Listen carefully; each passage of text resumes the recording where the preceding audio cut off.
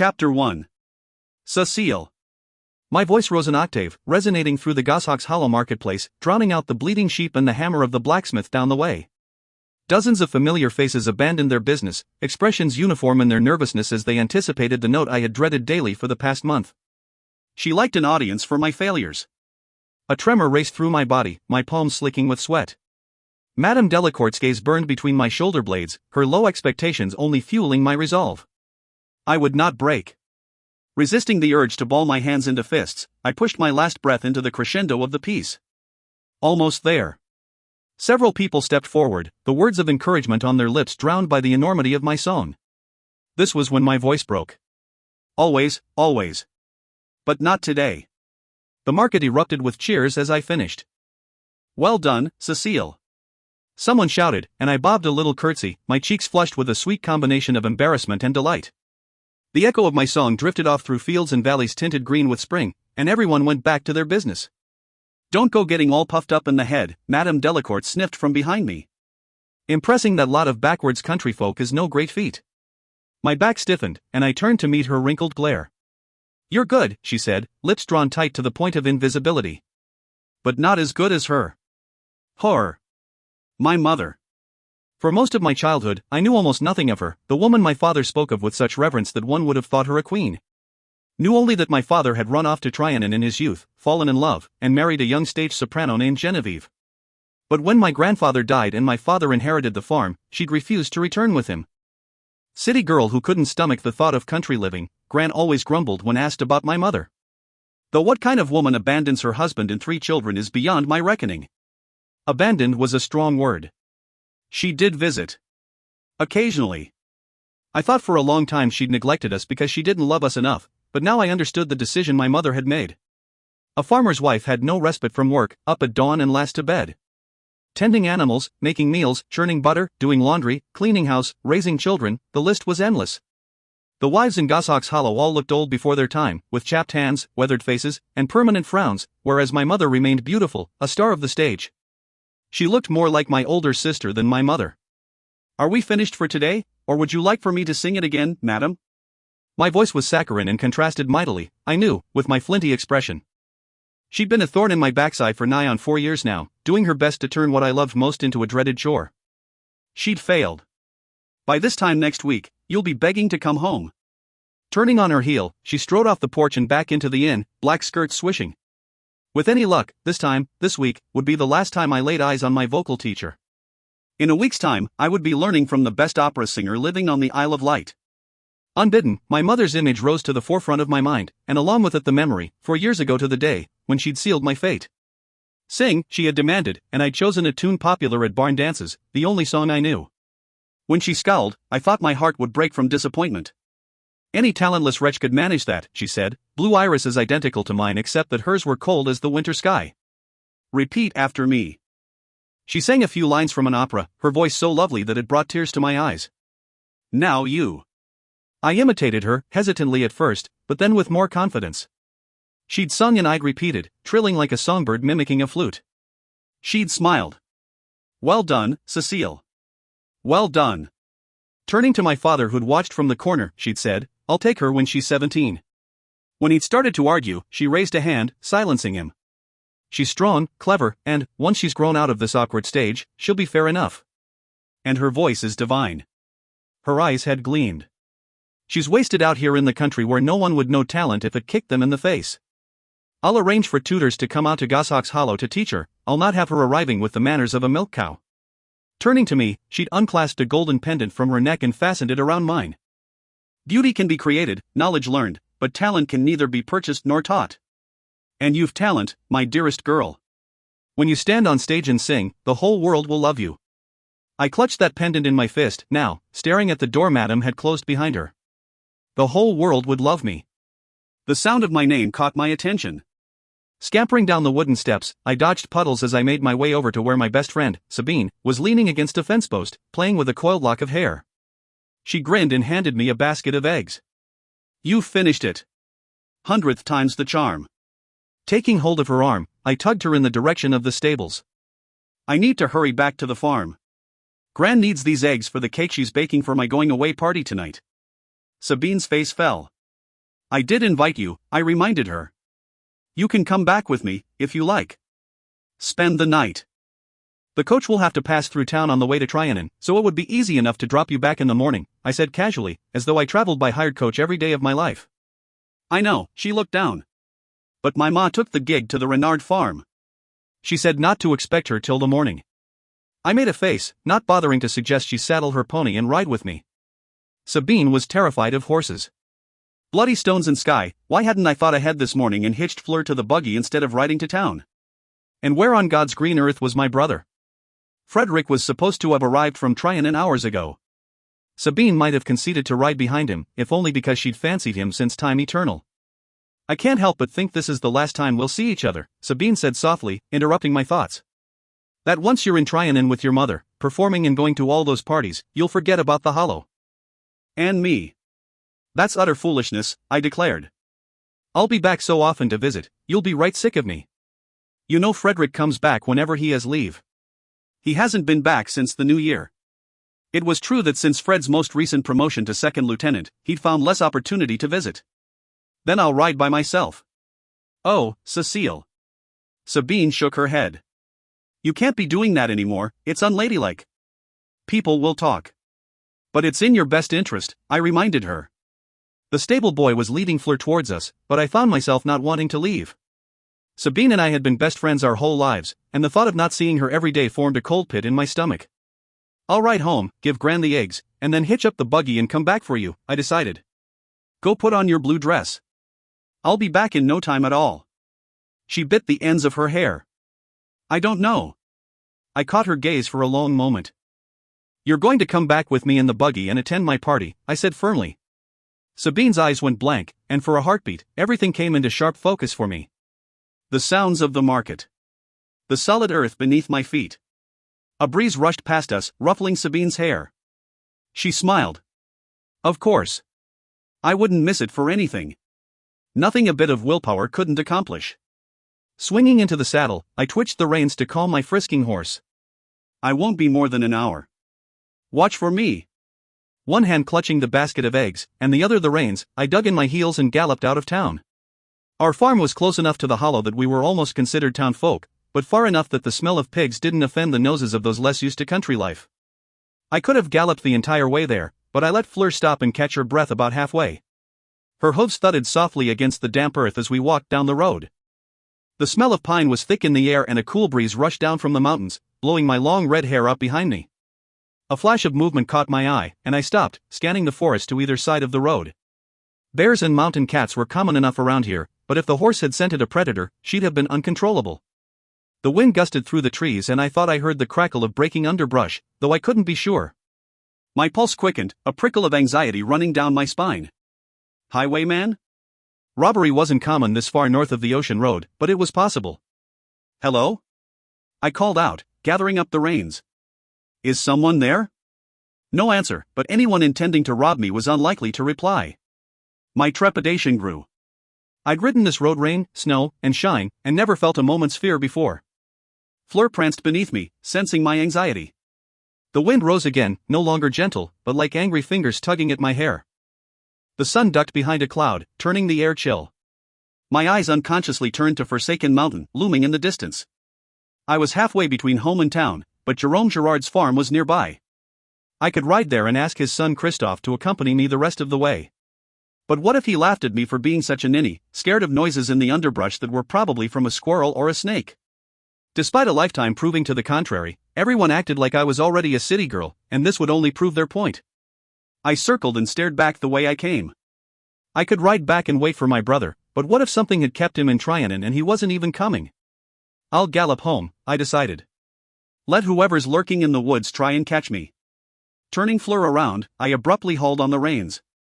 The basket slipped from my hand and smashed against the ground, yellow yolks mixing with the mud. A cloaked rider blocked the road. My heart leapt. Fleur wheeled around, and I laid the ends of my reins to her haunches. Ha! I shouted as she surged forward. Cécile! Cécile, wait! It's me! A familiar voice. Gentler this time, I reined in and looked over my shoulder. Luke? Yes, it's me, Cécile. He trotted over to me, pulling back his hood to reveal his face. "What are you doing sneaking about like that?" I said. "You scared the wits out of me." He shrugged. "I wasn't certain it was you at first. Sorry about the eggs." An apology that didn't explain at all why he'd been lurking in the bushes in the first place. "I haven't seen you in quite some time. Where have you been?" I asked the question even though I knew the answer. His father was gamekeeper on an estate not far from our farm, but several months ago, Luke had taken off for Trianon. My brother and other townsfolk had caught wind that Luke had had a bit of luck betting on the horses and playing at cards, and was now living the high life spending his winnings. "Here and there," he said, riding around me in a circle. "The gossips say you're moving to Trianon to live with your mother. Her carriage is coming for me tomorrow." "You'll be singing then? On stage?" "Yes." He smiled. "You always did have the voice of an angel." "I need to get home," I said. "My grand's expecting me, my father too." I hesitated and looked down the road. "You may ride with me, if you like." I rather hoped he wouldn't accept, but riding was better than standing here alone with him. "Today is your birthday, isn't it?" His horse sidled tight against mine. I frowned. "Yes. 17. You're a woman now." He looked me up and down as though inspecting something that could be bought and sold. "A horse at market. Or something worse." He chuckled softly to himself and I cringed. "What's so funny?" My heart raced, my instincts telling me that something was terribly wrong. "Please, someone come down the road." "I was just thinking about how sometimes fortune finds us when we least expect," he said. Before I could react, he reached down and seized Fleur's reins. "I need you to come with me. There are some individuals who would very much like to make your acquaintance." "I'm not going anywhere with you, Luke," I said, trying to keep my voice steady. I did not want him to know I was afraid. "My brother won't take kindly to hearing that you caused me trouble." Luke glanced around. "Funny, but I don't see Frederick about. Seems it's just you and me." He was right about that, but wrong if he thought I'd go without a fight. I jammed my spurs into Fleur's sides and she reared, hooves striking out and knocking away Luke's hand. "Ha!" I screamed and plunged down the road at a gallop. Sensing my terror, the horse ran faster than ever before, ears pinned back. But Luke's stallion was bigger. If I kept to the road, he'd catch us easily. A game trail appeared ahead, and I swung down the path. Branches tore at my hair and skirts as we leapt over fallen trees and crashed through the underbrush. I let the mare have her head, concentrating on staying low and keeping my seat. Behind us, I heard the big horse's hooves thundering against the ground along with Luke's curses and vile threats. We were nearing the Gerard farm. Ahead, the break in the forest was visible, and beyond lay their fields. "Chris!" I screamed, knowing I was still too far for them to hear me. "Jerome!" A glance behind showed Luke in fast pursuit. He was near enough for me to see the fury written on his face. I could not let him catch me. I would not. Then a branch smashed across my chest, launching me backwards. Fleur disappeared from under me and I was falling, my eyes fixed on the sun filtering through the green leaves of the trees. Then, nothing. Chapter 2. Cécile. A Greyford foreleg was all I could see when I opened my eyes, my body bouncing up and down with the trotting motion of a horse. The pommel of a saddle dug painfully into my stomach and my head felt like 100 angry giants were trying to hammer their way out. Where was I? I squirmed, but I couldn't move far. My hands and feet were bound to the horse, my mouth gagged. "Luke!" Terror surged through me like water through a broken dam, and I thrashed and jerked about, trying my hardest to get free. The stallion shied sideways and I caught sight of thick forest. "I wouldn't do that if I were you." Luke's voice was companionable, as though we were out for a ride in the park. "He has the unfortunate habit of going over backwards when he spooks, and that wouldn't go well for you." I froze. "You're probably wondering where I'm taking you." I'd love to say, but unfortunately my associates have placed a number of restrictions on me. Tears of frustration ran down my forehead as I painfully craned my neck to look up at him. He smirked and patted me on the bottom. "You didn't really want to go to Trianon anyway, did you? The stage girls are all just highly priced harlots, and you never struck me as that sort of girl. Better suited to the hollow than the big city." My head dropped, and I rested my cheek against the horse's shoulder. Bile rose in my throat and I struggled to keep my stomach contents down. If I threw up while gagged, I'd choke on my own vomit. "Think, Cécile. Think. Here we are." He dismounted, and I stared at his hands as he untied the knot binding me to the horse. When the tension on my legs gave, I kicked out hard, catching him in the face. Damn you! He howled. I slid to the ground, landing with a thud. Seconds later, a boot caught me in the ribs, flipping me over. I yelped against the gag, my gaze fixed on Luke's bloody face. My wrists and ankles were still bound, the best I could do was roll into a seated position. You can make this easy, or you can make it hard, he hissed, wiping his nose with a filthy handkerchief. Either way, you're coming with me. Where? I managed to make the word audible around my gag. He jerked a blood-smeared chin forwards and I looked over my shoulder. Forsaken Mountain loomed menacingly above us. Its glittering southern slope was sheer as a knife sliced through butter, the broken half a crumbled slide of rock stretching down to the ocean. I felt my eyes widen. Old men always talked about treasure troves of gold lying beneath the fallen rock, but they also said the mountain was cursed. Treasure hunters had a way of disappearing when they went poking in amongst the rocks and, for every story concerning a man gone missing, 10 more speculated on those who'd taken him. Luke left me gaping at the mountain while he led the horse over to a rough wooden paddock. I clawed at the knots binding my ankles, but they were tight and my fingers were numb. Luke was unsaddling the animal now, distracted. I tried to crawl on knees and elbows, but quickly realized it was a waste of time. I couldn't move fast enough and my legs left obvious marks in the dirt.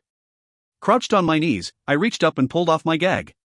Taking a deep breath, I screamed, my voice thundering down the mountainside. The horse squealed and leapt away from Luke, galloping to the far side of the enclosure. I screamed again, praying there would be someone near enough to hear. Luke sprinted in my direction, but I managed to howl for help one last time before his fist caught me in the cheek. I toppled backwards and he grabbed my dress, hauling me upright and hitting me again. My face throbbed, my vision hazy. Quite a set of lungs on you. I tried to crawl away, but he snatched up the rope binding my legs and dragged me down a slope, my skirts riding up around my waist. Sitting on my bare legs, he unbound my ankles and retied the rope to one of them. Then he flipped me over and untied my wrists, leaving them free. You need to be able to swim. It's the only way under the mountain. One hand grasping the bodice of my dress, he tore it down the front, brushing aside my arms as I attempted to fight him off. Don't worry, Cécile. They were specific that your virtue remain uncompromised. Who? I demanded. Who are you talking about? Where are you taking me? Why are you doing this? He shook his head. You'll learn soon enough. Taking hold of the rope attached to my ankle, he hauled me into the icy pool of water lying at the base of the rocks. I had to start swimming or risk drowning. My breath came in great heaving sobs, my terror building to the point I thought I might drown myself and save Luke the trouble. He must have noticed as much, because he swam back and snatched hold of my arm. Pull yourself together, Cécile. I didn't drag you all the way up here so you could cry yourself to death. Now on the other side of this rock is a cave. To get inside, you must swim down about 4 paces and slip under the edge of the rock. Do you think you can manage? This is madness, I croaked. Luke dove beneath the surface. I barely had the opportunity to take a deep breath before the rope binding my ankle jerked me under. The rock was slimy under my hand, and seemingly endless. I swam hard, the rope slack enough now that I could kick. Where Luke was, I couldn't say. What I did know was that his grip would keep me down here until I found the opening or until I ran out of air. Bubbles trailed from my lips, floating freely to the surface. My lungs burned, desperate for breath. My heart hammered faster and faster. The pressure of the water overhead built until my ears popped. Then the rock disappeared, leaving me disoriented and grasping about in the darkness. I found the edge of the rock. But as I slipped underneath, the water thickened like glue for a moment, holding me in place for precious seconds. My skin tingled as though I stood on the top of a mountain in the middle of a thunderstorm, lightning crackling down all around. Shuddering, I struggled through and pressed upwards. The rope pulled hard on my ankle, flipping me upside down. Hands grabbed hold of my wrists and my head broke the surface. I sucked in sweet life-giving air. The darkness was absolute. Grasping about, I found a rock protruding from the water and I clung to its slick edges, afraid to let go. I felt the icy cold of the water on my body and the rough stone beneath my fingers, smelled the stagnant damp air, and heard the faint splashing of Luke as he paddled towards me. All my other senses combined seemed insignificant compared to the loss of sight. I shivered, waiting. Are you all right? Luke's voice broke the silence. No. Tension radiated between us and I cursed every decision I'd made that had led to this point. If only I'd galloped straight home, or fought harder, or had bloody well watched where I was riding, then maybe I wouldn't be here. But I was here. And a morbidly curious little part of me wanted to know why. You owe me an explanation, I said. I reckon I do, he said. But first, let's have some light. I listened as he scrambled out of the water, fumbling around in the darkness. Then the sound of a flint being struck and the faint glow of flame, as welcome to me in that moment as a hand plucking a drowning sailor from stormy waters. Carefully, I climbed out of the pond and made my way towards it. Luke held a burning splinter to a storm lantern. When the wick caught, he turned it up high, illuminating the cavern with its blessed glow. We were in a small cave of sorts, rock encasing us on all sides. Apart from the watery entrance we had come through, the only exit was a dark tunnel leading away from the water. There were no signs of treasure, gold, or of anything other than a pile of supplies and the lantern, which Luke had obviously brought on a prior occasion. Well, I said, wrapping my arms around my icy body. All I had on was a shift and boots, and the damp fabric concealed uncomfortably little. I hadn't truly expected him to answer, but Luke had always been excessively proud of himself, so I shouldn't have been surprised when he did. Of course, of course. He leaned closer to me, the lamp casting shadows on his face. It is the most incredible of things. I'd scarce believe if I hadn't seen it myself. Get to the point, Luke. He laughed as though something I'd said was beyond amusing. You never did appreciate a good tale. So, fine, I'll get straight to the point. I found the lost city of Trollis. Silence hung between us for a long moment. I certainly hadn't expected his motivations to have anything to do with a mythological city. Do you think this is some sort of jest, or have you lost your mind? My voice echoed through the cavern. Mind. We both flinched and looked about uneasily. The city wasn't lost, Luke. Trollis was buried by half a mountain worth of rock. Aye, he said, his eyes narrowing. Buried, but not destroyed. At least not completely. Impossible. Nothing in this world is strong enough to withstand the weight. That is the best part. He leaned closer to me.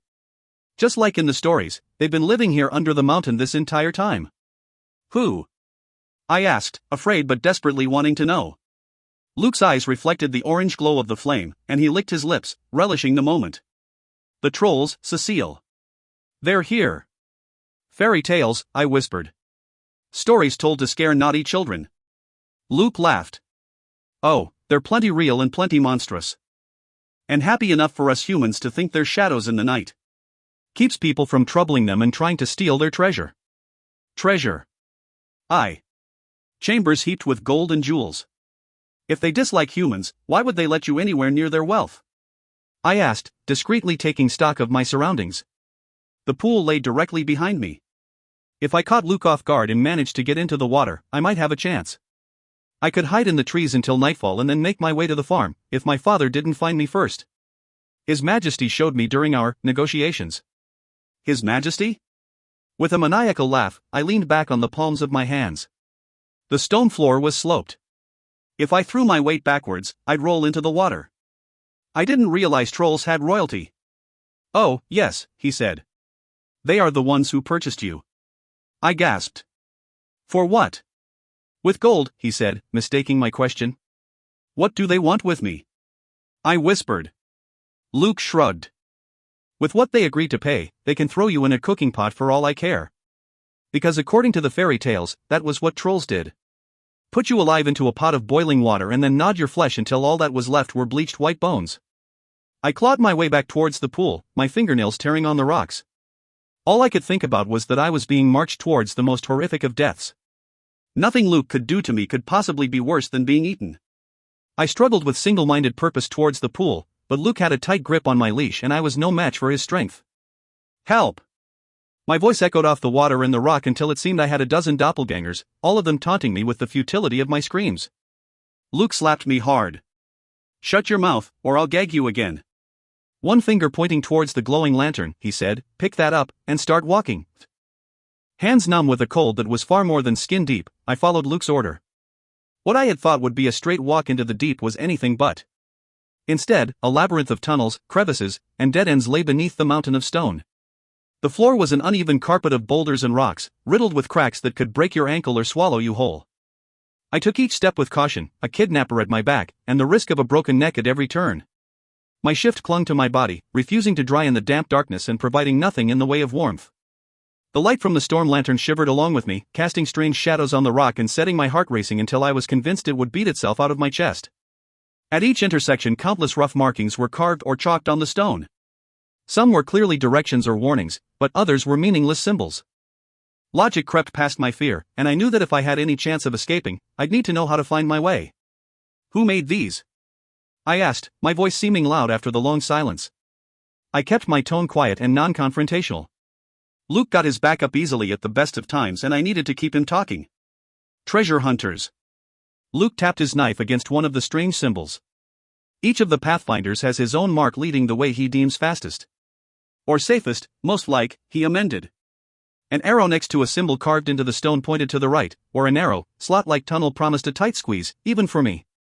Half a dozen symbols had arrows pointing to the passage on the left, which seemed wide open and inviting by comparison. Why not the other way? Luke shook his head and tapped two wavy lines scratched below the markings.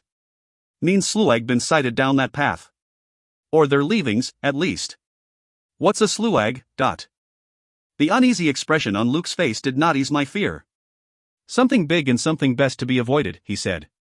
I asked the trolls about them. They said that if I ever got close enough to spot one, it would be unlikely I'd live to tell the tale. Even they are afraid of Sluag. He pointed towards the right. The tight spaces are safer. I shone the light down the left passageway, but the scant few feet of visibility gave me no comfort that there weren't Sluag or worse lurking beyond. My back against the wall, I reluctantly squeezed into the crack. The crevice remained tight for a long time and progress was both slow and exhausting. When the passage finally opened up into a bigger space, I sank down on the damp rock with relief. Luke emerged soon after, his face as filthy and exhausted as I assumed mine to be. We need to keep moving, he said, after taking a long swallow from his water skin then passing it to me. The trolls are expecting us by nightfall, but... Needless to say, I didn't find the reminder particularly motivating. Who told you about these tunnels, anyway? Or would you have me believe you decided to crawl to the center of the earth one day to discover if you might pop out the other side? Luke sneered at me. No one can tell anyone about this place, the trolls ensure that. If you make it all the way to Trollis, and if they decide you're useful enough not to kill on the spot, they make you swear magic oaths binding you to secrecy. SWHY I couldn't tell you anything until we got under the rocks. The trolls, they're big on oaths. Don't take too kindly to those who break their word, so we best be moving right along. I sat rooted, refusing to move. Luke tossed up his hands in exasperation. Fine. I took to noticing that old Henri seemed to have unlimited coin to do his drinking in town, though he ain't never worked an honest day in his life. So I followed him, thinking he had a stash buried in the forest somewhere. Turns out he's been trading with the trolls all these years and no one the wiser. Trading what? Books, of all things. And you? What did you give them? Luke shrugged. Odds and sods. They pay a lot, but it's a dangerous trip. When I heard they were looking for a girl with your description, I knew I'd hit pay dirt, and I was right. They let me name my price. Fury overtook my fear of punishment. He had sold my life away, all because he was too greedy to do honest work. Booted heels lashing out, I caught him in the knees and watched as he toppled over the edge of the rock and out of sight. Unfortunately, his grip on the rope did not slacken and I was dragged forward until my feet dangled over the edge. You just don't give up, do you? Luke sat about 4 feet below me in a pool of guck, and a rank stench rose up to assault my nostrils. He wasn't alone.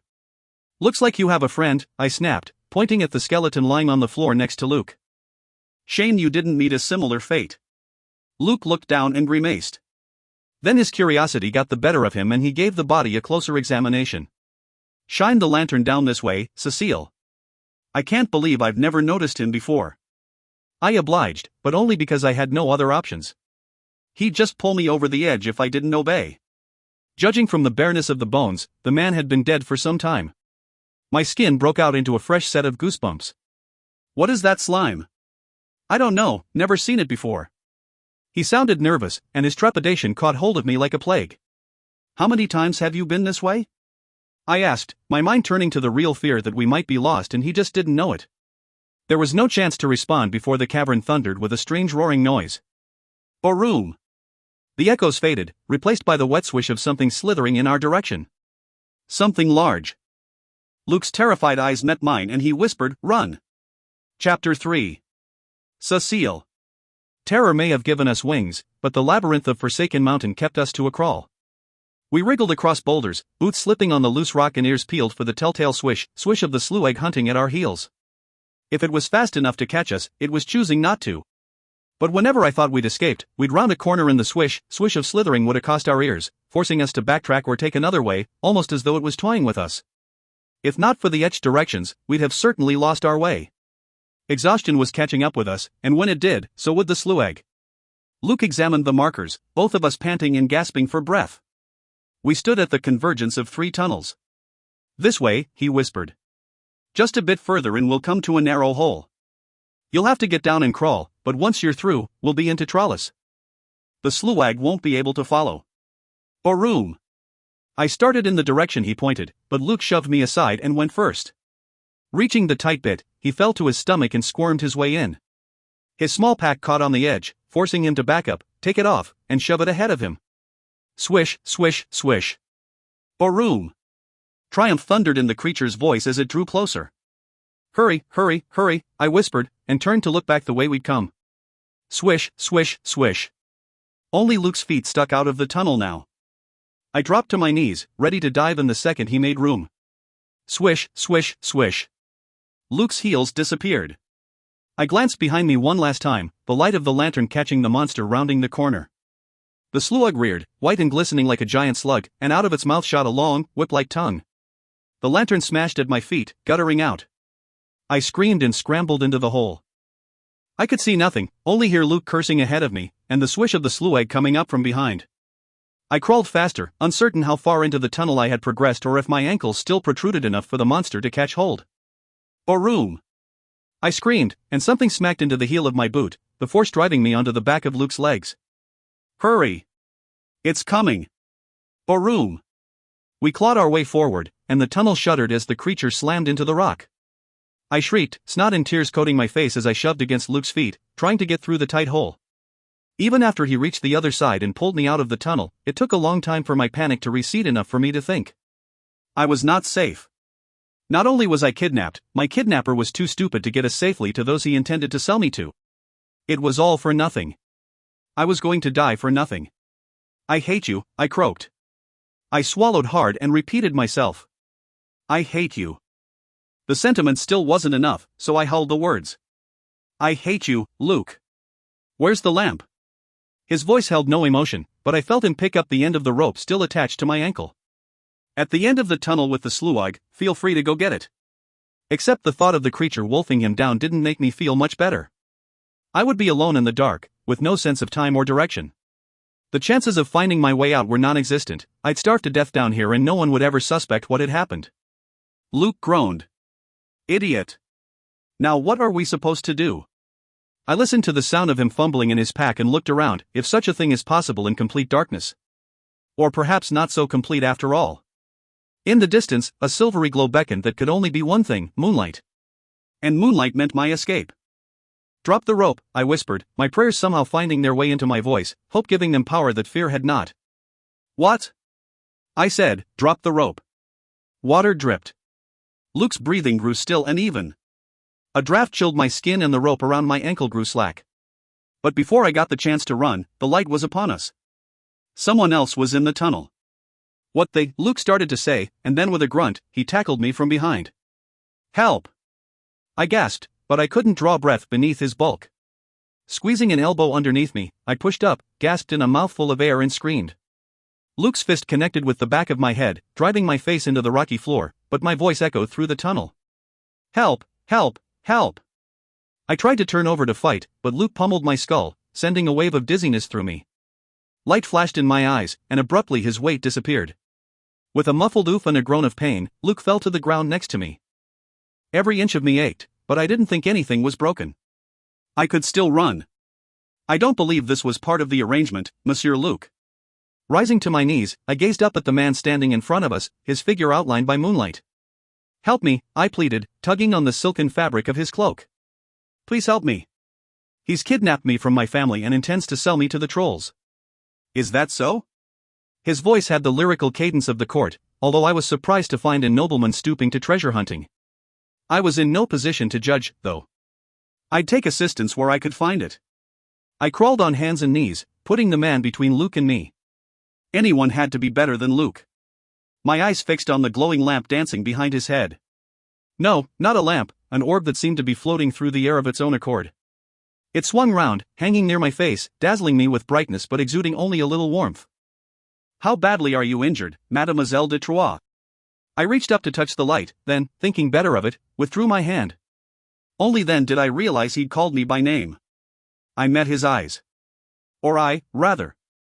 He stood peculiarly and kept his face turned to one side, revealing only his profile. He was perhaps my brother's age, and particularly handsome. The light of the orb reflected in his silvery gray eye as though the glow came from within. I'd never met anyone in my life with eyes like his. "I'm afraid you have the advantage, monsieur, for while you know my name, I don't know yours." My heart beat faster. Something was dreadfully amiss. Apprehension made my hackles rise like a dog's as I eyed the man up and down. Who was he and what was he doing beneath the rubble of Forsaken Mountain? "I should beg your pardon, mademoiselle, for failing to introduce myself. I am Marc de Byron, Comte de Corville." His attention moved to Luc. "You were to bring her unharmed, Ott." "You're lucky she's still alive, we nearly got ate by that sleweg," Luc retorted. "You're lucky you didn't bring half a dozen of them down upon you the way you two carried on. I wouldn't be surprised if they could account your argument word for word in Trollis, you were so infernally loud." "No," I whispered. No. Every instinct said to run, but which way? I had no light, and the sleweg blocked the way we'd come from. But forward was where he'd come from and he was.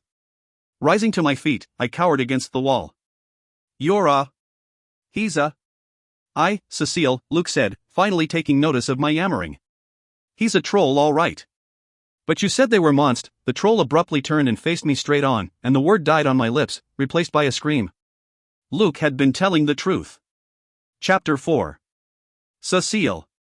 The two sides of his face, so flawless on their own, were like halves of a fractured sculpture put back together askew. The lack of symmetry was more than unsettling, it was shocking, gruesome even. One eye higher than the other. One ear lower than the other. A mouth marred by a permanently sardonic twist. I leapt back and into Luc, who clamped a filthy hand over my lips, silencing the scream. "Not a wise idea," he whispered in my ear before dropping his hand. "I'm sorry," I said, and repeated myself again because my mind didn't seem able to come up with any more words. "I'm sorry." The silence stretched. When I raised my head, the light had retreated behind him, casting his face in shadows once more. "Come," he said. "They are expecting you." Abruptly, he turned, cloak flaring out as he strode down the tunnel. Then he hesitated, and to my dismay, extended his elbow. "Mademoiselle." I didn't want to take his arm, because doing so meant agreeing to go with him. I stared back the way we came, towards the surface, where my father and our neighbors were frantically searching for me. But they'd never suspect where Luc had taken me. I'd have to rely on my own gumption to get free, but now was not the time, not when they expected an escape attempt. "You have my word, mademoiselle. I will not harm you in any way." Something about the way he said the words made me believe him. Taking a deep breath, I walked towards the troll and rested my hand on his arm. The brocade of his coat felt warm and rich beneath my cold fingers. There was strength, too, caged like the tiger in the circus my father had once taken me to see. But that wasn't what sent a shiver down my spine. Like the prickle of a sand-filled wind, or the charge in the air during a thunderstorm, power washed over me. Though I never thought such a thing was possible, magic existed here with the force to lift a man and light the darkness. Perhaps my ready belief was naive, but I knew in my gut that the trolls possessed magic. My tongue ran over dry lips. For now, I would play alone. Then we shouldn't keep them waiting. He escorted us through the maze of tunnels, always confident of which way to turn, though to my eyes, nothing distinguished one tunnel from another. A labyrinth designed to lure a man in, but never allow him out again.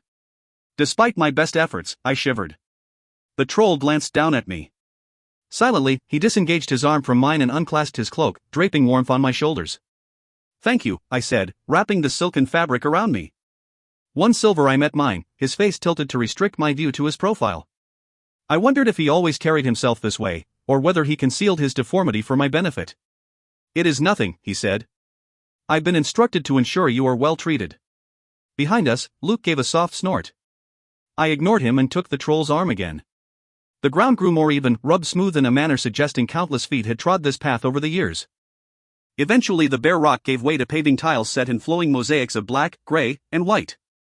On the walls of the tunnel, a clear, horizontal line delineated the break between mountain and a rubble of man-made, or perhaps troll-made, structures. The line rose as we walked, as though an invisible force held the fallen mountain up higher and higher the further we went, a city street rising from the rubble. I reached out to trail my fingertips along the seemingly empty space and jerked back. It was warm. Tentatively, I raised my hand again and slid my fingers into the gap. Liquid heat enveloped my skin, tangible, but somehow not. I tried to scoop some out, but the magic flowed through and around my hand, bound to its place. The break rose until it was beyond my reach. The magic holds the mountain up, I murmured, examining the walls of stonework between which we now passed. It does, the troll agreed. It is part of the tree. Tree. Glancing up, I realized he had been watching me. The look in his eye was considering, appraising, even. But it was the pity I saw there that revived my fear. Why was I here? What deal had Luke negotiated with the trolls and what part did I play? We rounded a turn and ahead metal gates barred our path. Beyond shone a silver glow that I knew better than to mistake for moonlight. A faint gust of air blew down the corridor, dampening my cheeks with mist, accompanied by the sound of falling water. Curiosity warred with fear. Dropping the troll's arm, I stepped through the gate and out on a ledge. The cavern was enormous and what lay in the valley below drew me to my knees. The lost city of Trollis. Stones and sky, I whispered. Just stones here, Luke commented from behind us. The troll's hand balled up into an angry fist, but Luke spoke the truth. Darkness cloaked the cavern and solid rock formed the ceiling. No stars shone through, no moon. This way, mademoiselle. He took my arm and pulled me to my feet. The three of us started down a flight of granite steps lit periodically with crystal lampposts glowing silver. The sides of the valley were terraced, the white stone buildings lining each level. Most impressive, though, was the waterfall cascading out of the blackness to form the churning river below. The roar of water echoed ceaselessly through the cavern. It was enough to drive one to madness, and I wondered how the trolls abided the constant din. Realization struck me. That's the Devil's Cauldron. We call it Heaven's Gates, the troll murmured, and I did not miss the irony in his voice. I had heard the legend of the cauldron. It was said that the Brule River flowed between Forsaken Mountain and its southern neighbor, but where it met the rock fall, it disappeared into a hole in the ground. It was said that a past duke had paid a beggar man to brave the cauldron in a wooden barrel, and that a dozen years afterward, he had appeared in Tryon and hale and healthy, but unable to account where he had been. Good evening to you, Lord Mark. The approaching voice startled me and I jumped, then peered into the darkness. A glowing orb moved steadily towards us, a faintly visible shape moving awkwardly across the ground. The troll rolled into our pool of light, and I had to bite my lip to keep from gasping at the shrunken, useless limbs attached to the creature's torso. Rolling to its crippled feet, it reached out to touch a crystal lamppost, the light flaring brighter. Good evening, Clarence, the Count said, his voice soft as he tugged me towards the next set of steps. Is she the one? We'll soon find out, I suppose, Mark replied. His tone indicated that no further questions would be appreciated. The thing called Clarence looked me over with glowing silver irises, as if wondering whether I was good enough to eat. I turned away, cringing. When I found the nerve to glance back, the troll had resumed its rolling progress. Am I the one for what? I asked, darting a look at his face. But the Count did not answer. My mind raced with possibilities, but none seemed to justify the effort that had gone into procuring me. An impeccably clean cobbled street snaked down the side of the valley, but the Count led us instead down the long flights of stone stairs towards the river below. The masonry was unlike anything I had ever seen, no surface left unadorned. It would have required centuries of work, but I supposed that centuries they'd had. Fountains and statues graced every corner.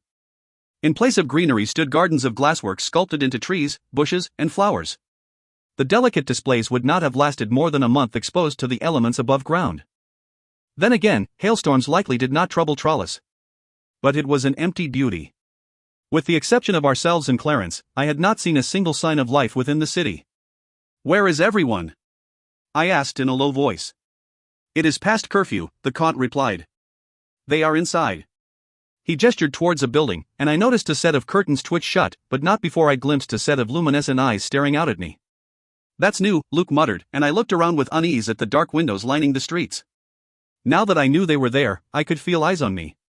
The Count gripped the hilt of his sword with one leather-clad hand, tension cloaking his shadowed form as he scanned our surroundings.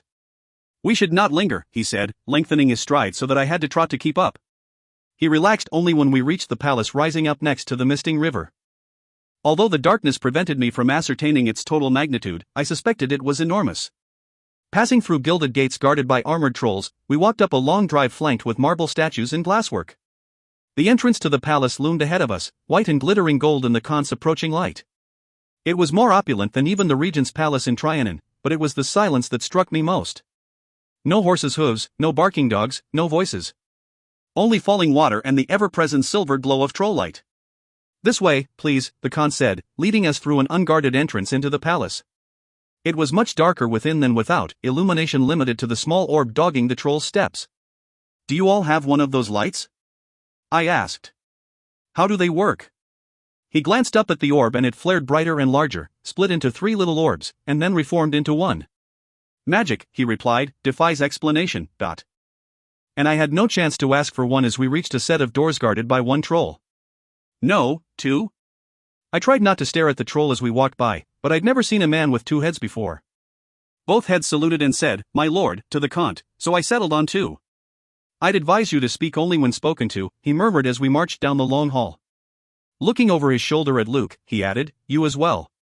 Our boots thudded against the tiled floor, the sound echoing throughout the cavernous room. Mirrors lined the walls, reflecting my terrified expression back at me. Next to each of the columns supporting the roof stood a golden floor lamp carved into a fantastical creature, troll-like glowing from its eyes.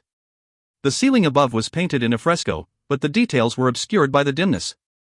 The 2 trolls on the far dais drew my gaze, for they could not have been more different.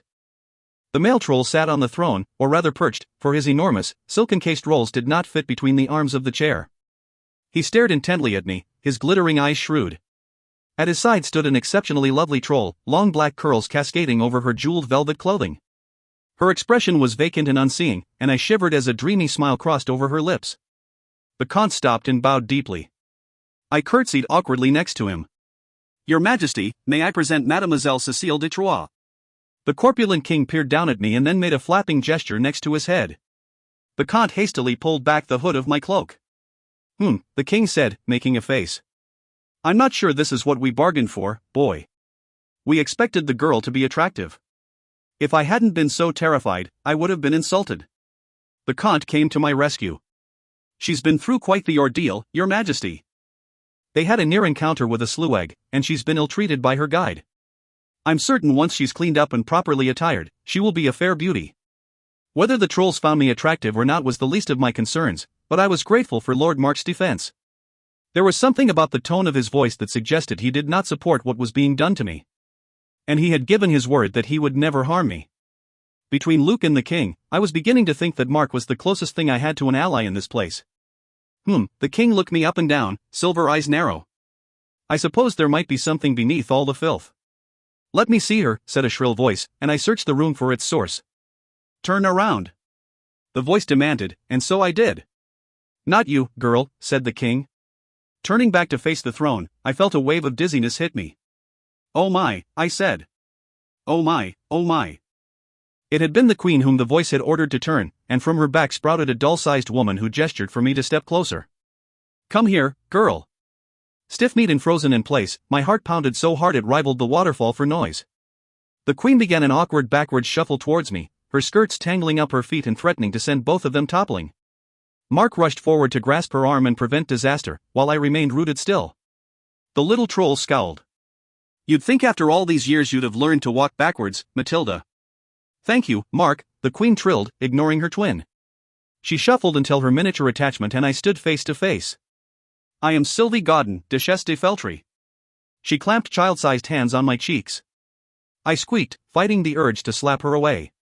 Her silver gaze bore into me, and I swear she delved into the depths of my soul. "This is the one, . Are you certain?" the king asked from his perch on the throne. "She rather smells. She meets the criteria given to us by the foretelling." "You do sing, don't you?" the troll woman asked. "Yes," I croaked, not knowing why it mattered. "What do you intend to do with me?" "Why, to bond you to our dear Tristan," the troll said, smiling at me. "You are to be a princess of Trollis and mother of his children, and in doing so, you will set us all free." The world spun and I jerked away from her grip. Behind me, a small group of trolls had silently gathered and they watched me stumble down the steps towards them. Not all of them were deformed, but they were monsters still, every one of them. And I was to wed one. To be bedded by one. To bear its children. This wasn't how it was supposed to go. I was supposed to be on my way to Trianon to get everything I had ever wanted. Now, not only had I lost everything, my family, my friends, my dreams, I had just been informed that what life I had left would be spent in an endless nightmare. I heard motion behind me, and Luke bent to pass me a handkerchief. At least you'll be rich, he murmured into my ear. Just close your eyes and think of gold. I spat at him, the glob of vomit-tinged spit dribbling down his cheek. He raised a hand to slap me, but it froze in place. There will be none of that, Monsieur Luke. The tiny troll's face grew cold and expressionless. You can't make me do this, I said to her, climbing to my feet. I want to go home. Her brow crinkled, but whether from sympathy or anger, I couldn't tell. This is your home now, Cécile. No, I shook my head rapidly, heedless of the tears running down my face. I'd rather die. She tilted her head. Making statements like that will do you no good, girl. We will only have you watched day and night to ensure you do not harm yourself. I bolted down the steps, but barely got halfway before bands of warm power lashed around my waist, lifting me up into the air. I screamed, but the sound abruptly cut off as a ball of what could only be magic shoved its way between my teeth. I struggled to breathe as invisible cords dragged me through the air and dropped me in front of the Troll Queen's conjoined twin. You are only making things more difficult for yourself. Hovering in the air with my arms bound and my mouth gagged, it was hard to put up much of a show of resistance, but I threw venom into my glare. The tiny troll chuckled. You've got spirit, I'll grant you that. The king abruptly rose to his feet. We are of a mind to let Tristan have a look at her first. Perhaps she won't be to his taste. How could she be? A dry voice chimed in from behind me. She's human. I craned my neck around to look at the troll who had spoken. He was older, black hair streaked with gray. My eyes searched for whatever defect marked him like the other trolls, but there was none. He was shaped as well as any human, but there was no mistaking what he was. Otherness radiated from him, and the malice in his metallic gaze made me look away. The human part isn't negotiable, the king snapped. And if I wanted your opinion, Angoulême, I would have asked. He turned back to the little troll woman. You are certain this will work? If we've interpreted the foretelling correctly, then yes, she said. Ironic, don't you think, that Tristan was the only one to bear witness to this foretelling, the troll called Angoulême said. Unless you can remember the details, Sylvie? The Duchesse shook her head. I was there, the Queen chimed in. Of course my memory isn't what it used to be. No one paid her any attention except me. I desperately wanted to know more about the circumstances that had brought me here. What did the foretelling say and what did it have to do with me? Was it just because I was a convenient human girl, or was there something more? Why, if they loved humans so much, could they possibly want to wed me to a prince? Only that wasn't the word she'd used, she'd said I'd be bonded to him. What did that even mean? I questioned Tristan myself, the king snapped. For all his faults, the boy has excellent attention to detail. He made no mistakes. I didn't say he had, Angoulême said. My concern is rather for what he might have done on purpose. Enough. The king gestured to the doors. Let him see her. If he is content, we will proceed. He will be. The Duchesse's voice was so quiet, only I heard. She will shake the foundations of Trollis to the core. Mark my words. We walked in a procession through the corridors. Or rather, they walked and I floated along behind them. While I might normally have been keen to experience the weightlessness of flying, the knowledge that I flew towards an unwanted fate ruined the effect. The Queen marched in front of me, leaving me to face her tiny sister for the journey. My mind spun with the possibilities awaiting me, each more horrible than the next. Would he be dim-witted like the Queen? Deformed like Mark? Enormously fat as his father, the king? He could be all of them together, or more terrible than my wildest imagination. I made little note of the palace corridors as we passed through them. I couldn't make out anything clearly, anyway. A tiny ball of light floated in front of every member of our small entourage, though the gloom troubled the trolls not in the slightest. Their metallic eyes pierced the darkness, and I marked how they watched me, finding it impossible to decipher what they were thinking. Did their cold hearts pity me? Were the women glad it was I, and not they, floating towards this forced match? A fresh crop of tears stung the cuts on my cheeks. I tried to wipe them away, but of course, I could not. My body was bound in place as surely as if I'd been tied head to foot with rope. Ahead of the procession, I heard the tinkling laugh of a girl and the sound of a door slamming against a wall. His Majesty, the King. The two-headed troll guard announced. Afraid, I squeezed my eyes shut. When I finally found the nerve to open them, I hovered in a room richly decorated with tapestries and thick carpets. At its center stood a table and two high-backed chairs. Above the table floated half a dozen boards littered with tiny figurines. A young woman stood next to a chair, her face lowered and knees bent into a deep curtsy. Little of who sat in the other seat was visible to me, for his back was to us, only the bend of a black-clad elbow, the curve of a pale-skinned hand resting on the arm of the chair. My head swam and I gasped for air, having unconsciously been holding my breath. The girl rose, and her eyes latched onto me. She was beautiful, for an instant, and then her expression twisted with rage. The game boards fell to the table with a clatter. I jerked my gaze away from hers, fixing it instead on the tiny figures spilled across the carpet. "You can't be serious?" she hissed. "Her? This thing?" The Duchess spoke. "Leave us, Anais." She didn't move. "Now, Anais. This is no business of yours." The girl remained fixed on the spot, jaw clenched in obvious anger. "Anais." The king spoke softly, but the girl reacted to the sound of her name as though she'd been slapped, recoiling backward.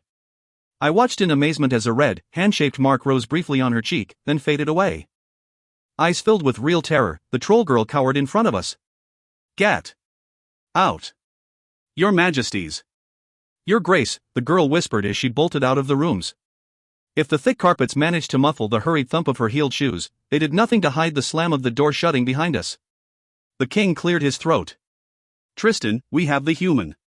The prince said nothing at first, but the boards rose once again into the air, invisible fingers plucking the pieces off the carpet, pausing in consideration, and then returning them to their places on the board.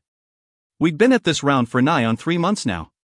His voice was quiet, marked with the faint accent all the trolls had, and showed no concern for the female companion his father had just slapped. I shuddered, wishing he would turn around and, at the same time, hoping he wouldn't. "I'm certain Anais will regret dropping the game," the king said.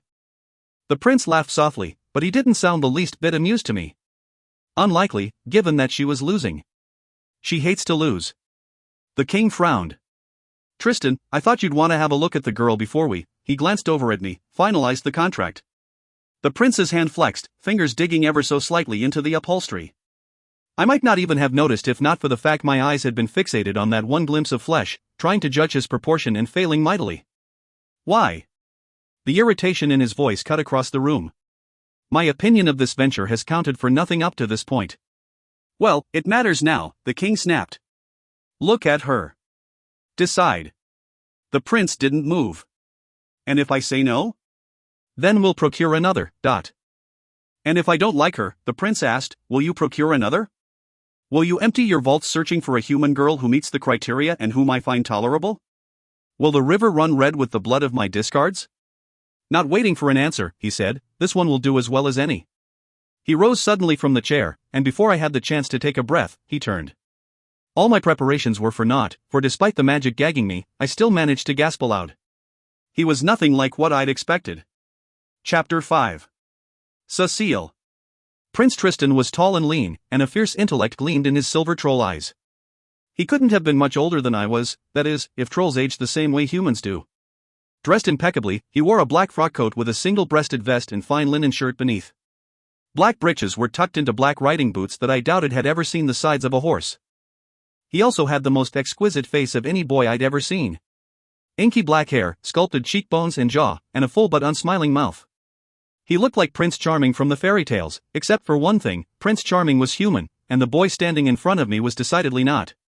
His pale skin was too flawless, his motions too smooth and controlled. My skin prickled with a sense of wrongness. He crossed his arms. "You know, it is exceedingly rude to stare." I flinched and began an intent examination of the carpet at my feet. Apparently I could scratch the charming bit as well. "Be pleasant, Tristan," the Duchess said. He sniffed. "She's the rude one, Auntie. First she stares and now she refuses to look at me. I'm quite convinced I have greens or something worse stuck between my teeth." I glanced up, hoping to catch a glimpse of said teeth. He caught me and grinned. "Were you expecting them to be pointed? My face burned and I fixed my eyes back on the carpet, determined never to look up again. I immediately caught myself glancing through my eyelashes at him once more. "Pointed teeth would give one an appearance of ferocity," he said, tapping a straight white tooth. "Although that might require one to follow through with biting someone from time to time, and the thought is enough to make one feel ill. I don't even like my meat cooked rare." "You bit Vincent once," Mark said from behind me. "So you can't be entirely opposed to the idea." Tristan shot a vitriolic glare in his direction. "Curse you for bringing up such vile memories, Mark, and in the presence of a girl." In my defense, lady, I was only 3 and Vincent was sitting on my head. I rather thought I was about to meet my end suffocated between his bum cheeks. Anyone would have done the same. Wouldn't you agree, mademoiselle? What did you say her name was again? Even if I hadn't a gag of magic in my mouth, I wouldn't have dared spoken. Tristan peered at me as though I were a curious insect. She isn't mute, is she? That would be dreadful. He leaned back against the chair, his strange eyes fixed on me. On second thought, perhaps it wouldn't be dreadful at all. I hardly need another woman in my life telling me what to do, and it would mean I could do all the talking and she the listening. Perhaps our mistake was in not finding you a deaf one, Mark said. And her name is Cécile de Troyes, which you very well know, so quit pretending otherwise. Thank you, cousin. It was on the tip of my tongue. Now, Mademoiselle de Troyes, tell us your thoughts. Astound us with your wit. I mumbled around the gag. Could you repeat that? He said, coming closer. Afraid I didn't quite catch the punchline. A slender finger caught me under the chin, lifting my face. He frowned. Release her, auntie. She tried to run. A noise of exasperation passed his lips. To where? There is nowhere for her to go, nowhere to hide. Binding her is unnecessary. His flippancy made my heart sink. The very idea of my escape was so improbable to him that it was little more than a jest. I felt power brush over my skin, and I dropped to numb feet. If not for Mark taking hold of my arm, I'd have sprawled across the carpets in front of them all. Now that your speech impediment has been rectified, perhaps you might say something. It would be best if it were humorous. I enjoy a good jest. You are dreadfully rude, I said to him. He sighed. That wasn't the slightest bit funny. Nor are you in any way a gentleman. Cruel truths, mademoiselle, but tell me, did you expect otherwise? His eyes gleamed, not with humor, but something else. I confess my expectations were low, I snapped. I'm a firm believer in low expectations, myself, he said cheerfully. Makes for less disappointment in life. For instance, I expected you to arrive fully clothed, but here you are in little more than a scrap of fabric that might once have been a shift. His eyes raked over my body, and I jerked the edges of Mark's cloak around me. Watch your tongue, Tristan, the Duchesse snapped. Ridiculous expression, that, Tristan said. I can't very well observe my own tongue unless I am to sit in front of a mirror, and I can't tolerate such vanity. Now tell me, Cécile, you don't mind if I call you by your given name, do you? Considering we are about to become as close as a dog to his fleas, the familiarity seems appropriate, don't you think? I glared at him. Splendid. As I was saying then, Cécile, what became of your clothing? Or is this the latest fashion on the Isle, and I am merely behind the times? I scowled at him. I was deprived of my dress. Really? One eyebrow rose. That sounds most salacious, perhaps you'll regale us with the details later? Perhaps not. I crossed my arms tightly, trying to hide my mortification.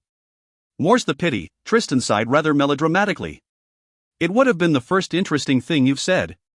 Are you very nearly finished, Tristan? The king asked wearily.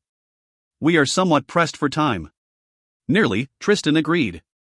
I have only one question. Which is? Who damaged her? Granted, I don't spend much time in the company of humans, but in my experience, they don't generally drip blood without cause. I was under the impression I'd be getting a whole and healthy human. Out of the corner of my eye, I watched Mark jerk his chin in Luke's direction. Tristan's gaze turned to my kidnapper, whose arm remained frozen up in the air where the Duchesse had left it, perpetually poised to strike. The prince's jaw tightened, and the temperature in the room rose, driving the chill from my fingers. Tristan! The king stood behind me, but I heard the warning note in his voice. He upheld his end of the bargain. We shall uphold ours. The troll prince rubbed a hand across his face, his countenance turning to indifference. Of course. We agreed to her weight in gold, did we not? I gasped, as horrified as I was astonished by the amount. Aye, your highness, Luke replied. You see, Mademoiselle de Troyes, another instance where low expectations have served me well. Given the contract your dear friend Luke made with us, I half expected him to deliver me a girl of prodigious girth to tip the scales in his favor. Imagine what a pleasant surprise it was for me to discover you were just a little bit of a thing. Tristan! The king's voice oozed admonition. Tristan's mouth twisted up at the corner. Well then, best of luck in your travels through the labyrinth with all your gold, Monsieur Luke. I hope you have a strong back. He gave Luke a companionable slap on the shoulder that sent him staggering, but also released his frozen arm. Luke shot him a black glare and rubbed his shoulder. My lord. Best wishes on your forthcoming nuptials. To this, Tristan said nothing, only strode out of the room. I cringed though, for as much as I did not want to marry a troll, I was just as certain the troll didn't want to marry me. The bargain truly was for my weight in gold. Our procession continued through the hallways and into enormous rooms piled high with treasure of every sort. Gold and silver in heavy chests, amethysts and opals spilling across tables or adorning priceless jewelry. Stacks of precious plates and beautiful glasswork sat on tables or the floor. In the center stood a giant copper scale, and a warm coil of power gently lifted and deposited me on one side. Luke leapt to sort through the treasure, piling up select pieces on the other side of the scale, a grin plastered on his face. Gold coins, gold plates, gold jewelry, and even a golden duck statuette, but when he tossed up a jeweled necklace, the king snapped his fingers. Gold only, boy. Mark plucked the offending jewels off the scale. I don't think the king moved if he could help it, and tossed the necklace back into the piles of treasure. Then they dithered. A coin here, a coin there, all in an attempt to secure a perfect alignment. My incessant shivering set the scale to trembling and did not speed along the process. They had deprived me of my cloak and boots, leaving me in only a shift and my mother's necklace. The king certainly would have stripped me naked if not for the intervention of the queen and her sister. As it was, I was frozen and hungry and I desperately had to pee. No doubt the king would have sent me to the privy to rid myself of the extra weight, but I wasn't about to share my discomfort. And I was done with crying. Tears accomplished nothing but exhausting me further, and I needed my wits about me if I were going to escape this place. Perhaps not today, tomorrow, or even the next day, but I would stand beneath the sun again. I swore it to myself. My scowl deepened as I brooded on the various ways I would see Luke punished for his actions. I did not realize the weighing process had concluded until I was abruptly lifted off the scale and set next to Mark. He wrapped the cloak around my shoulders and pulled the hood up, obscuring my face. Your mien is of one who is plotting murder, he said in a quiet voice, handing over my battered boots. More than one, I replied, struggling with numb fingers to tie the laces. To my shock, he knelt at my feet and tied them for me, black hair falling forward to hide his face from me. Your feelings are understandable, Cécile, he said, but for your sake, it would be best if you kept them to yourself. Tristan is my cousin and closest friend. I assure you that he will allow no harm to come to you. Although you did not choose this life, perhaps, over time, you might come to find it satisfactory. He stood up. I met his gaze. Is that what you aim for in life, my lord? Satisfactory? He was being kind, I knew, but I had never had a good grasp over my temper. For I have always aimed for something more. Happiness, for instance. I aim to live, my lady, he replied, turning to the shadows. You should do the same. The king's voice silenced us. You needn't take payment all at once, boy. No doubt it would be easier to make several trips. Luke snorted. You think I trust you to give me the rest if I leave my gold here? Stones and sky, you must take me for a fool. He continued shoving the treasure into his pack. I was convinced his rudeness would garner the king's ire, but his majesty seemed only amused. As you wish. He gestured in our direction. Get her cleaned up and dressed, Mark. The moon reaches its zenith in only a few hours. What happens then? I asked, feeling my hands turn colder still. Mark took hold of my arm and led me from the room. You'll be bonded. Chapter 6. Cécile. The chambers Mark led me to were lit by the light of two lovely troll girls dressed in drab grey dresses belted with black and white sashes. They dropped into deep curtsies at our entrance. The room itself was lushly appointed, tapestries and paintings covered the walls and thick carpets muffled my footsteps. In the center stood a giant copper bathtub filled with water, and next to it was a small dining table set with a feast fit for a queen. It made me think of the dinner I had missed tonight, the one my grandmother had been preparing for my going-away party. My father would have set up a pig turning on a spit over the open flames, and I could imagine our dogs watching with wistful eyes, begging whoever walked near for scraps. Gran would have made some potato mash, along with last year's carrots and beets drenched with butter.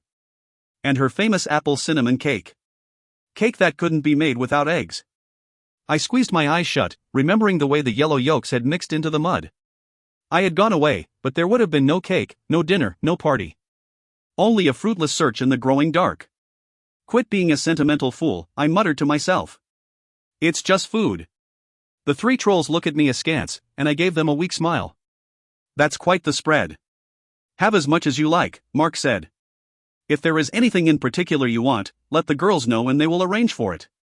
He then turned to the servants. You have 3 hours. Yes, my lord, the girls responded in unison, curtsying again as he strode from the room. You must be hungry, my lady, one of them said.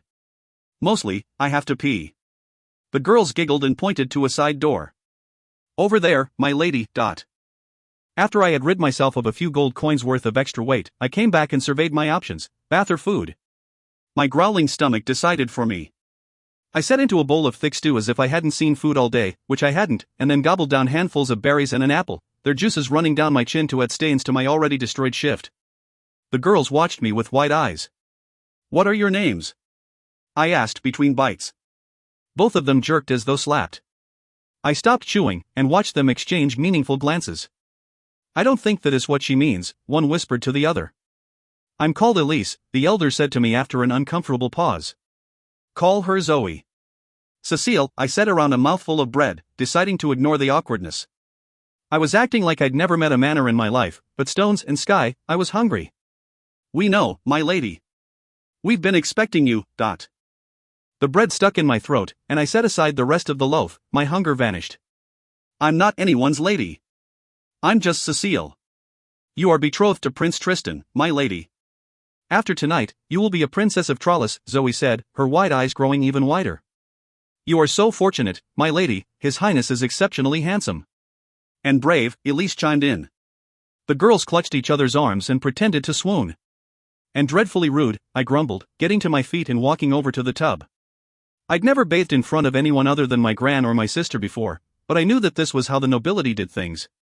Making a fuss over their presence would only draw attention to my common upbringing. Pride was armor, and I wouldn't let them take it from me.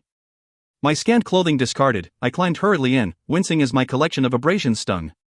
Is the water warm enough, my lady? Elise asked, passing me a sponge. I glanced towards the cold fireplace on the one wall. Clearly the grate hadn't known a fire in a long time. After a moment's contemplation, I realized I hadn't seen an open flame since Luke's lantern. I'd like it a bit warmer, I said, curious as to how she'd managed such a feat.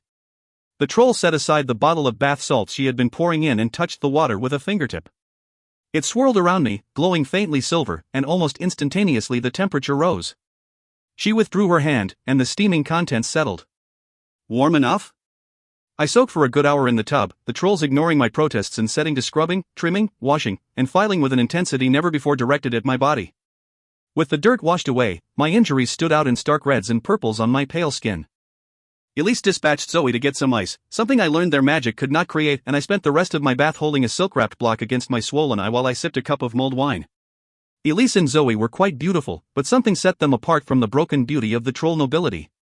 Their hair, for one, was not jet black but dark brown, and a faint flush warmed their faces that did not mark the cheeks of the other trolls. You two are sisters? I asked. Yes, my lady, Zoe replied from where she sat at my feet. Her eyes scrutinized my face as though searching for something. Our mother was human, like you. So the legends were true. The trolls had been at the business of stealing, or perhaps purchasing, young women for some time. Is she here in Trollis? Maybe they let them go once they'd fulfilled their duties. No, my lady. Sorrow crossed her face. She died when we were quite young. I'm sorry, I said, wishing there was some way to ask how the woman had died. Part of me was still convinced I'd come across a case of a human roasting in a cooking pot. Such a beautiful color, Elise said, interrupting my thoughts. When they told us you had red hair, I scarcely believed their words. Is such a shade common under the sun? Not really, I admitted. Then it must be prized. I thought about how often I'd wished I'd been born with my sister's blonde hair, or even my brother's plain brown mop. Red hair isn't prized at all. Everyone teases me all the time, and being a redhead means I get loads of freckles in the summer. My mother tells me I should stay out of the sun, which is hardly possible on a farm. Why would anyone choose to stay out of the sun? I bit my lip, realizing that obviously the sun would be a sensitive issue for the trolls. I shrugged and set the cup aside. My mother is vain.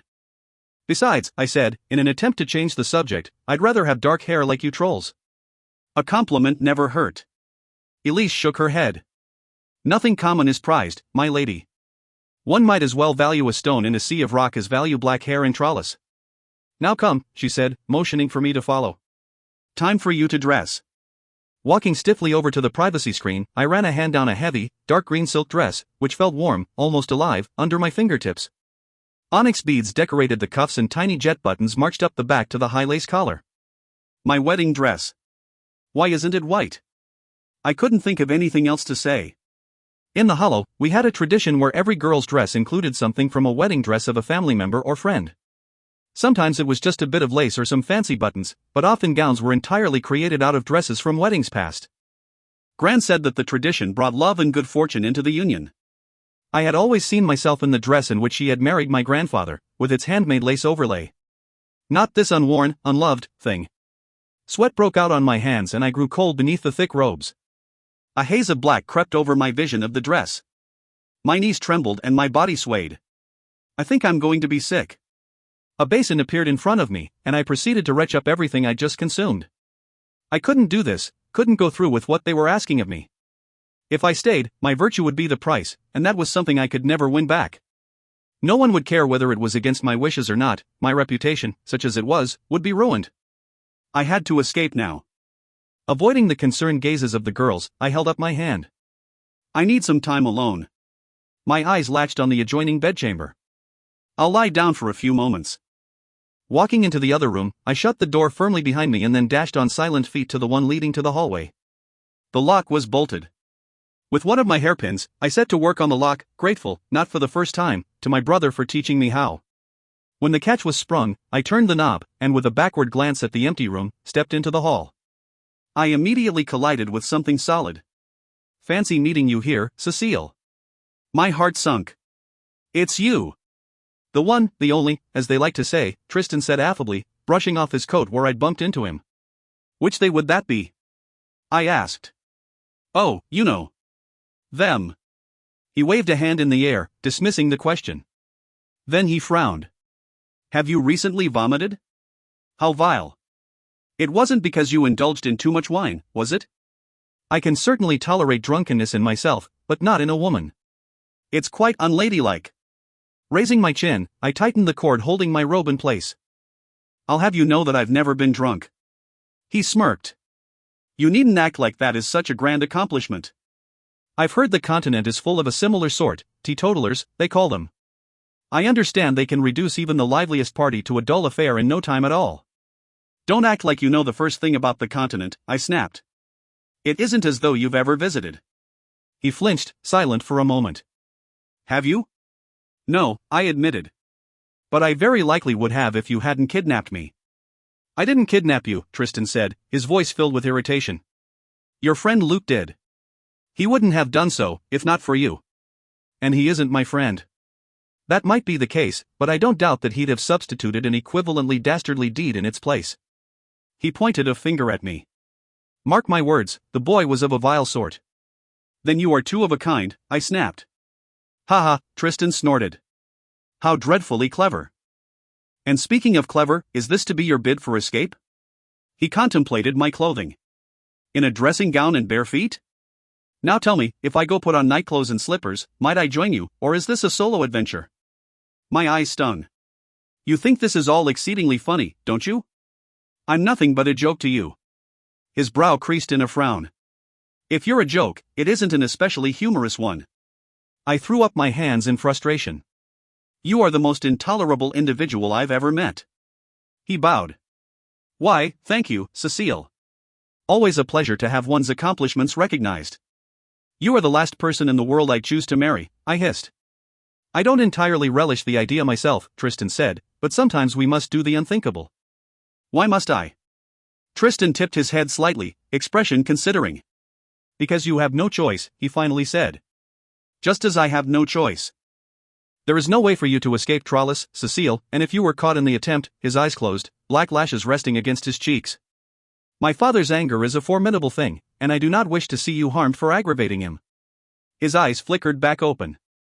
Now let's return you to your maids, you can't very well marry me wearing such a tasteless outfit. Elise worked a small miracle with her cosmetics.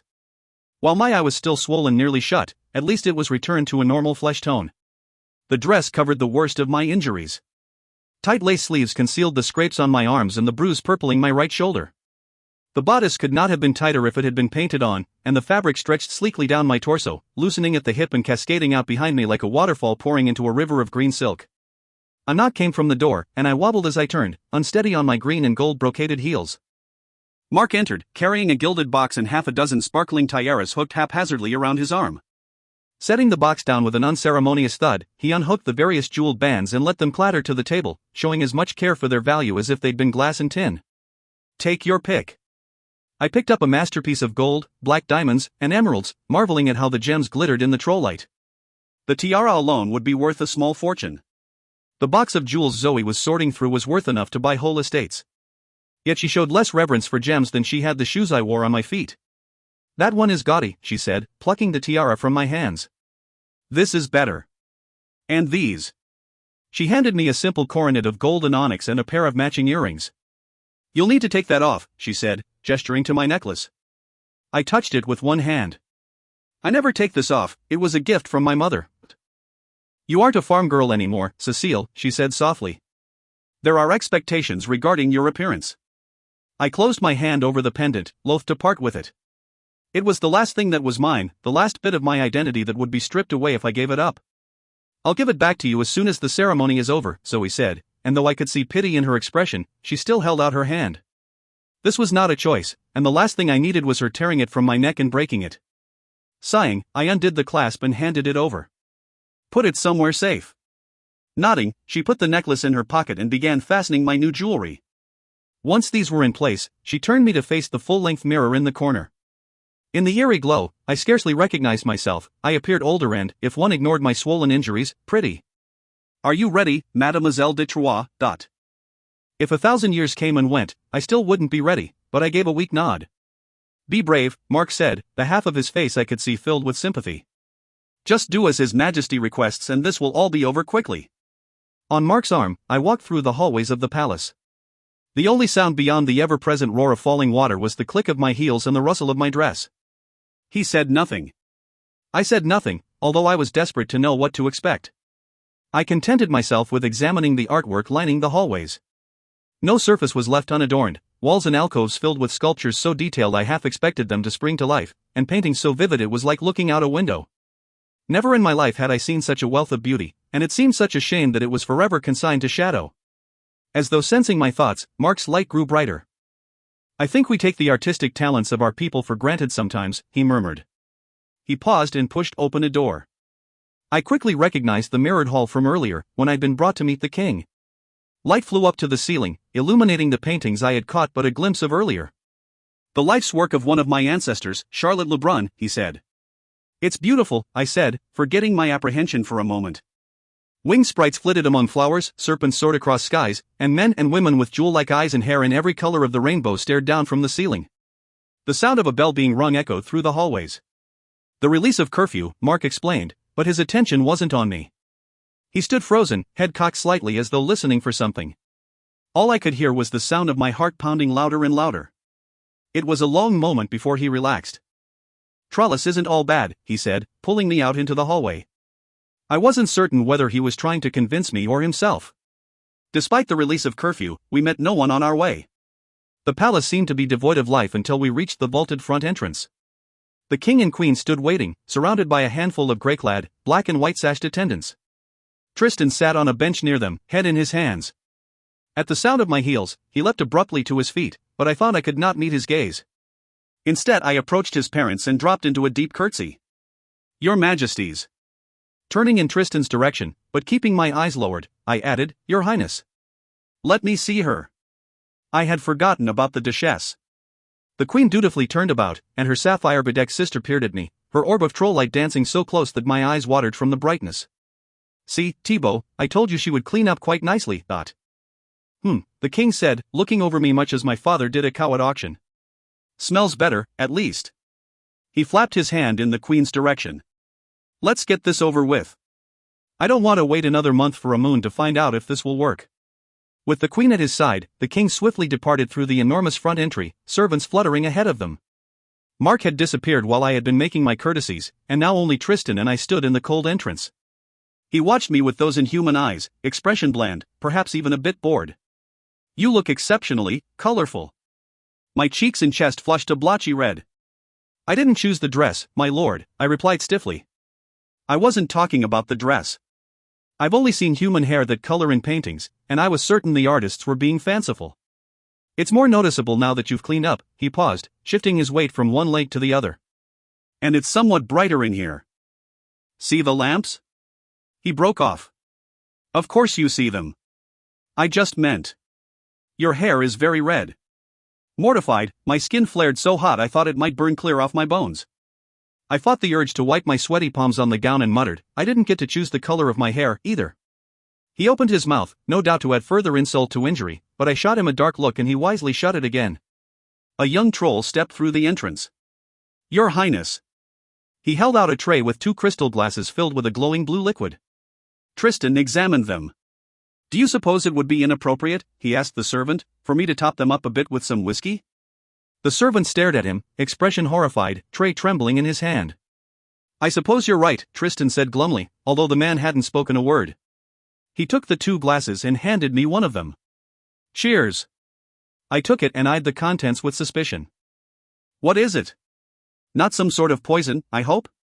I call it liquid shackles. It has another name, but I prefer to use my own inventions. As to its nature, well, he shrugged. I wouldn't say it isn't harmful, but it certainly won't kill you. At least it shouldn't, we've never had a human drink any before. Why do you call it liquid shackles? I asked, pursing my lips. I did not like the sound of that one bit. Because it is a clever metaphor, he replied, holding the glass up to examine it more closely. I waited for him to explain further, but it was clear he had no intention of elaborating. And if I refuse? I asked. He cocked one eyebrow and gave me a dour look. I suppose you'll just force it down my throat, I muttered.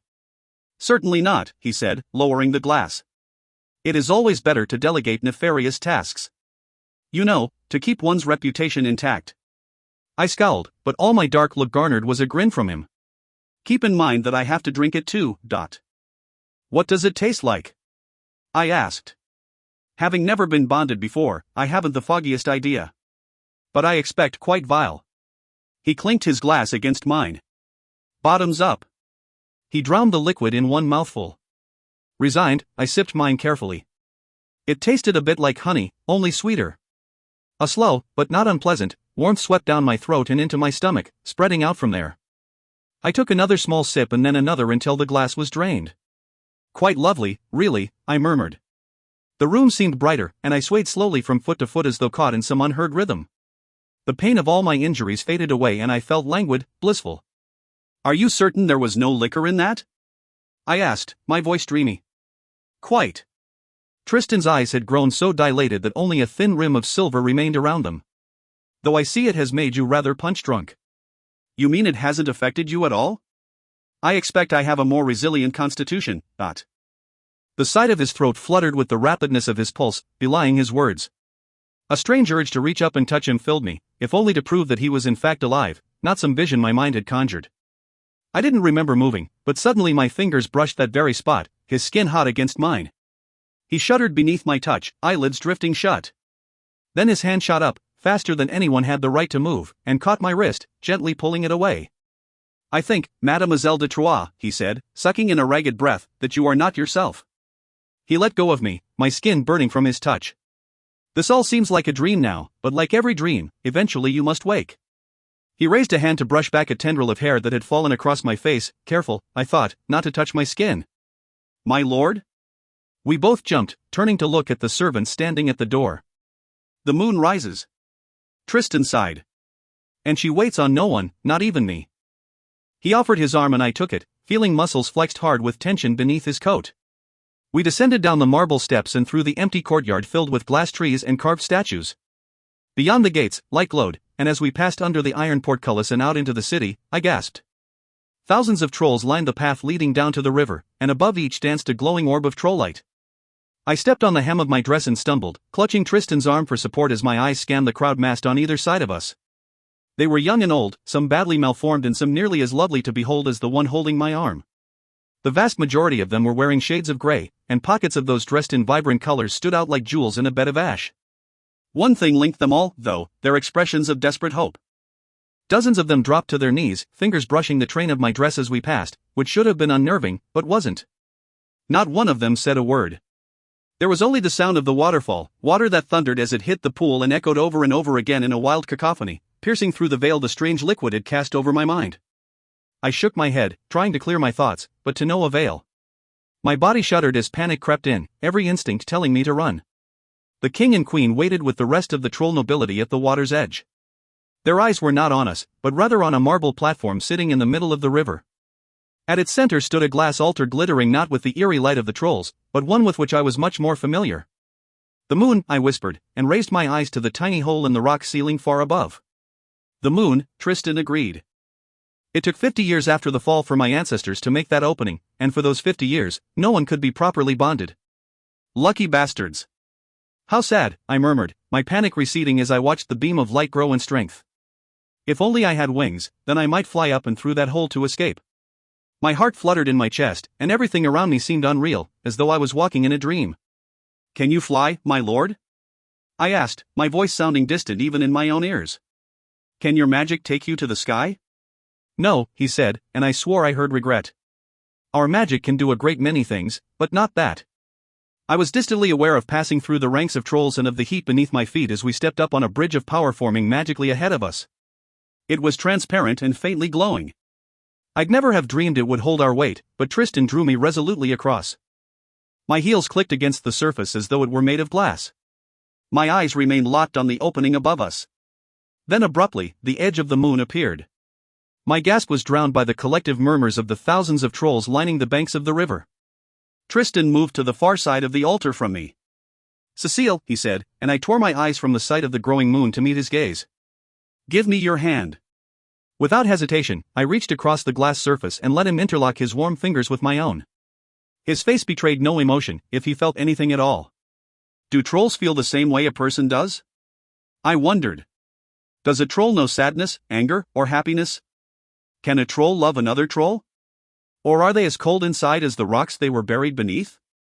The dreamlike euphoria the drink had induced began to fade, and I cast my gaze skyward again just as the lights of all the trolls winked out. Countless pairs of eyes watched silently as the moon grew full over Trollis. As it reached its zenith, a cool tingling swept over my knuckles, almost as though a damp paintbrush was tracing across my fingers, but I dared not look down. I was afraid if I looked down, my moon would disappear forever. Mist from the river dampened my skin, and my hair clung to the sides of my face, but the chill did not touch me. I could not say how much time had passed, but slowly, inch by inch, the moon crept across the opening in the rock until only a sliver was visible, and then nothing. Trollis fell into darkness and the dream fractured, breaking into a million pieces of black glass. Emotions that were not mine bombarded me, and my knees buckled. I collapsed on the platform and pressed my forehead against the damp stone. I was no longer alone in my mind. Chapter 7. Cécile. Light flared and I looked over my shoulder. Tristan knelt on the far side of the altar, one hand gripping the edge for support. "What have you done to me?" I choked out. There was something invading my thoughts. He was in my mind, his emotions, burning hotter and brighter than my own. His eyes met mine. Misery and shame built in the back of my skull until I half forgot my own fear. "Stop!" I screamed, my voice rising above the thunder of the river. "Get out!" Tristan turned away from me. Did it work? More troll lights blazed and the king was next to me, his thick fingers digging into my wrist. He examined my hand, which now bore a mysterious silver lace pattern, and then let go of me, the corners of his mouth creeping up. His attention turned to Tristan, who was watching him much as a mouse does a snake. "Did you bond her?" "Yes." The word was flat, emotionless. Triumph flashed across the king's face. "Check the river road," he bellowed, charging over the invisible bridge, his son forgotten. "What have you done to me?" I repeated. What did he mean about you bonding me? Tristan rested his forehead against the altar. "I didn't do anything more to you than you did to me." "What does that mean?" I asked precisely, with venom. Tristan looked up, a faint smile on his face. "Old magic, neither troll nor human, although we've made use of it over the years. It bonded us, or linked our minds, if you prefer."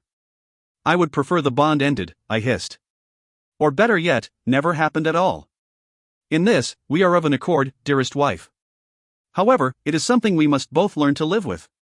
"For how long?" He grimaced and climbed to his feet. "Until one of us ceases to draw breath, one heart stills, one body is consigned to dust. Or in less poetic terms, a bloody long time." Leaving me to scramble to my own feet, he fixed his attention on the mob of trolls making their way to the far end of the valley. Unless, of course, this doesn't work, he said softly and half to himself. Then we may not have long to wait at all. If what doesn't work? I shouted, seizing hold of his arm. Quit talking in circles and explain what is going on and what any of it has to do with me. Tristan ignored both tugging and words, his eyes fixed down the valley. His anticipation grew in my mind. Anticipation and fear. My own anxiety growing, I turned my attention to the horde of trolls standing in front of the wall of rock at the end of the city. We waited for what seemed like an eternity, then, abruptly, a collective groan of disappointment passed through the throng of trolls. Tristan did not echo them. His face was expressionless, but I sensed his relief and elation.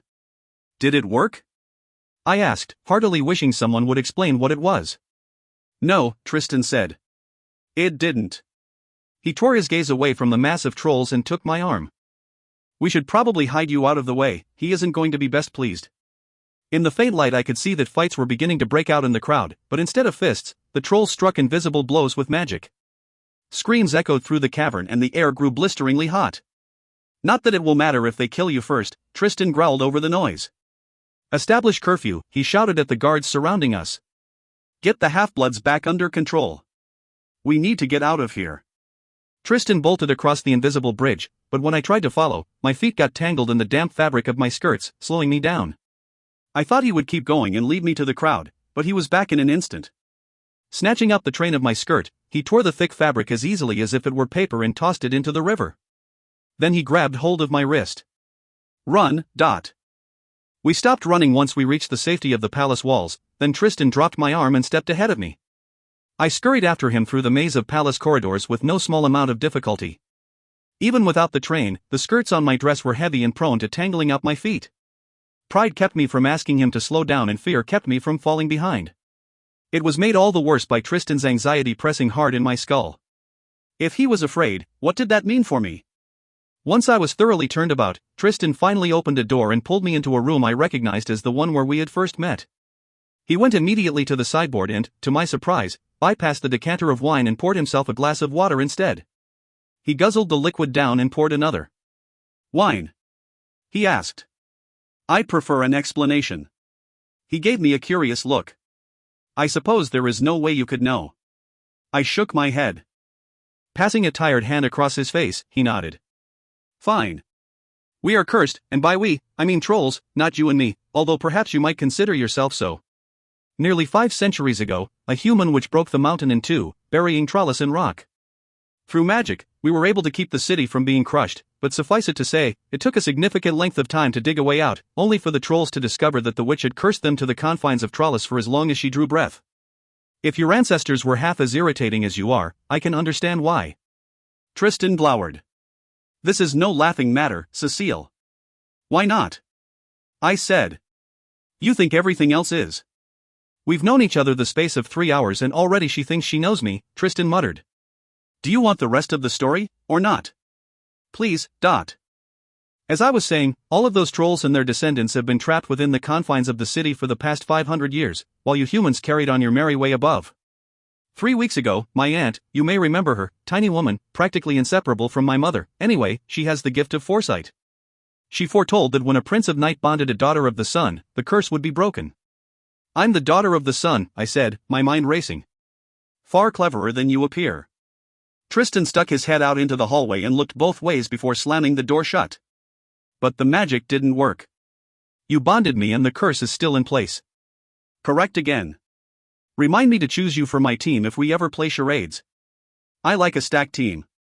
But how does the curse work? I envision trolls turning into stone and crumbling to dust once they passed out of the darkness and into the sun. Tristan went to a drawer, removed something, and handed it to me. It was a small sphere of glass and, inside, what appeared to be a highly detailed miniature version of the city of Trolls. It is like being enclosed in an impenetrable glass bubble, he said. One that humans and animals and water can pass through, but which we cannot. As if pulling a mountain down on our heads wasn't enough.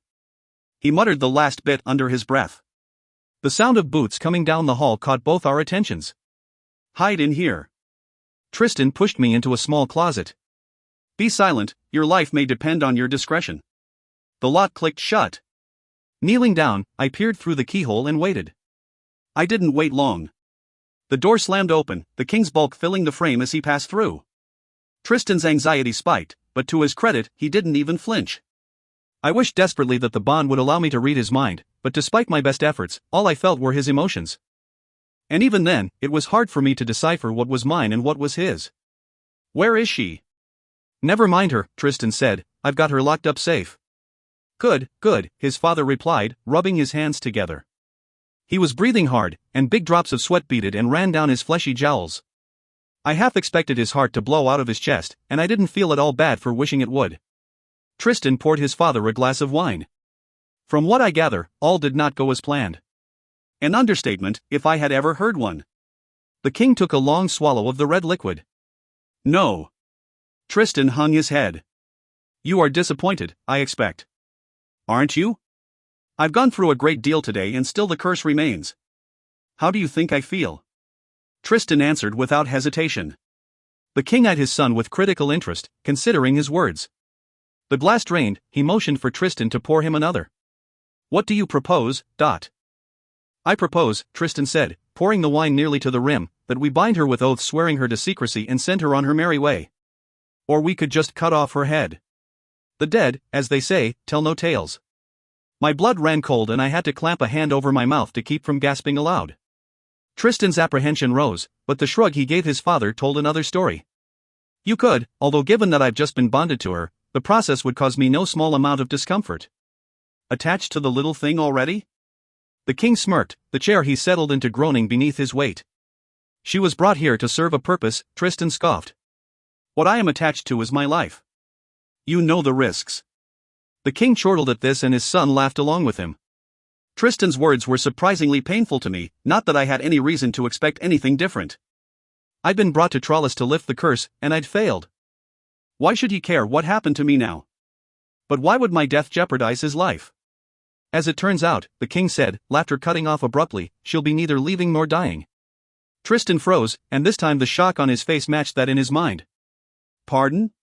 Your aunt believes it premature for me to give up on her fulfilling the prophecy.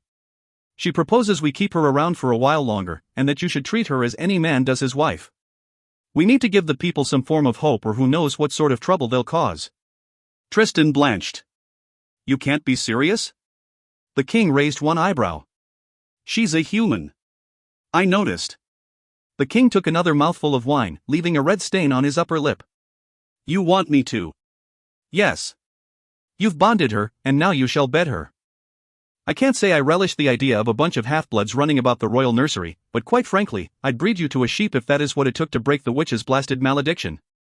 You're 17 years old, time to man up." "I don't care for mutton." Tristan crossed his arms. "It's too tough."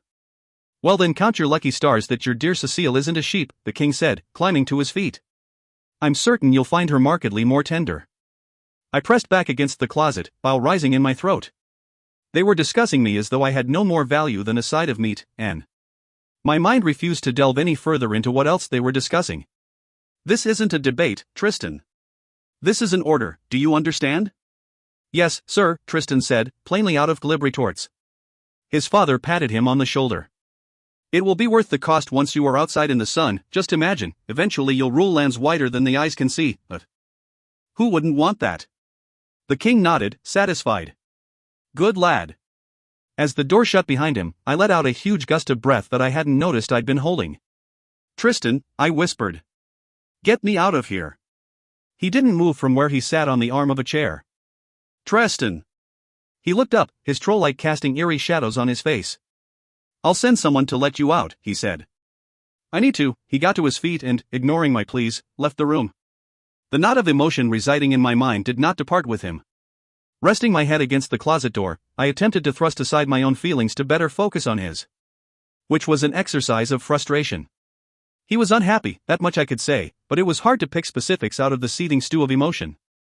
And what good was knowing specifics anyway? What good was knowing how he felt? What possible advantage could such a connection give me? Tired, sore, and more than a little scared, I settled on the floor. My skirts rustled as I arranged them to make myself comfortable. I could probably have picked the lock, but there seemed no point. The closet was darker than the darkest of nights and the room no better. I could not escape without light, and that would be hard to come by in this place. I needed to get away. Any hope the trolls would let me go had been dashed by the conversation I had just overheard. The king intended to keep me in Trollis indefinitely, and he had expectations of what I would do while I was here. At best, I was an instrument for breaking a curse, and at worst, a broodmare for what they called half-bloods.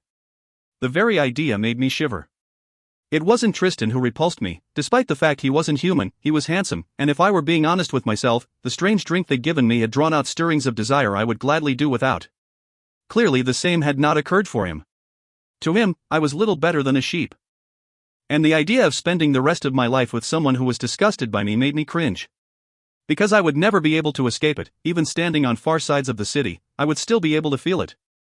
I leaned my head against the shelves, exhaustion starting to take hold of me.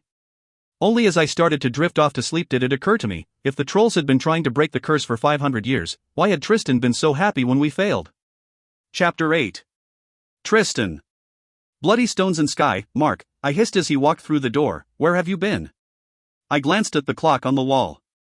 I've been waiting a good hour for you. So sorry, cousin, he replied, tossing his cloak in the corner and pouring himself a drink. I am at your beck and call, but it did take a bit of time to re-establish curfew. I pushed aside my books and leaned my elbows on the table, only now noticing the drying blood on Mark's black sleeve. Casualties, 12 dead, all miners except for one street worker, but I believe he got caught in the crossfire, such as it was. I grimaced. Perpetrators? Mark shrugged. Hard to prove, but it sounds like guild members. They did not report any injuries. They wouldn't. I rubbed my temples, trying to push aside the knot of emotion residing in the back of my skull that most decidedly did not belong to me. The emotions belonging to the girl. Cécile. Do we know who instigated? I asked. Mark's expression was grim and told me all I needed to know. Sliding my arms across the table, I rested my forehead against the smooth surface and then banged it against the wood twice for good measure. I can't think, I said. Can you deal with it until I have more time? I suppose. Mark sat down in a chair across from me and said nothing else, which allowed me to turn my attention back to the girl. She was fading. I straightened abruptly. It's diminishing. The bond, it's fading away. The triumphant grin on my face vanished at the sight of Mark's slowly shaking head. She's sleeping. You'll notice her a lot less when she's asleep, unless she dreams. That can get interesting. I motioned for him to fill my glass. It isn't interesting at all, I said. It's a problem. She's a problem, one that needs dealing with. Mark's face darkened. Cécile, he said, emphasizing her name, isn't a problem. She's an innocent girl who has been dragged into this situation entirely against her will. Your father had her violently kidnapped, dragged through the labyrinth, and then bonded to a troll using a magic that I am certain she didn't know existed. She is not our problem, we are hers. Leaning back in my chair, I watched my orb of light circling above us. You make a valid point. The poor girl is probably terrified, Mark added. How could she not be? Well, she isn't, I said. What she is blasted inquisitive. I'd rather the fear doesn't think, it just reacts. Mark snorted. Tristan, the bond changes everything, he said. Whether you like her or not, keeping her safe will become your ultimate priority. The last thing you are going to want is for her to be afraid, especially of you. He took a sip of wine, watching my face. For the rest of your lives, you will feel what the other is feeling every waking moment. Sometimes in your dreams. I covered my eyes with a hand, a heavy feeling in my chest. I was the one that was afraid. Where did you leave her? Mark asked. Is she safe? She's safe enough, I said, hesitating for a moment before adding, she's locked in the closet of my sitting room. Mark's face twisted, which for him, was saying something. Are you quite serious? It was the only place I could hide her. I quickly explained the conversation I'd had with my father. And you left her there? After she had to listen to that? I nodded, starting to feel somewhat ashamed. Mark got to his feet, left the room, and was back moments later. I sent a message to Elise. She'll take care of it.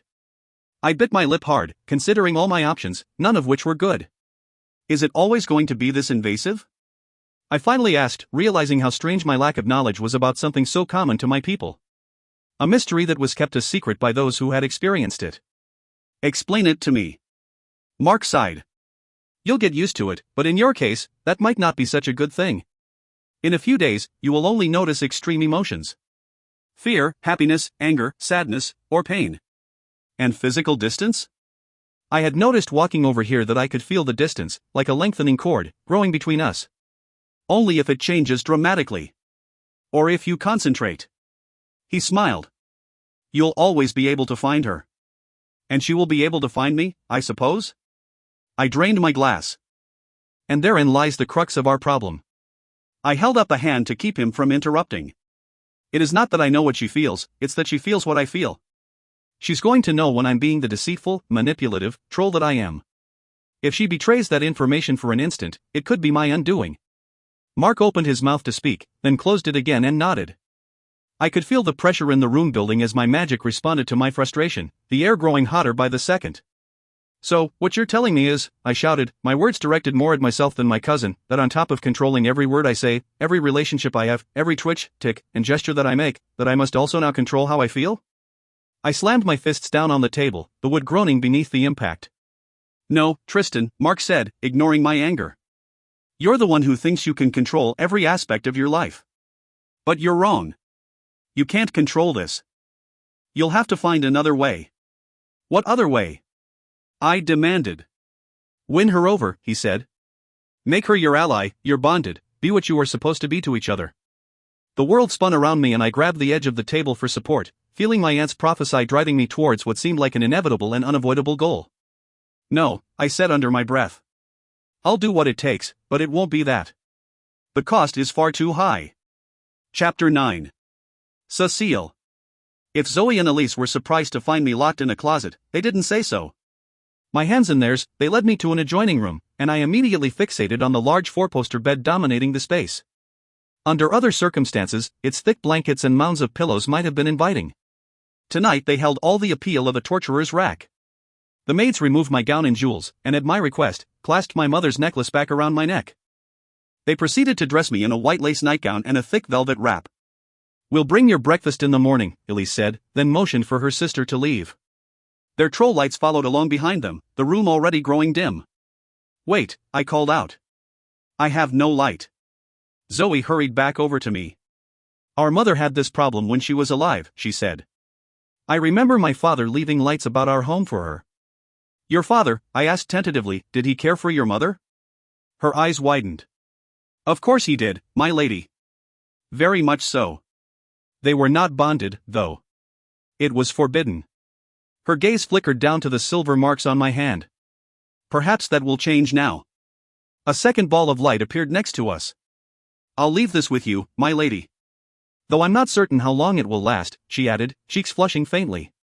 My magic has a tendency to wander. I'm sure His Highness will think of a better solution, he is exceedingly clever about such things. Alone, with only Zoe's diminishing ball of light for company, I wandered through Tristan's cluttered room. Not an inch of wall space had been left bare, and I examined the assorted collection of artwork, tapestries, and maps in an attempt to find insight into the mind of the creature I'd just married. There were landscapes, seascapes, and cityscapes I recognized as Trianon. He had a great many paintings of men on horseback galloping after foxes, boars, and deer. Unlike the other rooms in the palace, no prevailing theme dominated, only a wild and random representation of the world outside of Trollis. The normal, unmagical, Isle of Light. A mantle took up one wall, and I saw with amusement that he'd nailed a painting of burning logs in the empty space where a real fire ought to have been. A small sitting area surrounded the fireplace, reminding me for a moment of home. But only briefly, this room was cold, unfamiliar, and empty, which our farmhouse never was. I settled down in one of the chairs, pulling my cold feet underneath me, and began to sort through the large stack of books on the table. They were novels, adventures of pirates on the high seas, tales of knights slaying dragons, mysteries set in the underworld of cities on the continent. The door opened and I leapt to my feet. I see you've made yourself comfortable, Tristan said, tossing his hat on the desk. No thanks to you, sir, I replied, wrapping my arms tightly around my body. You left me locked in a closet. And you came to no harm, which leads me to believe the closet might be a good place to keep you in the future. You wouldn't dare, I gasped. I've warned you about expectations before, Cécile, he said, pulling off his coat and draping it on the back of a chair. Be gone. He swiped at Zoe's fading ball of light and it winked out. I heard everything you two said. I know your plans for me. I watched him cross the room towards me, not realizing I was backing up until my shoulders hit the wall. He kept walking until we were only inches apart. The top of my head barely came up to his chest and the outlines of muscle were visible through his shirt. "Good," he said. "Saves me from having to explain what is expected of you." Terror flooded me. If I screamed, no one would come to my rescue. He could do whatever he wanted to me and no one would question him. Every instinct told me to grovel and beg for mercy beneath the weight of his determination, but my knees didn't buckle. I met his piercing metallic gaze, knowing that a defiant expression would mean little when he felt my terror as though it were his own. His face twisted in disgust that matched the emotion pounding in the back of my head. "You can take the bed," he said, spinning away from me. "I'll have none of this, dot." Crossing the room, he threw himself down on a chaise and pulled off his boots. I stood in silence as he sorted through a stack of books, opened one and stared at the first page longer than it would take to read. With a sigh, he tossed it back on the pile, and without looking at me even once, said, "Good night." His troll light winked out, leaving me standing in absolute blackness. One hand pressed against the wall, I waited for my eyes to adjust to the darkness so I might make my way over to the bed, but it never happened. Swallowing hard, I rubbed my hands briskly over my arms, trying to ward off tears as much as the cold. "He'll hear you if you cry," I thought. Bad enough that he knows what I feel without giving him the satisfaction of hearing me break. But it was hard not to. Tristan's melancholy magnified my own, and my weary and aching shoulders slumped beneath the burden. This was not how my marriage was supposed to happen. A drop of blood rose on my lip as I bit it in an attempt to force away visions of what might have been. Grand stress, my friends and family feasting on a warm summer's day. A young man from a good family who loved me as fiercely as the sun shone at noon. My wedding night. A fat tear ran down my cheek before I could wipe it away. The older girls living in the hollow often whispered about what passed between two people who'd just been wed, and I'd wanted those things. But I also knew enough to recognize that I'd been lucky tonight. Taking a couple of tentative steps in the direction of the bed, I gained confidence walking blind and promptly collided with a table. The furniture and I both went down with a thump, accompanied by the sound of smashing glass. "Stones and sky, girl." Tristan snapped. "Have you not made things hard enough without destroying everything I own, I can't see," I shouted back at him, trying to climb to my feet and banging my head against another table in the process. Ouch. A ball of light appeared above me as I rubbed the growing lump on my skull. I was starting to get quite the collection. "Are you all right?" "Fine," I snapped, getting up. "Watch out for the..." I winced as a sharp pain lanced into my heel. "Glass," Tristan finished, and sympathy filled his corner of my mind. I hopped on one leg towards the bed, making it halfway before warm ropes of power lifted me up and deposited me on the covers. "I didn't need help," I grumbled, pulling on my ankle in a vain attempt to examine the bottom of my foot. "Sorry." He came closer. "I'd forgotten you had no light." The way he spoke made me feel like I lacked something as fundamental as a heart or a brain. "Here." He handed me the wineglass I'd brought in with me. As I touched the stem, the bowl lit up with bright silver light. "It will glow at your touch," and he took it again, dim when set down.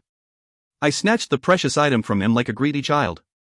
"You're welcome," he said, and I flushed at my rudeness. "Let me have a look at your foot." With one hand, he took hold of my ankle, his brow furrowing as he examined the shard embedded in my heel. I clutched my glowing wineglass and held my breath. "Ready?" He met my gaze. I gave a quick nod, hoping my feet didn't smell. A sharp sting in the pink-tinged glass floated through the air to drop on the bedside table. "Don't you ever do anything with your hands?" I asked. "I mean, without magic?" A ghost of a smile touched his lips, and he pulled a handkerchief out of his pocket, wrapping the silk around my foot. "Sometimes." I grew aware of the warmth of said hands on my ankle and jerked out of his grip. Avoiding his gaze, I pulled up the covers and carefully set my glass on the table, watching its light dim. He did not light another to replace it, and soon we were surrounded by darkness once again. "Cécile?" "Yes?" He hesitated, the sound of him swallowing loud against the silence. "In the morning, they'll ask. They'll want to know if we..." I listened to him breathing, and I waited.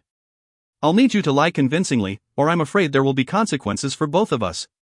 If you're so concerned about my abilities to tell tall tales, why don't you do it?" I snapped. I felt his irritation mount. "Because I can't." "What do you mean, you can't?" I grabbed hold of my wineglass so I could see him. "Because I can't tell a lie. No troll can tell a lie."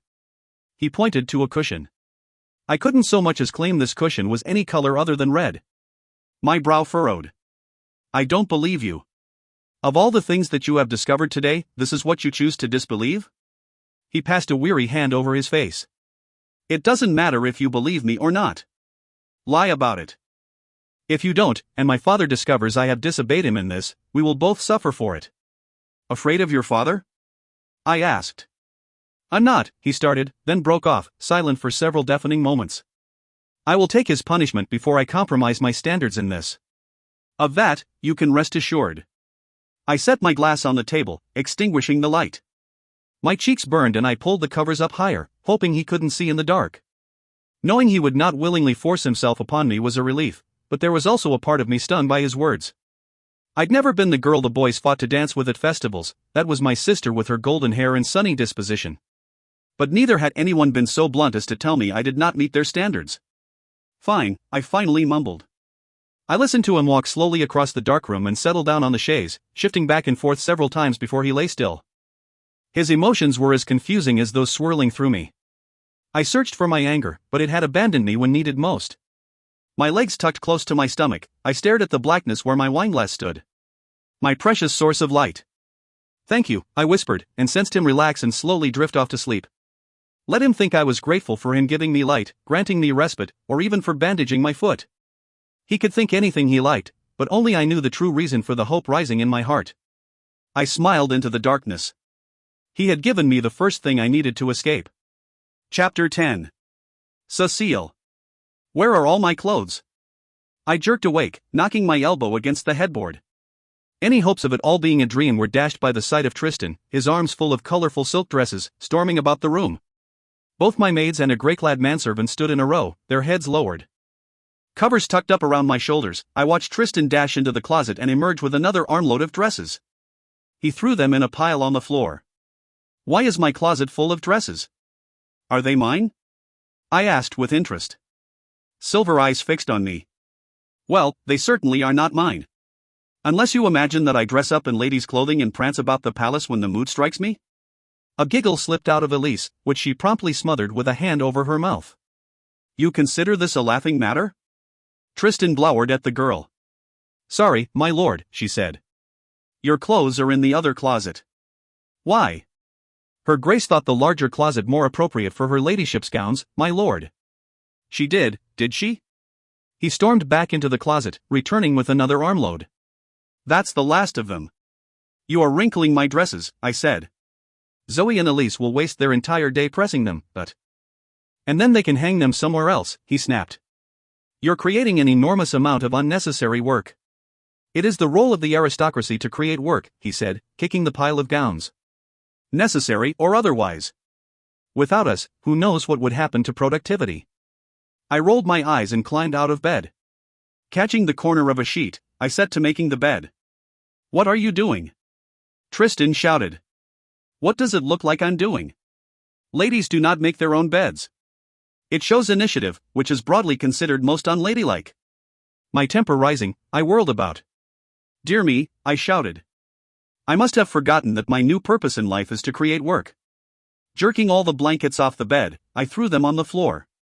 The pillows followed next, and I proceeded to run around the room taking all the cushions off the chairs and tossing them about the room. The last I deliberately aimed at Tristan's head. It froze midair. You are making quite the mess of my room. Our room. I shouted back. What is going on in here? The Queen strode into the room, but it was her sister who had spoken. The Queen turned, as though out of habit, so that her sister was facing us. Explain to me why she must stay in my rooms, Tristan demanded. Surely we have the space to put her somewhere else. She is your wife, Tristan. Keeping her in here with you will help remind you of your duties. I am unlikely to forget them, Tristan replied acidly. And I would be willing to bet a great deal of gold that most men require only 5, perhaps 10 minutes maximum, to conduct their duties. Any longer is the business of romantics, and I dare say, I haven't given you a reason to believe I have a single romantic bone in my body. She'll stay until I say otherwise, young man, the Duchess barked, crossing her arms. And you'll quit acting like a spoiled brat and start acting like a man. I'll act how I please. I smiled as I watched him storm out of the room. Only a heartbeat later, I realized his satisfaction mirrored my own. Which made no sense at all. I took in the room, which looked much as if a hurricane had passed through. In hindsight, it occurred to me that throughout his apparent tantrum, I'd never felt a bit of anger from him. An act, then. But to what purpose? The Duchesse turned her attention to me. Well. Is it done? Lie.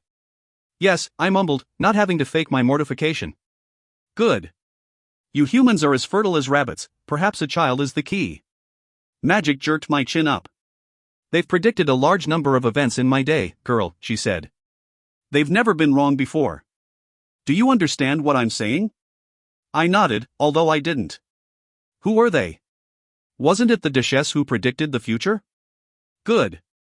Now why don't you get dressed and go into the city? Buy yourself something pretty. Is it safe, Your Grace? Elise asked. The riots. Perfectly safe, the Duchesse snapped. The king has decreed that anyone who harms her will suffer the most extreme of punishments. The law secures her well-being. Besides, presenting her as a princess will demonstrate our continued faith in the accuracy of the prophecy. Help keep the mob quiet for a time. I haven't got any coin, I mumbled. Nor did I think a new pair of shoes would compensate for the risk of a mob of angry trolls tearing me limb from limb. My gran always said it was the nature of people to resent those who had more than them. Parading me around in fancy clothes didn't seem like the best way to earn me popularity. The Duchesse smiled. You are a princess now, Cécile. You have unlimited credit everywhere in the city. One of the girls will show you the best shops. Yes, Your Grace, Elise murmured. I heard a shipment of fine fabrics arrived this morning, perhaps her ladyship would like a new gown made. I glanced at the rainbow of dresses Tristan had scattered through the room. Why I'd need another was beyond me. Looking pretty would not keep me safe. A frown creased my brow, and I traced the silver tattoo lacing my fingers. At least I would be a well-dressed corpse. An excellent idea. The Duchesse snapped her fingers. Now leave us alone for a moment. The girls darted out of the room. You spirit in you, Cécile, just as I knew you would. No doubt you've put a substantial amount of thought towards how you might escape. Let me save you the effort. Escape from Trollis is an impossibility. In my opinion, there are two ways this can go for you, either you curl up on the floor and wait to die, or you live each day for all it can give you. Little will be denied you here. Clothing, jewels, delicacies from the continent, are all yours for the taking. She tilted her head. An education, if you desire. Perhaps further training in the arts. You can become a great woman, Cécile. Or you can remain a prisoner. The choice is yours. I understand, I said, and watched as the queen glided from the room. I could have everything in the world but the one thing I wanted. The Duchesse was wrong about my having only two options. I wouldn't lie down and die, but neither would I give up on obtaining my liberty. I would live each day and fight for what mattered most, my freedom. The city was marred with innumerable signs of the prior night's riots. Everywhere I looked, there were grey-clad trolls collecting piles of shattered glass or loading chunks of broken rock into wagons that others pushed down the streets. Although the telltale troll light hung over each troll's head, they were all doing the work manually with brooms and shovels. Wouldn't it be faster to use magic? I asked, clutching my glowing wineglass to my chest. No amount of cajoling on Elise's part could have convinced me to leave it behind. Elise glanced at the workers. Certainly. If they had enough power to manage it. Which they don't. Oh, I replied, trying not to stare at their downturned heads as we passed. Dust motes hung in the light of the multitude of lamps, and the small amount of sun that peered in through the hole in the rock above was made all the more faint by the haze. The trolls in the streets hurried about in twos and threes, expressions alert and wary. There were not many of them considering the size of the city, but to me, Trollis seemed overcrowded and stifling, as though each individual needed 10 times his physical space. It was a corked bottle ready to blow at any moment. The witch's curse must be powerful indeed to keep it all contained. The worst of it all, though, was the way the trolls reacted to my presence. I had expected dark looks, nasty comments, or even the odd rotten fruit tossed my direction. But after a few near collisions that required me to leap out of the way or risk being knocked down, I realized the trolls were content to pretend I did not exist. I was flanked by 2 hulking guardsmen whom Elise called Guillaume and Albert, but they ignored me as well, seemingly content to discuss what they'd eaten the prior evening and what they hoped would be served at tonight's dinner hour. Even the dressmakers ignored me, directing all their questions to Elise. Which seemed to be going right to her head, because as time passed, she grew more and more bold and less deferential, until I started to doubt which of us was the servant. They are acting as though it's all my fault, I grumbled as we exited the shop where yet another troll had refused to acknowledge my existence. It isn't as though I was the one who cursed you lot to an eternity stuck in a hole. Elise made a face. Don't be ignorant, they are well aware of how powerless you are. How powerless you are, my lady, I corrected, giving her a sweet smile. You are very flippant for someone in your position, my lady, she replied wryly. I could hang you upside down from your ankles if I were so inclined. Be my guest. No one would notice, and my feet feel like raw meat in these blasted shoes.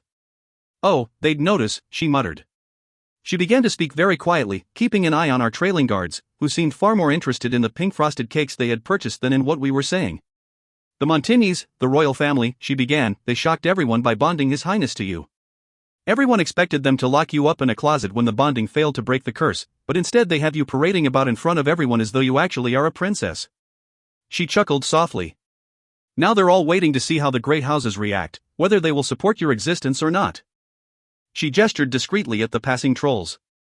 They aren't ignoring you, they are merely waiting to see what side of the table those they are sworn to will sit at.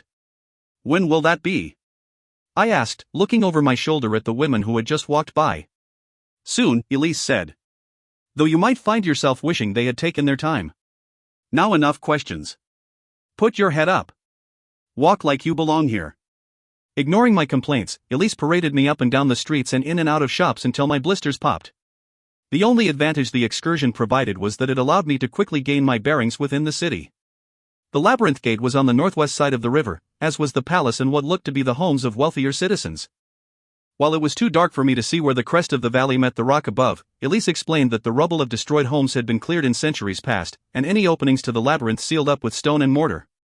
Why? I asked, curious as to why they would isolate themselves any further than necessary. To keep the sluag out, she said. But they are always trying to find ways into the city, and sometimes they break through. Their venom is deadly, even to one of us. I shivered, remembering the massive white bulk of the monster rearing up in the dark. You needn't worry yourself, my lady. It is a rare occurrence, and every household keeps a steel sluag spear, just in case. There is one in the corner of His Highness's room, if you are interested in examining one of them. Doesn't the magic that holds the rocks up keep them out? I asked. The tree? Elise glanced at me sharply. No. It doesn't. Why is it called a tree? A legacy from what it used to look like, she gestured upwards. Single trunk with branches spreading out. Oh. I frowned at the black cavernous space looming above our heads. What does it look like now? Not like a tree. It is a far more complicated structure in its current form. Where does the magic come from? You mean who? She replied, and I blinked. Magic comes from within, she explained. So what you should have asked is who the magic comes from. I opened my mouth to ask just that question when Elise interrupted me. This is Artisans' Row, she said. Perhaps you would like to go in to view some of their work? She gestured towards the entrance to one of the shops. I nodded, although her tone implied it was more of an order than a question. I didn't want to waste my time inside any of the stores, I wanted to go to the base of the valley. There had to be a way for the river to flow out of the city into the ocean, and if there was a way for water to escape, perhaps there was a way for me to get out as well. But Elise seemed intent on my seeing the contents of the shop, and it was probably better if she believed that I was aimlessly following her through the city with no purpose of my own. A bell chimed as I pushed open the door and stepped into the well-lit shop. The proprietor curtsied deeply, but I focused on the woman who did not. Brown eyes regarded me with curiosity. You aren't a troll. I blurted out. Neither, the woman replied, are you? The proprietor of the store grimaced but interestingly, didn't ignore me. My lady, this is Esmeralda Montoya. She is a trader of fine goods. One of the woman's eyebrows arched upwards. My lady? I must say, I've heard the trolls call us humans any number of things, but generally speaking, none of them are so polite. You must be the girl they bonded to His Royal Highness. I gave a faint nod. By choice? No. Esmeralda shook her head, her brow furrowing. Although she was dressed in men's clothing, the fabrics looked expensive and she wore no small amount of jewelry. Her business with the trolls was clearly a lucrative one. And now you are caught in the midst of the rival politics of a place you probably didn't even know existed, she said. I was supposed to break the curse, I said. Otherwise, I know nothing of the politics involved. When it comes to the curse, there are no politics, no sides, she said. It is the one thing that unites all trolls, their desire to be free of this place. I frowned, remembering Tristan's reaction to our failure to break the curse, and how it had been decidedly contrary to the sentiment of the crowd. If they are united, I said, then I fail to see how I can be caught in the middle. Esmeralda opened her mouth to speak, but the proprietor interrupted. You overstep yourself, Montoya. One would have thought you'd have learned to keep your mouth shut by now. So report me to the trade magister, Esmeralda replied, not looking overly concerned about the prospect. Though of what you'd accuse me is a mystery to me. Meddling. The troll planted her hands on her hips. I hadn't realized that was a crime. One corner of Esmeralda's mouth quirked up. Why don't you do me a favor, Reagan, and leave us to our conversation? A favor? The troll's face perked up. In exchange for what? Ill-nurtured harpy. Esmeralda swore. The pox on you lot and your favors. What do you want? Reagan grinned. The pox is of little concern to me, Montoya. She rubbed her hands together. A promise that you will grant me a moderate-sized favor of my choosing. A small favor. The troll shook her head. She is the wife of the heir to the throne. This is no small thing. A dark smile touched her lips. His Majesty has hanged you humans for less. I gasped, but Esmeralda didn't blink. A quick enough death, in the scheme of things. For you, perhaps, Reagan said, rubbing her hands together. You are a fragile creature, human. Her gaze flickered past me to Elise. Tell me, girl, how long did it take for the last half-breed to die? How long did he hang from the noose, his better half clinging to life while his human half dragged him towards death? The silence grew and I shuddered. 6 days, Reagan said, answering her own question. And I rather think one of his fellow sympathizers put him out of his misery. She chuckled. In fact, I think I've reconsidered. It will take a large favor for me to excuse myself from this conversation. Esmeralda's voice was grim. And by your silence that a conversation took place at all. The troll considered the arrangement and nodded. Done. A prickle of power ran across my skin and, without another word, she hobbled awkwardly towards the back room, bright yellow skirts brushing against the cane she used. You should have negotiated specifics, Elise said tonelessly. Leaving it open-ended was a large concession. The whole exchange was disturbing and bizarre to me, which must have been apparent to the others by the expression on my face. Trolls value favors even more than they value gold, Esmeralda explained. When they make a promise to do something, they must fulfill it, no matter what the cost to them, which is why they almost never promise anything for nothing. You cannot break a promise to a troll, Auntie, Elise warned. She will extract her pound of flesh when you least expect it, mark my words. I blinked. You're related? And what could be so important to tell me that was worth the bargain that had just taken place? Esmeralda admitted. My fool of a sister fell in love with one of them. Only good thing to come of it was the girls. She married a troll willingly? I could not keep the astonishment from my voice. She'd told me trolls couldn't marry humans, but how else? Not married, she replied. It is forbidden for a troll to bond a human. What goes on behind closed doors, though, that is more difficult for them to monitor. She winked, and I looked away, uncomfortable. If it is forbidden, then why did Tristan bond me? As I said, they will stop at nothing to break the curse. I would marry you to a sheep if it would set us free, the king's words echoed in my mind. They don't have much regard for humans, do they? Much? Demanded Esmeralda. Try none. They see us as little more than animals, see the children of troll-human unions as abominations that deserve nothing more than abject slavery. They hate humans. They tolerate us only because they need our trade to survive. Not all trolls think that, Elise said softly. The ones who matter do. The aristocracy. Esmeralda spat on the floor. Twisted creatures, as no doubt you've seen. They won't even lower themselves to bonding a troll commoner. Instead, they insist on picking and choosing amongst each other, and the result is a palace full of inbred monsters. Deformed, sickly, insane, but powerful. I thought of Mark's twisted face, constantly shrouded in darkness, and a shudder ran through me. Auntie, you're scaring her, Elise said. Good, she should be terrified.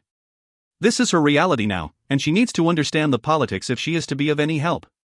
Aunt Esmeralda. The tension between the two was palpable.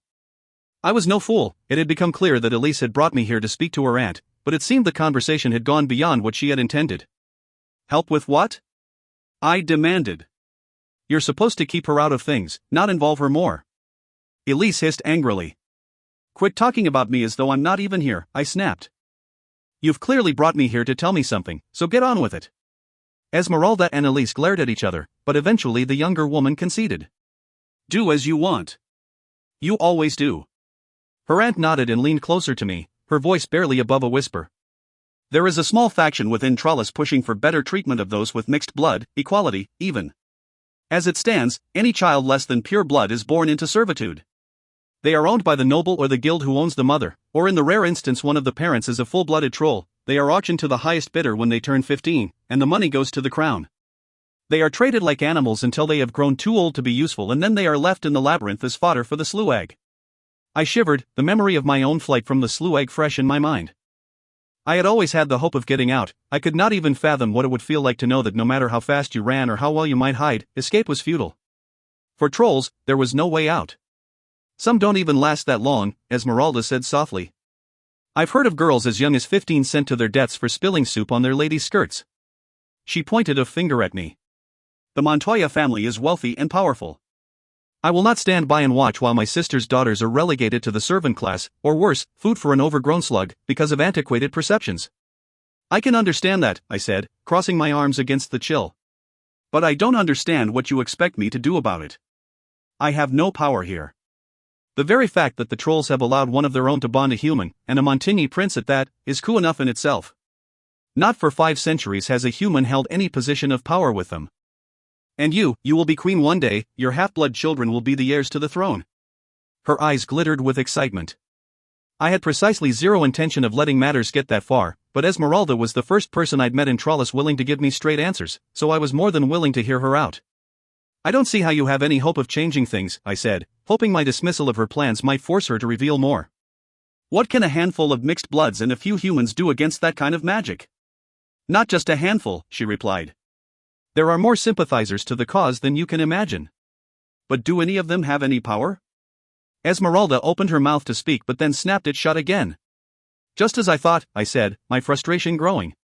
I am sympathetic to your troubles, but I have just been bonded to one of those you want to overthrow. I'd be a fool to conspire against him. I bit my lip after the words came out, realizing that I was perhaps being too hasty. If this force of sympathizers was actually a force to be reckoned with, there was a chance they might be willing to help me. Maybe they would be able to send word to my family. I chewed the inside of my cheeks, considering the risks. If I got caught, the king would have me watched more closely and I would lose any chance of escape. And who knew what sort of punishment I would receive for conspiring with those who plotted against him? Or what he would do to them, if he discovered they were trying to help me. As much as I might pretend otherwise, what Esmeralda had told me about the half-blood situation in Trollis had roused a great deal of indignation in me. I hated the king and so did they. It seemed a good enough reason for me to ally myself with their side. I am under a great deal of scrutiny right now, I said, choosing my words carefully. But I will consider what you have told me. And if there is a way I can help. The bell on the door jingled and we all jumped. Albert leaned inside. When he saw Esmeralda, his expression darkened. What are you doing here? Negotiating with Reagan, Esmeralda said. Where is she, then? I'm here. The troll appeared from the back, limping slowly across the room. I need you to come outside, my lady, he said. You aren't supposed to consort with humans. Reluctantly, I followed him out of the shop, Elise trailing at my heels. The city streets were as they had been before, filled with trolls going about their business, but I began to see them with a whole new set of eyes. Those dressed in grey were marked with the small differences I'd first seen in Zoe and Elise: lighter hair, flushed skin, and, most importantly, human eyes. Where only a half hour past I had felt invisible, now I caught furtive glances from the downcast faces of those cleaning the streets and from those carrying parcels behind the brightly clad ladies. A great and entirely unwanted burden descended on my shoulders. They were expecting me to help them. My lady? Albert had stopped eating and was watching me with the first bit of interest he'd shown all day.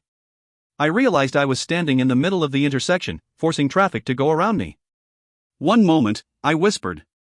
Closing my eyes, I turned slowly like a compass searching for north. When I opened them, I was staring across the river valley.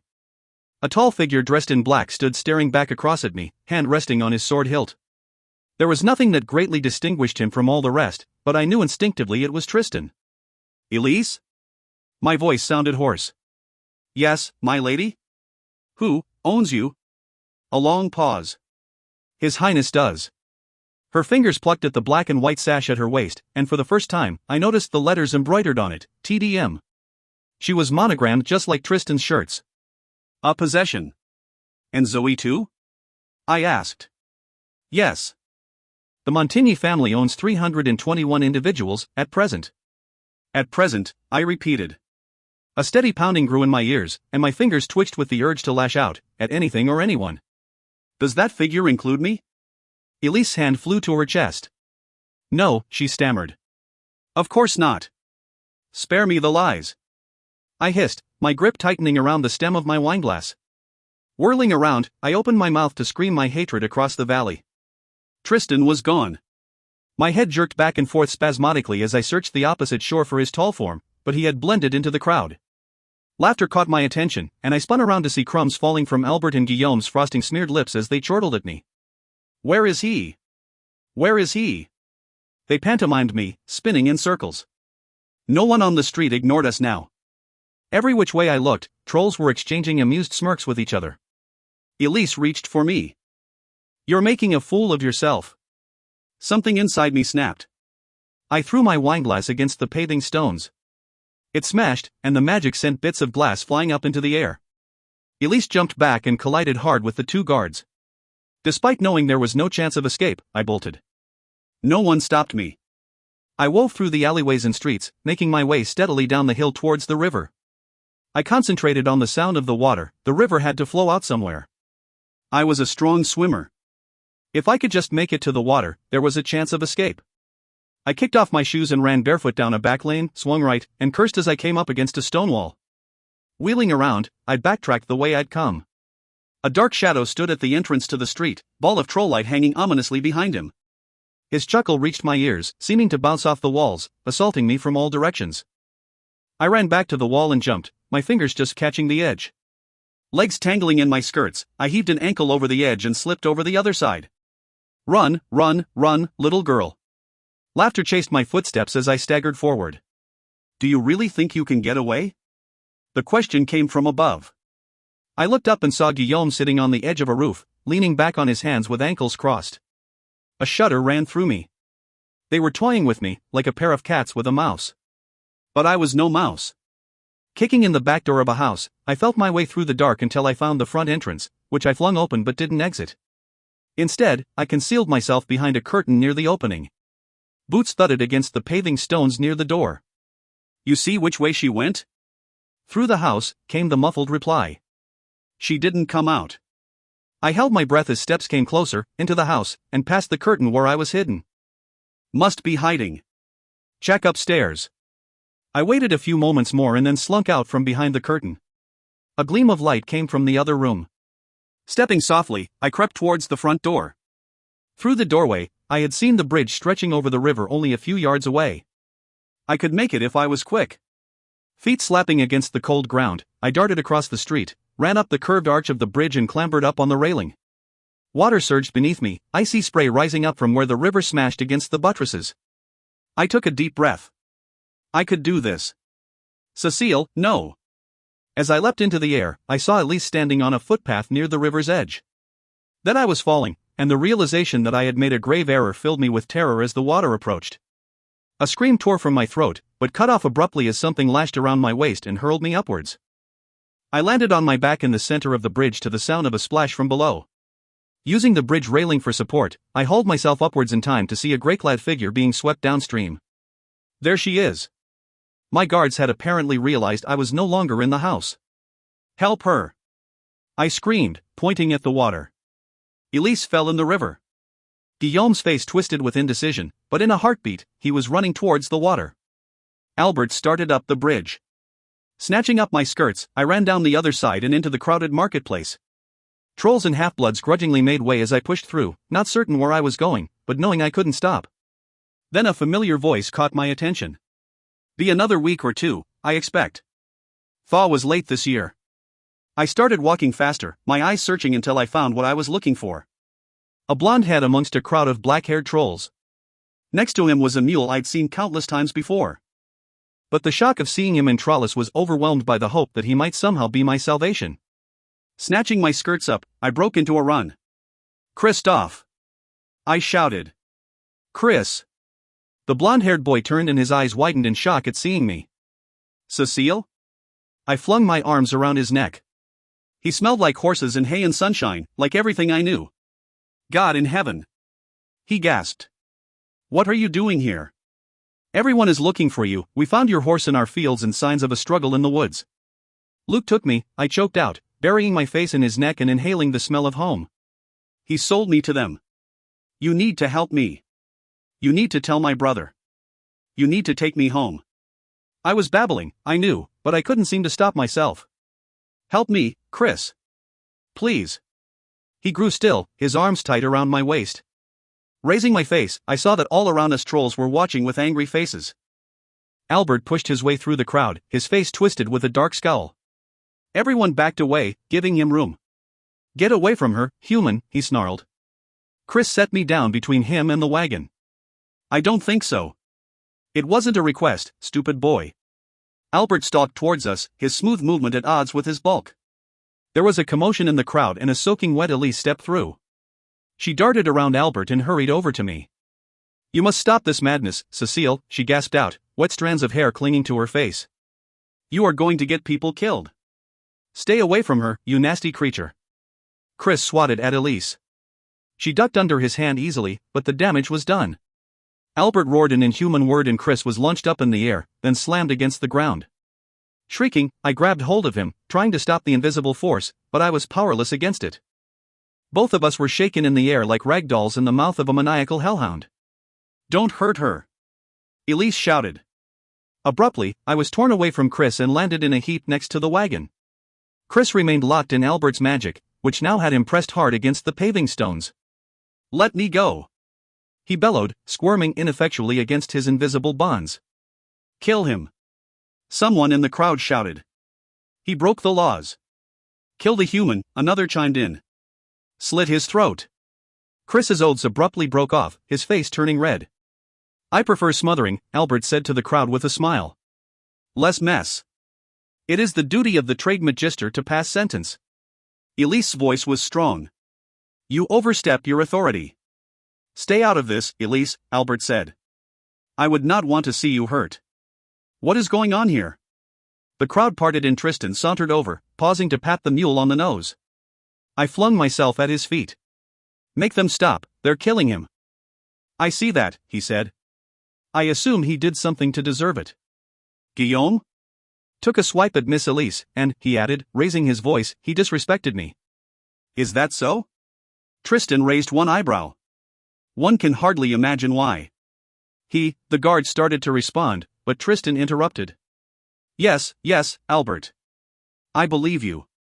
Now would you mind, he brushed at his mouth. Oh.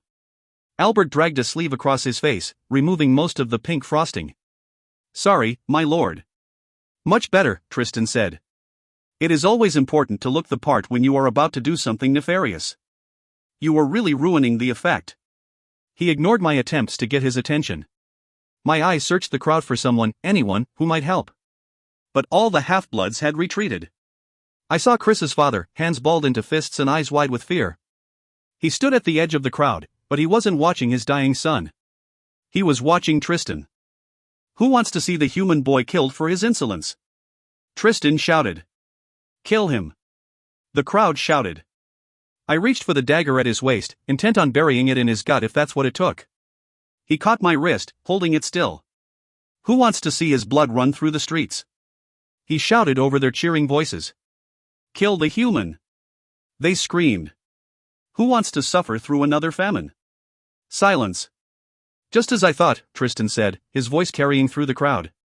The hand holding my wrist twitched and I heard Chris gasp behind me, Albert's magic vanquished. I jerked out of Tristan's grasp and scrambled on hands and knees to Chris's side. Are you all right? I whispered. Yes. His voice was raspy, but the redness was fading from his face. He's a devil, that one, he whispered. The worst of them, you should hear the things he says. The rumors of what he does to those who cross him. I frowned. He just saved your life, Dot. Chris's lip curled back, his teeth showing. Listen.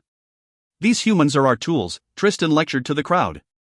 Until someone can teach the mule to grow crops and load his own wagon, we must rely on creatures with at least a modicum more intelligence to do the work. I'll get you out, Chris said, hand rising to grip my shoulder. Whatever it takes, I promise I'll get you out of here. You all know my feelings about humanity, Tristan shouted. But that does not mean I do not recognize their usefulness. If I cut my finger on a good blade, I don't melt it down out of spite. Listen to him prattle on, Chris hissed. Treating us like animals. Shut your fool mouth. His father had pushed his way to our sides. I flinched as he cuffed Chris across the head. I swear your mother must have dallied with another man because I'll never understand how I fathered a boy as daft as you. Jerome caught my wrist, eyes running over the silver marks tracing my fingers. Lord in heaven, I never believed I would see the day. He gripped my hand tightly. Listen to me, Cécile, and listen well. You've landed yourself in a pit of vipers, each one slyer and deadlier than the next. They are incapable of lying, but that does not mean they cannot deceive. He pulled me closer and I could smell the sweat of hard labor on his skin. Actions speak louder than words, remember that. I don't understand, I whispered. They were leaving me here, I could see it in Jerome's eyes. You're a smart girl, Cécile. You'll figure it out. Fingers closed around my arm, heat burning through the sleeve of my dress. Tristan unceremoniously hauled me to my feet. Jerome, it would be best if you left as soon as possible. I trust your next visit will be less eventful. And you. He glared at me. You and I are going to have words about this. I sensed his agitation and prudence warned me against dragging my feet. With his hand latched on my arm, I followed him through the streets. The guards in the dripping Elise came too, but I did not fail to notice the distance they kept. There, Tristan snapped. That is the river road. I assume that was your intended destination with that idiotic stunt? At the end of the valley was an almost sheer rock face that rose up into the darkness above. 2 tunnels bisected the river, water flowing down each. The tunnel on the right was open, but had only a narrow footpath leading off into the darkness. The tunnel on the left was lit with troll light, but thick steel bars stood as a barricade. In front of the gate stood 4 trolls, 2 facing the tunnel and 2 facing away. They were heavily armored, faces stern and unyielding.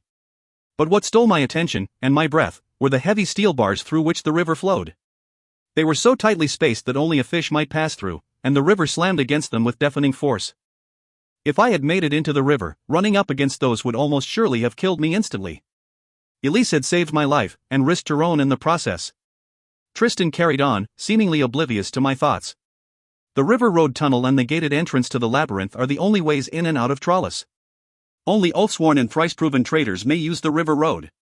One oath prevents them from speaking about Trollis outside the witch's boundaries. The other oath prevents them from undertaking any action that might jeopardize Trollis or its citizens. These are magic oaths, utterly and completely binding. Do you understand? Yes. My voice was weak, because I understood. What he was saying was that there was no way for Chris or any other human to rescue me or bring me aid from outside. Even though countless farmers in the surrounding area might know I was here, not one of them could tell my family where I was. Why wasn't I brought this way, Adot? Because your friend Luke is a greedy bastard who will never earn the right to walk that road, Tristan replied, his eyes darkening. There are 4 rules that all traders must follow while they are in Trollis, but they are not magically binding. The first is that they are subservient to any and all trolls. The second is that no human male may touch a troll woman, whether it is against her will or not. And, as my wife, that includes you, in case you were curious. 3. All humans are forbidden to lie while they are in Trollis, so I suggest you don't get caught at it. And 4. No human may charge more than market rate for any good or service. The punishment for violating any of these rules can be, and often is, death. Why aren't they magically binding? I asked in a whisper. Because my father is a sadistic villain with a taste for blood, human or otherwise. Tristan exploded. He cast a backward glance at our followers and added more quietly, the oaths used to be magically binding, but that didn't provide much sport, if you understand my meaning. God in heaven, I whispered. I cannot say whether your God exists or not, Cécile, but if he does, he has turned his back on this place. Darker powers rule Trollis. He stared at the water rushing through the rock. To be bound is a burden, but it is the actions we freely take that cause us the most pain. He said the last nearly under his breath, but it was impossible to miss the sudden jolt of anguish. My eyes widened and I shuddered. If what Tristan was saying was true, Chris had broken 2 rules, both of them unwittingly and both because of me. Almost as though he could read my mind, Tristan said, "What happened today was your doing, Cécile. If you value the lives of your fellow humans, I suggest you don't let it happen again." Abruptly, he let go of me and walked down the street. He paused in front of Albert and Guillaume. "I know what you did to her today. His voice was monotone and steady, making his words far more ominous than if he had shouted. It was ill-considered. The two guards exchanged uneasy looks. She is bound to me, Tristan continued. Which means that what she feels, I feel. His fingers rested on the hilt of his sword. When you hurt her, you hurt me. Why the hell else do you think my father passed a law against harming her? The two trolls fell to their knees. We did not think, my lord. No, Tristan said. But then, you rarely do. He looked over his shoulder.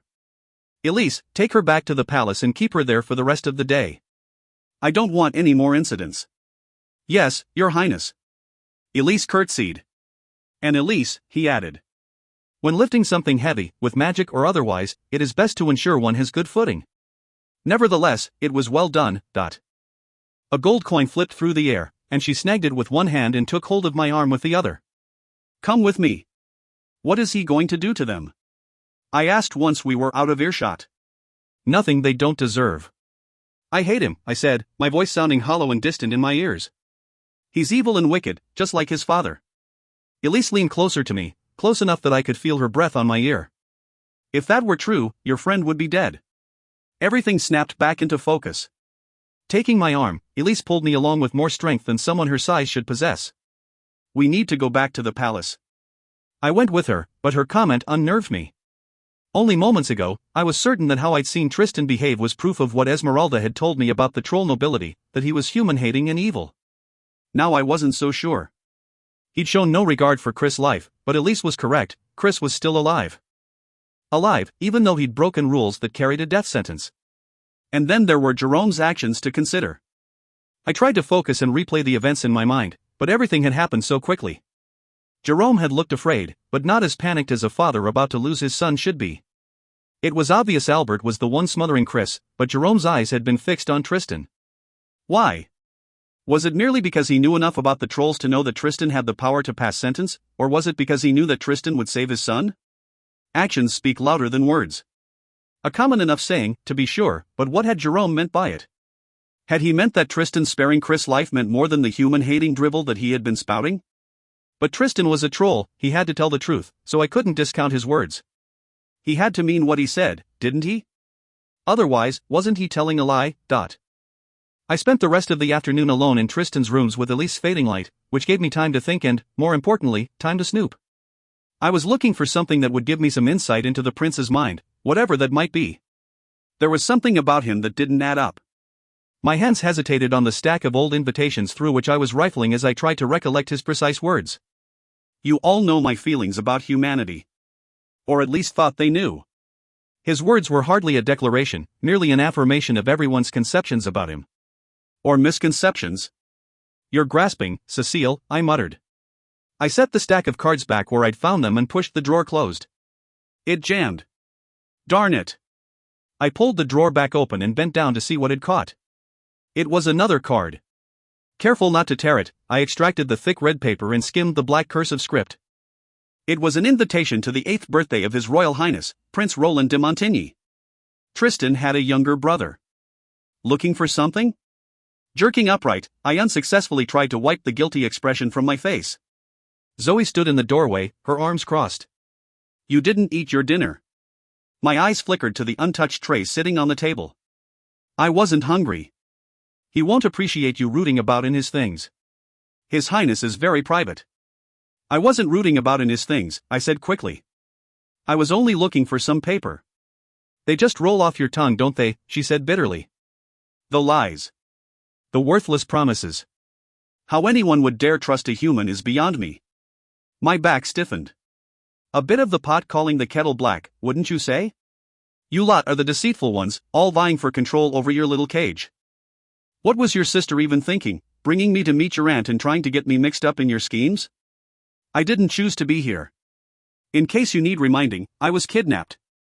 The last thing I need is to make my circumstances worse. I stopped talking when I realized the room had gone eerily silent, even the ever-present sound of the waterfall was absent. A ward against eavesdroppers, Zoe snapped. You nearly got my sister killed once today. I don't want her sent into the labyrinth because you can't keep your fool mouth shut. No one can hear us, I snapped back.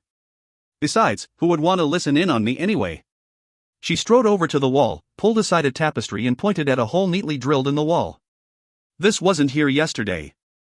My skin prickled and I had to fight the urge to rip everything off the walls to find any other peepholes that might exist. Elise shouldn't have trusted you, she's delusional, blinded by hope. To my amazement, Zoe slid down the wall and sat on the floor. There is no hope, she whispered. You didn't break the curse. Any hope we might have had of breaking free of our bondage is gone. I don't understand, I said. You don't understand anything. She closed her eyes. They will never condescend to release us from slavery, and as long as we are cursed, we dare not attempt to force them. Magic holds the mountain up, magic of a strength that only the most powerful of the great families possess. If we destroy them, we gain our freedom only for the length of time it takes all that rock to fall down upon our heads. Chapter 11. Cécile. There is always hope. Even as I said the words, I knew how hollow they sounded. The half-bloods were trapped like rats on a sinking ship. Maybe they'll change. Not in this lifetime. Silence hung between us, then abruptly, she climbed to her feet. I'm sorry, my lady. I should not have burdened you. Looking around the room, she crinkled her nose. I need to straighten things up before he returns. Now that she had mentioned it, it was more than a little obvious what I had been about. Have the guard take you to the glass gardens. They're walled in, no one will trouble you there. And there was no way for me to get into trouble, either. And here, I meant to give this to you straight away. She handed me a dark green envelope. Inside was a green and gold invitation.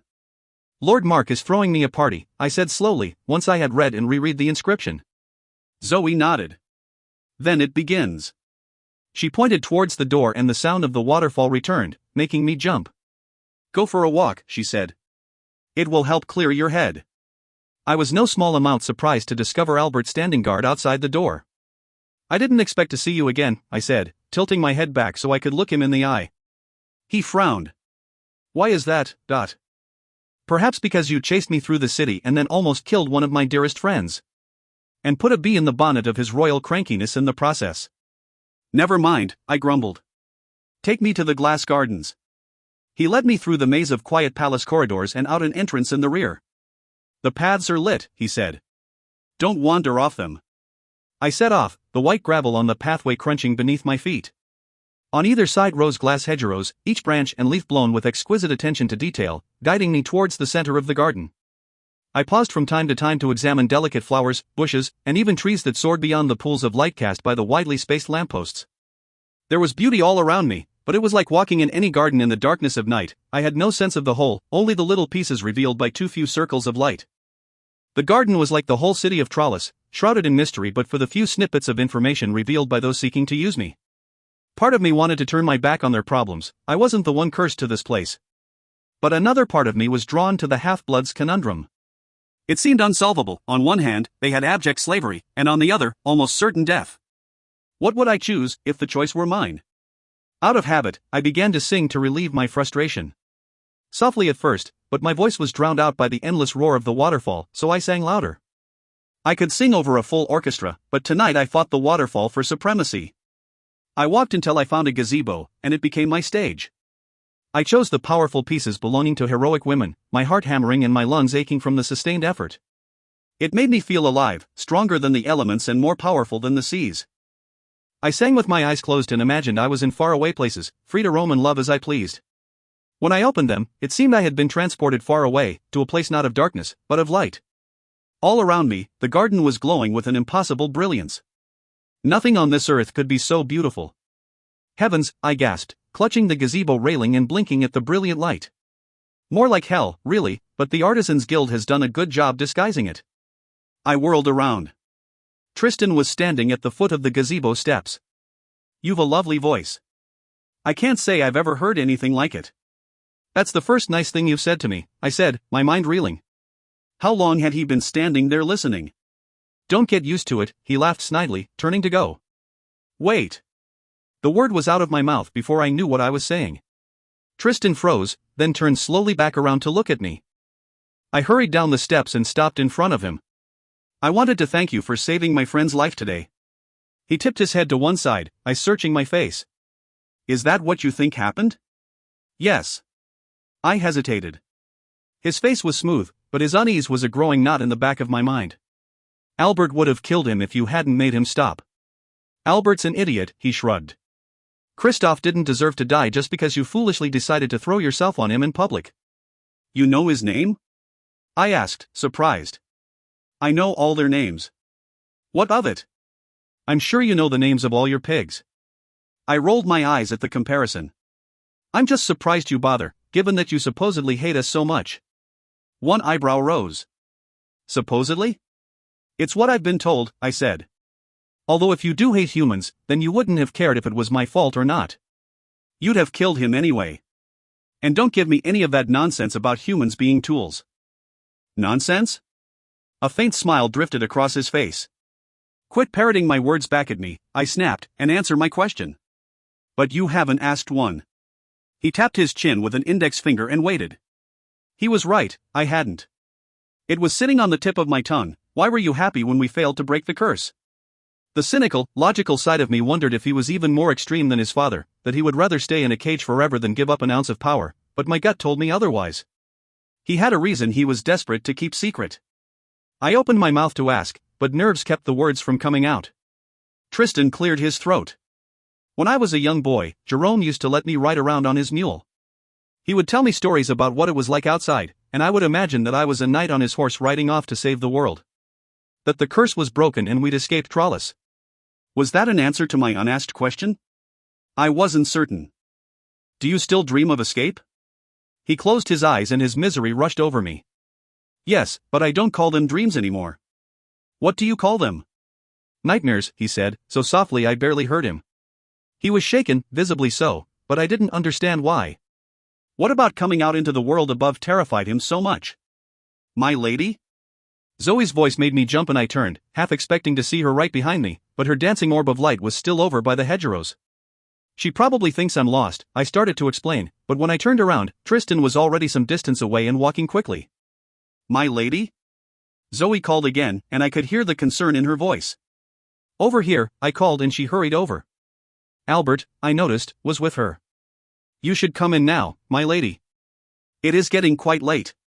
Quite late, I echoed, my eyes searching for Tristan's light. Was there someone out here with you, my lady? I thought I heard voices. Albert was watching me intently, and I felt a shiver run through me like ants marching down my spine. Zoe gave an almost imperceptible shake of her head. Don't tell. No, I lied, not knowing exactly why. I was just talking to myself. He frowned. Who lit up the garden then? I tensed. Oh, don't be such a bore, Albert, Zoe said, smiling winsomely at him. The poor thing is miserable, I thought the gardens would cheer her up a bit. Only royals or members of the Artisans Guild are allowed to light the garden, Zoe, he chided, but I could see he wasn't immune to her charms, half-blood or not. I know. She lowered her head. You won't tell, will you? I suppose not, he said, motioning for us to start towards the palace. Not unless I'm asked, at least. I would not care to see you punished. The girl smiled at the hulking troll, but said nothing. I kept my mouth shut, but my mind was whirling about like some great machine. Zoe had just lied. Not overtly, of course, but the effect was the same. But why was she covering for Tristan's presence when the whole city knew that we were bonded? Why was she covering for him at all when by all accounts she should hate his noble guts? What were they trying to hide? Chapter 12. Tristan.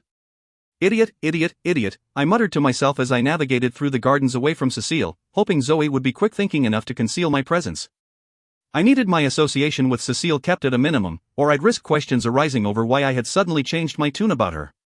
What had I been thinking?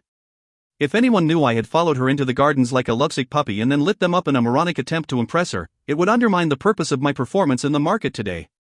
It had been a risky move to intervene and save Jerome's son's life. I thought I'd played the circumstances well enough to hide my true motivations, but if Cécile, who'd only known me for the space of a day and knew nothing about politics, suspected me, then a savvy bastard like Angoulême was bound to have seen through my act. Sure enough, I caught motion out of the corner of my eye as I crossed the bridge into the city proper.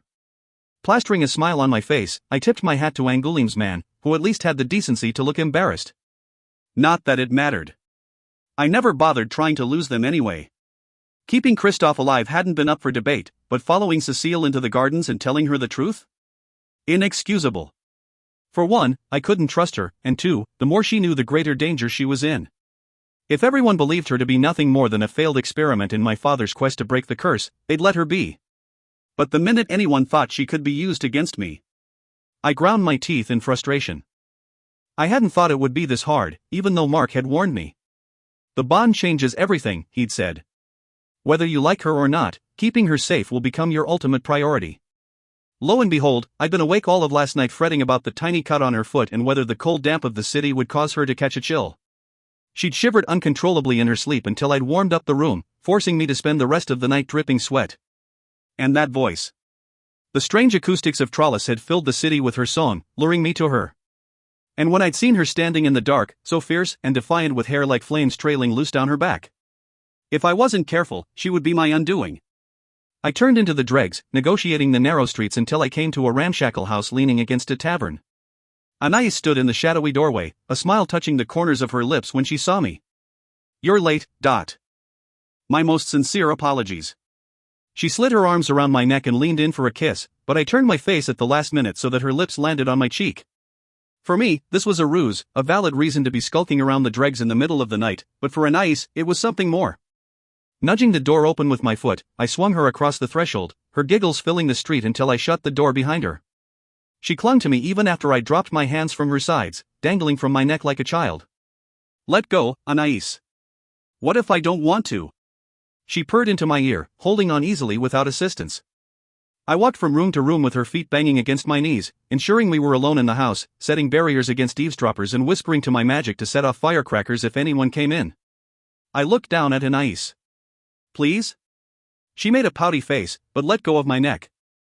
It was one of the things Angoulême never seemed to understand about his daughter. No one made Anais do anything. All you could do was ask and pray she was in an amicable mood. I didn't thank her though. That would imply she'd done me a favor, and I already owed her enough as it was. You're in a foul temper, she said, watching as I tossed my hat across the room before flopping face down on the bed. Tired, I mumbled into the dank-smelling pillow. And I missed dinner. New little wife keep you up all night? I glared at her with one eye. Don't start. She shrugged. There's already a rumor going about the city that your firstborn son will reach out and shatter the barrier with his little fist. They may have a long wait. That isn't what I heard, Anais said, examining the contents of a basket sitting on the floor. I heard two of my maids talking. They heard from the kitchen staff, who heard from one of the groundsmen, who heard from one of your wife's maids that you are a vile wheezing hog. The lady Cécile reckons she's never been so mistreated in all her life, and she'll never read another romance novel because the knowledge of what she's missing breaks her heart. She plucked a pastry from the basket. Eclair? I munched on one of the pastries and counted the cracks in the ceiling. Well played, Cécile, I thought, if perhaps a tad overacted. I assume she's lying? Anais nibbled on an eclair, expression mild, but I wasn't fooled. Assume what you want, it's none of your business. She laughed. My business or not, I told my father what I'd heard and added in a bit about how you were never ever cruel to me. Given that he finally thought he'd found a way to discover where your loyalties truly lie, he was furious. He was certain you'd be sweet to her in private. Of course, I murmured. Several months ago, Angoulême ordered his daughter to seduce me and spy on my activities to see if she could discover any sympathetic leanings. Anais had promptly told me everything. It was she who concocted the plan to pretend to do her father's bidding, but actually feed him useless information. It had also been her idea, although I was against it, to continue the ruse of her seduction so that I might have a way to meet with the revolutionaries. I hadn't wanted to damage her reputation, but in the end, her argument had won out. What does my reputation matter? She'd said. I'm afflicted in the worst sort of way, and everyone knows it. There isn't a man in Trollis who'd risk the odds, even if my reputation were pure as the driven snow. And to my shame, I'd had to agree with her. How is Roland? I asked. Anais hesitated and my heart sunk. Worse? Yes and no. His rages in themselves are no worse, but he's stronger. When he learned you'd bonded the human, he quite lost himself. The servants couldn't control him and I had to step in. He's 8, how strong could he be? He's your brother, a Montigny descended from the most powerful trolls to ever walk this earth. Another few years and only a handful of us will have the power to hold him. By the time he's grown, he'll be nearly unstoppable. My father believes he can control him, but he's a fool. The boy's insane, Tristan. She coiled a finger around a lock of hair and nibbled on the ends, a nervous habit she'd never been able to break. I know it's a hard thing to consider, but... No. She threw up her hands. Tristan, not only is he a danger to everyone around him, as long as he lives, he also puts everything you've worked for at risk. A steel knife in the heart would solve all our problems. No. The air in the room grew hot, but Anais didn't flinch. You're being a sentimental fool, which is something a king cannot afford to be. Perhaps, but neither should he be a murderer. Not even my father murders trolls. Though he'd torture them to the point that they wished they were dead. And here I thought you were against discrimination, but it would appear that even you, with your lofty morals, value troll lives over those of your precious humans. I shot her a dark look. That wasn't what I meant. Are you certain? Her eyes searched mine. I know some of them are precious little pets to you, but is it possible you weigh our lives equally with theirs? Anais sighed. I, myself, do not. Oh, I recognize the need to treat them well or risk another embargo, but within reason. We are better, a higher level of being. It is like comparing dragons to mice. There are no dragons here any longer, Anais, I chided. I know. There was longing on her face. But when the curse is broken, perhaps they will come back. All the others, too. The witch had been more than savvy in her cursing. My people were not the only ones who looked for her death. All things are possible, I said, and Anais was too lost in her own thoughts to notice my noncommittal response. The silence stretched. We have little power to control such things, Anais finally said. But we can resolve the matter of your brother.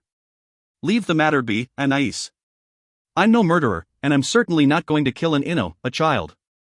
My voice caught on the word. Innocent, Roland was not. She tilted her head to one side. Of course you're not, that's why I do it for you. Leaping to my feet, I leveled a shaking finger at her. Anastramiria, you will not, I broke off before giving the order, and slowly turned away.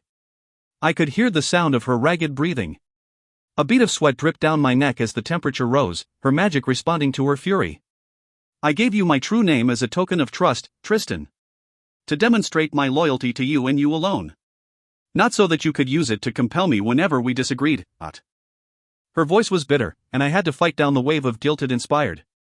Not only because of what I'd nearly done to Anais, but because it occurred to me that I'd lost count of the number of true names I possessed, the number of trolls I had the complete power to compel. It was a power I never intended to use, it was enough that they knew I could, but chose not to. It's time, she said, handing over my hat. They'll be waiting for you now. You've only got about another half hour until curfew. Glad to have a reason to drop the conversation, I pushed the bed aside, lifted the trapdoor, and jumped into the tunnel leading to the cellar of the tavern next door. When I emerged, they were all there waiting for me. Hair more brown than black, eyes more gray than silver, I could feel the weakness of their magic, could tell even with my eyes closed that everyone in the room was half-blood. Except for the one human. I frowned at Esmeralda, who leaned against the wall. Her patience with my timeline was growing thin. I would have to find an excuse to get her out of Trollis before she caused any more trouble. Walking to the front of the room, I silently regarded my followers. I would be their champion, lead the revolution to tear down the autocracy that valued only power and bloodlines, even if it meant starting a war against my father. I would risk my own life and those of my friends to accomplish these goals, but there was one thing I'd never do: break the curse. Some creatures were best kept in their cages. Chapter 13. Cécile.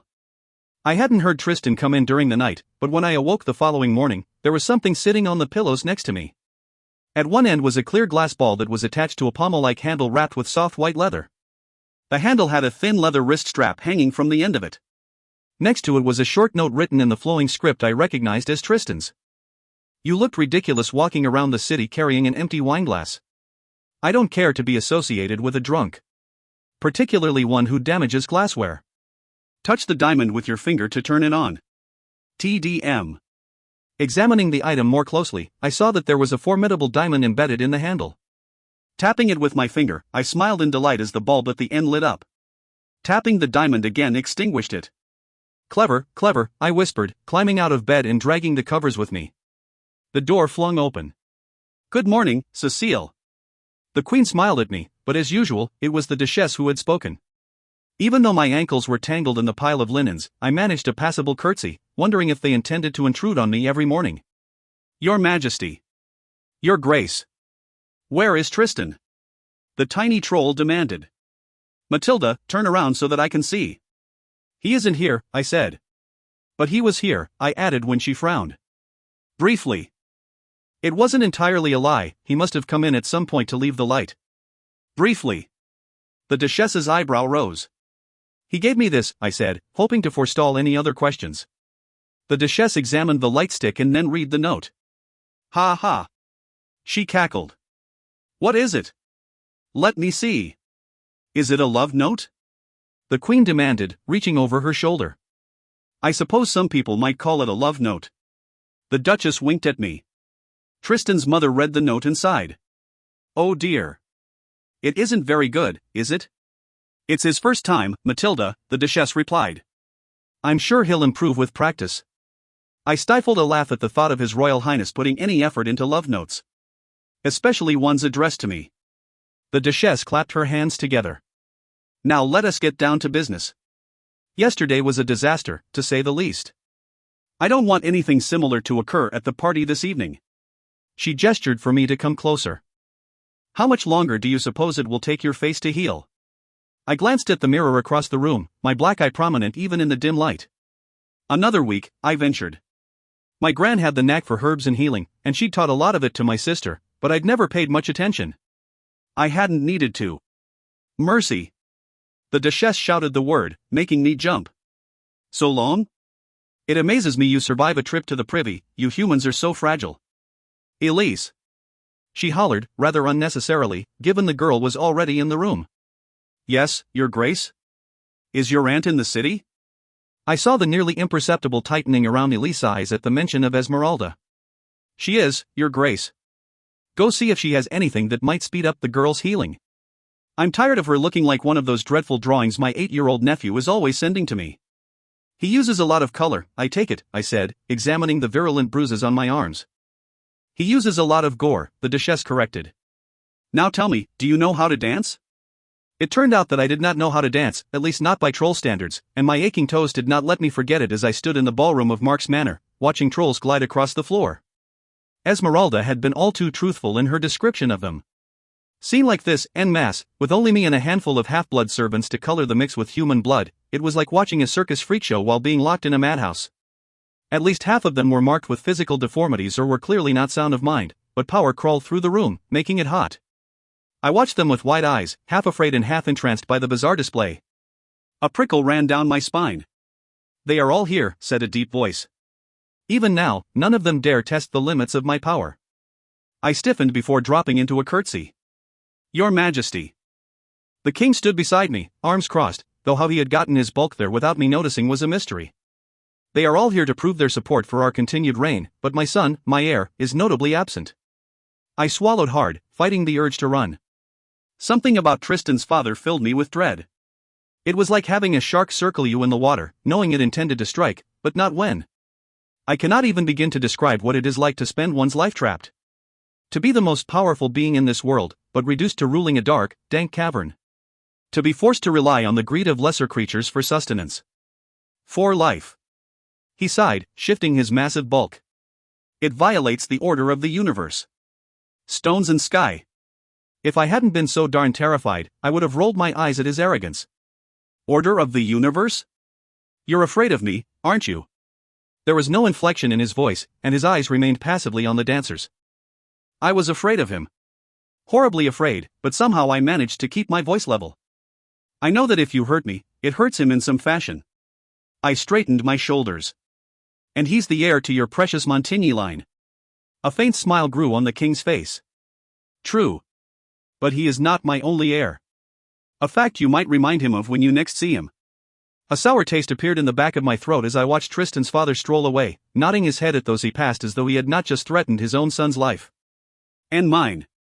Ignoring curious glances, I hurried through the ballroom, desperate to be away from the stifling heat. The hallways were cool and I walked for some time looking for a way outside. The sounds of shouting and laughter reached my ears, and I followed them onto a balcony overlooking a courtyard filled with racks of weapons. Dominating the space were two enormous trolls. I judged them to be at least 8 feet apiece, leaping back and forth across the yard on one foot and shouting insults at each other. Those are the twins, otherwise known as the Baron and Baroness, and individually known as Vincent and Victoria.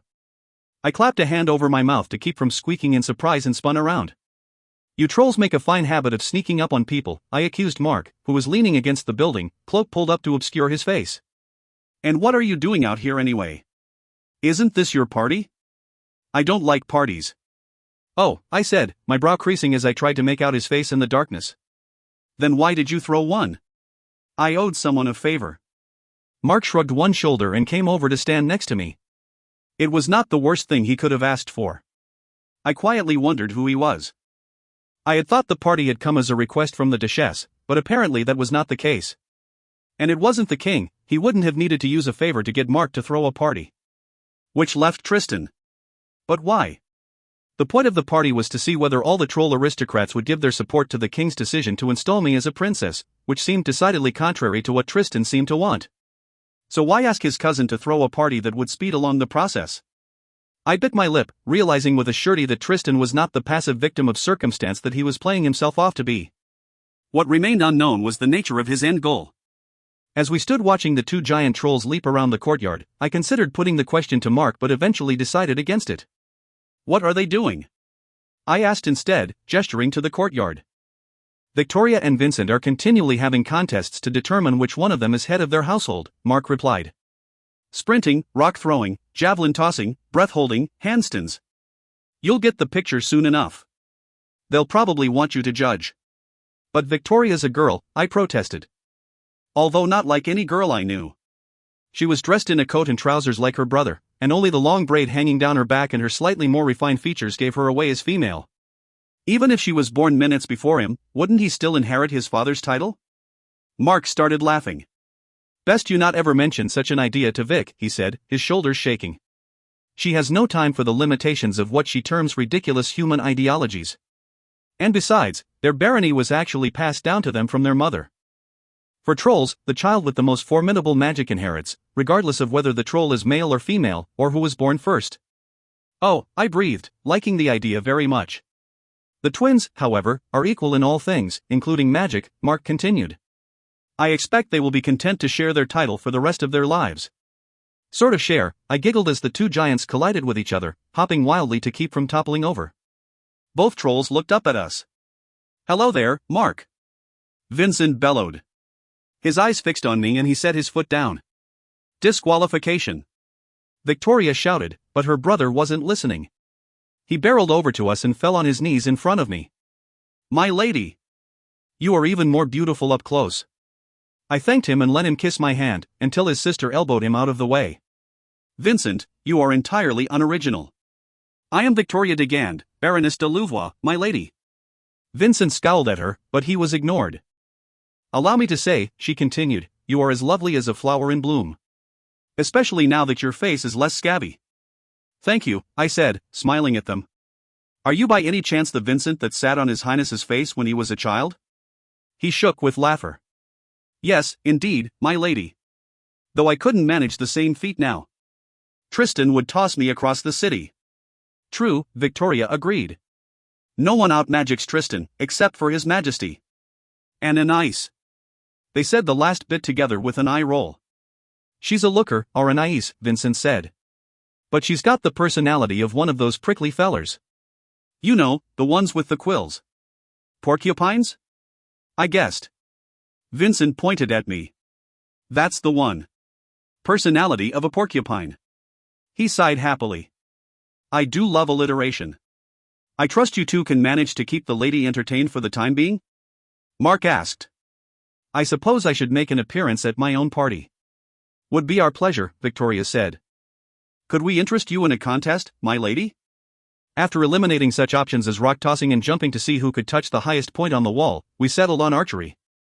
Victoria and Vincent easily hit the bullseye on the target. Mine landed right between theirs. Perhaps if we back up a few paces, I suggested. We did so, but still, all three of us easily hit the bullseye. There's no sport in this, Victoria complained. I agree, I muttered. We need a moving target. The twins looked at me with interest. Not me, I clarified. That would be a bit more of a challenge, Vincent muttered. Then his eyes brightened. I'll be right back. He dashed through an open door and returned moments later carrying a moose head, horns and all. This creature is a moose, isn't it? I examined the dusty old thing. Perhaps a few centuries ago. 'Twill do, Vincent muttered. The moose head flew out of his hands and began to dance around the yard. I laughed, noticing that several other trolls had come out to watch our game. "You there, boy!" he shouted at a page. "Make this thing dance about while we shoot arrows at it. Be sure to make it erratic." It didn't take long for the contest to be modified so that we all were standing on one leg with our right eyes closed shooting arrows at a flying moose head. I was laughing so hard tears ran down my cheeks and my ribs ached beneath the tight stays of my corset. Then out of nowhere, a steel spear as thick as my arm shot through the air and pinned our moose against the wall. The three of us spun around. Tristan was brushing his hands off, looking exceedingly pleased with himself. Anais stood next to him in a brilliant red gown. Smiling, she rested a hand possessively on Tristan's arm. I felt my temperature rise, anger, and perhaps, jealousy? Surely not. What did I care about how he spent his time? "No one likes a show-off, Tristan," Victoria shouted. The two of them strolled towards us and I became acutely aware that I was sweaty, dusty, and my hair had come loose from jumping about. "How do you know it wasn't Anais?" Tristan asked, looking fondly at the beautiful girl on his arm. "She'd burst out of her dress if she even tried," Victoria sniffed. "That a challenge?" Anais's voice was sultry and low. Victoria pointed a finger at her. "Always." We all watched as she hoisted one of the spears off the rack. "If you wouldn't mind, Tristan." He shrugged and the moose pulled away from the spear, which clattered onto the stone floor. With a surprisingly unladylike grunt, Anais launched her spear, pinioning it to the wall. "What do I win, Victoria? Do I get to be Baroness for the day?" The twins rolled their eyes as if to say I told you so. I raised a hand to get their attention and recited, "The perfectly pretty porcupine perfumed the palace with the putrescence of a porky pig." They both fell to the ground in hysterics. Anais crossed her arms. "What is she going on about?" Inside jest, Victoria laughed, wiping tears from her face. "Had to be there." She sniffed. "Perhaps you'd like to give it a go, my lady." Picking up a spear, she tossed it my direction. I caught it, but the weight of the metal spear sent me stumbling backwards. I wasn't strong enough to throw it more than a couple of feet, much less hit a target. "It's what we used to hunt sluag for sport," she said. "Afraid your little arrows wouldn't do you any good." There wasn't much I could say to that, she was right. "I'm surprised you use weapons against them at all," I snapped. "Why not just use magic like you do for everything else?" Anais rolled her eyes. "Magic doesn't work against sluag, they nullify it." "I've killed 5 of them," she boasted. I clapped my hands loudly, doing my best to be patronizing. "And here I thought your sole purpose was to walk around looking pretty. Jealous?" She sneered. "Not hardly," I lied. "You're lying, I can tell." I smirked. "Jealous?" Her face darkened. "Unfortunate the sluag didn't gobble you up." I looked at Tristan to see how his growing irritation would manifest, but he said nothing, seemingly absorbed in polishing one of the buttons on his coat. "Why don't you go back to the party, Cécile?" he said, flicking at an invisible bit of lint on his coat. "I'm sure they have all manner of entertainments concocted to keep you busy." "Speaking of the party," I snapped. "Your father has taken notice of your absence and isn't best pleased. He asked that I remind you that you are not his only heir." Tristan's finger froze in the process of flicking another bit of lint, and I felt the stab of his unease. "Did he ask you to relay any other message to me?" "He did not. He hadn't needed to." "Well then," Tristan smiled a patronizing little smile. "Unless you care to speculate why he might have felt the need to remind me of my younger brother's existence, a fact I could hardly forget, then perhaps you might consider finding your way back to the party." My skin burned hot with anger. "Excuse me," I muttered and hurried back into the house. The last thing I wanted was to rejoin the party, so instead I wandered through the empty corridors until I found a staircase that led to what appeared to be a basement. Holding my light up so that it shone ahead of me, I made my way down. The corridor was lined with doors, which I opened one by one. They were all filled with wine bottles and casks, but nothing else of interest. Above me, I could hear the footfalls of dancers, the faint thrum of music, and the occasional burst of laughter. They clearly were not missing their guest of honor. Rounding a corner, I reached for the handle of yet another door. It was locked. Curious, I pulled out a hairpin and set to work on the complex mechanism. When it finally clicked open, I cautiously shone my light through the entrance before stepping inside and turning the handle lock behind me. The room was dominated by a large table surrounded by a dozen chairs. Its surface was littered with books, paperweights, and a large abacus. I perused the titles as I circled round the table: The Cathedrals of Castile, Trianon's Bridges, and the Great Palaces of the Sea of Sand. A black coat was tossed over the back of one of the chairs, and the white embroidered TDM on the cuff glimmered in my troll light. What have you been doing lurking in Mark's basement? I wondered aloud, settling myself in the chair. Several empty glasses and a plate of half-eaten cucumber sandwiches sat on the table in front of me, but no clues as to why Tristan was reading books in the cold comfort of a wine cellar. The handle of the door jiggled. I gasped and clambered out of the chair, diving behind a tea service trolley and extinguishing my light just as the door opened. Tristan hurried into the room, with Mark, Victoria, Vincent, and Anais hot on his heels. I swore silently, certain he would notice my presence the second he walked in. But he seemed oblivious. I could see him talking to the other trolls, but magic prevented any sound from reaching me. Which meant they had something to hide. Through stacks of teacups, I watched him wave his arms around, a wide grin stretching across his face as he spoke to his friends. I could feel his excitement as he rounded the table to where I had been sitting only seconds before. Leaning down, he pulled a lever on the bottom of the table, and a secret compartment popped open. He reached inside, extracted several large rolls of paper, and proceeded to spread them out on the table. I tried to stay calm so as not to draw his attention as he explained whatever it was he was showing them. Soon they all looked equally excited, except for Anais, who frowned and wagged a finger at Tristan. Tristan only shrugged. A loud knock came at the door. Tristan quickly shoved the papers back in the secret compartment and slammed it shut. "Yes?" he said, his voice loud after the enforced silence. A grey-clad servant hurried through the door. He was visibly shaken, wiping his sweating palms against his trousers. "My lord! Your brother, His Royal Highness, he stammered. "What about Roland?" Tristan snapped, good mood vanished. "He's in the city." Anais gasped and clapped a hand over her mouth. "Doing what?" Tristan demanded. "Hunting, my lord," the servant croaked. Tristan bolted to the door. "Mark, find Cécile," he shouted over his shoulder. "It will be on your life if anything happens to her." Seconds later, I was alone in the dark once more. My chest felt tight and it was several long moments before I could relax enough to take a proper breath of air. I could feel the distance between Tristan and me growing as he moved towards the city. I hurried over to the table, and feeling along the lower edge, I popped the catch holding the secret compartment. Pulling out the rolled parchments, I quickly scanned the diagrams of columns and arches, and read through lists of materials and costs. None of it meant anything to me, but they had to be important if Tristan was hiding them. The handle of the door shook. "Drat!" I hissed. Slamming the compartment shut, I hid under the table. The door opened and shut, and the faint glow of troll light illuminated the room. I stared at the shoes coming across the floor.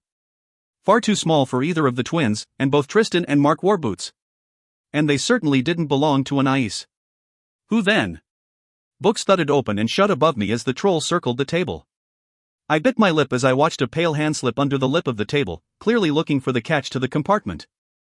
"Please don't look down," I prayed, my neck swiveling to watch his progress. The troll reached the chair with all the used dishes in front of it and paused. Click. The compartment popped open and I heard a sharp intake of the troll's breath. "Damn you, Montigny!" Angouline's voice. And I knew the source of his ire. There was nothing in the compartment because Tristan's papers were clutched in my hot little hands. Abruptly, he stormed towards the door, slamming it shut behind him. I stayed frozen where I was for a long time, nervous he would come back. But eventually, I had to move. Mark was looking for me and I didn't want him to find me here. I briefly debated putting the papers back where I found them, but decided against it, instead hiding them in my underclothes. The bustle of the dress would hide any suspicious lumps.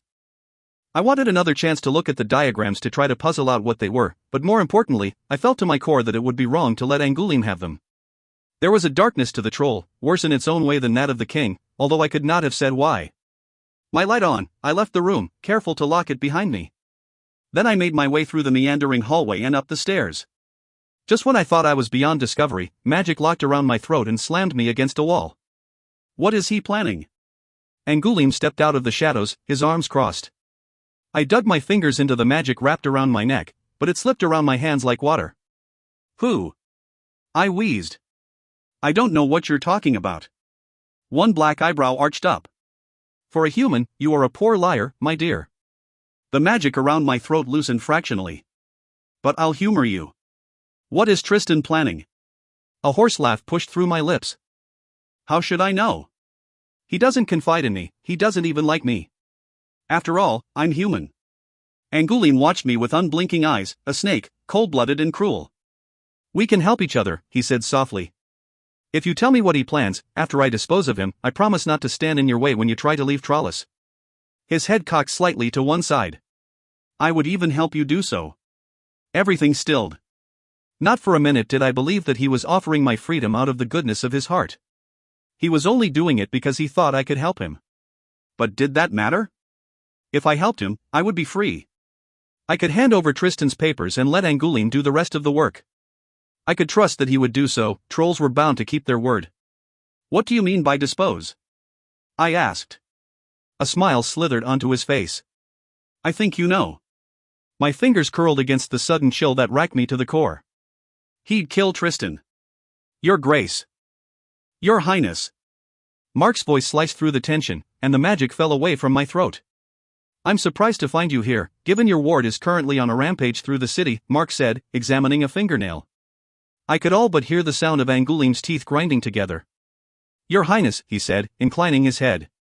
Please do stay off the streets, I would hate to see anything happen to you. Mark waited until the Duke was around the corner before he said, Did he hurt you? I shook my head. Mark's shoulders slumped. Small mercies. Cécile, he's a very dangerous man. You must stay away from him. I didn't exactly seek him out, I muttered, prying my shoulders away from the wall. He found me. Mark's troll light hung behind him, as it always did. Although I could not see his face in the shadows, I imagined his eyes narrowed. What did he want from you? His voice shook with anger. I kept silent. Anything I told Mark he was sure to tell Tristan, and I didn't want to limit my options just yet.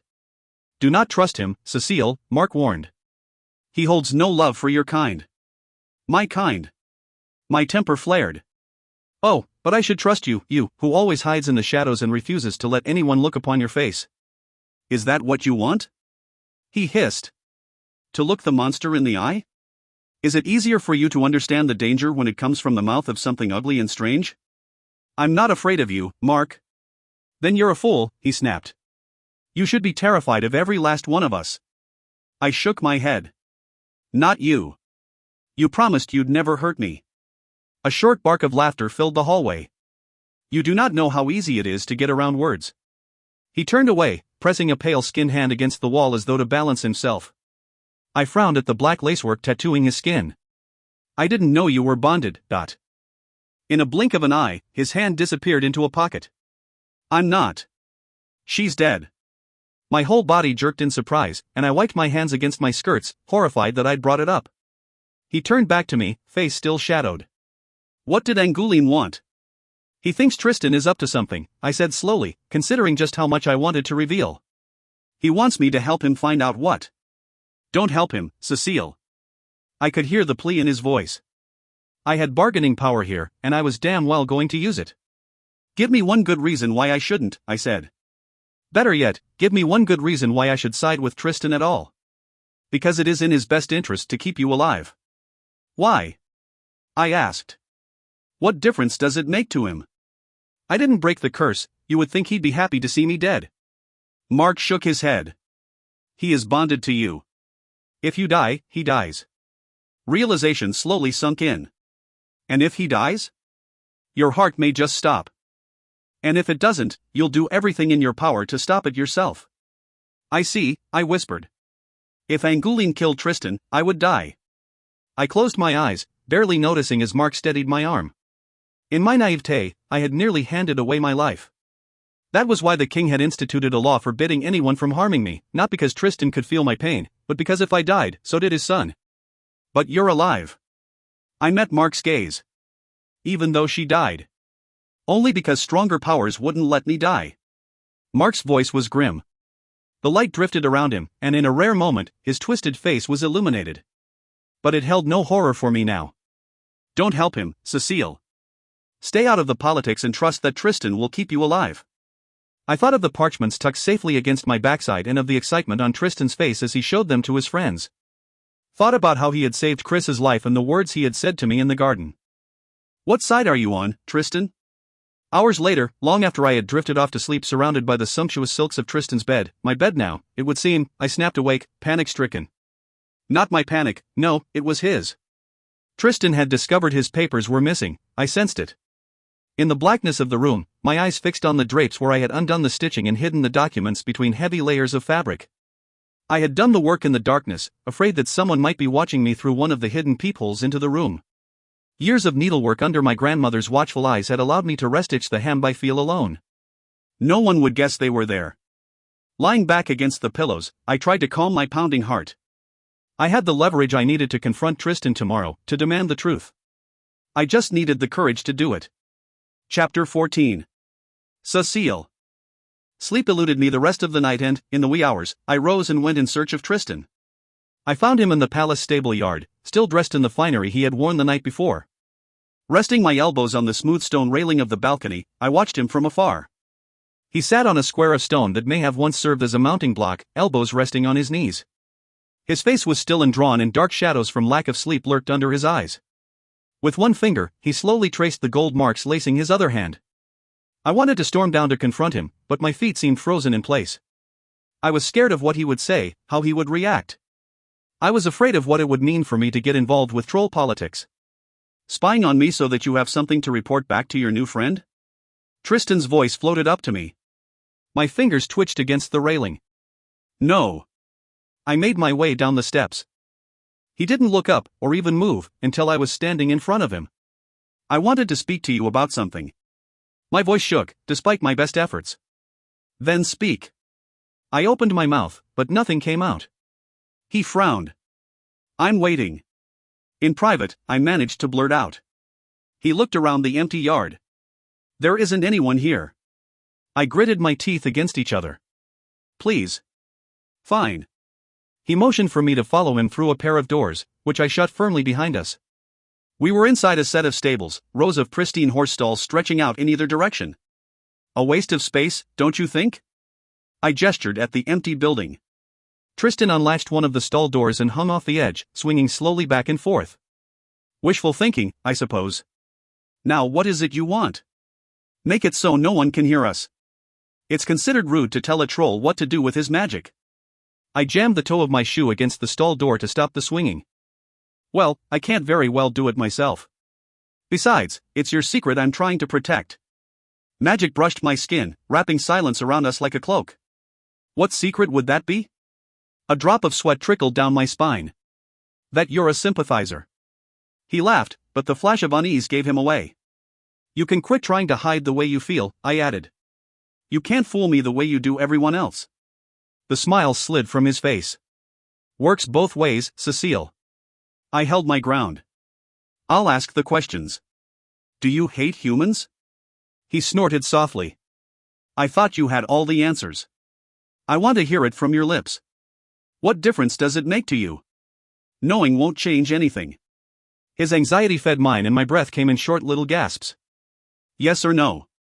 That's awfully limiting, he said, licking his lips. I prefer to qualify my answers. Yes or no, Tristan. Silence. He didn't trust me. I didn't blame him. But I had to know. There had to be a way to convince him without resorting to blackmail. I was good at persuading people, all it took was a bit of concentration and the right words. I focused. We both have a vested interest in each other's survival, I said. No one else in this cursed city needs you alive more than I do. But in order for me to help, I need to know the truth. Please tell me the truth. I leaned into the words, putting every ounce of willpower I had into them. The sound of my heart was loud in my ears, the rock solid beneath my feet. One of the unlatched stall doors swung against the wall. Tristan's attention jerked in the direction of the sound. He frowned and looked back at me. Worried. Curious. But unconvinced and unmoved by my force of will, which was something that had never happened to me before. There was only one way to get him to cave. I believe you have recently been deprived of certain documents, I said softly. Documents that certain individuals are eager to possess. Fury burned through the back of my skull. Tristan became unearthly still, unblinking. Where are they? I fought the urge to step back. Safe. Hidden. You surprise me, Cécile, he said, voice frigid. I didn't figure you for the backstabbing type. I scowled at him. I only want the truth, you are the one who is so damnably secretive. And besides, I didn't take them to use against you. I took them to protect you. His eyes widened fractionally, but I felt his surprise. I think you had better explain yourself, he said. In short, terse sentences, I explained how I had wandered into the cellar and what had happened afterwards. If I hadn't taken them, Angoulême would have, I said. And I had them hidden in my skirts when he made his offer. I could have given them to him then, but I didn't. To protect yourself. I shook my head. I didn't know about that until after. Mark told me what happens if one of us dies. He finished my sentence. You didn't know? How could I know? I scuffed the toe of my shoe against the floor. You trolls have taken away everything that matters to me. There is no way for me to escape on my own, I need help. Angoulême offered that to me, but I know he doesn't mean it. He hates me and means to see me dead, I can feel it. My hand balled into a fist and I hesitated. But I think you would help me, if you could. He didn't react. I closed my eyes and tried to read his emotions, but they were tumultuous and confusing. Is that your bargain, then? He asked. My promise to help you escape Trollis in exchange for my papers? No, I said. I want something else. Silence. I didn't bother opening my eyes to look for clues on his face. They wouldn't be there, he had been at this game for far too long. All the clues I needed resided in my own head. Tristan was nervous. He had thought he could predict me, control me, but I just demonstrated otherwise. What? I want you to tell me what those papers contain. I want to know why they are so important to you. Why they are so important to Angoulême. He laughed. Of all the things in the world you could ask for, that is what you want? I nodded, not fooled by his flippancy. I had taken a chance and struck gold. Of all the things I could have asked for, this was the one he wanted to give up the least, which meant it was valuable. Within his answer lay the truth, the heart of his politics. Yes, I could have asked for him to help me escape, but I'd seen how easy it would be to get around that promise. A bird in hand was worth two on the fly, and if he gave me what I wanted, I was certain I would have something valuable indeed. Just because I can't kill you doesn't mean I can't hurt you, he said, stepping forward. I shook my head. I'm not afraid of you. You should be. His hand slid around my throat, thumb resting against my fluttering pulse. I could hurt you in ways that might make you wish for death. You won't. Breath hissed between his teeth. How can you be so sure? Because if it was in you to torture the information out of me, I said, you'd have done it already. I leaned towards him, and his hand slipped from my throat to cup the back of my head, his fingers tangling in my curls. You hate the way your father is, how he treats the half-bloods. I heard it in your voice yesterday, but more than that, I felt it. I pressed a hand against his chest and for the first time ever, he did not recoil at my touch. You aren't like him. His heart thudded rapidly, the heat of his skin warming my hand through his shirt. Life would be much easier if I were, he said softly. Sighing, he moved back, putting an arm's length of distance between us. You drive a hard bargain, but I suppose I have no choice. You do have a choice, I said. That's what makes this difficult. A faint smile brushed his lips. Tell me, I urged. He rested his head against the bars above my head and I felt the great burden of his misery press down on my shoulders, words bursting out of him in a wild torrent. I didn't want you brought here. I fought my father's decision at every turn, but he wouldn't listen. All he cares about is breaking the curse. He will stop at nothing to get free. I could help you, I said, watching the rapid rise and fall of his chest. If I broke the curse, your father would have no reason not to let me go. I knew his feelings about the curse were complex, and it was high time I got to the bottom of them. No. Tristan jerked away from me, eyes wide. I mean, he held up one hand. Breaking the curse has consequences. You don't say. I crossed my arms. Tristan grimaced. Do you want my father released on the world? Hardly, I snapped. I'd like to see him dead, but fat as he is, I don't suspect he intends on keeling over for a long time. What he intends may not matter, he replied softly. If everything goes according to plan. My plan. An odd sense of relief went through me at his admission. You're a sympathizer. You're their leader, aren't you? He nodded and took hold of my shoulders, giving me a gentle shake. If you betray me to Angoulême, he'll tell my father. And my father won't just kill me. He'll kill Zoe and Elise, and countless others you haven't even met. And even if by some miracle you survive my death, he'll make sure it isn't for long. I understand, I said. You have my word that I won't say anything. Still gripping my shoulders, he said, in a year, I'll be 18, which is when troll magic matures and reaches its full strength. He hesitated. I'm already a match for him now. By then, I'll be stronger. Stronger than any troll alive, and in Trollis, power is king. I gasped. You intend to depose your own father? He squeezed his eyes shut and let go of me. In a manner of speaking. Coldness swept over me. You plan to kill him, Dot. Sometimes, he said, so quietly I could barely hear him, one must do the unthinkable. It's treason. Worse than treason, what he was contemplating was patricide. The murder of his own father. Yes. What about your mother? If you kill your father, won't she die too? I thought about it for a minute. And your aunt? Tristan looked sick and felt worse. It's a possibility, but my aunt believes she can keep my mother alive. She knows then? What about your mother? He gave a slight nod. Only my aunt, it is easy enough to muffle our conversations with magic. My mother isn't the suspicious sort. He rolled his shoulders, the movement reflecting his discomfort. It was my aunt's plan from the beginning. She despises him and how he rules Trollis. There had to be more to it than that. Why? She had a friend. He was a half-blood and they were very close. Tristan grimaced in discomfort. Because of the conjoined nature of my mother and aunt, my father has a tendency to consider them both his. When he found out about my aunt's friendship, he had the man flayed in public. Twice. He closed his eyes. Even a half-blood can survive a great deal of torture. I believe the executioner deliberately sliced the artery in the man's leg for fear that if he survived, my father would order him flayed a third time. And a fourth. My knees wobbled at thought of enduring so much torture. If there was a downside to the troll's near invincibility, this was surely it. Tristan continued. He's never ordered the execution of a full-blooded troll, there are too few of us left, but he orders the deaths of half-bloods for the slightest offense. And they are never clean deaths. Gruesome, horrible deeds, but such is the nature of kings, human or troll. I could understand the Duchess wanting to see him dead because of what had been done to her friend, but what had pushed Tristan over the edge so that he would consider killing his own father? As though anticipating the question, Tristan said, I had a human friend, once. He was old and wore funny clothes. He always brought me candy and told me stories. He never treated me like I was a prince or even like I was a troll, he treated me like I was just a boy. My father killed him to punish me. He lowered his head. I couldn't do anything to stop him. I was young and helpless against him. But I'm not anymore. Closing my eyes, I shuffled through his emotions. Fear. Shame. Doubt.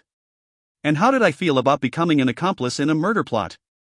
I hated his father, he'd arranged for my kidnapping, ruined my life. To him, I was a tool here to serve a purpose, and ultimately, disposable. But could I stand by and see a man killed? I didn't need to think long or hard. In this case, not only would I willingly stand by, I'd stick the knife in myself. If that made me a bad person, then so be it.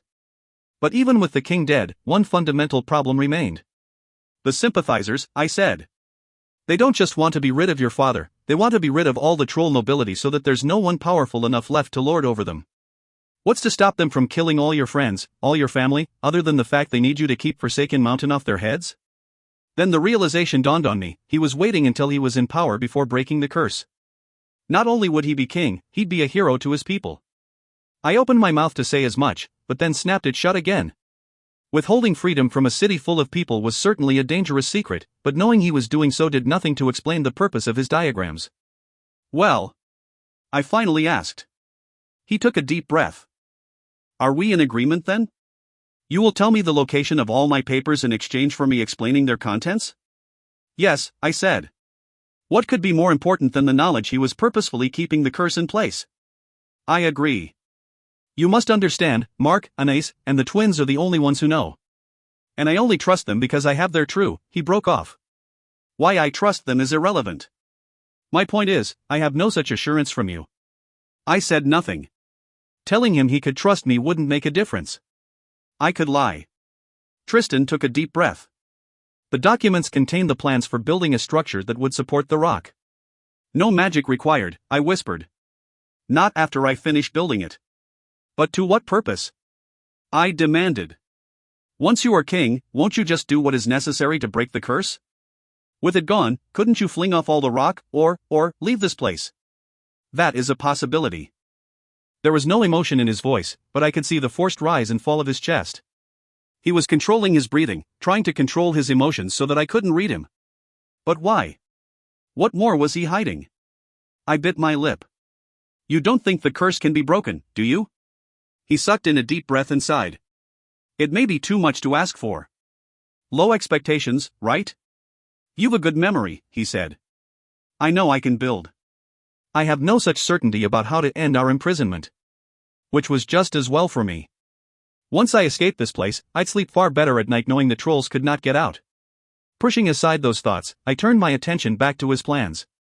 But if you build this for the half-bloods, they wouldn't need you anymore, I said. What's to stop them from killing you? Get you out of the way rather than risk future enslavement? Goodwill? He said, a faint smile touching his lips. They could call me Tristan the Liberator and compose songs in my honor. My question was serious, Tristan, I replied. And what of all the full-blooded trolls? Will they kill them all? Hardly, he said. I'd negotiated the safety of most. There is a list of names they have sworn not to harm. I shook my head. I can't see all of them thanking you for freeing their servants. For diminishing their power. And there lies the rub, he said softly. In freeing thousands from servitude, I will be gaining many powerful enemies. I have no doubt the attempts on my life will come often and regularly. But the benefits of the many are worth the risks to myself. I bit my lip. You don't seem as concerned as you should. The corner of his mouth turned up. I'm exceedingly difficult to kill. But I'm not. Tristan's smirk fell away. No, he said. You are not. Which is why I didn't want you brought here. I am very sorry for that. I'd saved him from one death only to allow him to walk freely towards the promise of another. And not just his death, mine too. Sharp tears stung in my eyes, blurring my vision so that I did not see him reach over until he tucked a stray strand of hair behind my ear. It will take years to build, Cécile, and I promise, the instant I have control over Trollis, I will send you away and pay as many humans as I must to keep you safe. To go and live how and where you might wish. Forever fearing the assassin that would come for me in order to kill him. I know this is a great deal to take in, and likely not the answer you were expecting, he said in a low voice. But don't focus on what might happen years down the road, focus on the now. If I am discovered before I am ready to strike, we will both be dead. I must keep up the ruse that I am loyal to my father and, in order to do that, I must make people continue to believe that I view humanity with contempt. But my chin jerked up and down with understanding. I will ignore you. Be cruel to you. And you must play along. Act sad and unhappy. Never give anyone a reason to think I've shown you a moment's kindness or that I've confided in you in any way. And above all, never let anyone suspect that I care one way or another whether you live or die, beyond how it might impact me. Do you? I asked, stepping towards him before I knew what I was doing. We were nearly touching now, and he smelled clean, of soap, with a faint hint of leather and steel, like a boy should. So many questions, he said, smoothing my disheveled hair back from my face, his hand running down the length of it until it rested at the small of my back. I trembled beneath his touch, not from fear, but something else. Something that made the blood in my veins boil while raising goosebumps along my skin. His hand tightened around my waist. My lips parted slightly and the overwhelming need to have him pull me closer flooded over me like an ocean wave. My eyes drifted up his chest, past his throat, coming to rest on his face. He was watching me through long black lashes, his eyes half closed, and in them, I thought I saw something, knew I felt something. Abruptly a veil fell over his eyes, hiding whatever it was I thought I'd seen, if it had ever been there at all. His face resumed the mask of indifference he always wore, callous and arrogant. And he was angry. Where did you hide my plans, Cécile? Sewn into the draperies in your bedroom. The words came out without my bidding them to do so, as though I had no control over my own tongue. Be careful making promises to a troll. I blinked once and he was gone, the thunder of the waterfall deafening my ears once more. Chapter 15. Cécile. I did not let the momentum that came from my encounter with Tristan go to waste. I had hope now, and something to look forward to. Most of all, I had an ally, and a powerful one at that. But Tristan's plan would take time to enact, time that I had no intention of wasting by moping around in my bedroom. Elise, I said, having found her making the bed. If I wanted to speak with the Duchesse, how would I go about doing so? Elise smoothed a hand over the blankets. You could send her a card requesting an audience. I frowned, not at all fond of the idea of waiting around for a response to an invitation. Or I could take you to see her now, she said, a smile touching the corner of her lips. The Duchesse is not a stickler for formality, or of anything she considers an inefficient use of time. She'll not mind you dropping by unannounced. You seem to know a great deal about her, I murmured as we walked through the corridors. Now that I had my own light, I was able to pause and examine the artwork lining the endless corridors of the palace. I tried to find little details to remember to help mark my way. She was my first charge when I turned 15. Really? I stopped in my tracks and turned to her in surprise, accidentally blinding her with my light in the process. I wouldn't have thought someone so young would. I trailed off. Have the privileged position to empty the chamber pots of the Duchess and the Queen? I flushed, because that was precisely what I'd been thinking. She knew my mother, Elise continued. She purchased the rights to Zoe and me when we were quite young, so we had many years to prepare for serving royalty. There was an edge to her voice that I could not help but notice. Sorry, I muttered, certain that I had offended her. Why? She asked, knocking firmly on a door. It wasn't any of your doing, and besides, there are worse things than being a lady's maid. I could be dredging sewers or working in the mines. Choice. The word came swiftly to my mind, although I did not speak it aloud. Until these last few days, I had not truly appreciated what it meant to have control over one's own life. The right to choose mattered, and it was a right none of the half-bloods had. What do you want? Shrieked a voice from inside the room. It's me, I shouted back. Cécile. Squaring my shoulders, I turned the handle and went inside. Cécile, the Queen exclaimed as she caught sight of me. Rising to her feet, she hurried over and kissed me on both cheeks while I was still mid-curtsy. I wheezed as she pulled me into a hug that made my ribs creak. Don't break her, Matilda, the Duchess shouted over her shoulder. She's positively fragile. I'm not really, I said, smiling awkwardly at the Queen as she led me towards a sitting area surrounded by mirrors. I did grow up on a farm, you know. These things, as is often the case, are relative, the Duchess replied. Your hair is positively tangles, the Queen declared, seemingly oblivious to our conversation. Picking up a hairbrush, she pushed me down on a stool in the middle of the circle of benches and began to work the snags out of my hair.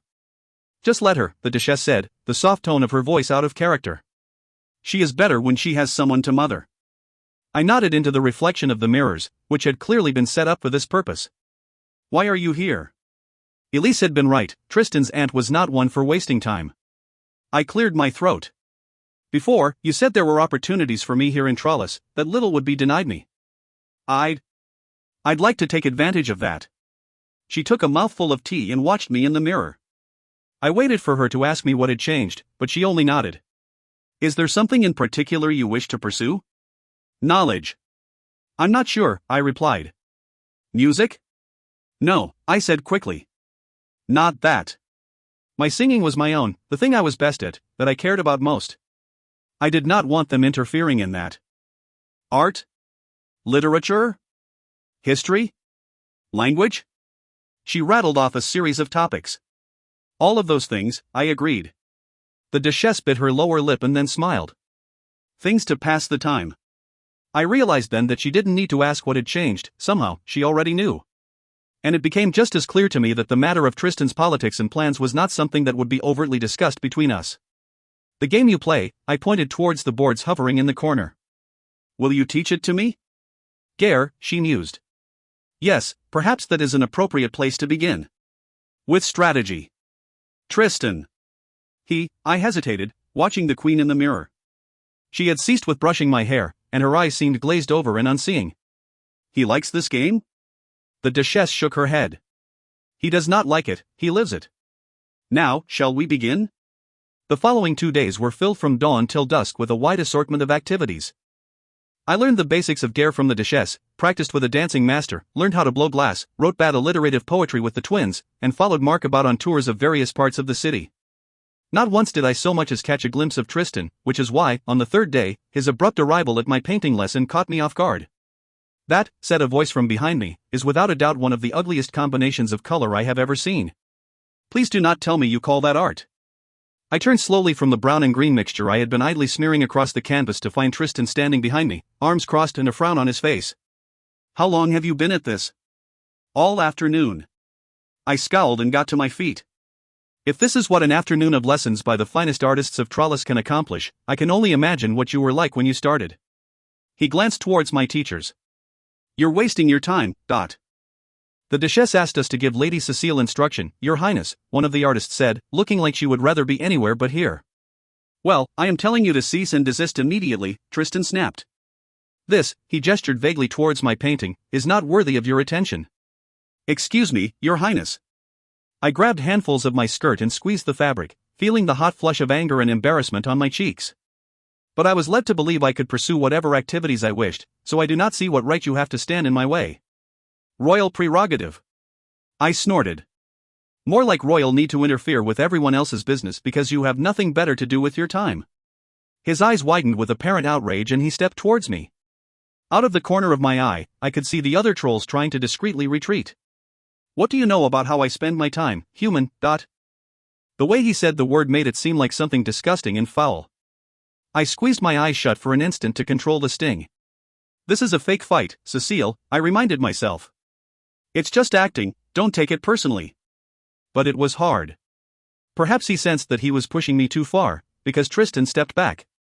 What is this bit of art supposed to be, anyway? He asked, gesturing at the smears of paint. I squared my shoulders. A representation of feelings through color. Oh? And what feelings, pray tell, does this represent? I lifted my chin and looked him straight in the eye. My feelings for you, dear husband. One of the trolls gasped and clapped a hand over her mouth, but I barely noticed over the sharp jab of shock in the back of my head. Good, I thought spitefully. If we were going to fake fight, he'd better get used to taking his fair share of the blows. Abruptly, Tristan began to laugh. I suppose, he said, after his fit of laughter subsided, that you aren't wasting your time after all. He gestured at the wide-eyed trolls hiding in the shadowed corners. Get back to it, then. He spun on his heel and left the studio without another word. Are you well, my lady? One of the trolls came forward, touching my arm. I realized that I was trembling then, my breath coming in little hiccupy gasps. Yes. No. I pressed a hand against my stomach and took several deep breaths. Please have my painting framed and delivered to me at the palace. Ignoring her slack-jawed look of horror, I hurried out of the studio, my guards following at my heels. The painting was waiting for me when I returned to my rooms late that evening after a rousing game of three-legged tennis with the twins. Sweaty and more than a little disheveled, I stood staring at the silk-wrapped package sitting on Tristan's desk, wondering if I had made a mistake by having it brought here. The door swung open, and Tristan strode into the room. As it shut behind him, the sound of the waterfall disappeared and a faint haze appeared, obscuring the walls from view. Hungry? Without waiting for my answer, he tossed an apple in my direction. I snagged it out of the air without thinking. Nice catch. Influence of your older brother? I nodded warily. What do you know about my brother? Tristan took a bite of the other apple he was holding, chewing and swallowing before answering. Frédéric de Troyes. 19 years old, brown hair and blue eyes. He is second lieutenant in that impostor you call a regent's standing army. He is rumored to be an excellent shot with a pistol. He is also known to have a particular fondness for strong drink and tavern wenches, the combination of which is likely to yield several illegitimate children, if it has not already. I set the apple down. How do you know all this? It was true, but it was not how I knew my brother. The Fred I knew was a boy who took his younger sister hunting and on week-long treks through the wilderness. Who never treated her like she was incapable just because she was a girl. To see my brother reduced to a womanizing drunk troubled me. Spies, Tristan replied. I sent dozens of them out to learn what they could about your life and family after your friend Luke delivered you to us. He isn't my friend, I said coldly, hating the idea of a bunch of strangers spying on my family. I suppose not, Tristan said, tossing his apple core onto a tray. A thought occurred to me. Are they still watching them? Your spies? He stiffened almost imperceptibly. I might not have noticed if it were not for the tension growing in my mind. Yes. And? It was hard to ask the question, because I knew whatever he said would hurt. Most of the town has given up hope you will ever be found alive, he said, gesturing for me to take a seat and waiting until I did before he settled across from me. They think you fell victim to a bear or mountain cat. But your father and brother continue to search, as does the innkeeper's daughter, Sabine. She refuses to hear any talk that you might be dead, has ridden out every day to look for you. But she's terrified of horses, I managed to choke out between my fingers. She never rides. Then I suppose that she chooses to do so now is a testament of her devotion to you, Tristan said quietly. It was too much, it was bad enough missing them as much as I did, but bearing the burden of their grief as well? I broke down into heavy gasping sobs, tears running down to soak my skirts until Tristan handed me a handkerchief. It was the only move he made. He offered no comfort or words, only assumed that strange preternatural stillness that reminded me of how different we were. I should not have told you, he said when my tears subsided. No, I said, hugging my arms around my body. Thank you for telling me. I want to know. Need to know. I paused, searching my mind for the words to convey what I was feeling. I looked at him in mute appeal. I know how you feel, he said, and then shook his head, rejecting the statement. I feel how you feel. His voice was raw. Having him admit it was oddly comforting. It's just that I hate knowing that they're suffering and there's nothing I can do about it, I said. If only I could send them word. You can't, Tristan said, eyes darkening. That is not a possibility. I know. I snapped at him. But that doesn't stop me from wishing there was some way to make them stop searching. To get on with their lives. Tristan's brow furrowed. There is one way, he said reluctantly. I could arrange for remains to be found. A sour taste filled my mouth. My remains. In a manner of speaking. Bones showing signs you were killed by an animal. We'd have to include some sort of token easily identified as yours. It will be devastating to them at first, of course, but it will give them closure. If that is what you want. But was that what I wanted? Did I want my family and friends to think I was dead? To bury some stranger's bones thinking it was me, when in truth I was living and breathing only a few leagues away? Or did I want them to keep hoping I was alive, just as I kept hoping I would one day be free of this place? Is it better that way? I whispered. Will they be happier? Tristan shook his head. That isn't my choice to make. Lifting my hair, I reluctantly unclasped the golden chain from around my neck. Here. This is my mother's necklace, I always wore it before. Everyone will recognize it. He silently took it from me. Don't tell me the details, I said. Just take care of it, Dot. As you wish, he replied, and I felt his pity as he slipped the necklace into his pocket. I took a deep breath and my gaze fell on the package on the desk. I have something for you, I said, glad to change the subject. A gift. One black eyebrow arched. You do? I gestured to the object in question, and, looking somewhat puzzled, Tristan pulled off the wrappings. Silence. I meant it as a joke, I explained. You know, haha. He nodded slowly. You did well today. Talk of our little argument has spread like wildfire through the city. Everyone is convinced we despise each other. You were very convincing, I said. He raised his head to look at me. As were you. I almost believed, he trailed off and then waved his hand, as though what he had been about to say was no matter. This really is dreadfully ugly. I know. I broke out into a grin.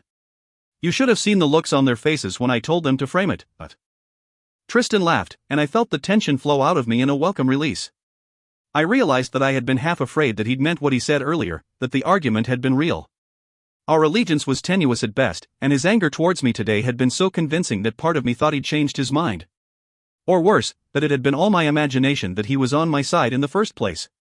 You should sign it, he said. Artists always put their mark on their work. As I set down his tear-stained handkerchief to pick up a pen and ink, I noticed the monogram on it. For reasons I could not explain, I scrawled Cécile de Montigny on the bottom of the painting. Tristan went still. I suppose that's true, he said, softly as though to himself. He straightened abruptly. But the Cécile you presented today would not make such a concession, would she? The ink rose off the painting, coalescing into a blob before dropping back into the pot. I suppose not, I muttered, letting my hair fall forward so he wouldn't be able to see the embarrassment written all over my face. Not that he wouldn't be able to feel it. Redipping the pen, I scrawled AC in the bottom corner. Better? He made a non-committal noise, and pulled something from his pocket. As it turns out, I have something for you as well. My mouth made a small O as he held up a necklace glittering with tiny diamonds, wrought to look like a cascade of snowflakes. It's beautiful. Try it on, he said. He took hold of my shoulders and turned me towards a mirror. I stood frozen as he brushed my hair aside, his expression fixed with concentration as he undid the clasp and fastened it around my neck. My senses seemed magnified, and I felt everything keenly, the brush of his wrist against my shoulder, the warmth of his breath on my hair, the faint scent of apples on his hands. When he was finished, he eyed our reflection. The Jewelers Guild had it made expressly for you, they sent it to you at dinner, but you weren't there. It was like ice water had been poured through my veins. Oh, I said. How kind of them. He frowned. You don't like it. It's cold. I moved, needing to put distance between us. I could sense his confusion and it made my own thoughts seem scattered. Everything here is beautiful, I said, my voice bordering on a shout. Everything. But it doesn't mean anything because I'm always alone. You're rarely alone, he replied warily. That's not what I mean. I pressed my hands to my temple as I struggled to articulate myself. Everyone around me is there because they've been told they have to be. By you, your father, your aunt. No one cares about me except for what they think I can do for them. And now, I clenched my teeth. Now, I'm about to send you off to ensure that the only people who do care about me think I'm dead. Soon I'll be nothing, no one to anyone. I see. His voice was toneless. Suddenly the necklace broke away from my neck. I watched helplessly as it rose up into the air and rent into countless pieces before dropping into a heap on the carpet. Why did you do that? I shouted. It was ill-considered. I dropped to my knees and touched the scattered bits of jewels and metal. You didn't consider it at all, I said bitterly. Someone else did. Tristan turned his back on me and I watched him grip the edge of the desk so hard the wood groaned in protest. I can't do this, he muttered. Do what? I asked. Silence. Victoria and Vincent, he finally said, not turning around. They are more than passing fond of you. And Mark, well, I didn't think there was anything that could breathe life back into him, but you seem to have managed. And given the amount of time you spend with all three, I can only assume the fondness is mutual. Avail yourself of them, and perhaps you will find the warmth you're lacking, thought. Before I could think of anything to say to that, he was gone, the door left swinging from the force of his departure. Chapter 16. Cécile. Cécile, I thought you said this would be fun. I glanced up from my contemplation of the swirling water of the river. I said no such thing, Vincent. You asked how we human folk went about catching fish and I said that I would show you. You said that it sounded like fun. That's true, Victoria declared, looking up from the worms she had lined up on a rock in an attempt to get them to race. Although I must say, Cécile, this technique of fish catching seems flawed, as we have caught none. What we have done is sit in a row for nearly an hour, listening to Mark's dreadful conversation and watching you stare pensively at the water. Sorry, I said. Fishing is better done at dawn and dusk. I squinted up at rock above. Although I'm not certain that matters as much here, but I find it rather relaxing, Mark said from where he lounged across a rock on my right. It would be the perfect activity if you two could stand to be quiet for more than a minute. I expect no more from you, Mark, Victoria replied. But Cécile is usually far more entertaining than this. She poked me in the ribs. What's wrong with you? Tristan and I quarreled at breakfast, I muttered. I'm afraid he put me in a poor mood. About what? Apparently I chew too loudly. That is a very annoying habit, Victoria said. So is this. She threw a handful of worms at me. I tried to dodge, but the wriggling mass landed square on my skirts.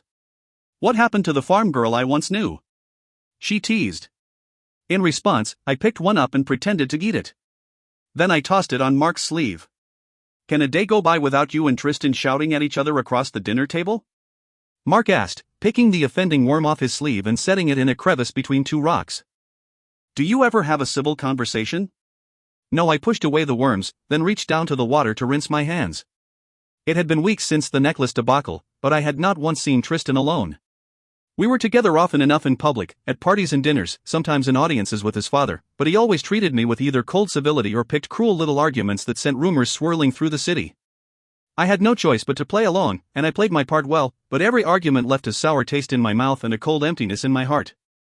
I slept alone in our rooms every night, although he kept up the pretense that he was making at least some attempt at fathering a child by ensuring he was seen stopping in at odd hours of the night.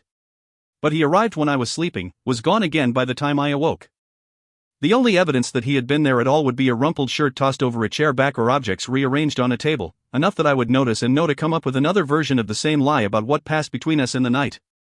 Mark knew me well enough now to know this wasn't a topic I cared to belabor, and he changed the subject. Did you fish much before? When I was younger, I said. My father used to take my brother and me, and my friend Sabine would come as well, not because of the fishing, but because she fancies my brother. Sometimes she and I would go, but instead of fishing, we would lie by the banks of the stream and tell stories to each other. And once I learned to read, I would sometimes bring books and read them to her.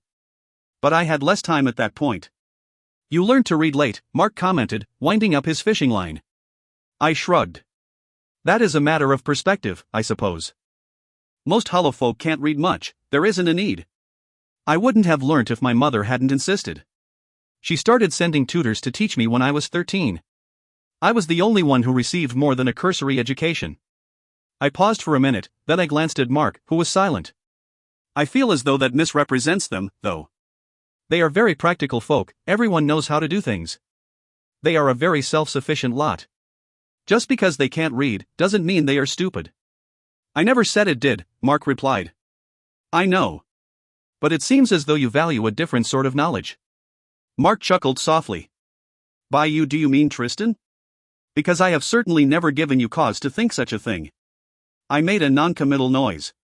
While we had been talking, Victoria and Vincent had decided to wade into the river and were attempting to catch fish with their bare hands. A smile slipped onto my face as I watched their antics. This city is too small for them, I said. I think they are stifled here. The world might be too small for them, Mark replied, and we both laughed as Victoria threw a fish at Vincent's head. He promptly grabbed her braid and dunked her under the water.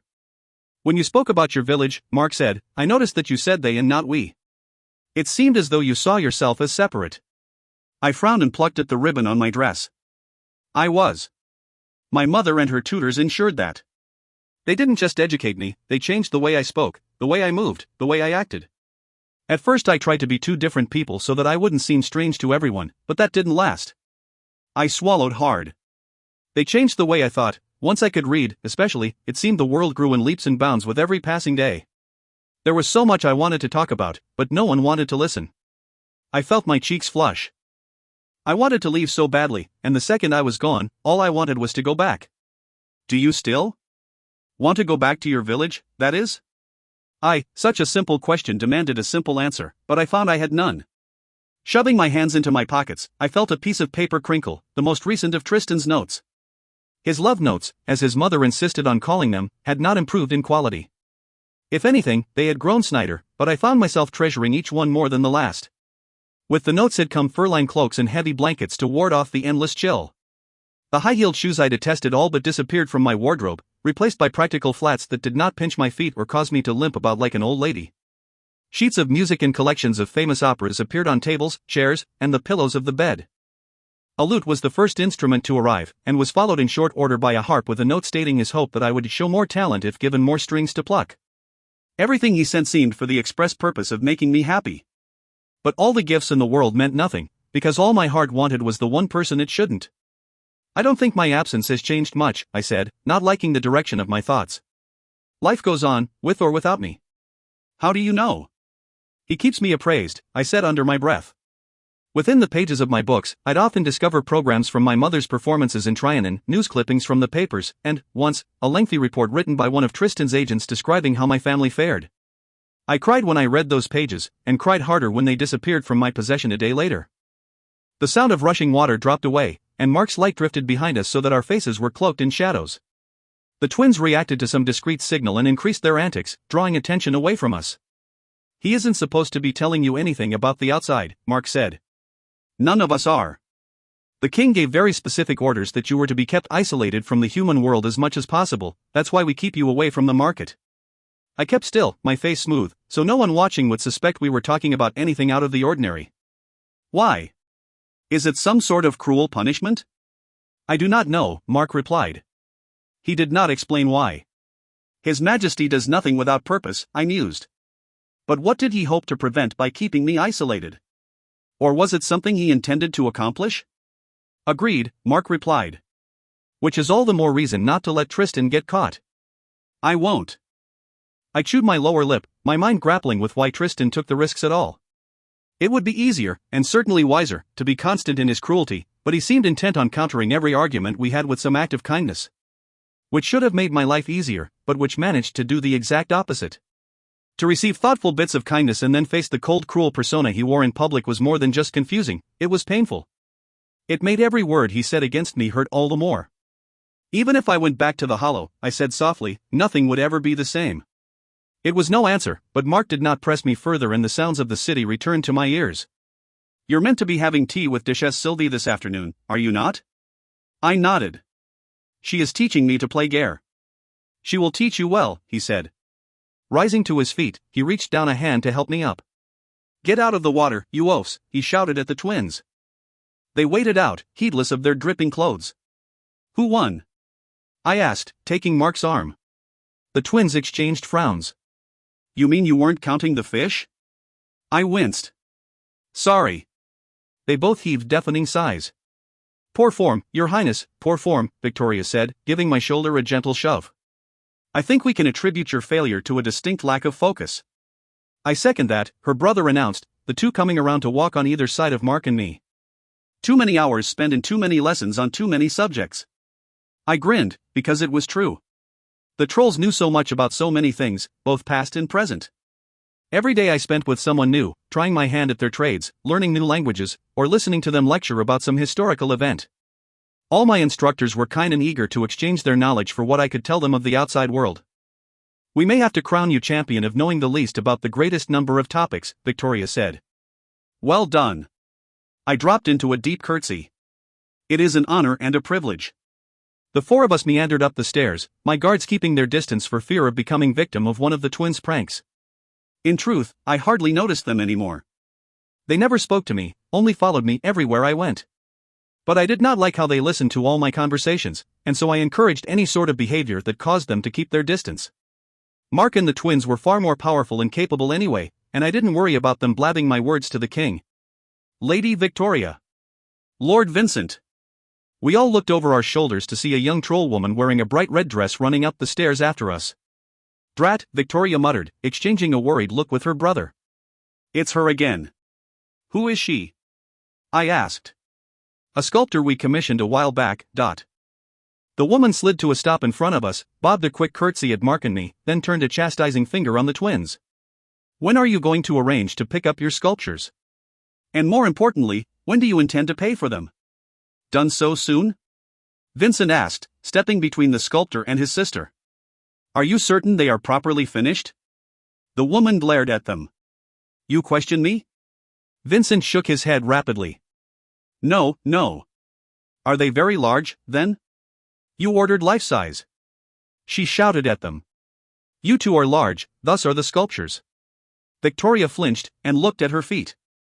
I had always thought she appreciated her size because of the advantages it gave her in fighting. But perhaps I was wrong. That is true, Vincent said glumly. I had thought it might take you longer to finish them. Lady Anais insisted the work be my first priority. The troll placed hands on her hips and scowled.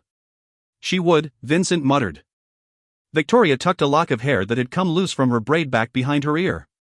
This might take a while, Mark whispered in my ear. Let's go. I was reluctant to leave my friends in the company of the sculptor, but Victoria gave a faint nod indicating I should leave. What was that all about? I asked, watching the exchange over my shoulder as I walked. They lost a bet to Anais, Mark said. So they had to order life-sized sculptures that were to be placed in front of their house for no less than 1 month. That isn't so bad, I said, raising an eyebrow. Nude sculptures, Mark added, his brows coming together in a frown. She was being cruel, she knows that Victoria is shy. I scowled. Why is she so blasted nasty all the time? Victoria is her friend.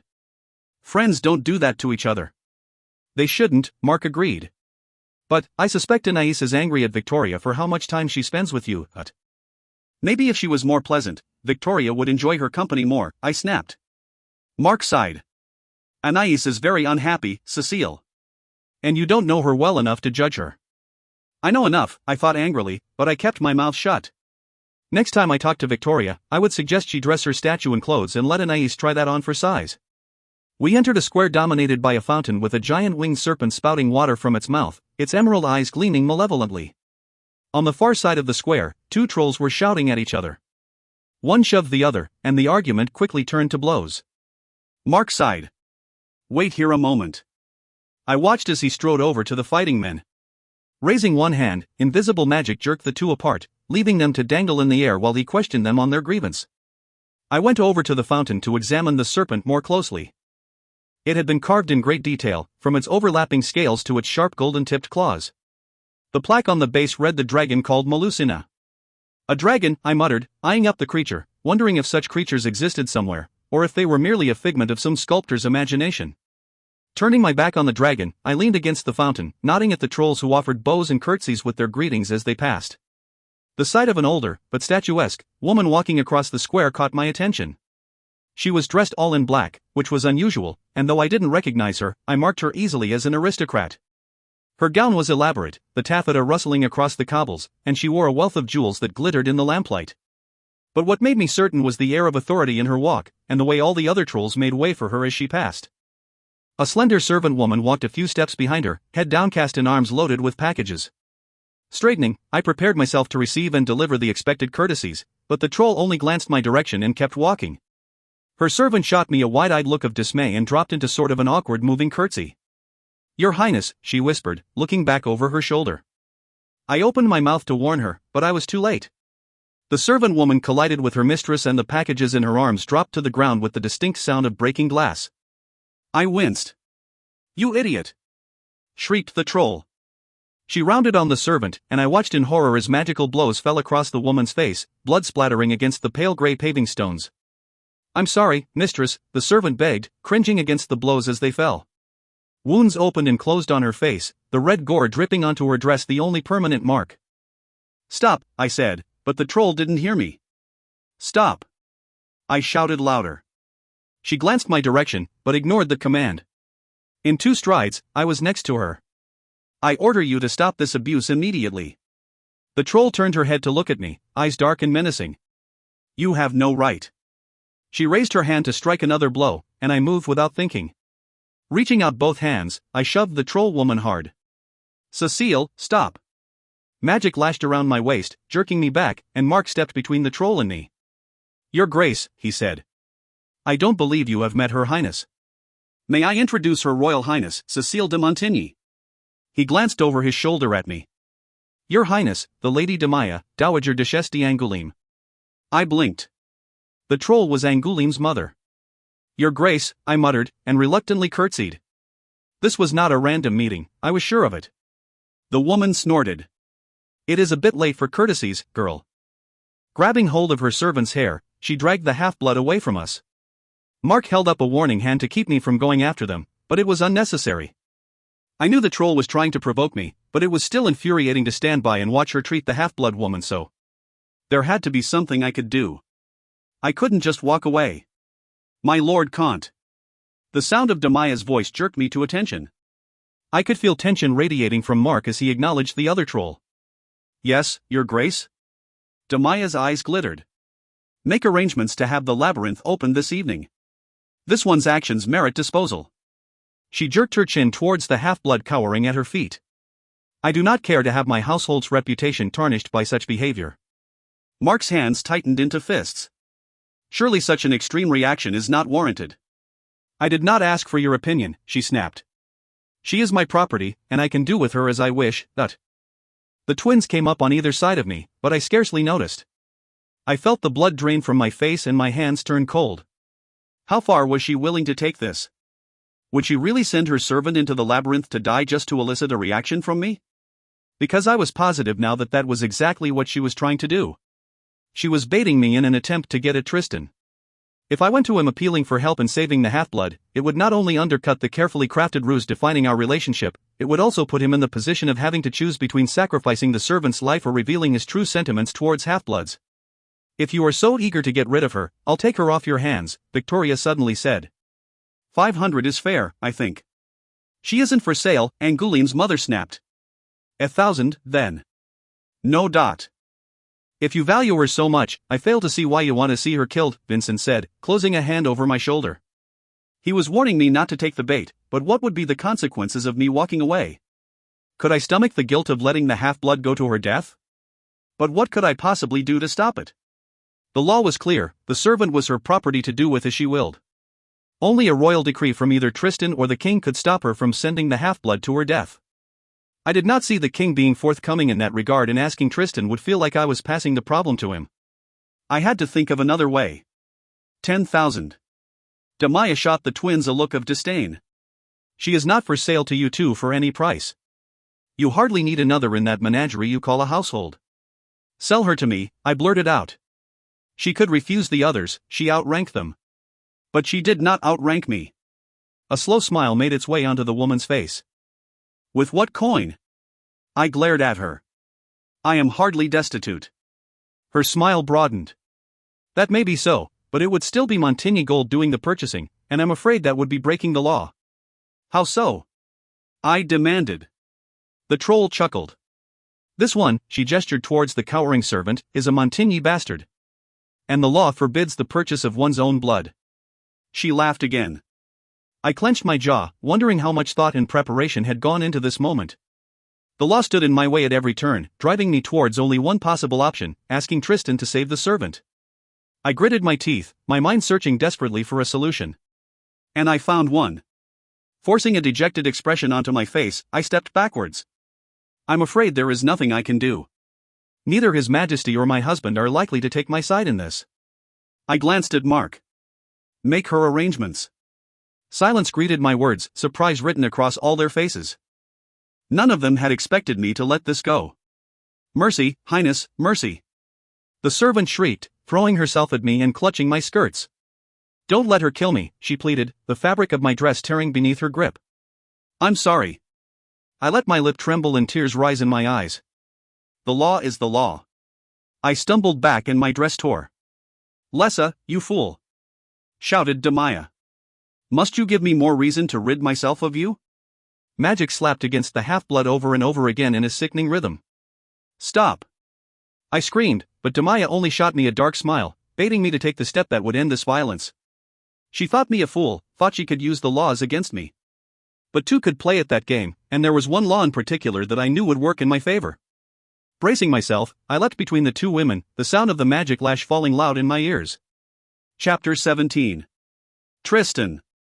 The sharp stab of pain made me jump in surprise, the motion noticeable enough that my father looked up from the reports the Miners' Guild had delivered that morning. What? He demanded, fixing me with a piercing stare. Cécile? I gave a slight nod, and rose to my feet. Judging from Cécile's mood, the injury did not seem grievous, but I wanted to go make sure. By your leave, I started to say, when the door swung in, interrupting me. Your Majesty. Your Highness. The troll bowed low, and I recognized him as one of my father's men. My father grunted and leaned forward on his desk, fingers interlocked in front of him. What has she done this time? The troll cleared his throat. The Lady Cécile is currently quarreling with Dowager Duchesse d'Angoulême, Your Grace. Rubbing one eye, my father glanced my direction. That's new. I thought she only quarreled with you. I shrugged. We are all wrong from time to time, father. Even you. Looking to the messenger, I asked, what was the nature of the argument, and importantly, who instigated it? It was regarding her Grace's abuse of a servant, my lord. And it is a matter of opinion as to who instigated the confrontation. My father leaned back in his chair. Explain. By the time the messenger finished his tale of the events with, and the Dowager Duchesse requested the Comte open the labyrinth so she could dispose of the servant, sweat was trickling down my spine. It was made all the worse by the knowledge that Cécile was coming in our direction. Which meant she intended to ask me to thwart the blasted old woman's plans to dispose of her servant, no doubt entirely unaware that she had been set up. And by falling for the ploy, had set me up. Cécile is coming this way, I said abruptly. There was no point in hiding the knowledge. My father shook his head wryly. If she intends to ask me to make an exception, she will be sorely disappointed. I don't make laws for the purposes of breaking them at the whim of a human girl. He turned in his chair to look at me. Unless, perhaps, you are feeling benevolent today. I kept my face still. I don't make a practice of countering your decrees unnecessarily. Picking up my glass of water, I stared into its depths and contemplated how best this situation might be resolved. Did you happen to notice, I said to the messenger, the identity of the servant in question? The messenger coughed uncomfortably and I instantly knew. It was Miss Lessa, he said, voice hoarse. The desk exploded away from my father, smashing against the far wall. He was on his feet in the blink of an eye. That bloody manipulative old hag. He shouted, the air growing hot and the pressure of the room building until my ears popped. Get out, I said to the messenger, and breaking courtesy, he turned and bolted. I remained still, watching my father storm around the room. Lessa, I thought. Her mother had been 3/4 troll, making Lessa almost a full-blood. And a powerful one at that. She was reckoned to be the strongest mixed blood alive in Trollis, and she was worth an absolute fortune on the markets. The Dowager Duchesse kept her more as a companion than as a servant. A certain element of prestige came from owning Montigny blood. This was a multi-angled scheme intended to get at not only me, via Cécile, but at my father. Angoulême was growing bold. What do you intend to do? I asked. My father didn't respond. His eyes were distant, deep in thought. If he protected Lessa, he would be seen as not only willing to circumvent our own laws, but as willing to do it for his own benefit. But if he didn't protect her, he would be allowing his rival to send one of our blood to her death, and we would be seen as weak. There were no good options. A knock sounded at the door. Come, my father snarled. Cécile entered, but to my surprise, she was not alone.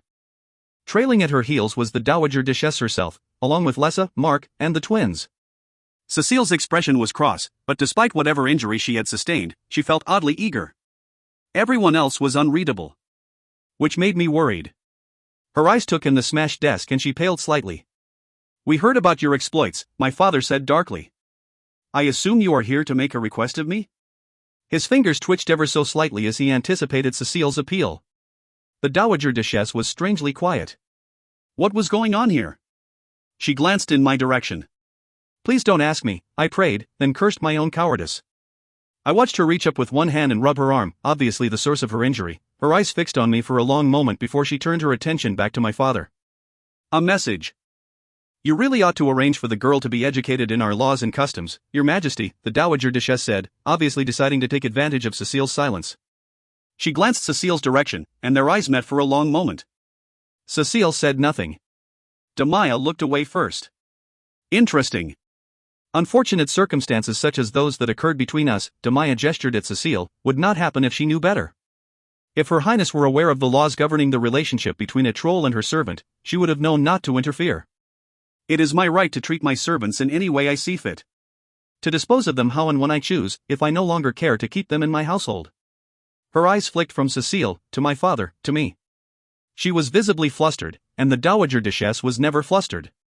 Cécile said nothing, only scuffed the toe of her shoe against the marble floor. Sweat broke out on Damaya's brow. The silly girl went so far as to try to purchase Lessa from me, which everyone knows is against the law because, she broke off as my father shifted his weight.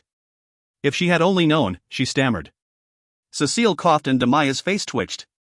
The law does not account for your refusal to sell Lessa to Lady Victoria. She lifted her chin, meeting my father's gaze. The Lady Damaya's assault against her servant was malicious and unjust, and an obvious abuse of the power granted her by Your Majesty's laws. My father cocked one eyebrow. I was rash, Damaya blurted out. Lessa did not deserve punishment, and I find that I have reconsidered my request that Lord Mark arrange for her disposal. She is a favored servant, and Her Highness's interference has prevented a loss I most undoubtedly would have regretted. Cécile inclined her head. I am glad to have been of assistance. Damaya's lips tightened with suppressed fury. Then we can consider the matter closed. I can't see why not, Damaya curtsied deeply. By your leave, Your Majesty? I cleared my throat. One question before you leave, Damaya. Rising from my chair, I walked towards Cécile, took her by the wrist, and pushed up her sleeve. Her forearm was marred with an angry red welt. Fury surged through me, and it was an effort to keep from showing it on my face. I don't suppose you would know anything about this. Your Grace? I asked. It was not intentional, she snapped. The fool of a girl got between Lessa and me. The blow was not intended for her.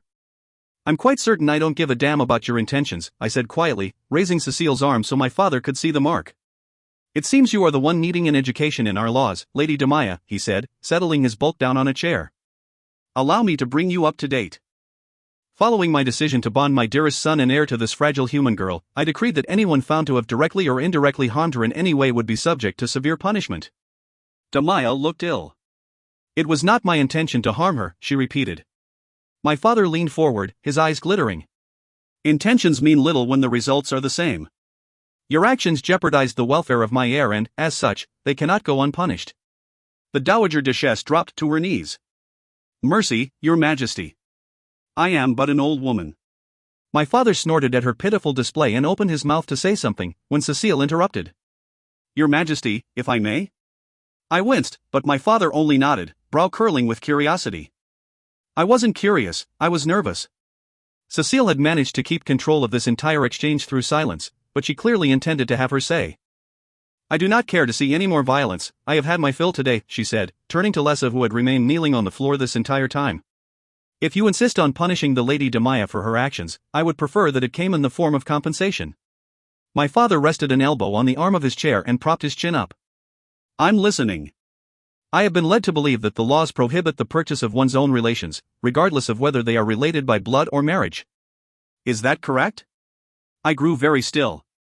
She was treading on dangerous territory. You are correct. Illegal to purchase, but what about to own? Say, if one received the individual as a gift? A faint smile rose on my father's lips. A loophole, I believe. Is that what you want then? Cécile nodded. My father rose to his feet. There you have it, Demaya. You will give us Lessa. He paused, tilting his head in thought. Or you will give us your head. Your choice. The Dowager Duchess made no attempt to hide her fury. She had gambled heavily and lost. To a human. I smiled inwardly. I'll have her papers delivered in the morning, she hissed, then stormed out of the room. Lessa straightened, turning to watch her former mistress leave. She did not, I noticed, look particularly pleased with this turn of events. Cécile may have thought she was doing her a favor, but Lessa seemed to think otherwise. My father flicked his fingers in Cécile's direction. You can go. She hurried out, Mark and the twins trailing after her. I started to follow them, but my father held up his hand. You stay. I waited silently as my father contemplated Lessa, but as to what he was thinking, I could not say. Sighing deeply, he raised a hand and a dark sphere encircled her, blocking off both sight and sound. I've always hated that manipulative old bat, he muttered. It was high time one of her plots turned back around to bite her on the ass. Although I didn't expect Cécile to be the one doing the biting. I made a non-committal sound. I hate that whole bloody family, he continued, pouring a glass of wine. Then why did you foster Roland with them? The words were out before I could think. A glass floated my direction and I snatched it out of the air, drinking deeply. You know why, he said. I didn't want your aunt whispering in his ear like she did to you. But why them? I persisted. Why a family that has been our enemy for centuries? Our most powerful enemy. Ah. He stared into the depths of his glass. It was because they are our enemies. He cleared his throat. I wanted the girl Anais for you, she had all the makings of a good queen, and uniting the two of you would have done much to reduce tension between the houses. Angoulême was of an accord, with the exception of one aspect of the contract, he would not allow her to be bonded. And I could not risk such a union, there would be too much chance that she'd stab you in your sleep. I nodded slowly. Those of that family did not bond, they considered it a weakness. Anaïs's mother had died mysteriously a few years ago, and there were whispers that her husband had murdered her. It was to his advantage, he had only 2 daughters, one of them now dead, and a new young wife gave him another chance at a son. Though in my opinion, anyone who married him was a fool. I gave them your brother to sweeten the pot, so to speak. The Duke agreed, and the contract was finalized. He drank deeply. Later, of course, we discovered that Anais and her sister were afflicted, and I broke off the engagement. She was unfit, something your cousin did a fine job of demonstrating when he made the mistake of bonding Penelope. I was glad Mark was gone, he did not consider Penelope a mistake. I did not know there was a contract, I said. I know, he said, regarding me with an unreadable expression. Despite what you might think, there are a great many things you do not yet know. I shrugged. Then enlighten me, why not take Roland back? It would be in your right.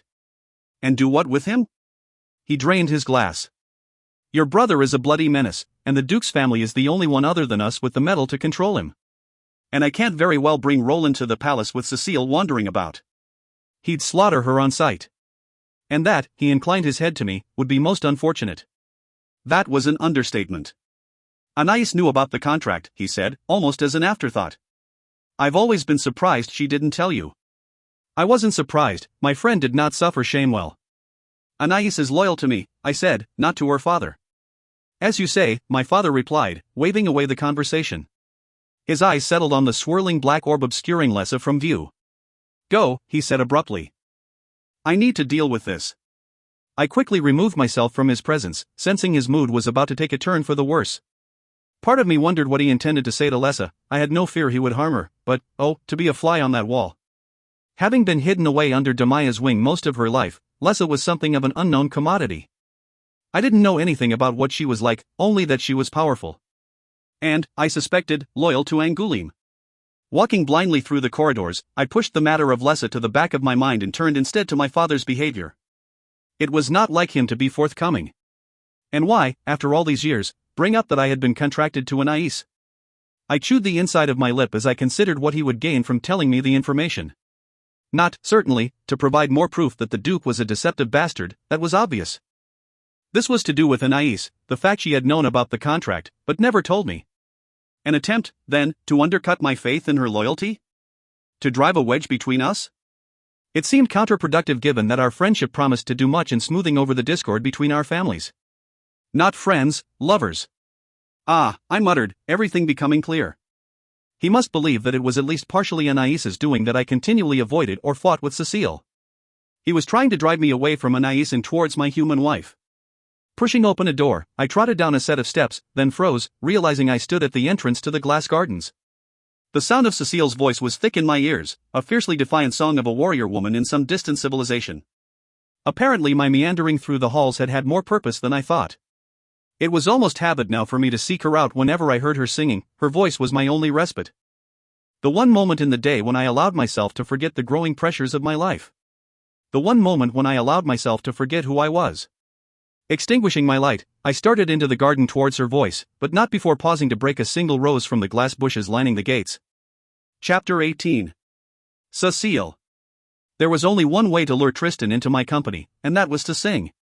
As often as I could, I would go out into the glass gardens and do battle with the thunder of the waterfall, my voice echoing through the cavernous hall of Trollis, knowing that no matter where Tristan was in the city or what he was doing, he would come to listen. He never said anything to me in those moments, always keeping his distance. Sometimes he stood on the edge of the gardens or sat on one of the many benches, staring at his feet. If I walked while I sang, he'd trail after me, careful to keep a glass hedgerow between us. I always pretended not to see him, even though I was keenly aware of his presence. And even more keenly aware of the gap between us that he would not breach. Today was no different. I sang. He listened. And when my voice grew too tired to carry on, he hesitated in the silence for only a heartbeat before departing. But today, I decided I could not leave it at that. Holding up skirts stained with Lessa's blood, I strode through the winding pathways, taking the steps into the palace two at a time. Servants bowed and curtsied as I passed, but I hardly noticed, my attention all for tracking Tristan's progress through the palace. He was heading towards our rooms, but I knew he wouldn't linger. He never did. It took every ounce of control I had not to run, running garnered attention, and I needed some time alone to speak with him. Our rooms were dark and empty when I finally reached them. But I sensed he was here. Holding up my light, I walked from room to room, searching. Then I noticed one of the doors to the courtyard was slightly ajar. Pushing it open, I stepped outside and shone my light down the stairs. In the center of the space stood a black piano, my light gleaming off its shiny surface. Closing the door behind me, I made my way down the stairs and over to the instrument. The wood felt strangely warm to my touch, but perhaps that was only because I spent my days surrounded by glass and stone. I pressed a finger against one key, and then another, listening to notes ring out. Then my eyes caught sight of a single glass rose resting against the music rack. Tentatively, I reached out to pick it up. At my touch, it blossomed with a warm pink glow. "Can you play?" I didn't answer, but instead sat on the bench and began a quiet little piece I knew by heart. When the last note trailed off into the darkness, I rose and walked over to where Tristan sat in the dark. The only light was the one dangling from my wrist, but it was enough for me to see fatigue written in the shadows of his face. "She set you up," he said. "But you knew that already, didn't you?" "Once I found who she was, I figured it out." Tristan tilted his head. "And if you had known from the beginning, what would you have done differently?" I chewed my lip as I thought. Even if I had known it was a ploy, would I have been able to walk away from a woman being whipped? The blood was real, and so was the pain. I would have done the same thing, I admitted. Which is probably pretty stupid. Tristan's mouth quirked. I found that bravery and wise judgment rarely go hand in hand. "What would you have done?" I asked. His smile faded. "I'd have walked away." "Oh." I shifted my weight from foot to foot. He rose, coming within an arm's length. His coat was unbuttoned, and he seemed far more disheveled than usual. "But I'd have wanted to do what you did," he said. "I suppose that makes you the brave one." "And you the smart one," I replied, raising an eyebrow. "I'm not so sure about that." He shoved his hands in his pockets. I've never seen Demaya squirm. Ever. You made her confess everything without saying hardly a word. It was a clever bit of work. Reckless, mind you, but clever. I think my father was impressed. Pulling his hands out of his pockets, he took hold of my hand and pushed back my sleeve. A ball of light blossomed, and he examined the growing bruises surrounding the welt. How fearless must you be to step in front of a blow, knowing you would have to live with the injury for days, weeks, even. That you could die? I remained quiet, sensing the question was not for me, but rather for Tristan himself. Carefully, he pulled down my sleeve and then adjusted my cloak so that it covered my shoulders more fully. Then he stepped back. I need to go. Where? I asked. It was past the dinner hour, and curfew would fall in another hour. Not that such things restricted him. Here and there, he replied, stopping at the base of the stairs. I like to walk. He would not tell me where, so I did not ask. What I did know was that Tristan paced the city throughout the days and into the nights, only resting when exhaustion pushed him to the brink of collapse. He walked, plagued by melancholy, anxiety, fear, and guilt. Except when I sang and he came to listen. I thought those were the only times he felt any peace. Tristan, I said quickly, before he had the chance to move. Who is Lessa? He exhaled softly and looked up at the blackness overhead. Lessa is my half-sister. My father had an affair with a servant when he was a little older than I am now. He hesitated. Do not trust her, she is loyal to Angoulême. I pressed a hand against my throat, shocked. But your father despises half-bloods. Tristan nodded slowly. Perhaps he did not then. Perhaps Lessa's mother was the exception. Perhaps he was drunk. Perhaps he shrugged one shoulder. It is an event cloaked in a great deal of mystery. He met my gaze. Resist the temptation to simplify my father's motivations. He is ruthless, but he is also complex and clever. One needs to be in order to rule this city for long. He inclined his head to me. Good night, Cécile. I sat and played at my piano for a long time after he left. For weeks, I had spent my days learning about a myriad of topics, but perhaps my attention had been misplaced. I was starting to realize just how complex Trollis's politics were, and how little I understood them. There were not two sides, there were countless. Not all the half-bloods were sympathizers looking to overthrow their oppressors. Nor were the full-bloods united against them, many were far more interested in their squabbles with each other. I had thought I knew whom I was fighting against, and whom I was fighting for, but now I wasn't so sure. What I did know was that I needed to rectify this lack of knowledge, and soon. For there was no peace in Trollis. Beneath the cultured and austere surface, there was a battle brewing, and it was my greatest fear that I had aligned myself with the losing side. This is a terrible idea, Zoe moaned. The worst, Elise agreed. If we get caught, we are Sluag fodder for certain. Nonsense, I said softly, pulling my hood further forward to ensure my face was concealed. We won't get caught, and even if we do, I'd hardly let them feed you to the Sluag. Because you'd be able to do anything to stop them? Zoe asked, looking at me sideways. I didn't answer, there wasn't any point in arguing about it now. They'd already sneaked me out of the palace and we were halfway to the dregs. It had taken days for the girls to set up this excursion, and another chance would not be forthcoming. We hurried through the side streets of the poorest area of Trollis, stopping in front of a home that blended in with all the other unadorned stone buildings. Zoe knocked firmly on the door, and after several long, nerve-wracking moments, it opened. Ah, there you are. I was starting to wonder if Her Highness had turned craven on us at the last moment. The half-blood man who had opened the door winked at me, but my attention focused on the jagged scar running across the empty socket where his left eye had been. Don't call her that, hissed Elise, pushing me through the threshold. Do you want us to get caught? Ain't no one in these parts that would turn on old tips, the man said, gesturing for me to start down the hallway. I glanced back at him, taking his measure. Behind the scar, and what seemed to be permanently embedded grime, was a young man. I'd eat my left shoe if he was more than 25. Old? I remarked. He grinned. For a minor, I'm practically a relic, milady. But you'll learn about that soon enough. The room we entered seemed to be a common eating area. It was filled with grey-clad half-bloods, mostly boys and girls around my own age. They all looked up when I entered, their expressions curious. You all know who she is, Tip said. So I won't bother with introductions. What is this place? I asked, looking around. It's a dormitory owned by the Miners' Guild, Zoe explained quietly. It houses 2 mining gangs. There are 15 half-bloods in each gang. 30 people live here? The house seemed barely large enough to contain the 15 miners in front of me. Day and night shifts, Tips explained around a mouthful of porridge. We only cross paths to and from work. What about your days off? I asked. The whole room erupted into laughter. Wiping porridge off his chin, Tips said, if you get a day off from mining, you're likely to spend it trying to outrun the sleweg in the labyrinth. I see, I said. Sure you do, Tips said. Now tell me, what's His Royal Highness thinking putting you up to this? He doesn't know I'm here, I said. He's sleeping. Which wasn't precisely true. I didn't know where he was or what he was doing. Tips's eyebrows rose. And you think when he wakes up to find you missing from his bed, he won't wonder where you got to? I refused to meet his gaze. That's not your concern. Oh ho! Tips cackled. That's how it is. Separate sleeping for the royal lovebirds. He has business to take care of, I snapped. And you should keep your nose out of other people's bedrooms. Perhaps the king should have found Tristan a boy songbird to fulfill the duchess's prophecy. One of the other miners said, and the room echoed with their laughter. I glowered at them. Just jokes. Tips gave me a companionable swat against the shoulder. Ain't nobody more loyal to Tristan than Tips's gang.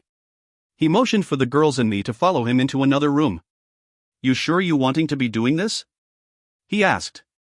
I wouldn't be here if I wasn't sure. Tips's remaining eye narrowed. I need you to be sure, 'cause once we're lowered into the mines, we're down there for 12 hours, no matter what happens. If one of us gets hurt, we tend to it down there.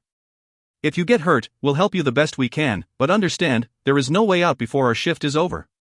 He waited to see if I would react before he continued.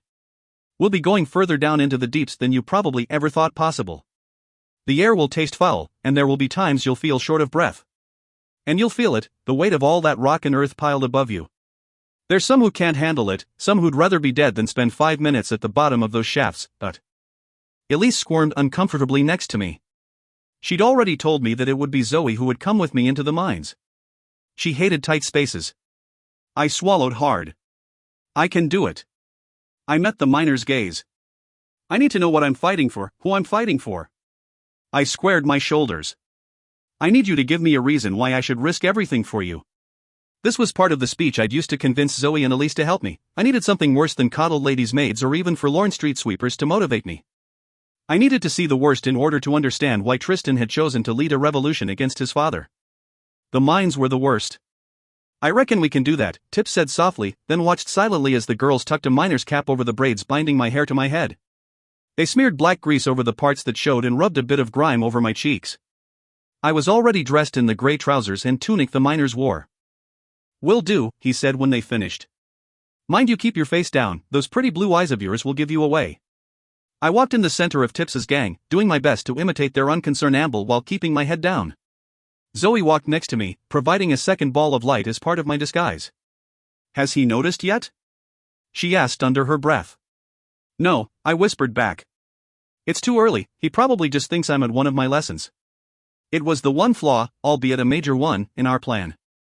Tips's gang shift ran from 7 in the evening until 7 in the morning. There was only another hour until curfew fell, and although I wasn't subject to punishment for breaking it, he would wonder what business kept me out of the palace. And that was only if he didn't notice that I was suddenly a league below Trollis. I had no doubt he would figure out what I was doing, the only question was whether he would interfere or not. The entrance to the mines was at the opposite end of the valley from the river road. It looked innocuous enough, a wide set of white stone steps leading underground. The groups of exhausted and filthy miners coming up the stairs and making their way into the city were all that marked it for what it was. All that changed the moment I took my first step down the stairs. A cacophony of sound assaulted my ears, the clanging of metal against metal, the dull roar of explosions, and the din of countless half-bloods crammed into a too small space. Dust filled my nostrils and it was a struggle to keep from coughing and choking. There's a barrier to keep the dust and sound from getting out, Zoe said into my ear. I noticed. Wiping my nose on my sleeve, I tried to look around while still keeping my head lowered. I could see several half-bloods arguing with a guild member, gesturing wildly, their expressions angry. What are they fighting about, Dot? Quotas, one of the gang members answered. Now keep quiet until we get out of sight of the guild. We took a corridor leading to the left and joined a long line of miners standing on the right-hand side. Every few minutes a gang of tired-looking dayshifters would pass us on the left, burdened with large crates of rock laced with yellow metal. Next, I heard someone shout. The line surged ahead. It wasn't long until I could see what we were lined up for. A large shaft girded with gleaming troll light lay in the center of a chamber. 2 uniformed guild members stood on either side of the shaft, looking bored. Another stood at the head of the line with sheaves of parchment in his hand. It was he who kept calling, "Next." I watched the shaft with nervous anticipation. A dull roar of wind rose out of it, and moments later, a platform loaded with miners and crates rose into view. The miners climbed off the platform, carrying their crates with a combination of magic and physical strength. The group at the front of the line grabbed empty crates from a pile against the wall and hopped on the platform. They dropped out of sight into the shaft. Next. There was only one group ahead of us. Tips abruptly appeared beside me. "Last chance to back out," he said into my ear. I shook my head. When Tips's gang rushed forward to grab their crates, I went with them and grabbed my own. They kept me in the middle of their pack as we ran over to the platform. The guild members paid only enough attention to note we were aboard before letting the platform drop. I gasped aloud, my stomach rising into my throat. Zoe grabbed my hand and smiled reassuringly as we hurtled downwards, rock and glowing girders flashing by on all sides. "Amazing," I shouted over the rushing air. It was like nothing I'd ever experienced before. My excitement only faded a bit when I looked up and realized the top of the shaft had faded from view. "Is this the only way in and out?" I shouted. "The only way, princess," Tips shouted back. We fell and fell, then the platform slowed and we ground to a halt. Picking up my crate, I followed the others, keeping my head down so the half-bloods waiting to go up wouldn't notice me. The air felt tight and close, so dusty it seemed like my lungs were choking on grit. I coughed softly as we walked through one of the narrow tunnels that branched away from the shaft, noticing with great relief that the tunnels were well lit by all the magic beams and girders that supported them. "You can relax now," Tips said. "Ain't no one but us down here. Guild only comes down when there's a problem." His words, I noticed, were not meant just for me. Everyone relaxed out of their postures of forced submissiveness. Where there had previously been slumped shoulders and lowered heads, I now saw straight backs and raised faces. I wondered if tension always ran high when they were around the guild or if it was only a function of my presence, hidden in their midst.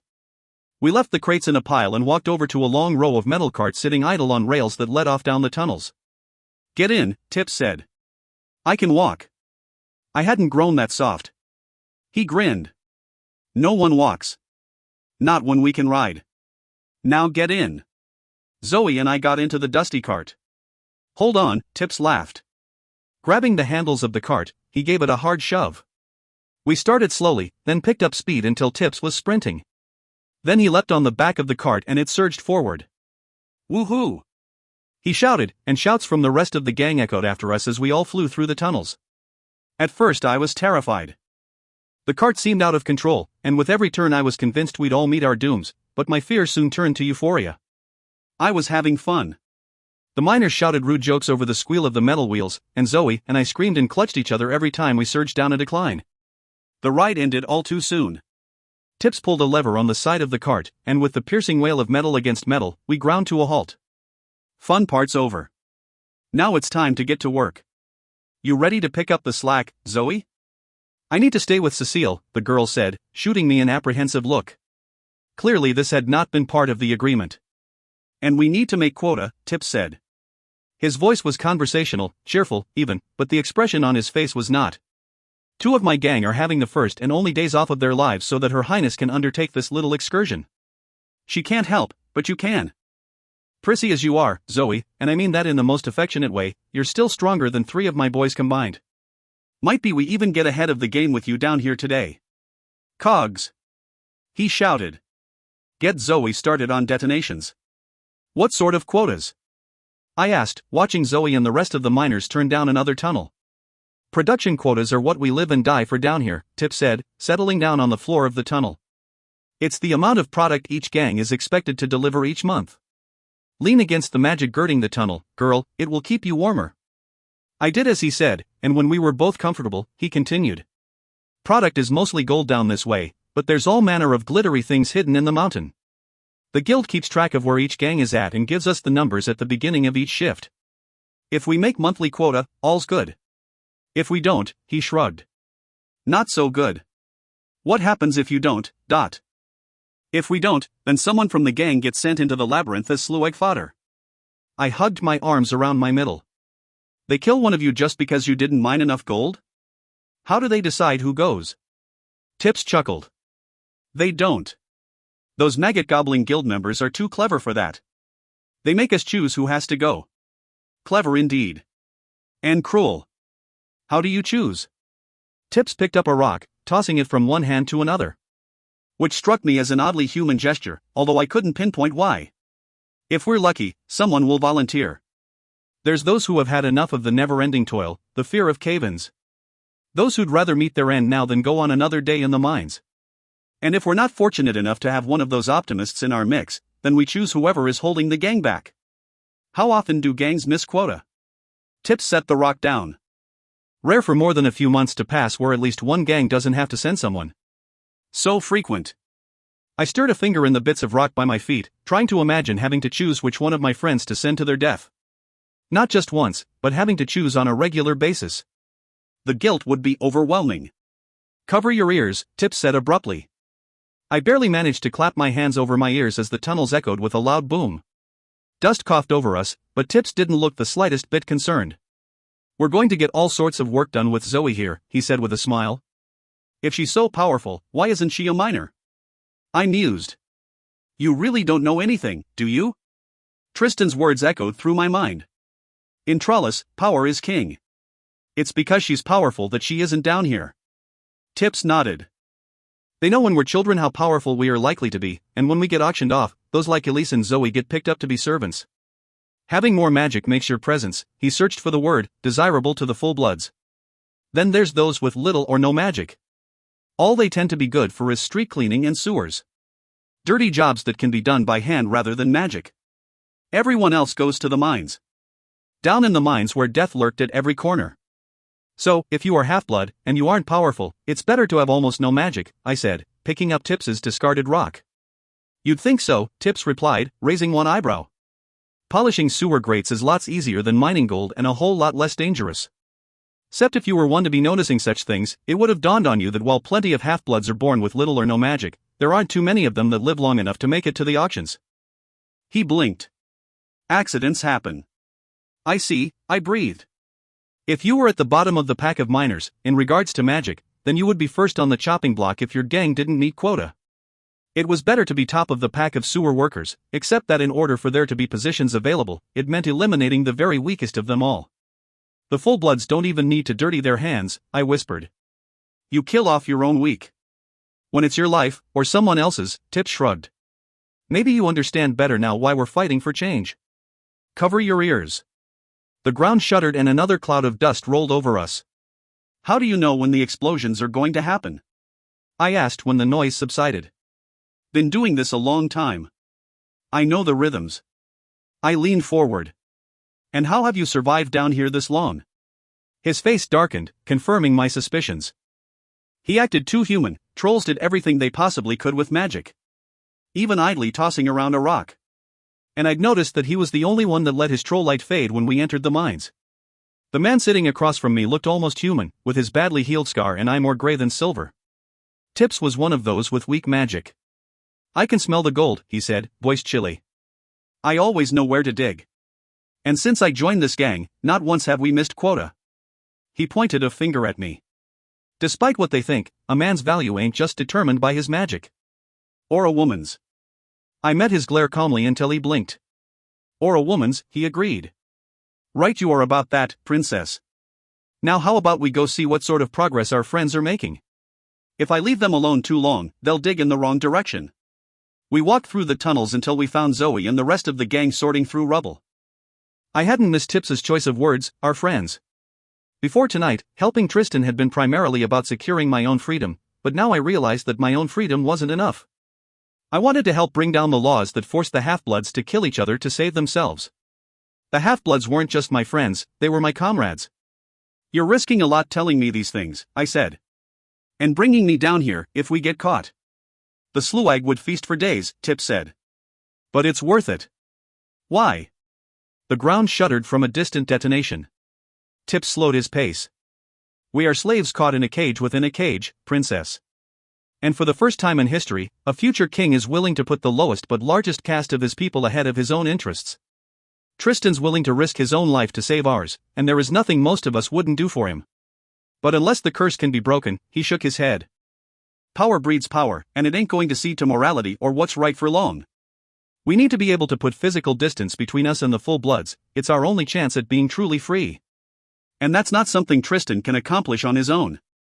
It's human magic that binds us, and it will be a human that sets us free. And we don't need a stinking prophesy to tell us that. He stopped and inclined his head to me. We need your help. Put that way, the request was daunting. I'll do what I can, I said. I know, Tips replied. Now cover your ears. Hours later, Zoe came over to where I was sorting through bits of rock. Has he noticed? She asked, wiping sweat off her brow and leaving a streak of grime. She'd been working tirelessly the entire time. I sat back on my haunches, closed my eyes, and focused on Tristan. He was awake, but he wasn't coming any closer. I think he knows what I'm doing, I said. But I think he's decided not to interfere. I tried to smother a yawn. He knows I'm all right. We'll start loading up soon, Tips called over. It's a long walk back to the lift, and we've got a big haul today. The gang all cheered, clapping each other on the back, but they were cut short by the roar of falling rock. I'd heard the sound on and off all night, both from Zoe's efforts and from those of other gangs working nearby, but this sounded much larger. And it was coming from behind us. What was that? Zoe asked, her eyes wide. I suppose we'll find out soon enough, Tips replied, but I caught the warning glance he gave to the other miners. Load the trolleys, it's time we got moving. Walking back took hours and, within the first hour, all I wanted to do was lie down and sleep. And I wasn't even carrying anything. Through a combination of physical strength and magic, Zoe and the other miners pushed the rock-filled trolleys back through the tunnels. With the exception of a few muttered oaths, the only sounds they made were grunts of effort and panting breaths.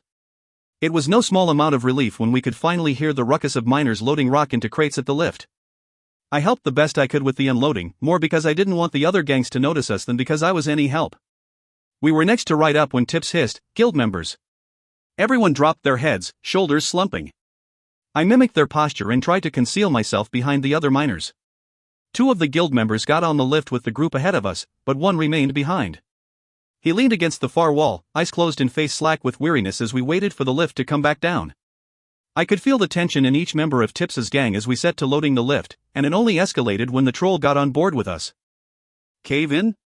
Tips asked as the lift began to rise, moving much more slowly than when it had brought us down. Yes, the troll replied. Finn's gang was working the south tunnel and brought the whole thing down. The one we'd closed over concerns about stability, he added pointedly. Survivors? None. The troll scrubbed a hand through his hair, making it stand on end. No idea what the blasted fools were doing down that way. Heard they were looking short on quota, Tips replied, tone neutral. That tunnel was known to be rich pickings. The guild members straightened and glared at Tips. And now Finn and all his gang are dead because they couldn't accept the loss of one. Easy for you to say, Tips muttered. All murmurs of conversation ceased. It was fair to say none of us even breathed as we watched to see what would happen. The troll's uniform rustled as he straightened his shoulders, then in a flash, he shoved Tips hard against a stack of crates and the whole platform rocked. Easy for me to say? I just spent the past 4 hours digging up 50 yards worth of tunnel to find only blood and unrecognizable raw meat. The two of them were practically on top of me. I tried to squeeze away, but there was no room. The troll had Tips by the shoulders, but he didn't seem to be hurting him. I felt the tremble of his arm where it rested against me and realized that the guild member was genuinely upset about the death of the miners. Half you miserable lot don't have the power to keep the dust off your heads and you insist on going into tunnels a bloody Montigny would avoid. And when the rocks come down, I have to dig you out. So don't, Tips said. It's not as though you care whether we live or die. Several of the gang members groaned in dismay, but Tips showed no sign of backing down. Just be careful you don't kill us all, or you lot might find yourselves having to do an honest day's work. Stupid half-breed. The troll punched him in the face and I winced at the sound of cracking bone. Every time those tunnels cave, I will dig out your miserable hide, even if there isn't enough left to fill a bucket. That's a promise. My skin prickled with the charge of magic, and several of the miners gasped aloud in surprise at a troll uttering those binding words. As I tried to struggle away from the two, the troll looked up and our eyes met. His widened in shock. My chest rose and fell in short little jerks as I waited for him to react to my presence. I was caught. He was sure to turn me in and I couldn't even begin to think of an explanation for what I was doing down here. He opened his mouth to speak, and I held my breath. They aren't my laws, he said, his voice rough with emotion. But I have to live by them too. My head jerked up and down in understanding. The half-bloods were not the only malcontents in Trollis. I wondered how many more full-bloods were secret sympathizers and whether Tristan knew about them. Or whether they knew about him? The lift lurched to a halt, and the guild member clambered off tips and hurried through the crowd. Stunned, the gang and I set to unloading our crates and taking the gold down to where it would be sorted. All I could do was pray that the guild member wouldn't tell anyone he'd seen me in the mines, because if he did, I would have some serious explaining to do. Chapter 19. Cécile. For days after my visit to the mines I laid low, afraid that the miners' guild member would reveal my little excursion and that word would get back to the king. Before sneaking out of the palace to go to the mines, I hadn't been too concerned about getting caught, because how bad could the ramifications be? Just more guards, or better ones at any rate. Sneaking me in and out of the palace had been surprisingly easy. Restrictions on my freedom? That was certainly possible, but not the end of the world. But now that I'd had time to think about it and stew in a pot of worry, I realized that while getting caught might not hurt me, it would hurt those with whom I'd gotten involved. Tristan had explained the half-blood situation, but I hadn't really understood until I'd spent a night in their shoes. It was Tips and his gang who had made me feel just how little those in power valued the lives of the half-bloods, and how one small transgression could cost them their lives that were already at risk every time they stepped into the mines. I realized how much they were risking by even considering a rebellion, and what failure would cost them. And knowing what I did now, being able to close my eyes and remember faces and names, it made me willing to risk my own life to help them. But to help, I needed to know more. I had only seen the library from the outside. In fact, I had never been inside a library before, and nothing could have prepared me for the magnitude of the place. Rows and rows of shelves stretched through the building, some so tall that their tops were obscured by darkness. I would have been at a loss about where to begin, but fortunately, the library was not empty. Leaving my guards at the front, Elise and I walked towards the telltale glow of troll light until I came upon a man bent over a large book, quill in hand. He leapt up at our approach, and I noticed he had an ink stain smeared across the bridge of his nose. My lady. He bowed awkwardly and pushed his thick spectacles back up his nose. They promptly slipped back down again. Are you a librarian, sir? I asked politely. Fourth librarian, if it please you, my lady. I didn't overly care if he was fourth or 40th, so long as he could help me find what I needed. I am hoping you can help me with some, I glanced at Elise, who was examining the titles on one of the shelves, research. On what subject, my lady? I took the librarian's arm and led him deeper into the stacks. Elise seemed content to stay where she was, which was fine with me. I didn't want to involve her unnecessarily. Is there anything written on the Duchesse Sylvie's prophecy? His eyes widened. No, my lady. She would not consent to being questioned about the details.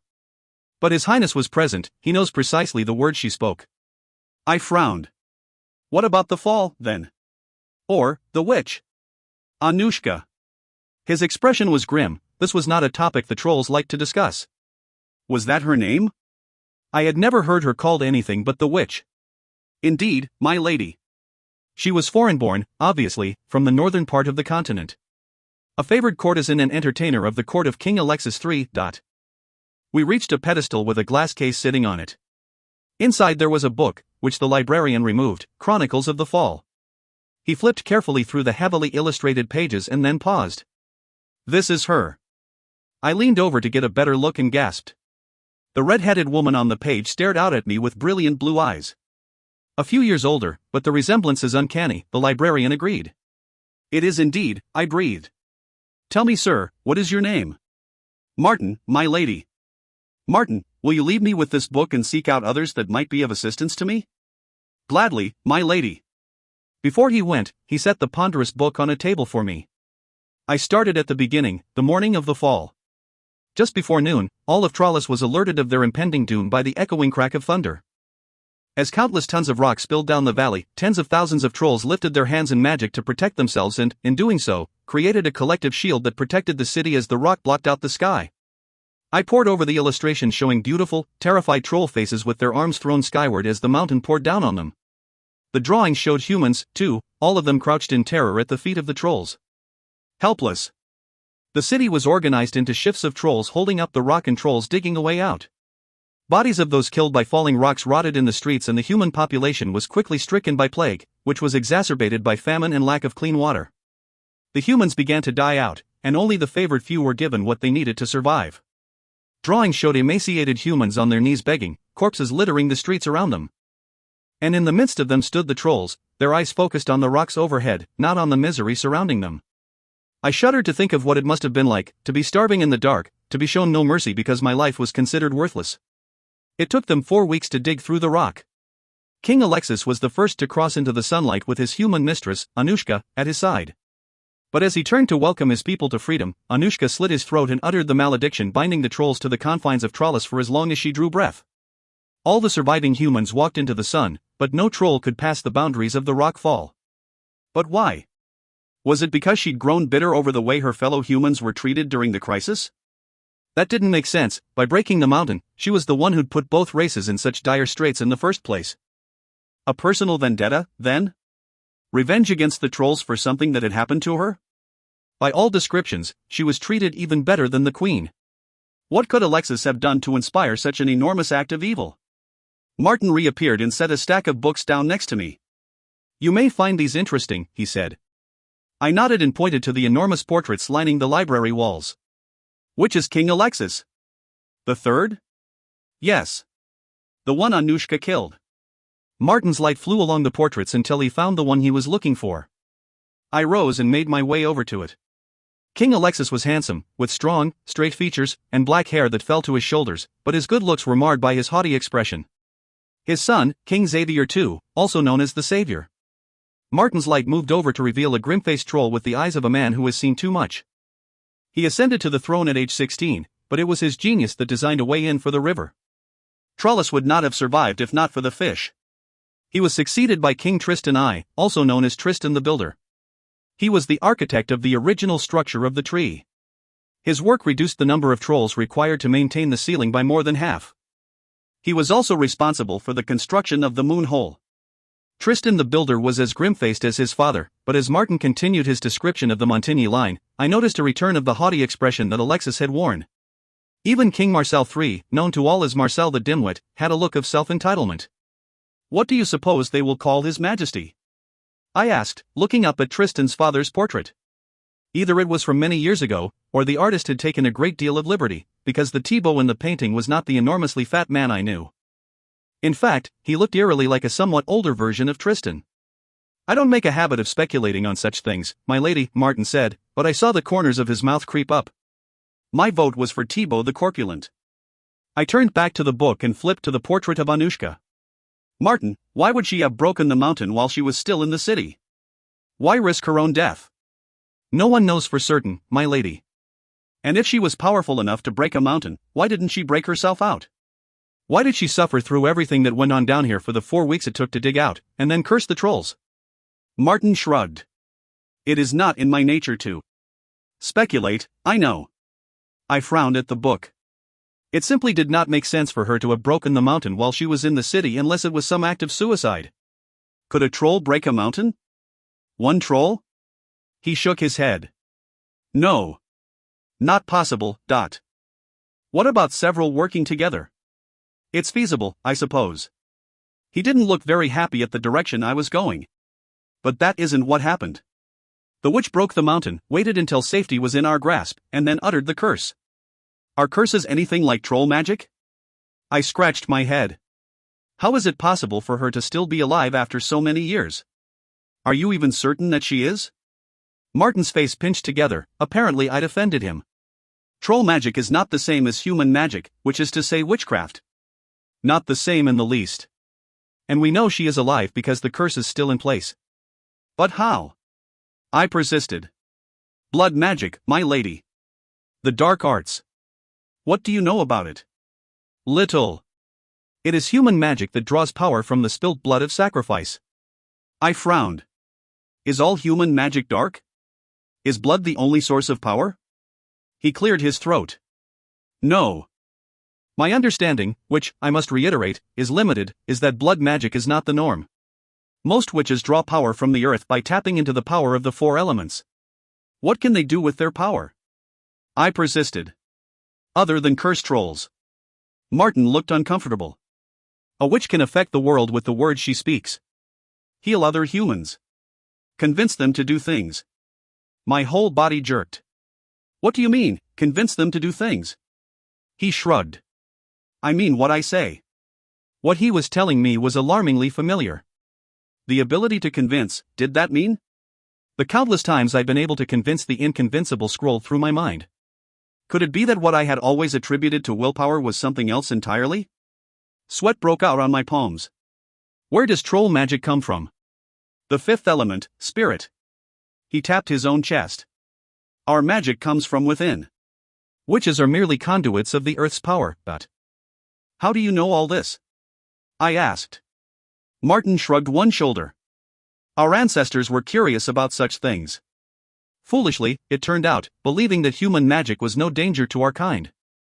They kept records of what they learned, and we also have documents written by witches themselves. He tapped the spine of one of the books he'd brought me. This is a witch's grimoire. It was found in Anushka's rooms after she fled Trollis. Tentatively, I reached out and plucked the book from the pile, half afraid the thing would burst into flames at my touch. It was in surprisingly good condition considering it was over 5 centuries old. I touched the runes engraved on the cover, which was made of a strange sort of leather that I'd never seen before. Human skin, Martin said helpfully. I dropped the book.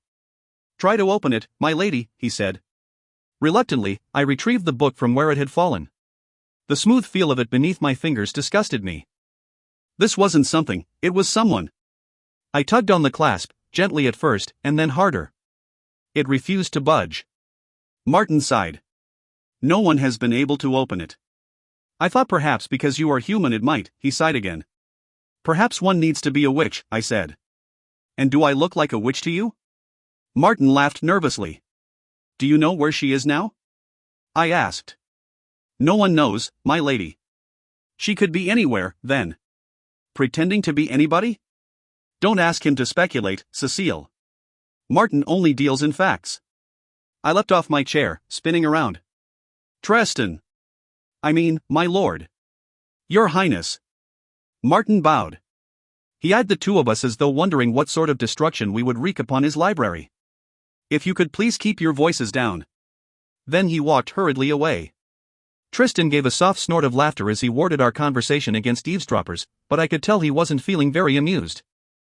I suppose I should consider this an improvement over the mines. I eyed him nervously, wondering if this would be the moment of reckoning. It was something I thought I needed to do. Thank you for not interfering. He cocked one of his eyebrows. Once I realized where you'd gone, there wasn't much I could do without making a scene and raising more questions than I've a mind to be answering. It was reckless of you, though. And dangerous. I have noticed that there is a certain pattern to your behavior, and it makes me nervous. I didn't get caught, I said. At least, not really. His jaw tightened. A guild member saw me, I admitted. But I think he was a sympathizer. Tristan went very still. Tell me what happened. I explained, and when I finished, he nodded thoughtfully. I don't think we need to worry about him. I don't either, I said. Do you know who he is? Yes. I had hoped he would elaborate, but as usual, he was unwilling to divulge any more information than necessary. Silence hung between us, but I felt his anxiety mount. Though he knew we were allies, he did not trust me. Not completely. Not in the way I found myself trusting him. Why are you in the library, Cécile? I stepped away from him and back to my table full of books. I cleared my throat. I was brought to Trollis for one reason, Tristan, and that was to fulfill the prophecy that came from your aunt's foretelling. I'm not sure anyone actually believes you will, Tristan started to say, but I interrupted him. Oh, they believe, I said softly, thinking of the faces of the half-bloods in the mine. Not everyone is as pessimistic as you. I rested my elbows on the table and stared at the grimoire. Clearly it wasn't the two of us being bonded under moonlight. It must be something we need to do. What exactly did your aunt say? He stared at me, his reluctance palpable. I've a right to know, don't you think? Fine. It was in verse. They always are, but don't ask me why, because I don't know. I shrugged. I like poems. Eyes of blue and hair of fire. Are the keys to your desire. Angel's voice and will of steel. Shall force the dark witch to kneel. Death to bind and bind to break. Sun and moon for all our sake. Prince of night, daughter of day. Bound as one the witch they'll slay. Same hour they their first breath drew. On her last, the witch will rue. Join the two named in this verse. And see the end of the curse. He recited the words quickly. It isn't very good, as far as poems go. But it is clear. Clear on the surface, maybe, but binding the two of us obviously wasn't all it would take. Tristan settled down in the chair across from me, nibbling on a fingernail. Any ideas? He seemed oddly nervous given that we sat alone in a library. I brooded on it for a moment, not liking the only idea that came to mind. I think we need to track her down and kill her. Tristan rubbed his hands across his eyes. Do you think we haven't tried? I don't know what you have or haven't done, I snapped, annoyed that he was fighting me on this. No one has bothered to tell me. Then let me tell you now. For years after the fall, humanity avoided Trolls like the plague, which wasn't surprising given the way they'd been treated. But eventually, greed drove them back. Gold? I asked. Always the gold. Trolls had plenty of wealth, but no food. When the first men found their way back in, do you think that is what Xavier asked them for? No. First, he sent them after her. Wealth beyond their wildest dreams if they could produce the corpse of the witch. Countless women resembling her were slaughtered, but never the right one. His people were dying of starvation, but his entire focus was on hunting her down. Only when his own larders grew lean did he turn his resources to establishing trade for food. And they called him the savior for it. If there was ever a chance of finding her, it was then. Her face was well known. But the humans were not unhappy with the results of what she had done. He tapped the book in front of me. This doesn't tell the whole story, not even half of it. There are things we did that no king would allow to be written, because that would mean they could never be forgotten. Such as feeding humans the flesh of their own dead while troll aristocracy feasted in their palaces. Sending humans like rats into the labyrinth with promises of riches if they found a way out. Slaughtering human babies and using their mothers like milk cows for troll infants. And once the humans had all fled, doing the same to half-blood women. I held up a hand to make him stop, his words making me feel breathless and unwell. What he was telling me was shocking, but looking at the expressions of the kings above us, I could well imagine them giving the orders. But human memories are short, it seems, Tristan continued. They soon forgot the atrocities of Trolls, or perhaps their greed overwhelmed their fear. They agreed to continue the hunt for the promise of gold. When it became clear she would not be found through her physical description, the hunt turned on women who followed her practices. The witch trials. He had my attention now. The trials happened once a generation, at least. I'd been 10 the last time a mob of men swept through the hollow looking for women who were uncannily skilled with herbs or predicting the weather. Calling them trials wasn't even the truth, because anyone the mob accused was burned to death. Tristan nodded. Hundreds of years and thousands of women slaughtered, and for what? We're still trapped like rats in this hole. She's still alive and no doubt has a good daily chuckle about our worsening predicament. And my father continues to send men out hunting for her, when he knows that it's useless. It is like trying to thread a needle with a battering ram. It's a waste of time. It isn't a waste of time, I argued. Your aunt told me the prophecies always come true. The anxiety in him rose to a fevered pitch. I want you to drop this, Cécile. I don't want you to spend another second thinking about it. What is wrong with you? I demanded. Leave it, he shouted, jumping to his feet. Do not pursue this any further. I realized then that he had duped me. It isn't that you don't think the curse can be broken, I said, snatching hold of his arm. It's that you don't want it broken at all. Not even once you are king. Not ever. And if you had any sense, you'd be thankful for it. He jerked away from me hard enough that I almost fell off the chair. Perhaps I would be if you'd give me half the chance, I said, rubbing my strained fingers. But it's difficult given you seem intent on deceiving me. Why not try the truth for once? If you're even capable of it, . He flinched and was quiet for a moment before speaking. Cécile, consider this, my ancestors did not just rule Trolls, they ruled all of the Isle of Light and much of the western half of the continent. Do you honestly believe if we are set free that my people will settle for anything less? I don't think what happened in the past dictates what will happen in the future, I said. It doesn't have to be that way. I don't agree, Tristan said coldly. And I think if you knew more about what you speak, you would be singing a different tune. He gestured at the table and 3 books toppled sideways off my stack, revealing a huge tome underneath. Some light reading on our prior conquests. Then he turned and walked out. Reluctantly, I opened the book and shone my light stick on the page so I could read. Before long, I wished I hadn't. For the centuries prior to the fall, the trolls had been a conquering force like no other in the world. They had ruled lands that reached far beyond the shores of the isle. Foreign nations had either bent a knee and paid tribute in slaves and goods, or their people were slaughtered. A lone troll had the power to wipe out hundreds of men, and the troll kings had armies in the thousands. The artists illustrated the history in graphic detail. My stomach turned at the sight of it.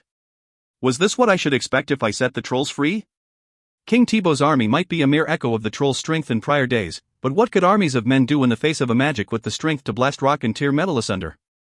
The regent of Trianon would not willingly give up power. He would ride against the trolls and learn his lesson the hard way. And I did not see Thibaut showing any mercy against an enemy army that included my very own brother. I swallowed hard at the images running through my head. But what about after Tristan was king? Then it would be within his power to ensure peace. He wasn't like his father or like those other kings. And what's more, with only a few exceptions, the trolls I knew were not evil marauders intent on domination. The half-bloods were fighting against oppression, and I knew there were full-bloods who were like-minded. The past did not have to repeat itself. Rising, I smoothed out the wrinkles in my skirt, and the grimoire caught my attention. I stared at it, thinking. For all the troll's magic and strength, it had been a human who broke the mountain and trapped Trollis for eternity, or at least near enough to it. Humans had magic too, at least some of us. I'd be a fool to not learn what I could about it. I picked up the book, hating the feel of the strange leather cover. What answers do you hold? I whispered, examining the strange lettering on the cover. Probably the language of the north, where the witch had come from. It was all gibberish to me. I examined the clasp again, but there was no catch or release trigger that I could see. I tugged on it, but the clasp wouldn't budge. Stones and sky. I swore. Open. I pulled hard and my hand slipped, the catch slicing painfully across my finger. Click. The book fell out of my hands and landed with a thud on the table, pages open. I quickly looked over my shoulder to ensure I was alone, then shone my light on the pages. The language looked the same as that on the cover, written in a tiny but neat hand. The open pages were thick with words and little drawings, but I understood none of it. Tentatively, I reached down to flip the page.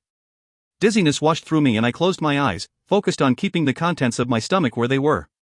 When I opened them again, I gasped aloud. The words were as clear to me as if they were my native tongue.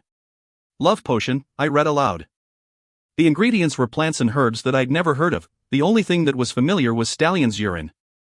3 drops of the potion were to be served in red wine to the man in question, and it would be at its most potent at the stroke of midnight. Yuck. I flipped to the previous page, infliction of boils.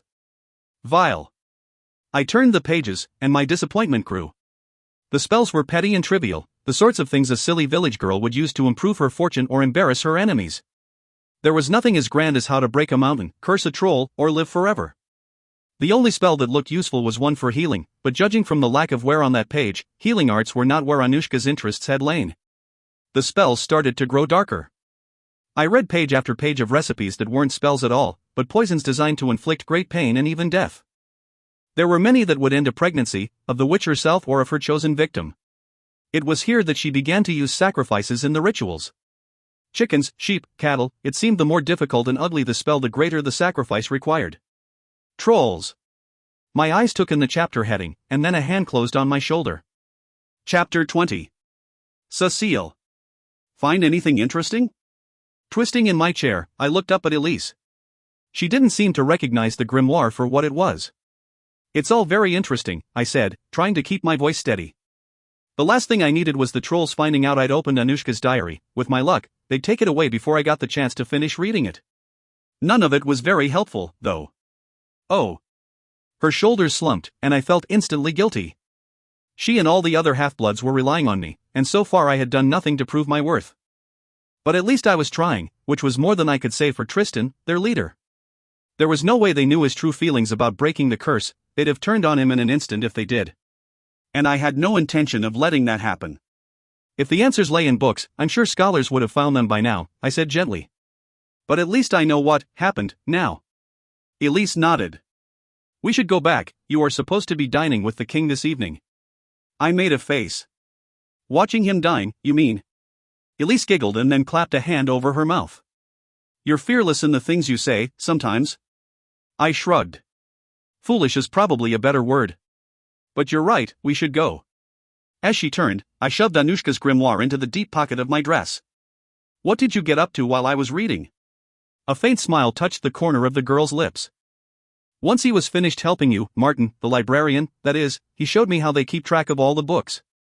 Which sounded terribly boring to me, but I kept my mouth shut as I watched her trail a finger longingly along the spines of books on the shelves. Can half-bloods work in the library? I asked. If by work, you mean clean the floors, she said, looking at me out of the corner of her eye. I gave a slight nod of understanding, but in truth, my thoughts were all for the book burning a hole in my pocket. All I could think of was the grimoire and how for 5 centuries it had refused to open, only to release its clasp at the touch of my blood. And of that tantalizing chapter title, Trolls.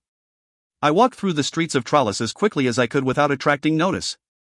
Not once did I even bother to glance up at the moon hole to assuage my sense of endless night like I usually did. When we made it back to my rooms, I made a beeline to the garderobe. It was the only place I was certain I could look at the book without worrying about someone walking in on me. Sitting down on the seat, I pulled the book out of my pocket and, nipping at my fingertip, I allowed a drop of blood to fall on the clasp. It clicked open. I flipped to the page where I left off. It was all blood magic. In tiny letters in one of the margins, I read why: the earth holds no power over these creatures who are not her children. No illness, infection, or poison can harm them. Nor would the blood of animals or even of a human suffice, only troll blood, sometimes a little and sometimes a lot. I wondered how she would obtain their blood. Certainly they would not volunteer it for anything that might be used against them. Then it occurred to me that perhaps she wasn't performing these spells for herself, but rather for other trolls. I squeezed my eyes shut, trying to remember what I knew about Anushka herself. She'd been a courtesan. In other words, a high-priced prostitute. There was a spell for muting the connection between 2 bonded trolls. The advantages of that for someone in her line of work were clear enough: it would allow a troll to be unfaithful to his spouse without her suspecting. Other spells were for deception, delving into another's thoughts, influencing moods. The worst were for murder. The easiest method for killing a troll is to separate him from his magic, accomplished with a pint of troll blood mixed with iron. When the mixture was thrown on another troll, he was blocked from his magic until the mixture was washed off. Strike immediately, Anushka advised. Their physical strength is formidable and they are exceedingly swift. The loss of their magic will provide only a moment of distraction. Flipping to the last page of writing, my heart skipped a beat. Curses. The writing was cramped and far messier than anywhere else in the book. Water stains marked the page and made the ink run. Most of the writing described remembered bits of lore from her homeland. For words were underlined so roughly that the paper had nearly torn. Death, desire, and true name. Which wasn't particularly helpful. The death, King Alexis's, made enough sense. And she obviously knew his name. But desire? Was it his desire for her? Or her desire for the trolls to be cursed? Something else? Anushka wrote nothing about specific incantations required to make the curse take effect, or about how long it would last, as she had with the other spells. And there was nothing about breaking a mountain. Instead of answers, all I had were more questions. Are you feeling unwell, my lady? Elise called through the door. I'm fine. I answered back. Shoving the grimoire into a set of drawers, I exited the garderobe. I'd need to find a better hiding place for it later. Blue or red? Elise asked, holding up 2 gowns. Blue, I said. It was Tristan's favorite color. Not that he was likely to attend dinner. And not that it mattered if he liked what I was wearing. Our argument in the library today hadn't been a fake one. He did not want the curse broken. I understood his argument. He was afraid the trolls would wreak havoc on the world and enslave humanity all over again. I was just surprised to hear it coming from him, because it meant he was putting humanity ahead of his own people. But what surprised me more was that I didn't agree with him. When I had first arrived, the trolls had seemed dangerous and evil, and a few still did, but I'd come to realize that such was not the nature of the majority. The half-bloods were clearly against oppression, and I knew there had to be more full-bloods like the Miners' Guild member who were of a similar mind. Keeping everyone captive forever because of a few seemed unfair. Especially once the king was dead and unable to harm anyone. But Tristan was no fool, and he clearly saw things differently. What did he know that made him so sure history would repeat itself? And was I an overly optimistic idiot to think otherwise? Surely there had to be a solution. Like a binding promise. My fingers twitched as a glimmer of an idea came to mind. Trolls were bound to keep their word. Wouldn't it be possible to make every one of them promise not to do violence against humans in exchange for their freedom? It seemed like a fair enough exchange to me. It would have to be a carefully worded oath, but surely something could be crafted that would serve? Ready, Elise said, stepping back and interrupting my thoughts. I got to my feet, and impulsively, I wrapped my arms around my maid and hugged her tightly. I'm trying, I whispered into her ear. Thank you, she whispered, squeezing me back. I have faith in you. At least someone did, I thought, as I rushed through the palace to the king's private dining room. Your Majesties, I said, dropping into a deep curtsy. Your Grace, ... Only the three of them, plus a dozen servants, were in the room. Lessa stood behind the king with a wine pitcher, her face expressionless. Tristan, as I had suspected, was absent. You're late, the king snapped around a mouthful of food. My apologies, I replied, sitting down in my usual seat. Thank you for waiting for me to arrive before you began. The duchess cackled merrily, the wine in her glass sloshing over the rim. The glutton's gut eats all day and lechers all night. Such a thoroughfare of vice has no time to waste waiting on manners. The king paused mid-chew and gave a baleful glare. Where is Tristan? How should I know? I said, motioning for the servant to give me an extra portion of chicken. He does not keep me appraised of his comings and goings. I was feeling somewhat bold, having read Anushka's spells, the trolls no longer seemed quite so invincible. The king set down his fork and pushed his plate away, even though it was still laden with food. I felt my hands grow cold and it took a great deal of willpower to swallow my mouthful of chicken. I've had about enough of the way you two carry on, he said, his chair creaking as he leaned back. Quarreling in public with no regard for how your behavior reflects on this household. How it reflects on me. I forced myself to chew and swallow before answering. I am not the one instigating our quarrels, Your Majesty. Forgive me, but perhaps your criticism would be better directed towards your son. The Duchess shot me a dark look from over the Queen's shoulder. She clearly did not appreciate me passing the blame to her nephew. The king laughed. Perhaps it would, but he isn't here, is he? Tell me, Cécile, why do you think he is so set against you? I hesitated. I considered pleading ignorance, but then decided against it. He would know I was lying. Because I am human, Your Majesty. He dislikes my kind. I watched, barely able to breathe as he slowly shook his head. Excuses, Cécile. You were brought here to serve a purpose you seem to have forgotten while you gallivant through my city pursuing every possible whimsy that this one, he gestured at the Duchess, can think up. He took a long sip of wine, eyeing me over the rim of the glass. Lessa leaned over his shoulder to refill it. You are a splendid example of your kind, my dear, and for all his protests, Tristan is a 17-year-old boy. Do you understand me? Yes, I whispered. Good, he replied. Because if I don't see an improvement in your conduct, not only will your gallivanting cease, I will lock you in a box with no room to move. The fork slipped through my fingers, clattering against the plate. I'll leave you to rot in your own filth, he continued, until you come to understand why there is no one alive who dares to disobey me. He smiled. Now get out of my sight. Knocking back my chair, I rushed from the room before he could see the pallor of my face. My bravado had long since fled. Being able to open Anushka's book and read spells that could separate a troll from his magic didn't mean anything unless I could use them. I needed to learn to do so. I hate him. I announced loudly. He's a vile, gluttonous, evil creature and I hope he chokes on a fishbone. Elise stopped dusting and Zoe poked her head out of the closet. What happened? Flinging myself down on a sofa, I waited for the girls to sit on either side of me before I explained in terse sentences what the king had said. Oh, he's a villain, Zoe said, her brow creased with indignation. It isn't fair to threaten you, it's not your fault that His Highness is being, she flung her hands up in the air. I don't know, antagonistic? I nodded warily. To the best of my knowledge, the girls didn't know about our ruse, they thought our quarrels were real. It was all so complex and convoluted that I figured it was best to keep silent on it entirely. My head began to pound in frustration. I don't know what to do. That much was honest. The girls exchanged concerned glances. Zoe retrieved a hairbrush and began working on my hair while her sister set to filing my already perfectly filed nails. It was no hug, their training was too ingrained to instigate that degree of familiarity, but the sentiment was the same. It made me wish desperately that Sabine were here. I don't think you have any choice, Elise said, exchanging the file for a buffer. You have to do what the king says, we all do. How? I clenched my jaw. I can't make Tristan be nice to me. Never mind that doing so would totally undermine the human-hating persona that he took such pains to cultivate. No, Elise said, you can't. But you can be seen making an effort. It might buy you time. What do you suggest? I asked, the growing gleam on their faces making me uneasy. We can lower the necklines on your dresses, she said. Make them snugger in the right places. And there are certain fragrances that are said to stimulate ardor.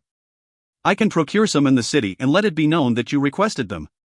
Word will spread like wildfire, and all gossip eventually gets back to the king. This all sounds humiliating, I said, slumping my shoulders. Elise shrugged. It's better than ending up in a box.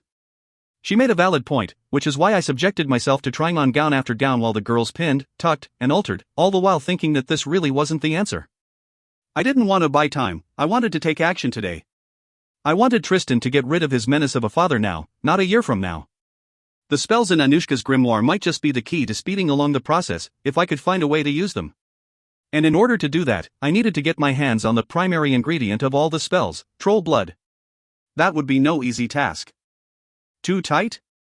Zoe asked around the silver pin she had stuck between her lips. I realized I'd been frowning, and forced my face to relax and shook my head.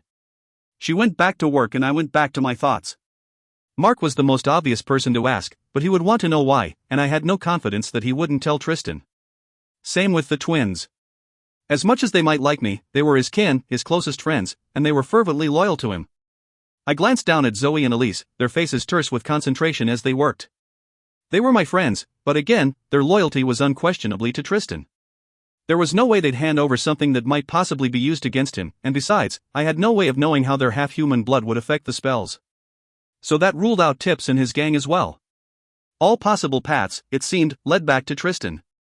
He was the only one I could ask, but I had a sinking feeling that that conversation wouldn't go well. He liked being in control of circumstances, and I was already something of a loose cannon running amok with his plans. He would not like giving me more power than I already had. He didn't trust me enough. He'd take the grimoire away from me, and with it, the only real leverage I had. I sighed as deeply as I could in the tight dress. If only he would give me a chance to prove I was trustworthy and loyal, then maybe he would believe that I sought to harness Anushka's spells to help him, not to hurt him. I needed him to understand that he was the last person in the world that I would hurt, that I would do whatever it took to help him. I bit my lip and forced the thought away. He didn't need to know that. Clapping a hand over my mouth, I faked a yawn, then directed an apologetic look at my maids. I think I'm about done for the night, I said. I'd like to get ready for bed. Once they had left me alone in my room, I crept out and retrieved the grimoire from the garderobe. The cover of the book felt vile and sinister in the darkness, and it was a relief to crawl back into bed and turn my light on. I made a tent of my blankets, in case anyone was watching, then I opened the book and flipped to the back. I slowly made my way through the pages, my mouth moving as I memorized the foreign words. It was easy enough for me, I was used to memorizing opera lyrics in other languages. It was beginning to feel like fate that the librarian had found it for me, that after 500 years, I'd been the one to open it. Maybe Tristan was right, and we shouldn't break the curse. But that didn't mean the knowledge that I could extract from Anushka's writing was useless. There had to be a way I could use it against the king. But first I needed to convince Tristan to help me, and to do that, I needed to lure him in. I glanced across the room at the shadowy form of an altered dress hanging on the closet door. Maybe, I thought, just maybe, that might work. Chapter 21. Cécile. Well, you did a fine job of provoking him. The sound of Tristan's voice pulled me out of deep sleep. Even after I'd hidden the grimoire away, I'd stayed up late trying to think of ways to get Tristan alone. And here he was. I rubbed the sleep from my eyes, blinking at the brilliance of his light, which hovered over the bed. I briefly wondered how long he'd been standing there watching me sleep. Don't blame me. He was angry before I even got there. Where have you been all night? If anyone asks, tell them I was here sleeping, he replied, turning away from me. I know the routine, I said. It's just I don't think there's any point to it. He knows you're avoiding me. I think he thinks you're letting your dislike of humans interfere with finding a way to break the curse. That's better than the alternative. He studiously avoided looking at me and rifled through papers on the desk, but there was no missing the embarrassment growing in the back of my mind. True, I agreed, although I didn't understand why the alternative, his father knowing he didn't want to break the curse, had elicited his embarrassment. I frowned, mentally reviewing his words in my mind. He was acting strangely. I pulled the covers up around my chin and watched him unbuckle the sword at his waist, set it carefully on the desk, and then cross over to the closet. He took off his coat, hanging it carefully on a hanger, and brushed the fabric smooth. He untied his cravat with a quick jerk, but he folded it neatly and placed it on a shelf. There were dark circles under his eyes, all his sleepless nights were catching up with him. Do you ever sleep? I try to, but I keep finding this girl in my bed. He meant it as a joke, I knew, but I still felt guilty. You can sleep in the bed if you want. As soon as the words were out, my face turned bright red. I mean, I can sleep on the chaise and you can sleep in the bed. It makes more sense, I'm smaller. You're really too tall to be sleeping on that thing. Besides, I get plenty of rest. I clamped my teeth shut to stop my babbling. One corner of his mouth turned up. It's all right, Cécile. You can have the bed, there are other places for me to sleep. Which wasn't at all the answer I'd been looking for. Silence stretched long beyond the point of awkwardness. He was incredibly nervous, which was making me nervous. I plucked at the blanket, folding it into tighter and tighter pleats. Think of something to say, I ordered myself, but everything I came up with sounded stupid or boring. I understand my father suggested you seduce me, he said abruptly, the words tumbling over each other. Apparently he considers me susceptible to such things, or overestimates my skills, I said, with a nervous laugh, glancing at the gown hanging across the room. Perhaps your aunt can arrange for me to have lessons so that I can improve my chances of success. You don't need lessons, he replied. The light hanging above him flared brightly and he glanced up at it before mumbling, I mean you don't. I don't know what I mean. I haven't slept all night. Forget I said anything. I'm only here for a change of clothes and then I'll be gone. Our combined mortification made my toes curl. His fingers made small shadows on the wall as he unbuttoned his shirt, pulling it off and laying it across the back of a chair for one of the girls to launder. I stared at his naked back, the hard contours of muscle rippling as he reached into the closet for a clean shirt. A slow-burning warmth filled me that had nothing to do with the extra blankets he'd given me. He froze, sensing the direction my mind was going. Squeezing my eyes shut, I waited for him to make some snide comment that would make me look like a silly fool for admiring him. He was silent and seconds later, his light winked out. Instead of confidence and conceit, I felt discomfort and a hint of embarrassment. I heard the faint rustle of fabric and the closet doors clicked shut. I tried to think about worms, sluig, even chamber pots, anything to distract me from the thought that the most handsome boy I'd ever met was undressing across the room from me. I was the one that was supposed to be seducing him, not the other way around. There was a thud that sounded unmistakably like a collision between troll and furniture. Bloody hell, he swore under his breath. Tristan? I could hear him breathing, feel the soft edge of apprehension. Yes? Can you see in the dark? He laughed softly. Given I just walked into a table, I would suggest not. I'm not a bat, you know. His light winked back on. I buried my face in a pillow, embarrassed. Forget I said anything, I mumbled. He walked by the bed on his way to the door. Wait. Where are you going? I've things to see to. The tree? He was quiet for a moment. What do you know about the tree? That it's a magic version of what you plan to. I broke off at the warning expression on his face. But if I was going to get him to trust me, I needed to spend time with him. Will you show it to me? He bit his bottom lip and eyed me thoughtfully. I suppose we would only be following His Majesty's orders. Only a fool would dare not to. Scrambling out of bed, I snatched up the altered gown and wriggled into it. Let's go. So where is it? I asked, peering down the cobbled lane while I hurried to keep up with his long stride. The dawn shone through the small hole above, but even the faint light was strangely comforting. It drove away the sense of never-ending night that had afflicted me since my arrival. I'll show you soon enough, but first we must consult with Pierre. He hesitated, then reached down and fastened up my cloak. You'll catch a chill showing that much skin. Sighing, I followed him up a set of stairs and into a small home that was cluttered and in need of a good dusting. Morning, Pierre. Tristan shouted as we entered. Any movement since yesterday? Quiet as a grave, a high-pitched voice shouted back, and moments later, a badly crippled troll flew into the room, seated on what appeared to be a stool with wheels. He was very small, his back contorted in a strange S-shape, but worst of all, he appeared to have no legs. Without the stool and his magic, I doubted he would have the ability to move very far at all. Or would have been, he continued, rolling to a stop, if the Barons Denser hadn't gotten it into their skulls to have a rock-throwing contest outside my house last night. Tristan sighed and looked at me as if it was my fault. I'll speak to them about it later. Bah! The troll threw up his hands. They'll just think of another way to disturb the peace. Perhaps next time one of them will do us all a favor and drop a rock on the other's head. But who is this that you have with you? This is my Cécile. You mean, your lady wife, the Princess Cécile? The odd-looking troll Skedin shook his head.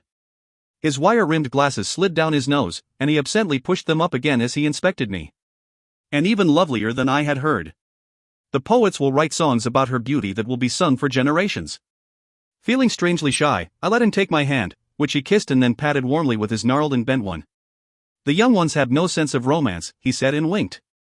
I giggled, despite myself. Tristan coughed. Pierre monitors the motions of the earth. He gestured around the room, and his orb brightened, revealing tables of equipment and charts. I didn't realize it moved, I said, walking over to examine a chart hanging on the wall. A list of dates ran across the bottom, with an erratic line running horizontally above them. There were numbers and notations written all over it, and I tried to puzzle it out with little success. Ah, but the Earth, she is always moving, Pierre said, and with a theatrical gesture of his hand, dozens of glowing glass balls of various colors lifted into the air and began to rotate around the large yellow one at the center. The sun, Pierre said, and the yellow ball blazed brightly. The planets and their moons. I watched with fascination as each glass ball lit up as he named it. And here, this is us. Earth. The blue orb brightened. Always moving, always moving. But what young Tristan here is concerned with is the times it moves like this. The blue ball shuddered violently. Earth shakes, I whispered, and I looked up, picturing the vast weight of the rock that hung over our heads. Just so, my lady, Pierre replied, and the glass balls settled gently back onto a table. Shivering, I wrapped my cloak around me tightly. The earth shakes came often. Sometimes they were hardly noticeable, but there had been times when I'd been knocked off my feet or seen our house and barn shake so badly I was certain they would collapse. I had always been afraid of the quakes, any rational person was, but my fear took on another level as I considered the implications of having a half a mountain worth of rock dangling over my head. You shouldn't worry, Cécile, Tristan said from where he'd stood silently in the corner. Not so much as a stone has fallen in my lifetime or even my father's. I'm not afraid. Much, I amended, seeing him roll his eyes. Blast this cursed connection between us. Nor did the sense of confidence radiating from him do much to chase away my fear. He hadn't said that rocks never fell, only that one hadn't fallen in a long time. That meant it was possible, and I didn't have troll magic to protect my head from falling objects. With greater understanding, I examined the chart once again. This line, I said, it shows the motions then? Pierre nodded. I traced my finger along the line, noting the dates where the line spiked. Many of them were burned into my memory. Our barn nearly collapsed during this one, I murmured, tapping one of the spikes and remembering our panic as we ushered all the animals out. It was the highest one on the chart, which went back only 30 years, if I was reading it correctly. Do you have one that goes back further? I have charts going back nearly 5 centuries, my lady. It is an old craft, and one made exceedingly relevant by the fall. Pierre's stool rolled across the floor and he extracted another chart from the cabinet and smoothed it out on the desk. How old is your father? I asked, my heart skipping a beat at the sight of a spike in the line that eclipsed all the others. Tristan cleared his throat. 43. The spike was 50 years ago. What happened? Tristan shrugged, but I could feel his discomfort. We are better prepared, now. Did rocks fall? I demanded. Couldn't they catch them? It happened in the middle of the night, Tristan replied. A portion of the city was lost, you walked through it when you came through the labyrinth. I blanched, remembering the crushed rubble of homes on either side of the tunnels. Did trolls die? 436 lives lost, crushed to death in their sleep. A shiver ran down my spine. They wouldn't have even seen it coming. There are worse ways to go, Tristan muttered. Uncomfortable silence stretched until Pierre broke it. Perhaps she will feel better once you show her the tree. I somehow doubt that, I muttered. Tristan smiled. Have a little faith, Cécile. We took our leave from Pierre's little house. You come visit me when Tristan starts to bore you, my lady. He called from behind us. I turned to wave goodbye and had to hurry to catch up to Tristan. A laughing group of children carrying books ran by and we were treated to a chorus of "Good morning, my lord," along with many curious glances in my direction. Where are they going? I asked, smiling at their antics. To school, Tristan replied. We'll start here. He stopped next to a low, circular stone wall that stood in the middle of the street. I turned back around to watch the children, girls and boys, disappear into a stately building. Truly? The girls, too? Truly, Tristan replied, but his attention seemed elsewhere. They all attend until they're 10, and then they start learning their respective trades. But look here, Cécile. This is the tree. Or part of it, rather. With a wistful backwards glance, I turned to see Tristan standing on the stone wall, staring at empty space. Where? I asked, looking into the circle. There was nothing but stone. Here. He clasped my hand and pulled it forward. Immediately, it was enveloped in liquid warmth. I jerked my hand back. I can feel something, but I can't see it. My eyes searched the empty air, trying to find a glimmer of what he was looking at. Reaching into the magic, I ran my hand up as high as I could reach, even on my tiptoes, but I could not grasp what was in front of me. No, I suppose as a human, you wouldn't. But trolls can see it? See isn't precisely the correct word, we can sense it's there. Me better than most, because the magic is predominantly mine. Oh, I said, feeling more than a little let down. I thought he was going to show me something impressive, but all I'd done was warm my fingers in a column of magic. I could see the magic girders in the mines, they were all lit up. Frowning, he let go of my hand and cracked his knuckles. Good idea. Reaching out, he touched the magic and it burst into silver light. God in heaven, I whispered, watching in awe as light flooded in a stick-straight column up and up. It reached the rocks above and bloomed outward into arches that canopied across the sky. Column after column lit up until all of Trollis glowed and I could see that the rock was supported much like the ceiling of the throne room, just on a larger scale. My head tilted backwards, I turned in an awestruck circle until the sound of shrieking children caught my attention. The troll children poured back out of the school, running in circles around us yelling, "Light show!" Over and over again. Tristan laughed at them, and suddenly bursts of light in all different colors exploded in the sky, like fireworks, raining bits of magic over the city. Fantastical creatures made of light soared through the air, diving down to circle the children, who screamed in delight, jumping for cover and then crowing for more. They made their own little flying beasts and sent them chasing after Tristan's red and gold serpent, which circled around and gobbled the children's creatures down. He gave a flourishing bow to his little subjects and then, looking back at the glowing column, he snapped his fingers and the tree blinked out. I found myself clapping with delight along with the other children. Bravo, I said. Most impressive. Grinning, he bowed deeply, then motioned for the children to get back to their studies. Light requires little effort, and they are fond of parlor tricks. Who isn't? Reaching out, I touched the magic again, allowing my hand to sink deep into the depths of the column. How is it, I asked, that I can pass my hand through it, but it can still hold up all that rock? It knows the difference between the two. Knows? I frowned. Is it alive? Tristan stepped off the stone wall and I watched his brow furrow as he considered how to explain. It struck me that for once I was seeing the real Tristan, not an act designed to disguise his true feelings or a few kind words that accidentally slipped through. Gone was the cold callousness, and in its place was a young man content to let the little trolls pull at his sleeves with the irreverence only children can get away with. It isn't alive, precisely, Tristan finally said.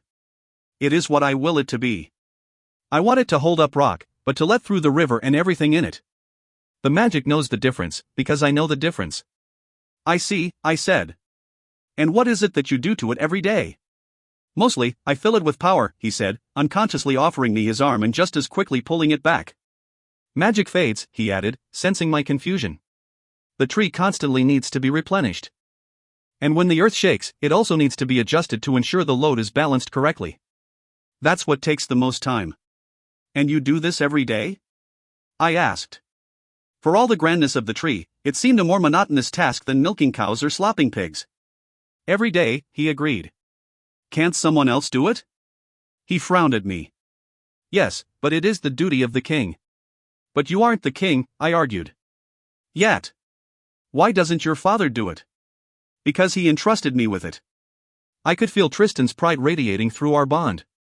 When I was 15, the youngest ever to take on the task. It is a very great honor. I nodded gravely, although in my opinion, King Thibaut's delegating the task likely had more to do with him not wanting to drag his fat arse all around Trollis each day than trust in his son. Is it hard? It is tiring, he said, motioning for me to follow him down an empty side street. It requires an immense amount of my power to maintain at the best of times. When it needs adjusting, I sometimes require assistance from the Builders Guild, which is my guild, by the way. But not often. That wasn't what I meant. He stopped in his tracks and looked back at me. What, then? I wondered, I started tentatively, if it was hard knowing that everyone's lives depend on your magic, if you worry about an earthshake coming like the one that wrecked the city. He started walking again. I cannot stop the world from moving. All I can do is be prepared for when it does. Looking around, I saw we were alone and closed the distance between us. You didn't answer my question. The only sound in the street was the roar of the waterfall. Finally, he spoke. I used to have nightmares about it falling down. I'd wake up certain I'd heard rocks raining on the city streets. But not anymore. What do you dream of now? I pressed, the desire to understand what went on in his mind like an itch I could not help but scratch. I dream of other things.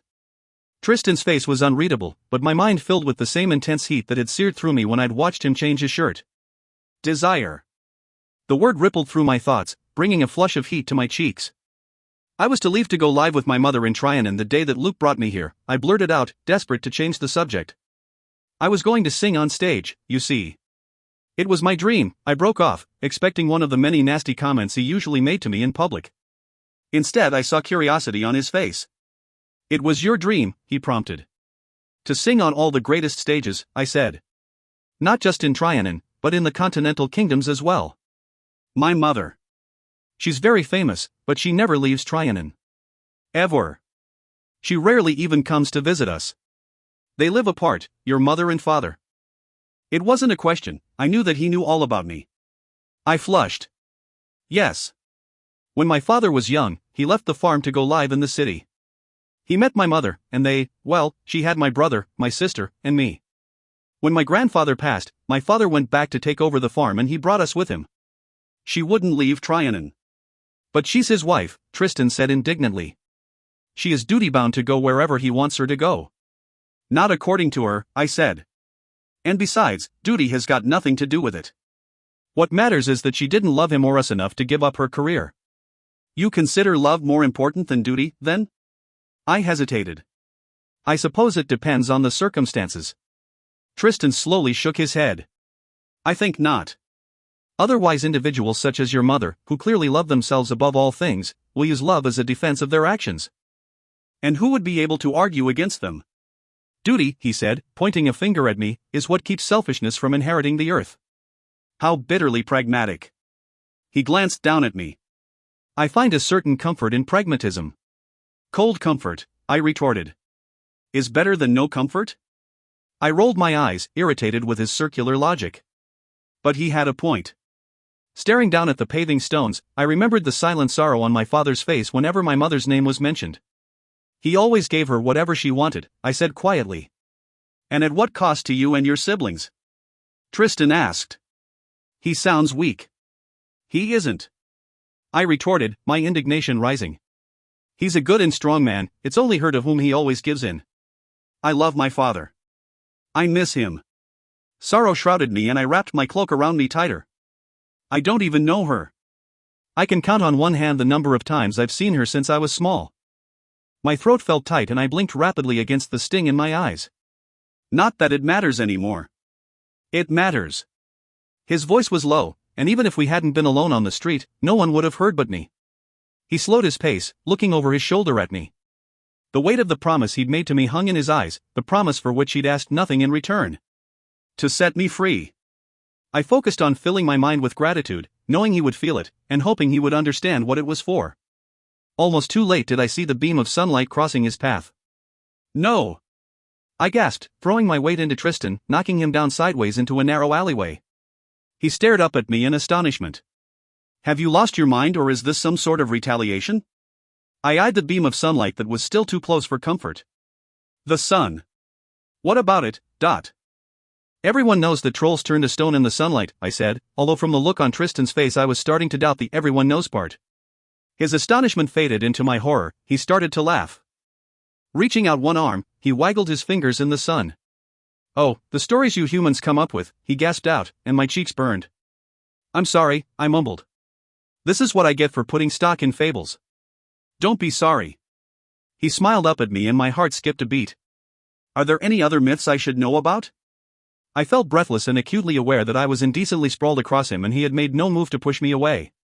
My skin burned everywhere I was in contact with him, where my hip bone pressed against his, where my arm rested against the hard muscle of his chest, rising and falling with the rapidness of his breath. Most of all, where his hand pressed against my lower back, holding me against him. Well, I said, trolls are supposed to have an enormous fondness for gold. Well, that is certainly true. And you're supposed to have great hoards of it. I thought about the half-bloods toiling day in and day out to extract the golden metal from the mountain. And they'd been at it for centuries. True, he laughed, but I've also noticed in myself the tendency to hoard pocket lint and scraps of paper. I smirked. The stories don't mention pocket lint. He sighed. Dreadfully inaccurate, these tales. Perhaps I should write my own in order to clear up these misconceptions. Or create new ones. Pointed teeth? I asked, pretending to growl at him. Perhaps hordes of human bones. I laughed. I think that one already exists. Trolls are supposed to boil human children in their cooking pots. He grimaced. That one came into existence after the fall. I'm sure you can speculate as to why. I blanched. It's true. Desperate times call for desperate measures, he said, solemn expression at odds with the amusement I knew he felt. You're horrible, I grumbled, then thought for a minute. The stories also say that accepting troll gold will cost you more than you think, and that it can get you into a great deal of trouble. True. If the human is greedy, the trouble is far worse. Anything else? I hesitated and his brow crinkled. Well, trolls, I finally said, are supposed to be ugly. He looked away, cheek pressed against the ground and eyes fixed on the wall of a house only a few inches from his face. I suppose to you humans, many of us are. My thoughts turned to Mark, who was always kind to me when no one else was. They aren't ugly. I bit my lip, trying to find the right words. More like beautiful things that have had the misfortune of being broken. Tristan turned his face back to me. I saw the sorrow in his eyes and felt it in my heart. Why are you always so unhappy? I asked. I think it is our nature to believe evil always has an ugly face, he said, ignoring my question. Beauty is supposed to be good and kind, and to discover it otherwise is like a betrayal of trust. A violation of the nature of things. Do you think trolls are evil? I asked. Do you? His eyes searched mine as though he might find the answer there. No, I said. I don't. He exhaled softly, reaching up and stroking my cheek with one hand. From your lips I can almost believe it's true. My breath came in short little gasps. The desire for him to touch me, to kiss me, was so strong, it felt like another entity had taken over my mind. And maybe it had. Maybe he had. I could feel his need like it was my own. It was my own. Whatever boundaries existed between our minds fell away in that moment, making it impossible to differentiate between my emotions and his. But that didn't matter, because we both wanted the same thing. Cécile, he whispered, his fingers tangling in my hair, pulling my face closer. This is indecent behavior, even for you, Tristan. Especially for you, a dry voice said from behind us. Tristan's shock mirrored my own, but while I was busy scrambling to my feet and smoothing my skirts, he merely folded an arm behind his head and crossed his booted ankles.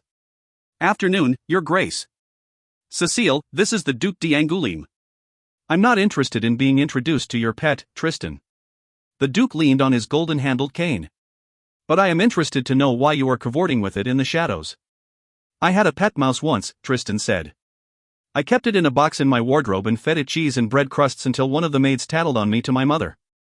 Not that she cared, of course, but when my father found out, he took my mouse away. He said to me, Tristan, if you are to ever have a pet anything, it will be a pet of my choosing, and it certainly won't be a mouse. Tristan smiled. When my father gives me an order, I've always found it's in my best interest to listen.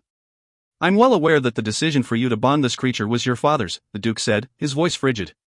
I am also aware that you protested mightily against the union. I was one of the unfortunate few forced to listen to you go on at length. He smiled. But you still haven't answered my question. A flash of irritation seared through our bond, but Angoulême never would have guessed it. Dreadfully funny reason, really. Tristan smirked. Or it would be, if you had a sense of humor to speak of, Angoulême. Try me. I was walking along, listening to the girl prattle on about something she no doubt considered very important, when out of nowhere she shoved me clear off my feet. Something we've all wanted to do, the Duke said. Tristan made a face. What an awful thing to say. Anyway, when I inquired as to her motivation for the unexpected act of violence, I discovered that she was of the mistaken belief that trolls turn to stone when exposed to the sun's rays. He pointed at the beam of sunlight that had moved a few inches further away. Dear thing thought she was saving my life. What reason have you given her to want to do that? I asked myself the very same question, Tristan said, rising to his feet. Did you come to any conclusions? Tristan raised both his hands and shrugged. Tale as old as time, I suppose. Human women throwing themselves at our feet, blinded by beauty, power, wealth. No matter how they are used and abused, they always come back for more. Like loyal dogs. He smirked. Did you expect this one to be any different? In the past, his words had always been softened by the guilt he felt in saying them, but this time all I felt was vicious animosity. I tried to unravel his words, to see how I was different from those women, but I couldn't. He did treat me poorly, and what had I just done if not thrown myself at his feet? My skin crawled with the realization of how pathetic that made me, but reason still governed my mind enough to know that I needed to play along, needed to play my part. Is that what you think I am? A dog? Some poor beast you can pat on the head or kick in the ribs as suits your pleasure? Tristan laughed. Not literally, of course. I've yet to hear you bark. It was too much. I slapped him hard enough that my palm burned and my arm ached from the impact, but the pain was sweet. Raising my hand, I swung it again, but he caught my wrist, his motion so fast it seemed a blur. Fast enough that I knew he could have stopped my first blow if he'd wanted to. When a dog bites, the Duke said softly, "You put it down." Tristan pulled me aside, stepping between me and the Duke. "You'd like that, wouldn't you, Your Grace? Kill her on the chance I wouldn't survive it? My brother, your ward, becomes heir to the throne. How long until my father suffers an untimely death and you become king of Trollis in all but name?" "Big accusations, boy," the Duke hissed. "And I confess, I find it more than a little ironic that you of all people dare to accuse me of treason."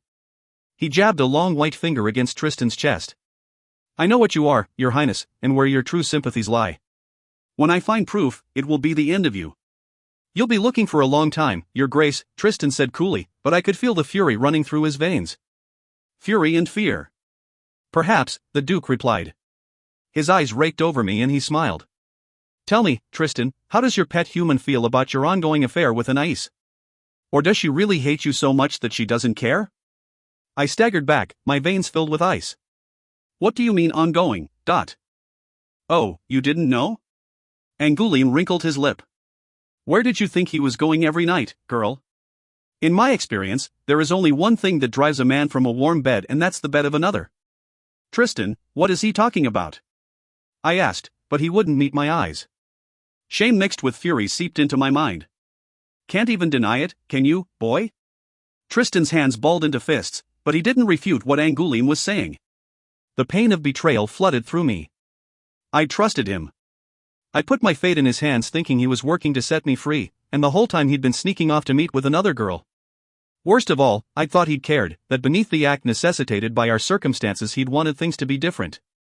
Wanted me. Snatching up my skirts, I ran, my boots making faint slapping noises against the paving stones, the beam of my light bouncing as I raced through the winding back lanes of the city. Up and up the valley I went until I reached the waterfall, the spray dampening my dress as I stood staring up at the hole through which it fell. The devil's cauldron, and I was in hell itself. Misery doused my anger like a bucket of water on flames, and I clenched a hand against the sharp pain rising up beneath my ribs. And the worst of it was that I knew I'd brought this pain upon myself. I'd been a fool to care about Tristan and doubly a fool to hope that he might feel the same for me. I stood with my eyes closed, waiting for someone to tell me to step back from the edge of the waterfall and go back to the palace that was my prison. Then it dawned on me, I was alone. My eyelids snapped open and I took stock of my situation. Tristan had dismissed my guards, and they hadn't argued. Why should they when Tristan was more than capable of controlling me? But Tristan hadn't moved from the spot where I'd left him. If there was ever a chance, this was it. Taking a deep breath to calm my nerves, I stared up the flight of stone steps that led to the gate and the shadows beyond. Sweat trickled down my back as I gazed up into the darkness. Turning, I stared down the valley towards the glowing city. There was nothing for me there. But if I made it through? I thought of my grandmother and the rest of my family. Of Sabine. The wide open spaces of the countryside. I remembered the heat of the sun on my face and the sweet pleasure of freedom. The choice was obvious. Moving as fast as I dared, I felt my way up the steps until I reached the narrow platform and reached out for the cold bars. Fumbling around in my hair, I pulled a metal pin from my coiled locks. "Please work," I whispered, falling to my knees. Inserting the pin into the lock, I twisted it, waiting for the telltale click. It stuck. "Please, please, please," I chanted, trying again. Nothing. I glanced back at the city, half expecting to see someone running up the steps to prevent my escape, but I was alone. Unlike the gate to the river road, this entrance was devoid of any troll soldiers. The labyrinth needed no guardian. Its very nature was deterrent enough. Gritting my teeth together, I jammed the hairpin back inside the lock and closed my eyes, working by touch. Then, with a click, the lock sprung open. Chapter 22. Tristan. I slumped against the wall, head in my hands, stone digging into my spine. Everything was falling apart, and Gulin would not have been so open with his threats unless he was certain. The man was a cold-hearted devil, but no fool. It wouldn't be long until he played his cards, and I was certain those cards would involve Cécile. If he thought the rewards worth it, he would not hesitate to break my father's laws. Most likely it would be a threat against her life that would force me to reveal my plots or watch her die. And risk dying along with her. Or, if he thought she knew anything, he might just take her and torture the information out of her. Once, I might have been able to see it through, to watch an innocent girl die for the greater good. But no longer. Now I was certain that I'd sacrifice everything to save her. The sound of footsteps caught my attention and I raised my head to see Mark coming towards me. A barrier of magic snapped up around us. "What the bloody hell is going on?" he asked. I just saw Angoulême walking down the street looking like he'd been offered the keys to the treasure room. I grimaced and stared at the tops of my boots. More like the crown itself. He saw me with Cécile. "What of it?" Mark retorted. "No one can expect you to avoid her completely. In a compromising position." "Oh." Mark's voice softened. "I see. He knows, Mark," I said. "He's always suspected where my true sympathies lie, but now he knows the way to force my hand. He'll use her, mark my words." "And if he does, dot." I swallowed hard and looked up at my cousin, my best friend. The only person in this world I trusted, and even he did not know all my secrets. "I didn't think this would happen," I pleaded. "I didn't think I would care for her this way," I broke off. "I'm sorry." "You shouldn't be," Mark said. "If you didn't care about her life, then you wouldn't be the man I thought you were. It's more than that." Mark chuckled. "Oh, I know. Trust me, I know. Now, where has she gotten off to?" I raked my fingers through my hair. "She ran off. Angoulême told her I was having an affair with Anaïs." "But you're not." "I know." I snapped, my frustration rising. But I couldn't very well admit that in front of him. "Well, go find her now and tell her the truth." I raised my head, eyes drawn north towards the falls, her misery a magnet to my own. She must have run without stopping to be so far away. Too far away. I leapt to my feet. "What is it? Has something happened?" There was alarm in Mark's voice. He was fond of Cécile. He also knew better than most what would happen if she died. My heart skittered and a wave of dizziness swept over me. "She's in the labyrinth." Chapter 23. Cécile. I jerked the gate open, locked it behind me, and broke into a run down the twisting corridors. My only hope now was speed. I wasn't afraid anymore, either. I was determined. The trolls would not catch me. The sound of the great waterfall faded in the distance and I was left with only the thud of my boots and the pant of my own breath. This was the easy part of my journey. These passages were the crumpled streets of abandoned trellis, still smooth and easy to pass through. Once I reached the labyrinth proper, it would be a different story. It was with both relief and trepidation that I saw the narrow tunnel lying ahead, its opening black and menacing. Dropping to my hands and knees, I shone my light inside, but it didn't reach far enough to give me much comfort. I bit my lip and remembered what Mark had told me about the sluag. Sluag were neither stealthy nor cunning. If you listen, you will always hear them coming. I sucked in a deep breath and held it, listening. All I heard was the din of my heart. There was no telltale swish, and certainly not the thundering call of a sluag on the hunt. I sat down on the cold stone floor, placing my light carefully on my lap, and I listened. To my mind, to my heart, call it what you will. I listened to Tristan's emotions and tried to understand what he intended. Desperation. He had not, as I thought he would, instantly rounded up guards to track me down. The sharp pain I had felt under my ribs returned and I drew my knees up to my chest to try to ward it off. Tristan wasn't coming. Disappointment chased away hope, and I forced myself to acknowledge the fact that I had hoped he would come after me. False hopes. Why shouldn't he abandon me to the labyrinth? Whether I escaped or died trying, the result was the same. He would be free of me, the repulsive human. He'd be free to be with Anaïs. Able to claim that his aunt's prophecy was nothing but ramblings and not worth taking seriously. Fear. That was there too, but of course it would be. His father would be angry that Tristan had allowed me to escape unbound by the oaths that kept Trollis secret from the outside world. But even the king's anger would fade when they realized there would be no retribution from me. I just wanted to forget ever being here. I wanted to leave and let time wipe away the memory of Trollis and its people, and most of all, of Tristan. Misery. This was nothing new. I don't care, I whispered. I refuse to care any longer, but...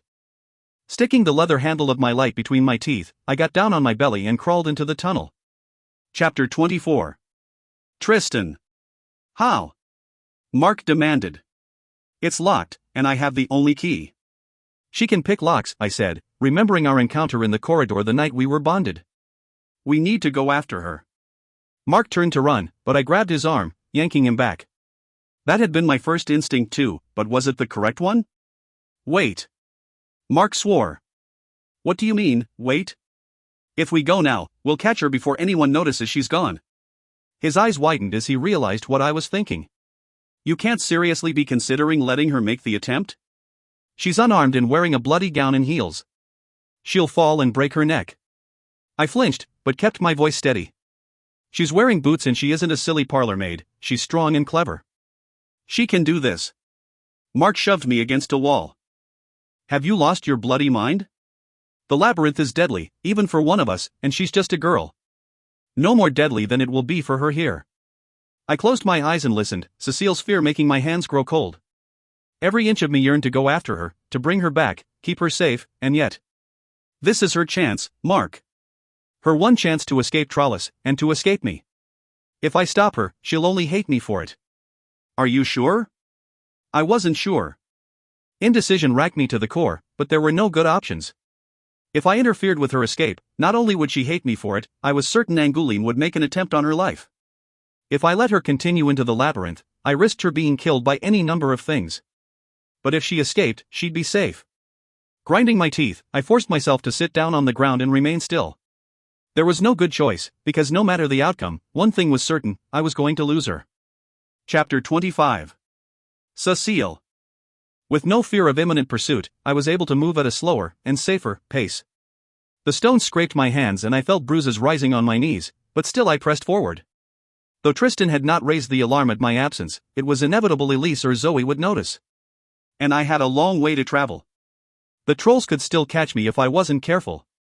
Reaching an intersection of rock, I scrambled my way up to consult the list of markers. Water ran across the etchings, and many were nearly washed away, but the one I had been following remained clear enough. Sitting on my heels, I gripped my light tightly and slid down the wet rock, landing with a splash in a pool of water that came nearly to my waist. This was new. Cursing, I bent my head beneath the low ceiling and waded forward. The water grew deeper until it brushed my chin. I had never considered not being able to maintain my route. I was a fool for it. Mark had told me the labyrinth was always changing. I swam forward, my light unaffected by immersion in the water, and it was then I saw the source of the flooded passage. The way ahead was filled with rock. Cave in. My heart skipped a beat and I splashed backwards, eyes on the stone above me, which seemed deceptively solid. My way was blocked and I would need to find another. Wading back, I climbed onto the boulder and weighed up my options. There were two: turn back or go upwards and to the right. I refused to consider the first, I had come too far for that. But next to the markers pointing to the right were ominous curved lines, sluag. Even though the water was icy, I felt hot. I kept imagining the white bulk of the sluag rearing up in front of me, its poisonous stinger shooting out like a whip. My beam of light trembled as I pointed it into the passageway. I closed my eyes and listened. Silence. And fear, both Tristan's and mine. His had grown considerably, and that could only mean my absence had been noted and his father's wrath was at hand. The trolls would be after me now if they weren't already. I had to hurry. The passage to the right soon opened up into a wider space. It was easier for me to pass through, but it also meant more room for even the largest of sluag. I could smell them. I stepped softly and tried to keep the rasping of my breath to a minimum. They hunted by sound. It was the sound of our shouting that had lured the sluag to Luke and me before. If I kept silent, I might pass unnoticed. From the stench, it seemed likely that at least one of them had fed recently and maybe it wouldn't be hungry enough to seek me out. I pressed my hand against the damp wall to steady myself against the slippery drop ahead. Gripping the handle of my light, I navigated the sharp rocks, clinging to them with my free hand as I eased my way down. I took a step forward and my heel slipped, sending me crashing down hard on my bottom. Don't scream, don't scream. My voice was a harsh whisper as I fought to stop my slide forward, but the surface was sheer and my clutching fingers found no purchase on the slick stone. I smashed up against a rock and bounced sideways, a sob escaping my throat before I managed to suppress it. All I could do was protect my light. It was possible I might survive a broken limb and battered ribs, but if I lost my light, it would be the end of me. I slid faster and faster. The light shining between my feet showed only slick rock and never-ending blackness, and then suddenly, there was nothing beneath me. I was flying out over nothingness. I screamed, my hands flailing to break my fall. The light stick flew out of my grip and with dull horror, I heard it smash just before I splashed into a shallow pool of water and slime. A vile stench filled my nostrils as I gasped for breath in the utter blackness. I was coated in foulness that even my panicked mind recognized as slow-egg shit, and I groaned when my fumbling hands brushed against the skeleton floating in the pool. My aimlessly searching fingers latched hold of something cold and smooth and I pulled it out of the slime. The heavy metal shape felt familiar in my hands and my fingers roamed over it. A duck. A golden duck. This was Luke's corpse. I shoved my filthy sleeve into my mouth to muffle the sobs that I could not suppress. There was no way out. A shower of pebbles rained down onto the pool, and my howls cut off abruptly as I held my breath to listen. But nothing else stirred. I huddled in terror in the cold wetness of water and awful next to Luke's bones. I had no sense of direction, not even of up or down or the size of the space around me. The darkness was unforgiving and my frozen body refused to reach out to discover the limits of my circumstances. I was terrified. It was not like the terror of running from a wolf, always knowing you can turn and fight. It was not like the sense of drowning, where there is a chance to flee to the surface. From this darkness and this place, there was no escape. I could neither run nor hide, and no one can fight the dark. All there was left for me to do was die. But the very idea of ending it here, interned in a pool of offal with an idiot like Luke, struck fury in my heart. I wasn't injured or starving. There was hope yet. I began to move, feeling around in the pool in search of Luke's pack. The trolls must have given him a lantern to replace the one I'd lost, and I was certain his pack would contain a flint for lighting it. My fingers brushed against rough fabric, and I hauled it upwards, knowing from the weight that it was the sack containing the rest of his gold. I felt around inside, pulling out smooth coins one after another until I determined there was nothing of use inside. I started sorting through the gold on the floor, but found nothing but metal and rock belonging to the mountain. No flint. Where did you put it? I muttered, forcing myself to concentrate and remember the moment I had seen Luke first light the lantern. I remembered the desperation I'd felt at being deprived of sight, the splatter of water against my face as he'd climbed out of the pool, and the sound of steel striking against flint. And sight. In my mind's eye, I saw the glow of light, and the movement of him tucking the small rock into his coat pocket. Grimly, I waded over towards the corpse, my fingers reaching reluctantly down to touch the bones and half-digested mush of fabric. Then I froze. From out in the blackness, I felt him. Like a silken cord strung between 2 points, one of them drawing ever closer. Tristan was coming. Chapter 26. Cécile. I was running out of time. I dug my fingers into the fabric, my heart hammering as the moments ticked by. Tristan was moving many times faster than I had, and I was all but certain he was leading his father's soldiers towards me. My skin brushed against a sharp edge, and I gleefully extracted the knife, sticking it between my teeth for safekeeping. Flint, Flint, where are you? I hummed under my breath, trying to combat my panic. He was closer. My fingernails grated across a stone stuck between 2 ribs, and I quickly pried it out, not allowing my mind to linger on how it became lodged there. Tristan wasn't far now. If I didn't get a source of light soon, he'd catch me. I needed to find the lantern. Wary of the knife's sharp edge, I tentatively struck the two together. Nothing. Quit being a ninny, I scolded myself, and smacked the two firmly together. A spark flew. I repeated the process, but the quick spark wasn't enough to help me locate the lantern. I'd have to do it by feel. Clutching my precious objects, I continued my search. When my hand closed over the slim metal handle of the lantern, I very nearly crowed with delight. But I was too late. I heard the sound of boots, and then light blossomed from overhead. Cécile? I froze, the sound of Tristan's voice eliciting an unfortunate mix of emotion in my heart. Cécile? Where are you? My silence was only delaying the inevitable. Here. My tight throat restricted the word to a croak. Coughing, I cleared it and called again. I'm here. Are you hurt? I shook my head and then realized he couldn't see me. No. I'm coming down. With a recklessness I would never have dared, he scampered down the slick rocks and stopped on a ledge above me. He was alone. Brilliant light filled the chamber, and I looked around and saw in an instant that if my light hadn't broken, my passage out of the slime would have been easy. I stared at the open passage that led to freedom and struggled with my emotions. I should feel disappointment, devastation even. I had been so close. If I'd been better prepared, or bolder, I might be breathing open air. But part of me, a part that made me cringe, was glad that he had come. A soft snort of annoyance caught my attention and I looked up. Tristan had his arms crossed and was glaring at me.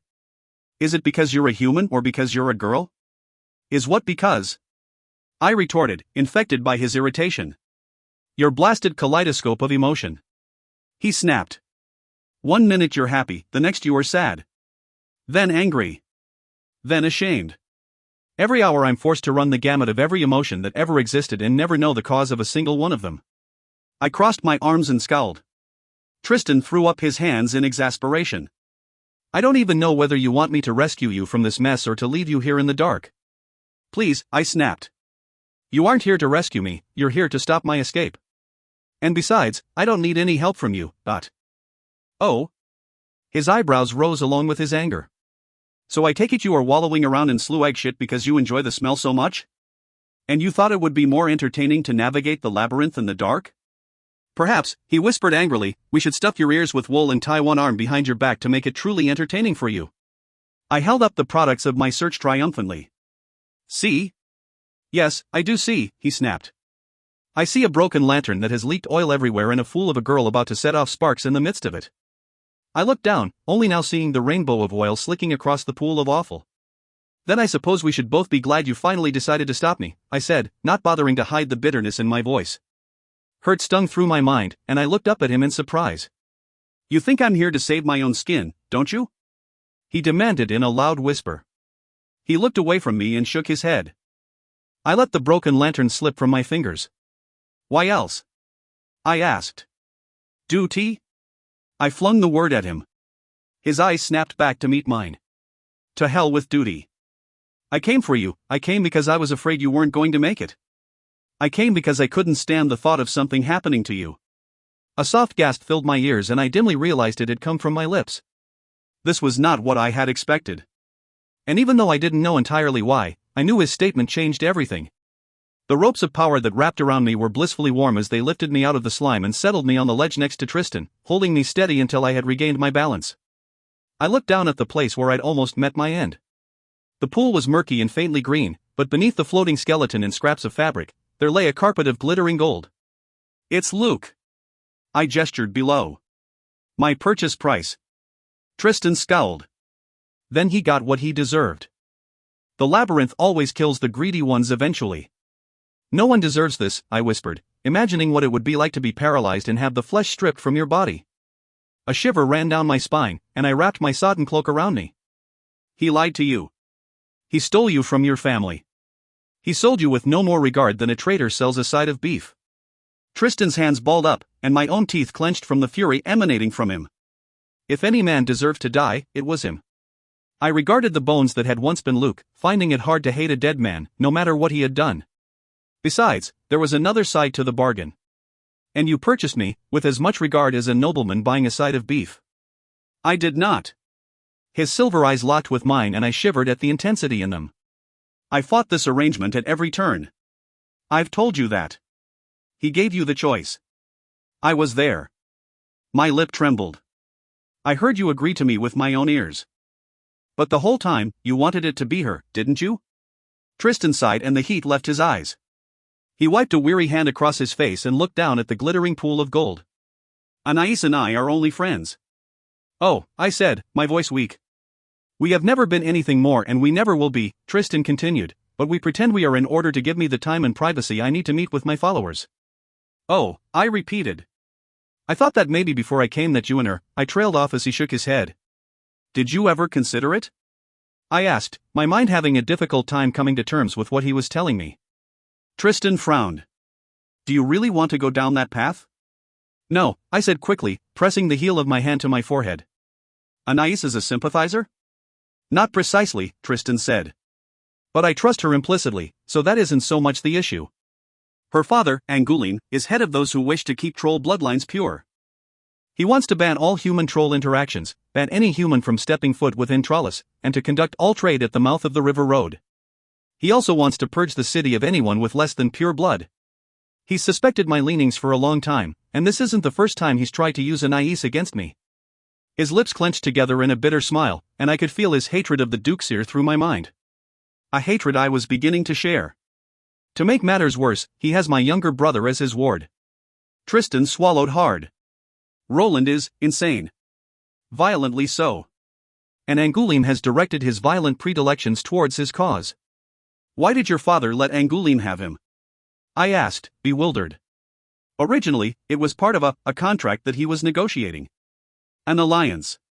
But ultimately, I think it was because he didn't want him to turn out like me, Tristan said quietly. So he placed him in a home where neither my aunt nor I are welcome, but... A nice home, I said. Tristan nodded. Which is why I know some of his plans. Angoulême thinks he can control Roland and that he can get rid of me and put my brother on the throne of Trollis. And if he were to succeed, he, Angoulême, would be king in all but name. So, why don't you tell your father about Angouléme's plot? I demanded. Tristan shook his head. Because I don't have proof. And neither does he, so we exist in a sort of stalemate. Or at least we did, he added weakly. I felt sick. I played right into his hand, didn't I? If I hated you, like I was supposed to, I wouldn't have cared about Anais. I reacted just as he suspected I would. I've put everything at risk. Tristan grimaced. Yes, but it isn't your fault. It's mine. I should have told you everything when I had the chance. I thought you'd be safer if I kept you in the dark. But I was wrong. But I hadn't been in the dark. I had known that Angoulême wanted Tristan dead, and yet still I had let myself believe him. Tristan interrupted my thoughts. It doesn't matter anymore. We are here now and very near the limits of the rockfall. I'll take you the rest of the way out. He hesitated and then added, if that is what you want. I opened my mouth, planning to say that I would like that very much indeed, but the words wouldn't come out. He was giving me the choice. Here he had the opportunity to be rid of me for good and he was letting me choose what I wanted to do. Won't you be in a great deal of trouble if you don't bring me back? Very likely.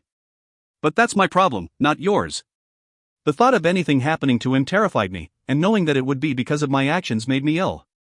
If only I'd thought things through, if only I trusted him and waited, in less than a year Tristan would have been king and I'd be free to go.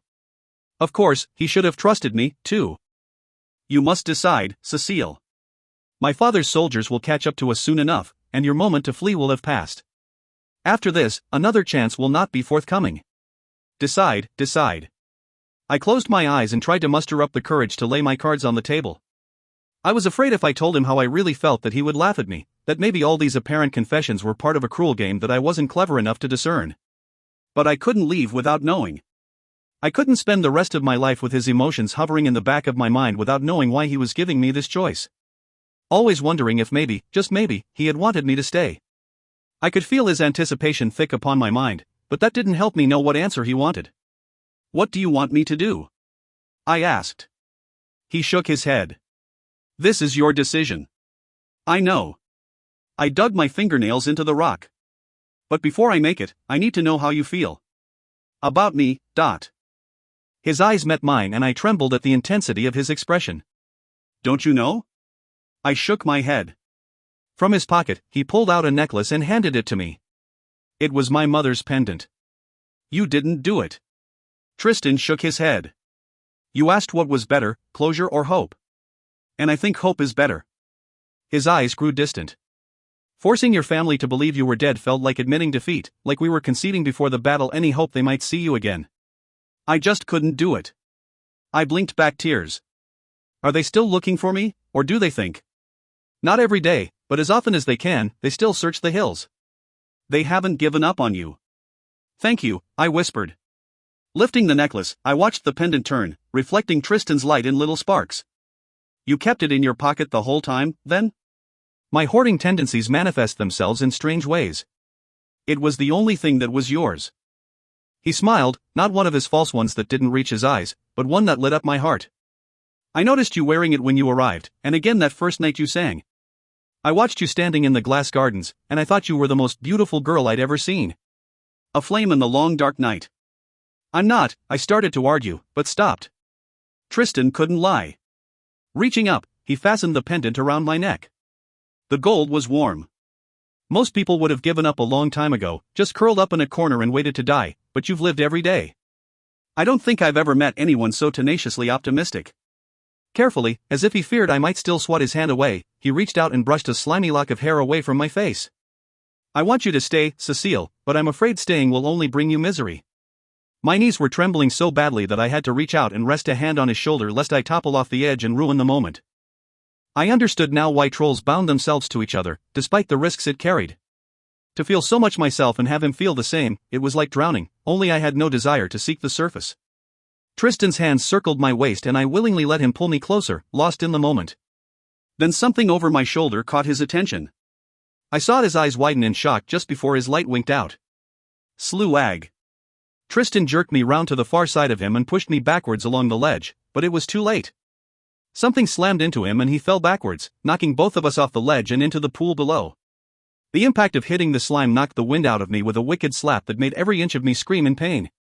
Out of range of the creature's ability to nullify magic, Tristan's light flickered back into existence long enough for me to see the white bulk of the sluag squeeze out from behind a rock and slide down the incline towards us. Baroom! Cécile! Tristan dragged me backwards, but Luke's skeleton tangled in my skirts, holding me in place. The light went out and the soft bulk of the creature collided with me, driving me beneath the surface of the pool. Sharp pieces of gold dug into my back and the slimy body of the sluag pressed against my face, holding me down. I pummeled my fists against it, but they sunk deep into the monster's soft form with little effect. My lungs burned, and panic flooded my veins. Snatching up a piece of bone, I jammed it into the creature's soft hide. The sluag shrieked and squirmed its bulk off me. Grasping hands caught hold of my cloak, helping me struggle upwards and pulling me back as I gasped in breaths of precious air.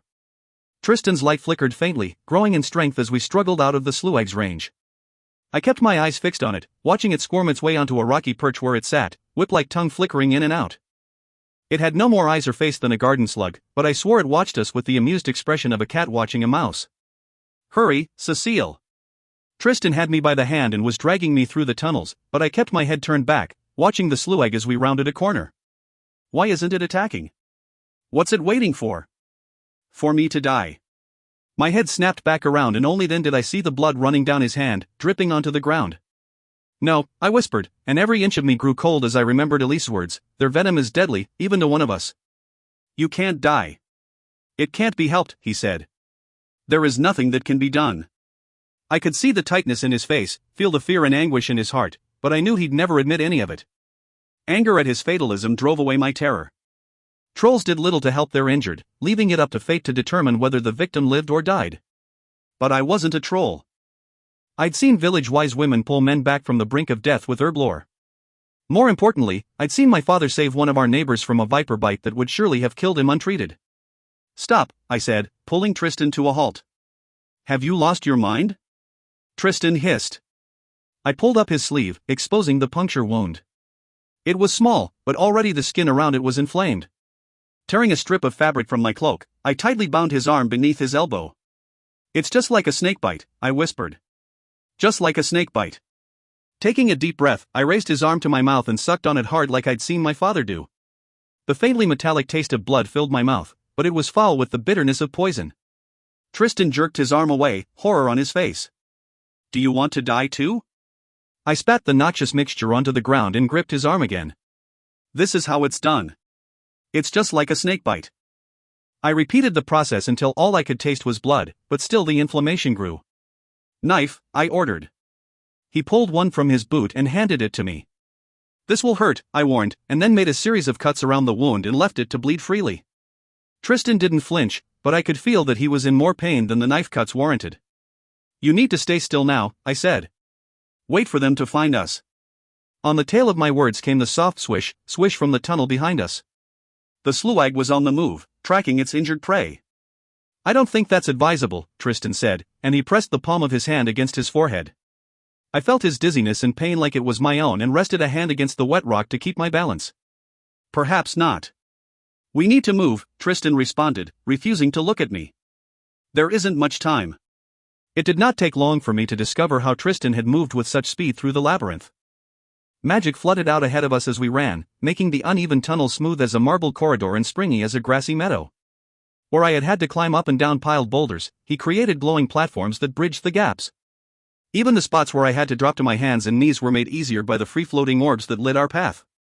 He did not pause or even glance at the path markers, his knowledge of these tunnels ingrained through years of exploration, or perhaps by some knowledge innate to his kind. But Tristan was right, we did not have much time. The venom was in his blood, coursing through his veins, and slowly, but surely, numbing his senses. He stumbled with greater frequency and his breath came in great heaving gasps whereas I was barely winded. And I could feel the haze in his mind, the growing confusion. He slowed to a walk, which quickly became a stagger. Then, to my horror, he fell to his knees. Tristan! I swung his uninjured arm around my shoulder and tried to pull him to his feet, but he pushed me aside. His normally hot skin was cold and clammy to the touch, and his hand trembled in mine. Here. He beckoned to the orb of light and it floated close to us. Take it, he said. I can't. I said, but at the sight of his pained expression, I reached out and sunk my fingers into the warm power. To my amazement, it didn't flow away as it usually did, but maintained its form and followed my hand. Take it and go, he whispered, slumping against me. I eased him down so that he lay with his head on my lap. I'm not leaving you to be eaten by a giant slug, I said, hoping the false confidence in my voice would overpower the fear he must have known I felt. You have to go. The sluag will not stop until it finds us. Let it come. Cécile. I could hear the frustration in his voice, weak as it was. There is no sense in you staying. No one survives a sluag sting for long, I'm going to die. You need to get out of the labyrinth, past the barrier of the curse, and as far away as you can run. The distance will make it hurt less for you when my light goes out. A sob tore its way out of my throat. Mark will find us before the sluag. Even worse. Tristan's voice was barely audible now. You will serve no purpose with me gone. My father will have you killed, and he won't be as quick about it as the sluag. He groaned in pain and a tear rolled down my filthy cheek. Take the light and try to get out while you still can. I'm not leaving you for that thing to eat while you're still alive, I whispered. If it costs me my life, then so be it. Stubborn until the end, he sighed softly. Stay until I'm dead then, but promise me when it's over, you'll find a way out. Promise me you'll live. Feeling his panic and fear was hard enough, but seeing it written in hard lines across his face was even worse. His militant self-control was slipping, and I could see the true magnitude of his terror. And still he was thinking of me. No, I said. I won't promise anything, because that would mean giving up. You won't die, you won't die. For a moment, Tristan's fear turned to anger. This wasn't how it was supposed to go. Then don't let it end this way. Never before had I felt such a pure sense of helplessness. Why couldn't I have the power to help him, to make Tristan well again? Cécile. He writhed in pain, his grip grinding the bones in my hand together. I closed my eyes and images of the sluag assaulted me. I would be powerless to stop it. It would sting me and then turn on Tristan.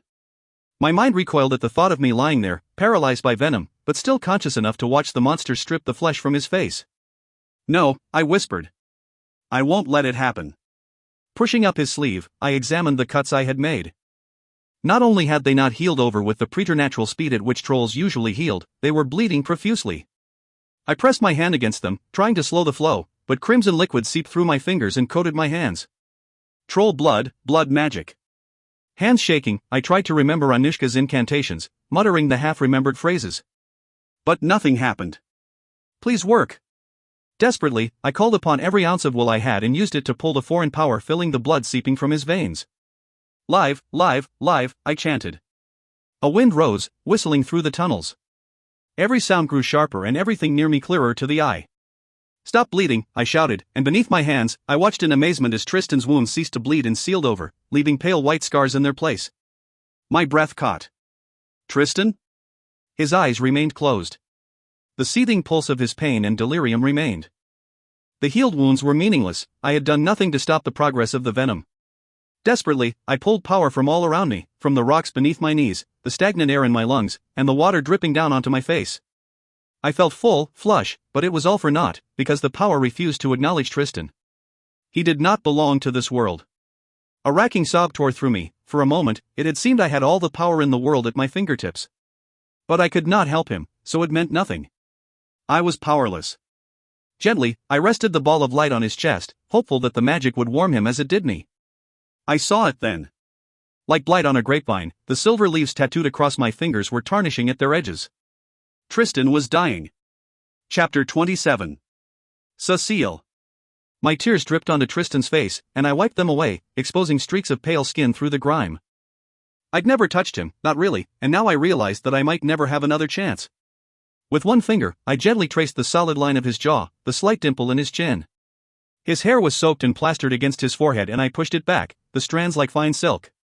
He looked younger, his dark brows relaxed from their usual furrow of concentration and his black lashes resting softly against his cheeks. And on my fingers, the silver vines grew progressively darker with every passing moment. "I'm sorry," I whispered. But what good were my regrets? He was dying because of me. He had ventured into the labyrinth to save me, pulled me out of the way of the slug stinger and taken the blow himself. The anguish of regret was so strong, I very nearly groaned with the pain of it. Why had I let Angoulême goad me? Why hadn't I seen that Tristan was just putting on an act the way he always did? Why didn't I remember that I would have felt any indiscretion through our connection? He hadn't asked for this union any more than I had, and still he'd placed my life above everything he'd worked for. I'd ruined everything, and still he'd come for me when I'd needed him the most. I told myself to make the most of my life in Trollis, but instead I'd made the least of it. The worst of it. Because of me, the only other person fighting for my freedom was dying. Baroom. I shuddered at the noise, but the sound of the slug approaching filled me with resolve. Tristan's life might be fading away, but he would have no chance at all if he ended up in the slug's belly. I was all that stood between him and the worst of deaths, and I needed to think of a plan fast. Carrying him was out of the question. He was nearly twice my size, and even if I could lift him, there was no way I could outpace the monster. Gently easing Tristan's head down onto the stone, I pulled the knife out of his boot and examined it. If only he'd had his sword, or better yet, one of the long slug spears. If I'd any skill at it, I might hit the slug's little brain with a lucky shot. With a bow and arrow, I certainly could have managed it, but such speculation did me about as much good as spitting into a headwind. I got to my feet and set about exploring my surroundings, Tristan's light clinging to my fingers. I couldn't kill the slug or drive it off, but maybe I could hide from it long enough for Mark to find us. Careful not to wander too far from Tristan, I searched through the fallen rocks. I quickly found what I was looking for, a tight sliver of space opening into a small chamber beyond. It was a dead end. The slug wouldn't be able to sneak around behind me, but it also meant I would be trapped until the trolls found us. If they found us. Running back to Tristan, I bent down to check his breathing. I was still flooded with the feel of him, but it made me feel better to check. His chest rose and fell, and I could feel a faint pulse at his throat. "Please don't go," I whispered to the light as I let go of it. Hooking my arms under his, I slowly dragged him in the direction of our hidey hole. The light trailed after us. Baroom. It was closer now. Close enough that I could hear the swish-swish of its body sliding over the rocks. I had to hurry, but Tristan was both heavy and unwieldy. Swish-swish. Sweat dribbled down my back to join the filth soaking my dress. My heart hammered from terror and exertion, but with a final heave, I reached the mouth of the hole. "Come on, Cécile." I urged myself on. Swish-swish. My narrow shoulders fit easily enough, but Tristan stuck, and every muscle in my body screamed with the effort of turning him sideways and pulling him through. Baroom. It was nearly upon us. I pulled hard and we tumbled into the little chamber. I hurriedly dragged him to the far end and covered him with my cloak. Falling to my knees, I tucked the wet fabric around him and gently kissed his forehead. His breathing was ragged, and though my own life was very much in jeopardy, my fear was for him. "Please don't die," I whispered. "Don't leave me now, Tristan. Please, if you can hear me at all, fight this. Don't let this be the end." I pressed my mouth to his, feeling the softness of his lips beneath mine. "I love you," I whispered. "I know I shouldn't. I know I'm not supposed to, but I can't seem to help myself." Baroom. The slug slammed up against the mouth of the hole and I screamed, my voice echoing against the rock. Spinning around, I watched in terror as the creature's long stinger lashed into the chamber. It fell only an arm's length short, but I kept myself between the stinger and Tristan, for all the good I'd do. The stinger whipped out again and again, always falling just short. The slug shrieked in fury and I screamed back at it, angry and afraid. "Go away," I shouted. "Get you gone, you filthy bugger." Picking up a loose rock, I hurled it out through the crack and was rewarded with a wet thud. I threw another rock and another, and when there were none left at hand, I screamed every insult and curse word I had ever heard at the creature. It tossed its bulk against the rocks and shot out its stinger, but it could not reach us. My supply of rocks and insults exhausted, I bent down to check on Tristan and noticed the fine layer of dust and bits of rock coating him and me both. I looked up nervously and watched a cloud of dust rain down every time the sluag slammed against the rock. They were mindless creatures. Bent on the sole purpose of catching its prey, it might pull the rocks down upon us all. Then over the racket the sluag was making, I heard a voice. Tristan. Cécile. It was Mark. Here. I screamed. We're in here. We found them. Over here. It was the sound of many voices and I breathed a sigh of relief. We were saved. The sluag retreated from the entrance at the sound of the approaching trolls, but there was no chance for it to escape. The sound of its dying screams were deafening as dozens of long steel spears pierced its body. On hands and knees, I watched it collapse into a writhing heap before growing still. Mark's face appeared in the entrance to our hiding spot. Cécile? Mark, I croaked, my voice hoarse from yelling. Tristan's hurt. His eyes flickered past me to Tristan's still form and his face paled. Pushing his way in, Mark knelt next to the prince. What happened? The sluag stung him. We were running from it and then a sob choked off the rest of my words. Mark leaned his head against the wall and I could see the sorrow written across his fractured face. Then he's dead. He isn't. Angry eyes turned on me. He will be soon enough. No one survives sluag venom. I cupped Tristan's cheek and felt a whisper of breath against my hand. You don't know that. Mark grasped my arm and shoved me back. He's dying because of you. There was murder in his eyes and I shrank away from the closest thing I'd had to a friend in Trollis. This is your fault, Cécile, he hissed. He would have done anything for you, and this is how you repay him. Power shoved me backwards like two hands pushing against my chest. Get away from him. You have no right to keep me from him, I said. Immediately I knew I'd gone too far. Power pushed me out of the hole and I tripped, landing half on the body of the sluag. Mark came after me and I scrambled to my feet. He raised a hand to hit me, and I ducked my head under my arm and waited for the blow. It never came.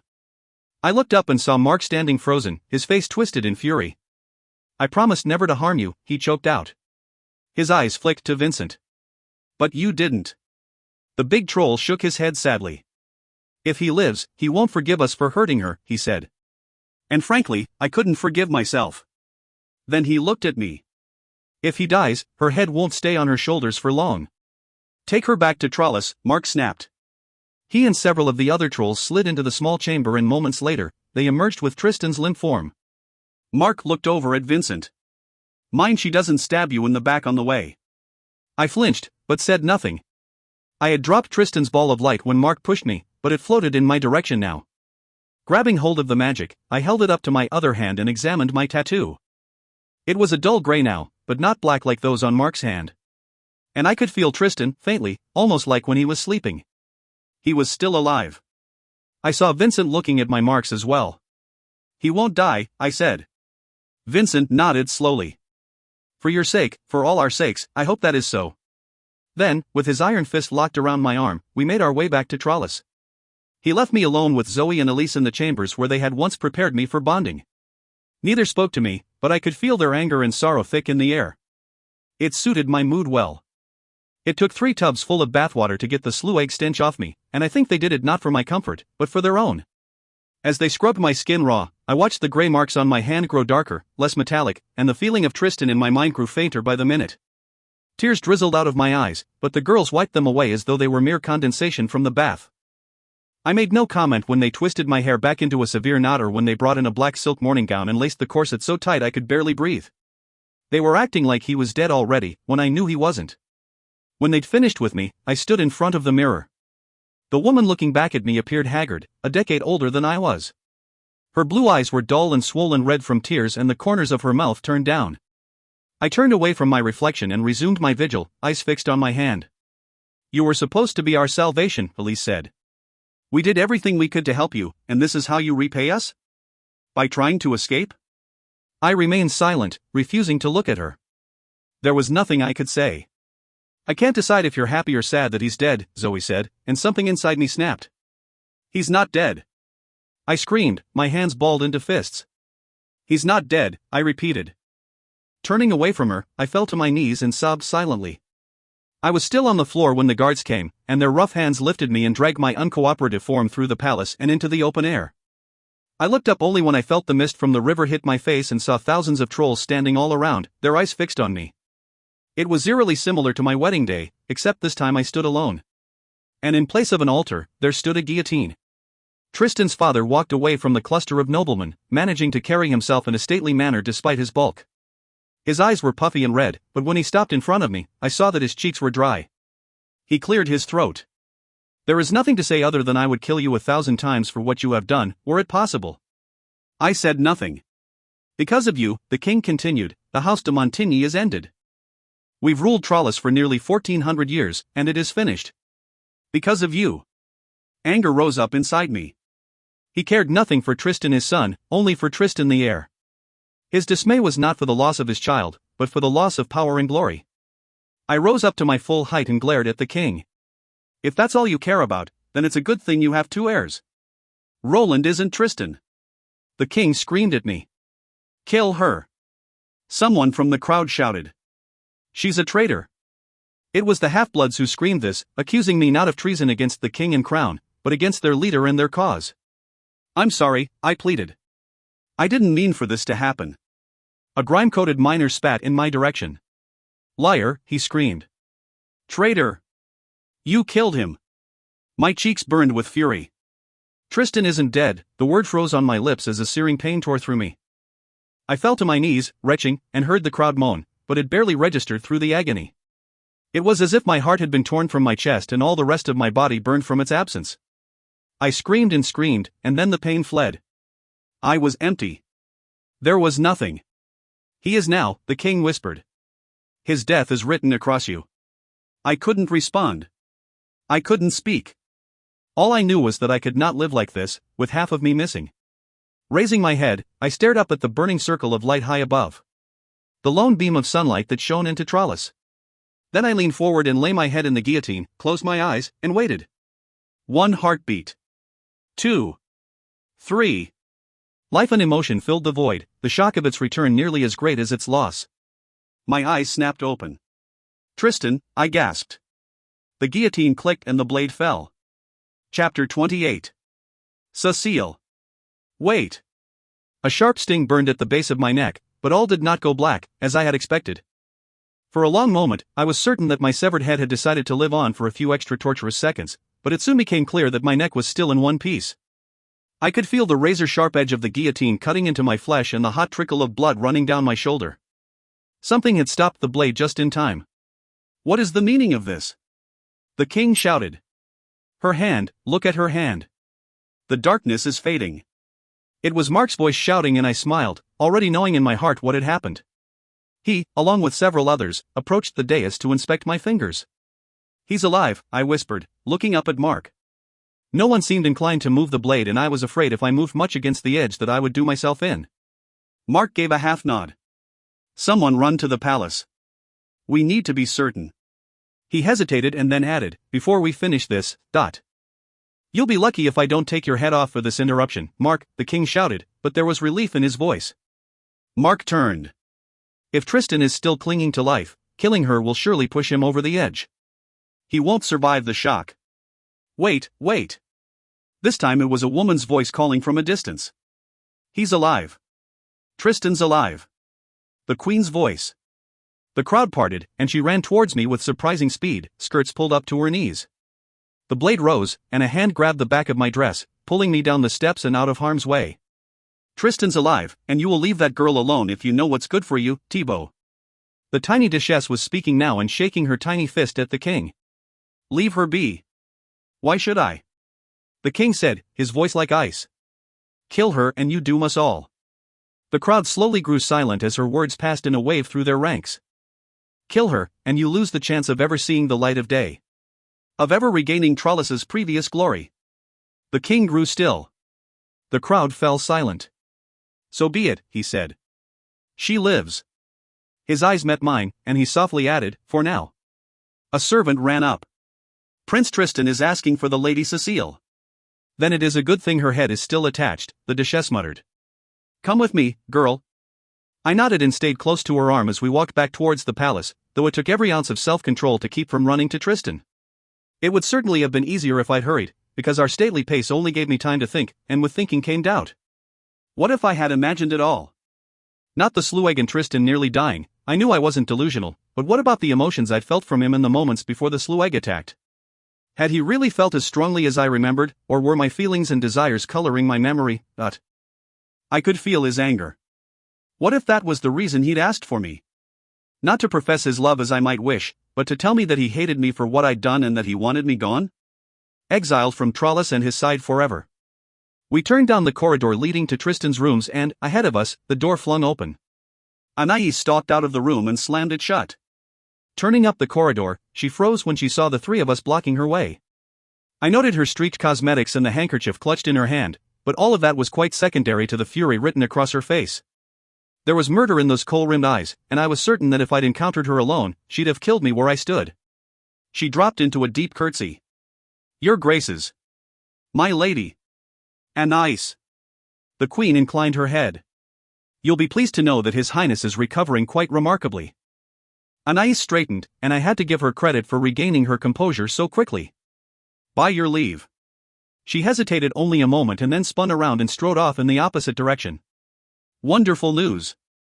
the queen exclaimed, blissfully ignorant of the tension between Anais and me. It wasn't lost on the Duchesse, though she said nothing. The three of us hurried into Tristan's room, where he lay in the center of his bed, propped up on a pile of cushions. The frown furrowing his brow disappeared at the sight of us. His eyes locked on me and I felt relief course through him and me both. He wasn't angry with me. "Did they harm you?" He tried to push himself up on the pillows, but his mother scurried over and pushed him back down. "You must rest, Tristan." She set to fluffing the pillows and tucking the blankets tightly around him like a swaddled baby. He seemed annoyed at being fussed over, but he smiled at her anyway. "Thank you, mother."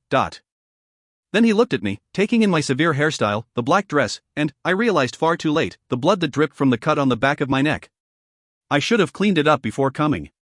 "I'm quite well," I assured him. "Fit as a fiddle." One of his eyebrows rose. "You are not suited to deception, my lady." The light Tristan had left with me when he thought he was dying chose that moment to zip over to the bed, flying in dizzying circles around its patient twin hovering over Tristan's head. The result was a riot of light and shadows that caught everyone's attention. "It stayed with you this whole time?" "It should have dissipated hours ago," Tristan said, clearly amazed. "In truth, I hadn't even noticed." "It isn't possible for a human to control troll magic," the Duchesse said, tapping her chin with her index finger and watching the lights reflected in the mirror on the wall. "Oh, I don't control it," I said. "It's here because it wants to be, Wants to be. Bah!" She made a dismissive gesture with her hand. Tristan didn't seem to be paying any attention to us. "Stop that," he said firmly to my light. It ignored him and continued to fly madly around the room like a disobedient child. "You there," he said, pointing at it. "Come here." With obvious reluctance, the light slowly drifted over and landed on his outstretched hand. "It's a bit of my magic," he said. "But there's something changed about it." He stared into the depths of the light. "It seems content to maintain its purpose." "What purpose?" I asked, confused. "To light your path." The glowing ball lifted off his hand and floated over to me. The Duchesse had a look of satisfaction on her face, but she made no comment. Tristan cleared his throat. "I'd like to speak to Cécile. Alone." After the queen left, I walked over to stand next to the bed. My fingers played nervously with the blanket, while Tristan silently scrutinized my appearance. "Never a dull moment since you arrived in my life." "I'm sorry," I whispered. "I never meant for this to happen." His hand closed over mine, our fingers interlocking. His skin was warm again, burning with the internal flame of magic. "It wasn't your fault. No matter what Mark said to you, it wasn't your fault." I raised my head. "How do you know what he said?" "You were unconscious." "No. I wasn't." He stared up at the ceiling, his thumb tracing circles over the back of my hand. I couldn't move, couldn't open my eyes or speak, but I could hear. And I could feel. How horrible. Not entirely. His mouth quirked up into a half-smile. "Oh." I flushed down to the tips of my toes. "Oh, dear." And my repertoire of foul language is much increased. I clapped my hand over my eyes, embarrassed to the core. Then realization dawned on me. Then you know. He nodded gravely. That you used magic to heal me. And failed, I said, trying to keep the bitterness out of my voice. Tristan held his arm up to the light, revealing scars that looked years old. You didn't fail. His eyes searched mine. I'd suspected for some time that you might have magic in your blood. Why didn't you tell me? I didn't know, I whispered. That was the first time I tried, and I couldn't even get her spells right. The poison didn't leave. Her? I swallowed hard.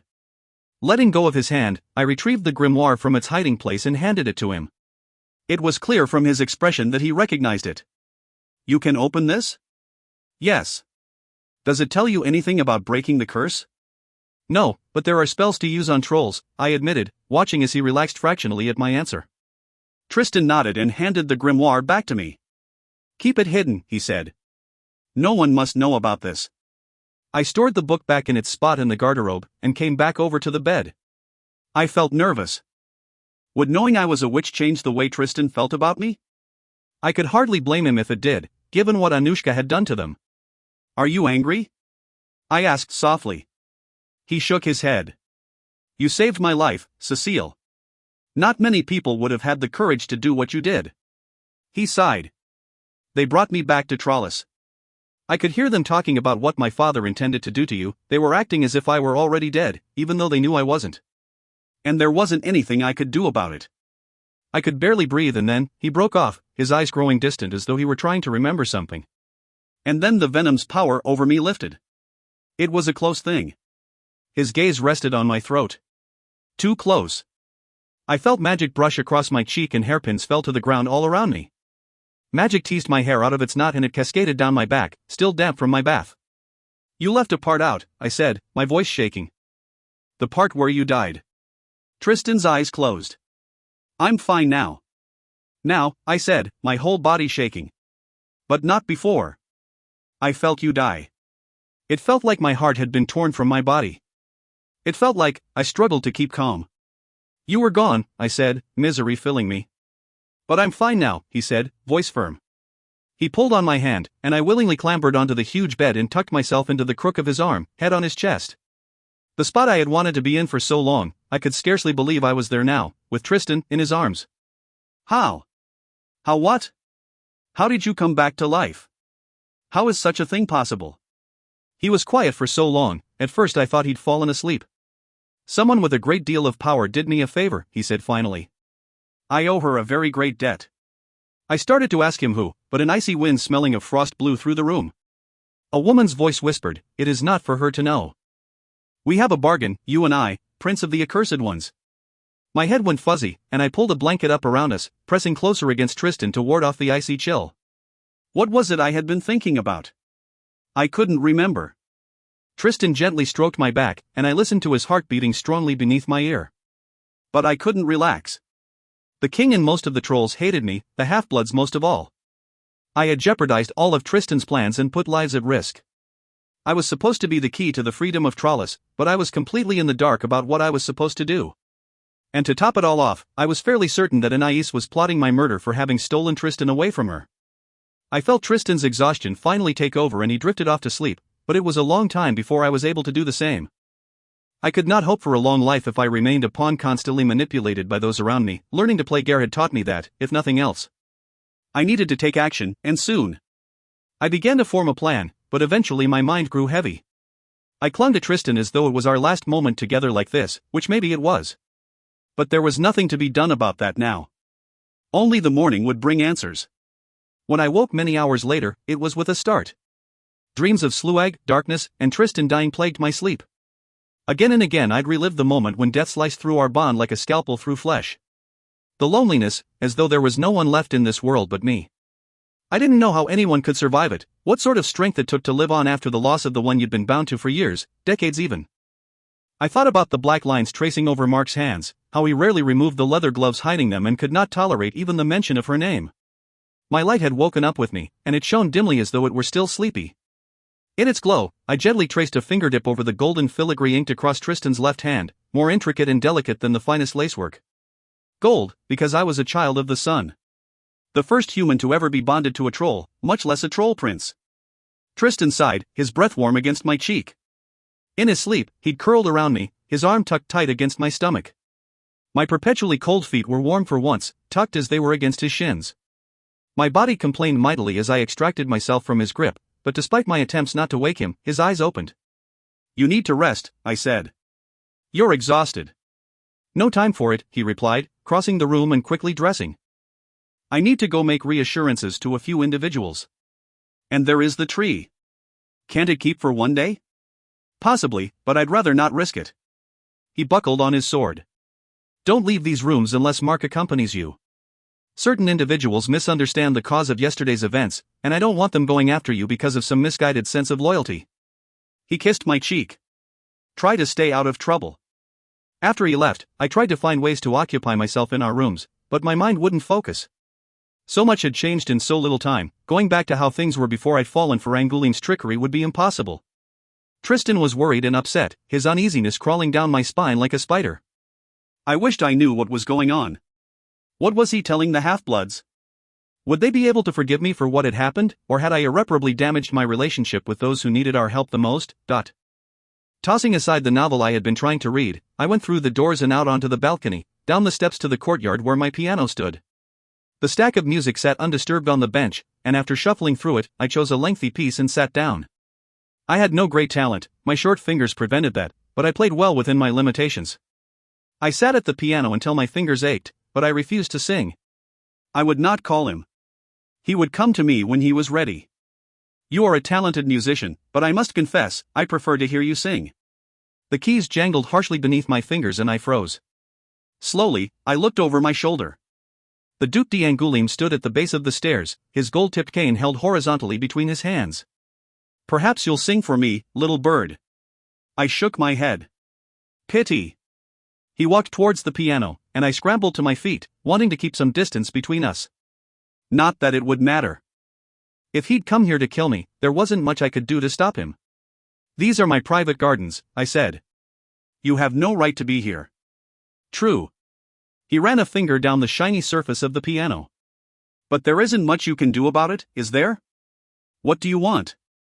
The corners of his mouth twisted up in a cold parody of a smile. "A great many things, Cécile, and I fully intend to have them." He picked up the delicate glass rose Tristan had given me, turning it over in his hands. "You caused quite the disturbance yesterday. That was your intention, wasn't it?" "Indeed it was, although not in my wildest dreams did I expect it to turn out so well." He held up my rose as if to smell it, but his eyes were fixed on me. "Did you know that when an infant is born of half troll, half human blood, its magic never reaches half that of its troll parent? And if that child takes up with a human, the resultant child will have almost no magic to speak of. The fact of the matter is, if a child has less than 1/8 troll blood, it has no magic at all. It is as weak and unintelligent as a human, as susceptible to illness and injury." I was silent. There was no mistaking his point. "Magic," he continued, "is what makes us superior. Any act that diminishes it is an abomination." "Except if such an act breaks the curse," I retorted, my anger rising. "Isn't that what you mean?" "But it hasn't." He held out the rose. "So all you are is an abomination that has failed to serve any purpose." The rose slipped through his fingers. I gasped, diving forward to catch it before it smashed against the paving stones. At my touch, it blossomed a dusky pink. "You too thought you'd fooled everyone, didn't you?" I stared up at him from my knees, fear filling me. "And perhaps you did. Everyone, that is, except me." Reaching down, he took hold of my arm and pulled me to my feet. "I confess, you played the part of a hellion bride quite well. And Tristan, well, the boy has been playing something he is not for so long that sometimes I wonder if he remembers who he really is." He paused, considering his words. "You would know by now that all children receive an identical education until they are 10 years of age, at which time they are educated by their respective guilds. Builders' Guild, Artisans' Guild, Bakers' Guild, Miners' Guild, and so on and so forth. Make your point, Your Grace." I tried to jerk my arm out of his grip, but his hand was as implacable as a vice. "My daughter, Anais, she isn't guild educated. No, I saw early in her life that she had a mind fit for a particular purpose. She is military educated, you see. She is strategic, ruthless, loyal, but," he sighed, "she is still female, her emotions make her weak." I fought to keep fury from rising to my face, but it was difficult. The Duke leaned on his cane. His position and the way he watched my movements reminded me of a vulture. Her emotions are what betrayed her. For weeks, she has sobbed herself to sleep every night, and Anais is not a girl prone to such behavior. There could be only one cause, that her dear Tristan had abandoned her for another girl. His wife. I scowled. That isn't what you said yesterday, Your Grace. Unless, of course, you were lying? His laughter echoed through the courtyard, mocking me from every corner. Is that what I said? Are you sure? Even though I already knew the truth, my heart still sunk to know how thoroughly he had played me. Like a finely tuned instrument. A wise man once wrote that the truth spoken may not be the truth you think you hear. I would have thought you'd learned that by now, little bird. Leave her alone, Angoulême. The soles of Mark's boots smacked against the stairs as he let down them 2 at a time. Striding across the courtyard, he stepped between the Duke and me. He doesn't want you anywhere near her. I haven't harmed her in any way.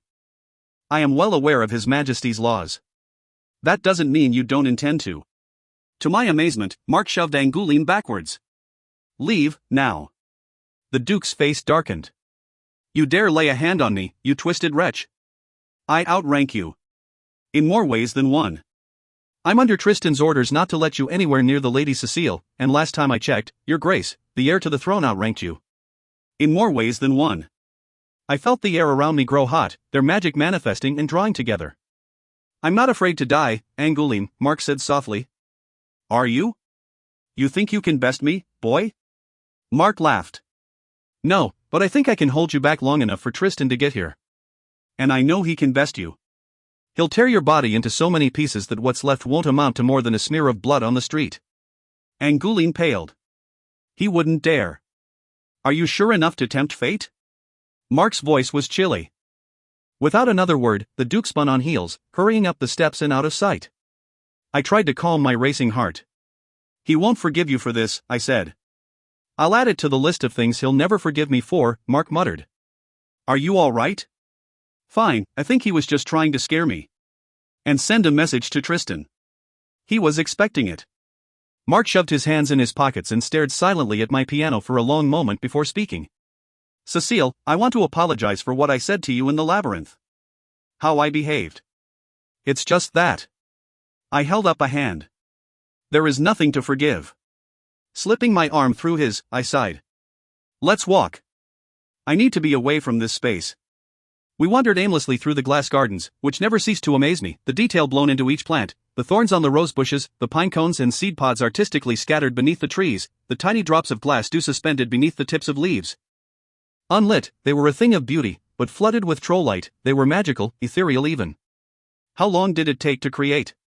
I asked, bending down to look at a gardenia that was so realistic, I half expected to smell its sweet perfume when I inhaled. 337 years. I smiled at his troll-like precision. Why didn't they use color? I've seen it in other glassworks in trellis. You would have to ask someone in the Artisans Guild, but if I were to speculate, it would be because they knew it would be a pale imitation of the real thing. Or perhaps they couldn't remember the colors, I said, closing my eyes and trying to visualize fields of green grass and vibrant wildflowers. Already it seemed something from another life. Perhaps. Don't you ever wish you could see it, Mark? Stand in the ocean and feel the water swirl around your knees? Feel the blast of winter snow coming off the mountains or the scorching heat of the summer sun? To walk through a field of golden wheat just before harvest, or gallop through a meadow sweet with the smells of spring? I sat on one of the stone benches scattered throughout the garden, the weight of memory heavy upon me. Don't you ever dream of it? Mark looked away so that I could only see his profile, so handsome on its own. So like his cousins. No, he said. I don't dream of that. What do you dream of? His shoulders jerked as if I had slapped him. Penelope. His voice rasped over her name like he hadn't said it in a very long time. Every night. Every time I close my eyes. He sat heavily on the bench next to me, head in his hands. Gently, I took his left hand and pulled off the leather glove he always wore. An inky black pattern scrolled across his fingers, still beautiful in its own sad way. Will you tell me about her? He nodded. She was, Anaïs's elder sister. But the only similarity between the two was their beauty. Penelope, she was sweet and kind. Quiet. We were friends as children. I don't remember when it was that I fell in love with her. Sometimes I think I loved her all my life. His voice cracked and his fingers tightened over mine. I wanted to marry her, but my father refused because it had recently come to light that she had the bleeding condition. Such things pass on to children. I sighed softly. I had not known such a thing existed until I came to Trollis, but since I had been here, 2 boys had died from it. Blood that would not clot, the slightest injury could be fatal. So we became lovers, and were so for some time. I was a fool to allow it, Mark continued. Perhaps if I hadn't, she might still be alive, but... She got pregnant, didn't she? I asked softly. Yes. He swallowed hard. She was happy. She believed she would survive it, but I knew. His shoulders slumped. I knew it would kill her. He rose to his feet. Let me show you something. He took me to a small open space surrounded by glass rose bushes. At the center stood an ornate fountain, but instead of water, a blue liquid glowed faintly within the basin. Liquid shackles, I exclaimed, hurrying over to it. You've clearly been spending too much time with Tristan, Mark chuckled. It's called Elixir de la Lune. That's much prettier, I said, looking into the basin. Where does it come from? Watch. We waited for a long moment, then seemingly out of nowhere, a large droplet fell into the pool. Stones and sky, I muttered. Where did that come from? You have to look from the right angle, Mark said. Like this. Bending over, he tilted his head to look upwards. I mimicked him, gasping at what I saw. It looked like a circular window hanging in the air, but it was only visible when viewed directly. Looking through it didn't show me Trollis, it was a window to somewhere else entirely. I could see part of a rocky cliff, a faint hint of glowing blue dampening it. As I watched, a droplet slowly formed and fell, dropping between our heads to land in the fountain. Where is that place? I wondered aloud. The moon. I blinked at him. What you are looking at is a tear in the fabric of the world. He straightened upright again. This liquid is the magic that bonds the moon to the earth. We harness its power to bind the hearts of 2 trolls. Or a troll and a human. Holding out my hand, I caught the next drip as it fell and went to taste it, the memory of its sweetness vivid in my mind. Mark caught my hand. Only once in a lifetime. Tilting my hand, he let the drip fall into the pool. In the southern half of the labyrinth, there is a small opening where the sky shines through. Very few know of its existence. One night, I stole a vial of Elixir de la Lune and the key to the gate from my father. The Comte de Corville has been its guardian for generations, and took Penelope into the tunnels. She was terrified of the small spaces and afraid a sluag would come upon us, but she came anyway. We bonded under the full moon. I bet you got in a lot of trouble for that. A hint of a smile touched his face. Yes. But there was nothing anyone could do. The bond cannot be undone by any power in this world or the next. He was quiet for a long time, and I dared not break the silence. We were together for 63 glorious days. Then she miscarried. The child died. Penelope died. Tears streamed down my face, but Mark's eyes stayed dry. He had long since run out of tears for his pain, I thought. Pain I could well imagine because I'd felt it myself. How did you survive it? I didn't want to live. I wanted to throw myself from the highest precipice. Cut my heart out with a knife. Dash my brains against the rocks. Anything. I didn't think I could live without her. So how did you? I remembered how easily I had knelt down before the guillotine, ready to die rather than to live without Tristan. And ours was a new love, not one built over a lifetime. Tristan was there with me when she died.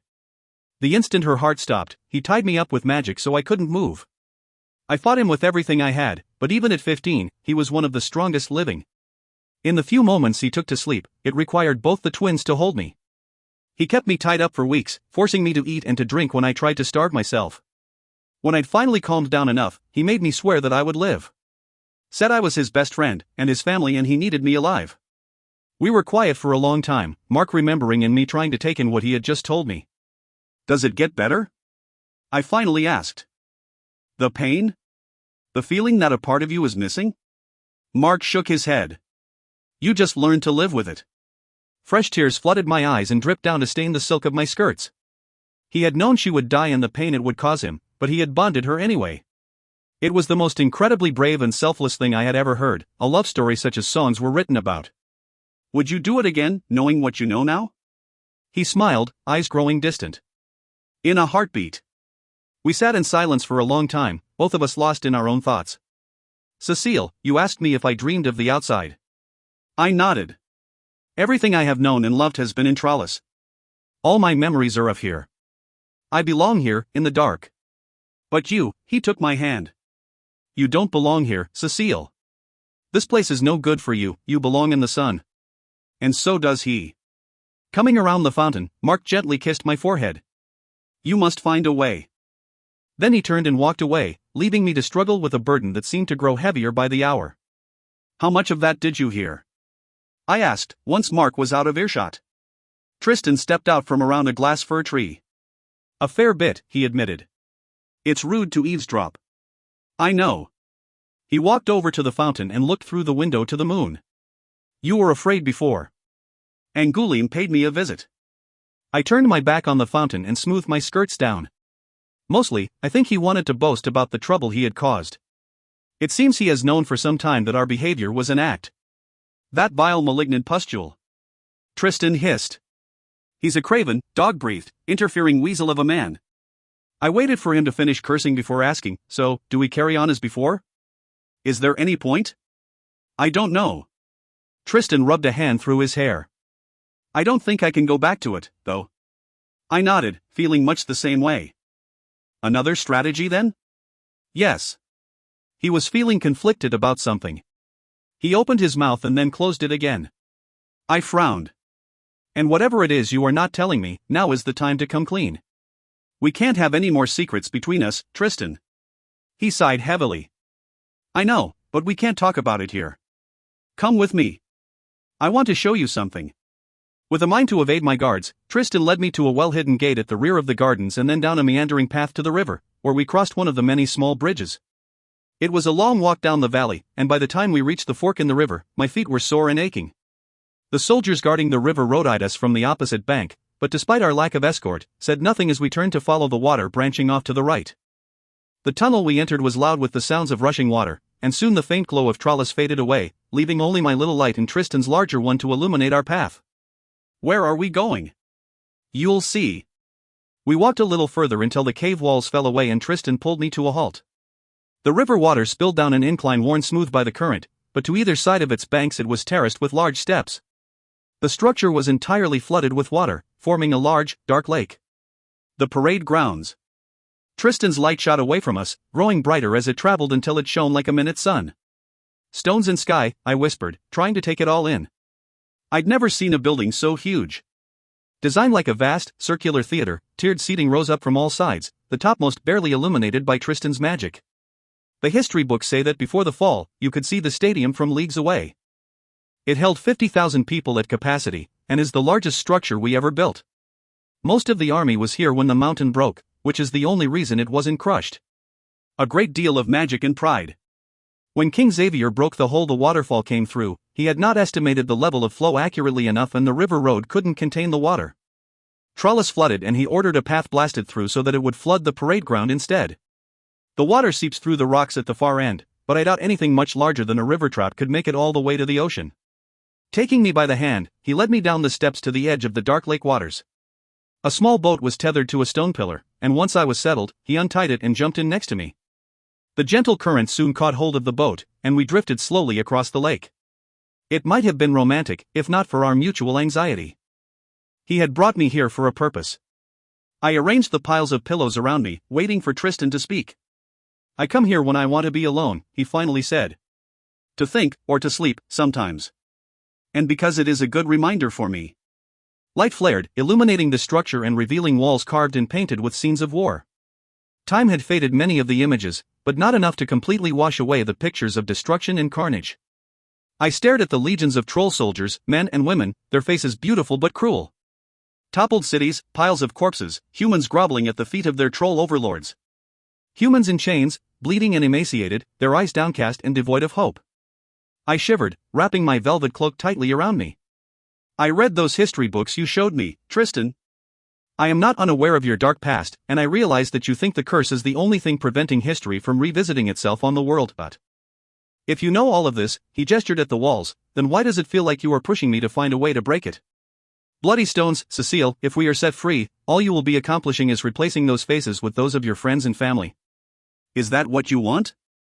Do you think I haven't considered that possibility? I snapped, those exact images rising up in my mind. Do you think it doesn't terrify me? I forced my hands to relax from their clenched grip, smoothing my sweating palms against my skirts. The difference between us, Tristan, is that I don't see the future as set in stone. It has been hundreds of years. The trolls who committed those crimes are long since dead, and I don't think those living today should have to continue to pay for their sins. No, you think they should be released to commit their own. Why are you so convinced they will? Do you honestly believe that if the curse was broken tomorrow that my father would be any better than them? Tristan pressed his fingers against his temples in obvious frustration. The desire for vengeance might very well make him worse than his predecessors. I know that, I said, leaning towards him. That's why we wait until he's dead. We wait until you are king. Because I know you wouldn't do those things. Tristan looked away. You overestimate the power I have over them. I cannot control the actions of every one of my people, and even if I could, I am not immortal. All it would take is one angry troll to slaughter hundreds of humans. Thousands even. And that blood would be on my hands, because I would be the one who unleashed him. But what if you made them all promise not to? I asked. A carefully worded oath that would check any chance of violence. A sharp laugh was my answer. And who would they make this promise to? You? Ah. His eyes flicked up to meet mine. Do you know what the best way for a troll to get out of a promise is? He didn't wait for my answer. To kill the one you made the promise to. I'd be a walking target, I wouldn't last a week. Then make them promise not to. He shook his head. Then they would kill you. And if I made them promise not to, one of them would pay a human to do it. Trying to control them that way doesn't work. I winced and stared down at my hands, trying not to let the futility of his words take me over. Regardless. I think you underestimate them, I said softly. I know I haven't been here a long time, but from what I've seen, most trolls do not desire violence and oppression. They've seen enough of it and that's why they are fighting for change now. It wouldn't just be you keeping the few bad apples in check, it would be everyone. And if you're wrong? Tristan made a sharp sound of disgust. What then? The witch may well have saved humanity with her curse. And in breaking it, we may well be sacrificing it. If the curse is broken, your kind will lose the only power they ever had over mine. But at what cost? I argued. There has to be a better solution. The witch found the only solution. I will not undo her work. I stared at him, aghast. You make her sound like she is some sort of saint, but let me assure you, she is not. I searched his stony expression.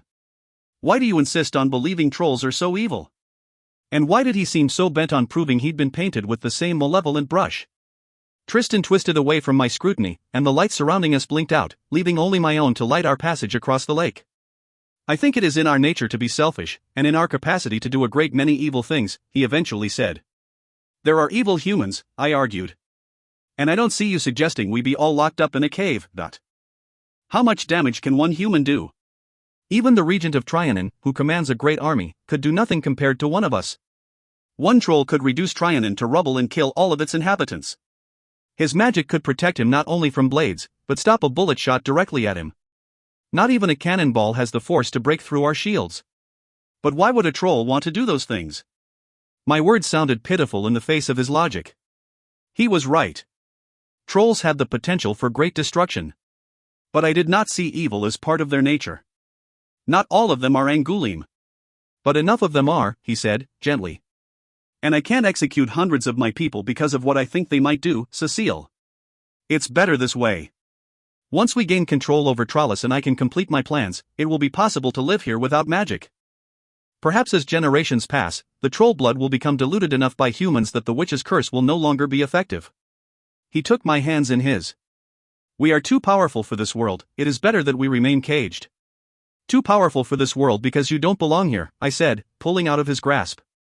Maybe you should go back where you belong. Tristan grew very still. We can't. Otherwise I would send them all back in an instant. My breath caught. I had not expected him to be frank. Where? Here, but not here. The in-between place of shadow and light. Well, that's certainly vague. I scowled at him. Does it have a name? He nodded gravely. It does, but it's better you don't know it. There is power in a name, and I'd rather not bring their attention down on us at the moment. Who? I demanded. Are there other trolls there? Yes, although I suspect they'd object to being called so. He grimaced. Humans were the ones to first call us trolls, and we encouraged the moniker because it held no power over us. But it is not what we are. I pressed my hands to my temples. What are you then? Tristan shook his head. It is best that you don't know. Always with the secrets. It seemed he knew everything there was to know about me, but every time I peeled back a layer of his mystery, another lay beneath. It made me angry that he always kept me in the dark. He seemed to think it was for my own good, but I wasn't a child. I deserved the truth. Whether because of the look on my face or the anger he sensed from me, Tristan started talking. Those of our kind have always been able to move between worlds or wherever we pleased, and usually caused a fair bit of trouble wherever we went, he said. 1400 years ago, my ancestors came to this place, the Isle de Lumière, and fell in love with the gold. He thought about it for a minute. Love isn't even the right word. Obsession is probably better. But they could not bring it back with them. There is no gold in where they were from. Reaching into his pocket, Tristan pulled out a gold coin, turning it over in his hand. Neither, as it turns out, was there iron. But here, there is iron in everything. In the water. In the plants and animals we eat. In your blood. His eyes flickered away from the coin to meet mine. They discovered they had been here so long that they couldn't go back. The iron infecting their bodies wouldn't allow it. And in staying, they lost their immortality. He pulled back the sleeves of his coat and shirt, revealing the scars on his arm, the only scars he had at all. We are sensitive to iron still. Injuries caused by steel heal slowly. If they are bad enough, we can bleed to death. I clapped a hand over my mouth. I'm so sorry, I didn't know. He grinned. Despite what you might think, I'm not so vain as to prefer death over a few scars. But the smile was short-lived, slipping from his face as he placed the coin back in his pocket. Bound to this world, they set to conquering and enslaving its inhabitants. They were unstoppable until that fateful day that Anushka brought down the mountain. I frowned. What about all the trolls who weren't here? What happened to them? Almost every troll was, Tristan said. It was King Alexis's birthday. But those who were not found themselves inexplicably drawn back to Trollis until everyone was bound within its confines. And what about your nameless brethren from the nameless place you come from? Do they still visit this world? They dare not. Coming to this world means getting caught up in the curse. But they are watching. Ah. I stared into the depths of the dark water, understanding sinking in. He wasn't protecting me by keeping the knowledge secret, he was protecting himself. From me. So Anushka knew the real name of your kind. And because of what she did with it, you don't trust me enough to tell it. Yes. He said it so simply, the admission that he did not wholly trust me, and it stung. The Sluag, I said, pushing aside the hurt. They come from there too? He nodded. Yes, although they are minions of the Dark Court. It's possible they followed us here on their own, but I suspect she sent them. And keeps sending them, which is why we can't seem to get rid of the damn things. She? He traced a finger around the hilt of the sword, obviously considering how much he wanted to tell me. The in-between spaces is ruled by two courts. My many times great uncle is the king of summer. She is the queen of winter. A shiver ran through me, and I swore I could smell the scent of ice and frost on the air. A memory tickled the back of my mind, but for the life of me, I could not bring it into focus. I assume she must remain nameless. His fingers tightened around the hilt. You say there is power in a name, but I know yours and it doesn't seem to do me any good. The silence hung long and heavy. But I could feel his guilt. Or not. My voice cracked and I clenched my teeth. He sucked in a breath. You know what I am called, but not the name that binds me. I recoiled away from him to the far end of the boat, but it wasn't far enough. Take me back, I hissed. I've had enough of this, I don't care to be near you right now. I am tired of your deception. Cécile, please. He reached for me, but I clambered to my feet, causing the boat to rock wildly. I'll swim back if you don't turn the boat around. He withdrew his arm. Please, Cécile, let me explain. I watched him warily. If you knew my true name, you would have complete and utter control of me, he said softly. You'd be able to compel me to do whatever you wished, and I would have no choice but to do what you ordered, whether that be to slaughter one or slaughter thousands. I would have no liberty, I would be your slave. He grimaced. I'd be a weapon. And is that what you think of me? I replied, gripping the edge of the boat for balance. That I would use you that way? His shoulders trembled. I don't know. The water of the lake surged and the boat plunged up and down, threatening to overturn. I fell to my knees on the cushions. Tristan! He jerked, looking around as if surprised at what he had done. Then he bowed his head. I'm sorry. The water stilled, becoming as smooth as glass, the effect managing to be somehow more frightening than the waves. I wish I was not what I am. His voice was twisted with anguish. I wish I was not who I am. I wish I had met you in different circumstances, in a place far away from here, where there was no magic, politics, and deception. Somewhere where things could be different between us. I wish I was someone else. He raised his head. But I am what and who I am, and all the wishes in the world will not change that. All my anger fled and I sank down onto the pillows, my fingers twisting the tassels on one of them as his words sank in.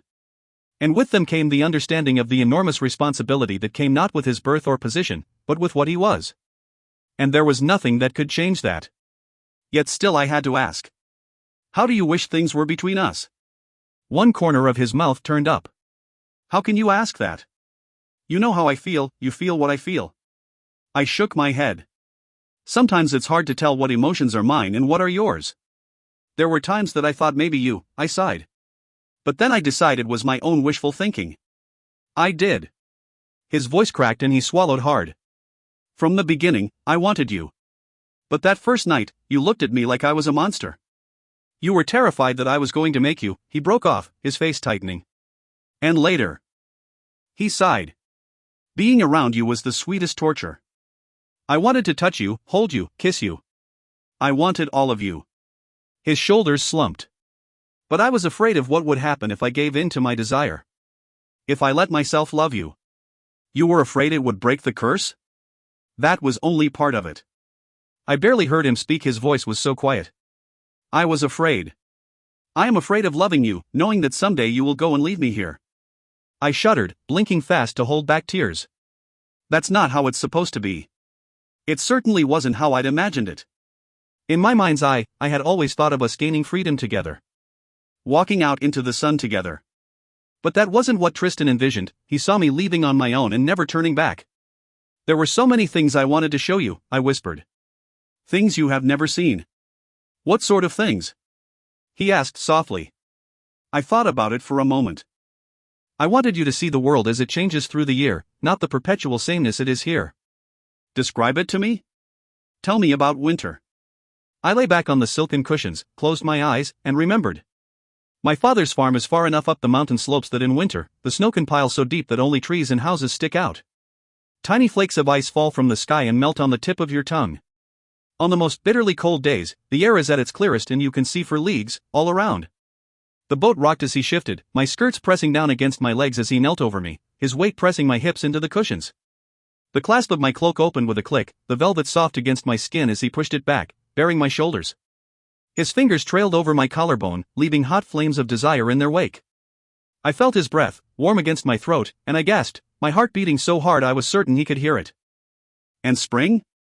He whispered in my ear, his hair brushing softly against my cheek. A smile curved over my lips. The days get warmer, bit by bit. The sun shines. The snow starts to melt, and water runs in rivulets down the icicles hanging from the eaves. Bits of green start to poke through the snow and buds form on the tree branches. Then, in what seems like an instant, all the snow is gone and replaced by lush grass greener than any emerald, more vibrant than anything an artist could paint. The rainstorms come, blocking out the sun and turning midday to dusk. Lightning flashes across the sky and thunder echoes across the mountains. The spring rain comes down so hard and heavy that it soaks you to the bone in an instant, and the seas boil with the ferocity of the winds. Tristan's lips brushed against the pulse in my throat, and it felt like I had my own storm raging inside of me. My whole body trembled as he kissed a line of fire up my neck, to my jaw, and then rested his cheek against mine. Summer? I can't remember, I murmured, my mind a chaos of emotion. Yes, you can. His fingers ran up my sides, separated from my skin by only a thin layer of silk. I squeezed my eyelids tighter and tried to think, tried to visualize the land, but all I could see in my mind's eye was Tristan. All I could feel was passion, both mine and his, burning like a beacon on a starless night. I wanted him, needed him. Nothing else would satisfy the hunger building low in my belly. Flowers, I whispered. Fields of wildflowers, every color of the rainbow. The animals grow shiny and fat and the fields of wheat grow tall and golden. The warmth drives away the memory of winter and the air is so heady and wet that each breath is like a drink of water. And the sun. My voice trembled and I wrapped my arms around his neck, burying my fingers in his hair. The sun rises every morning like a god on fire, flushing your skin pink, giving life to everything, until he disappears beyond the horizon every night. Behind my closed lids, my eyes stung and I bit my lip. Tristan stroked my hair and I opened my eyes, staring into his soul, which was filled with all the sympathy, sorrow, and longing that I felt in my heart. For what I had lost. For what he had never had. And for what he never would have, if I did what he'd asked and abandoned my quest to break the curse. "I love you, Cécile," he said, and my breath caught. It was one thing to feel it, and quite another to hear the words from his lips. He kissed me, gently at first, and then harder as his control vanished. My lips parted, and the kiss deepened, opening up a floodgate of heat that tore through my body. Rational thought slipped away, and all that was left was need and desire. I felt his hands on me and I tore at his coat, pulled off his shirt and dug my fingers into the hard muscles lining his back, felt his breath hot and ragged against my lips and at the plunging neckline of my dress. The air was cold against my legs as my skirts rode up, and I wrapped my ankles around him, pulling him down against me. All I wanted was him. And I wanted everything. The hilt of his sword dug into my ribs, and I grabbed at his belt, fumbling with unpracticed hands with the buckle. "Cécile, stop." I barely heard him. My body felt like a wild thing, completely out of my control. "Cécile." He caught hold of my wrists and pinned them down against the cushions. "Enough. You overestimate my degree of self-control." I looked up at him, hurt and confused. "Why should you need any? We're married. I am yours, and you," I said, "are mine." I struggled against his grip, but he was stronger than I was. Stronger than any human possibly could be.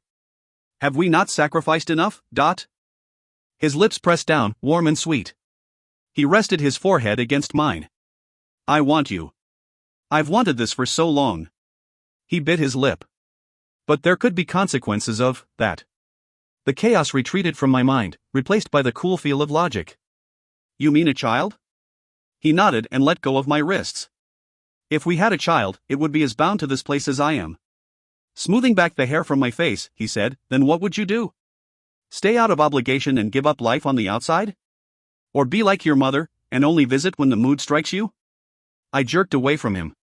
"Don't say that, I'm nothing like her." He sat back on his heels, his face unreadable, and the combination of our emotions was a tangled web that I was having difficulty sorting through.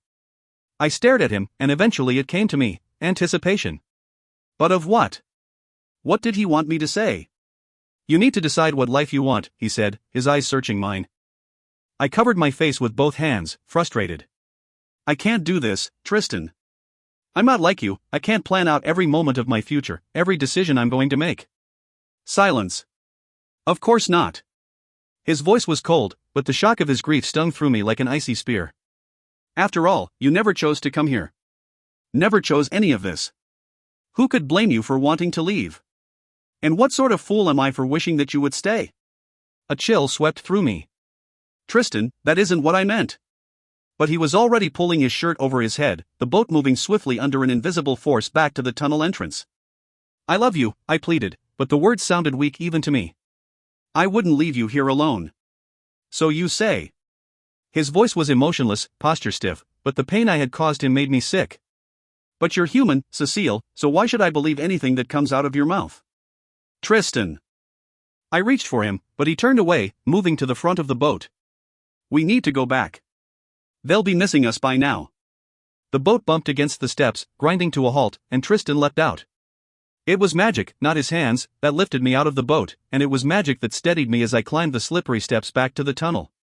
After everything that had happened to us, it seemed that words from my own lips had done the most damage of all. Chapter 29. Tristan. I stared bleary-eyed at the trunk of the tree, absently letting my power flow without providing it much direction. "Please, just hold it up," I mumbled. "I don't care how you go about it, just don't drop any rocks."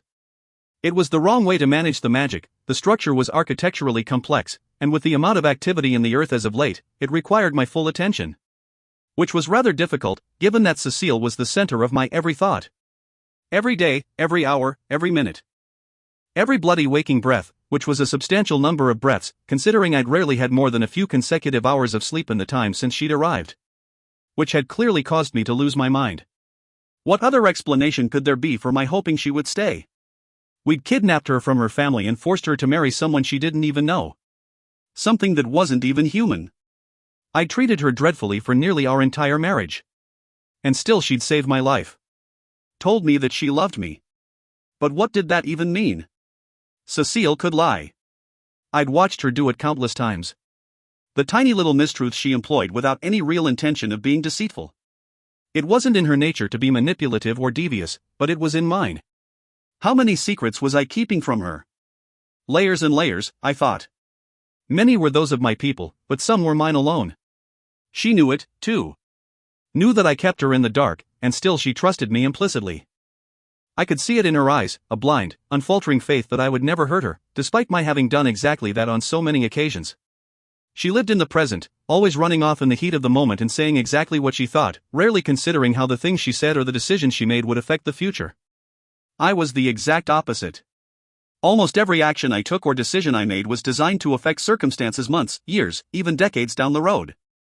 I'd always thought it was the prudent way to live, but now I feared I would wake up one day an old man, with my past wasted and no future left to live. Loving her had changed me, pulled me into the present and made me want to give myself to her as wholly and completely as I could. But I was who I was, and I could not let go completely. Could not trust her the way my heart wanted to, because I could see the way it would go. I would give her everything I had, love her with every breath of my being. I would have months, perhaps even a year of happiness before my other plans came to fruition. Then I would be bound by my own promise to let her go, and she would leave. Closing my eyes, I watched a specter of her future self walking down River Road and out onto the beach, never looking back. The pain was worse than a spike of iron through the heart. My mind, always attuned to where Cécile was, sensed that she was on the move. The dull throb of her misery that I had caused, was a beacon allowing me to trace her progress from the palace down into the city. I didn't like her out and about like this. The people had mixed feelings about her. Abandoning the tree, I hurried down several flights of stairs and across a bridge into the merchant district. Though she was shorter than everyone around, I caught glimpses of red hair as she walked slowly through the crowd, her guards following a few paces behind. She didn't seem to realize that I was following. I could think of countless instances when she'd been so lost in thought that I could have walked up and tapped her on the shoulder before she'd notice me. How many times had I followed her through the glass gardens listening to her sing? How many times, and never once did she seem to sense I was there. Or maybe she just didn't care. Turning down an alley, I rounded a corner to get a better view of the market and froze. Cécile was talking to Jerome Girard's son, Christophe. Almost without thinking, I ordered my magic to dim, letting the shadows wrap round me like a cloak. So you can better spy on your wife. Christophe handed her a peach, and I watched her bite into it, the yellow juices trickling down her slender fingers. She was at ease with him in a way she wasn't with me, and it was obvious that he fancied her from the way he twitched about, the color on his cheeks, and the way he peeked down the bodice of her dress when she wasn't looking. I felt a scowl rise to my face. He was good enough looking, I supposed. Shorter than I was, but broader, with the thick muscles all the farmers seemed to have. His hair was the color of the hay his mule was munching on, and brilliant blue eyes shone out of his tanned face. Normally he was the smiling sort, which always put me on edge. Anyone who smiled all the time clearly suffered from a mental imbalance, but today his mouth was set straight in a frown. Whatever he was telling Cécile had upset her. I could feel her anguish thick on my mind, and I watched her drop the peach then bury her face in her hands. What had he said? I'd have heard about it if something had happened outside, so it wasn't to do with her family. He was probably making up some lie about me or Trollis, something that would turn her against us. I fought the urge to go to her side, to tell Christophe to bugger off while I comforted my wife. My Cécile. Mine. For now. Until she leaves you to rot in the dark. I shuddered, suppressing the thought. They were arguing now, but I couldn't hear their words. If I used magic to amplify them, everyone near the alley would hear them as well. What he was telling her was eliciting surprise and bewilderment, which meant more lies. Cécile closed her eyes, and I saw her lips form my name. Tristan isn't. I couldn't make out the rest. I wasn't what? What lies was he telling about me? Or worse, what truths? My hands balled into fists of frustration as I watched the human boy reach down and take her hand, his thumb stroking her knuckles. I could see plainly on his face that he wanted to do more. And she didn't pull away. She was conflicted. My chest felt hollow and I could feel my breath coming in short little gasps. He was going to take her away from me. Fury like nothing I had felt before filled the space where emptiness had once been, and I strode out into the market. Cécile's guards started in surprise as I pushed past them. Don't interfere, I hissed. In fact, make yourselves scarce. I'll handle this one. Chapter 30. Cécile. Christophe handed me a peach from a basket in the cart and I bit into it, relishing the sweet juices that filled my mouth and trickled down my fingers. Summer is nearly gone then? I asked, eyeing the cart full of produce. Aye. Harvests have already begun. He frowned, his tan skin crinkling a bit around eyes as blue as my own. Just one endless season down here, I reckon. I shrugged. Snagging another peach from the cart, I sat down on the fountain edge and bit into it. Chris moved over to sit next to me, but the dark glares on my guards' faces made him lean against the wagon instead. Have you seen my family? Are they well? It was information I probably could have gotten from the troll's many spies, but it was better coming from Chris, who knew me. Knew my family. I saw Fred in the Trianon markets a week ago, Chris said, picking at one of his fingernails. He's not been back to the farm much, I don't think, though he says your father and Gran are well. I think he. You think he? I prompted, curious.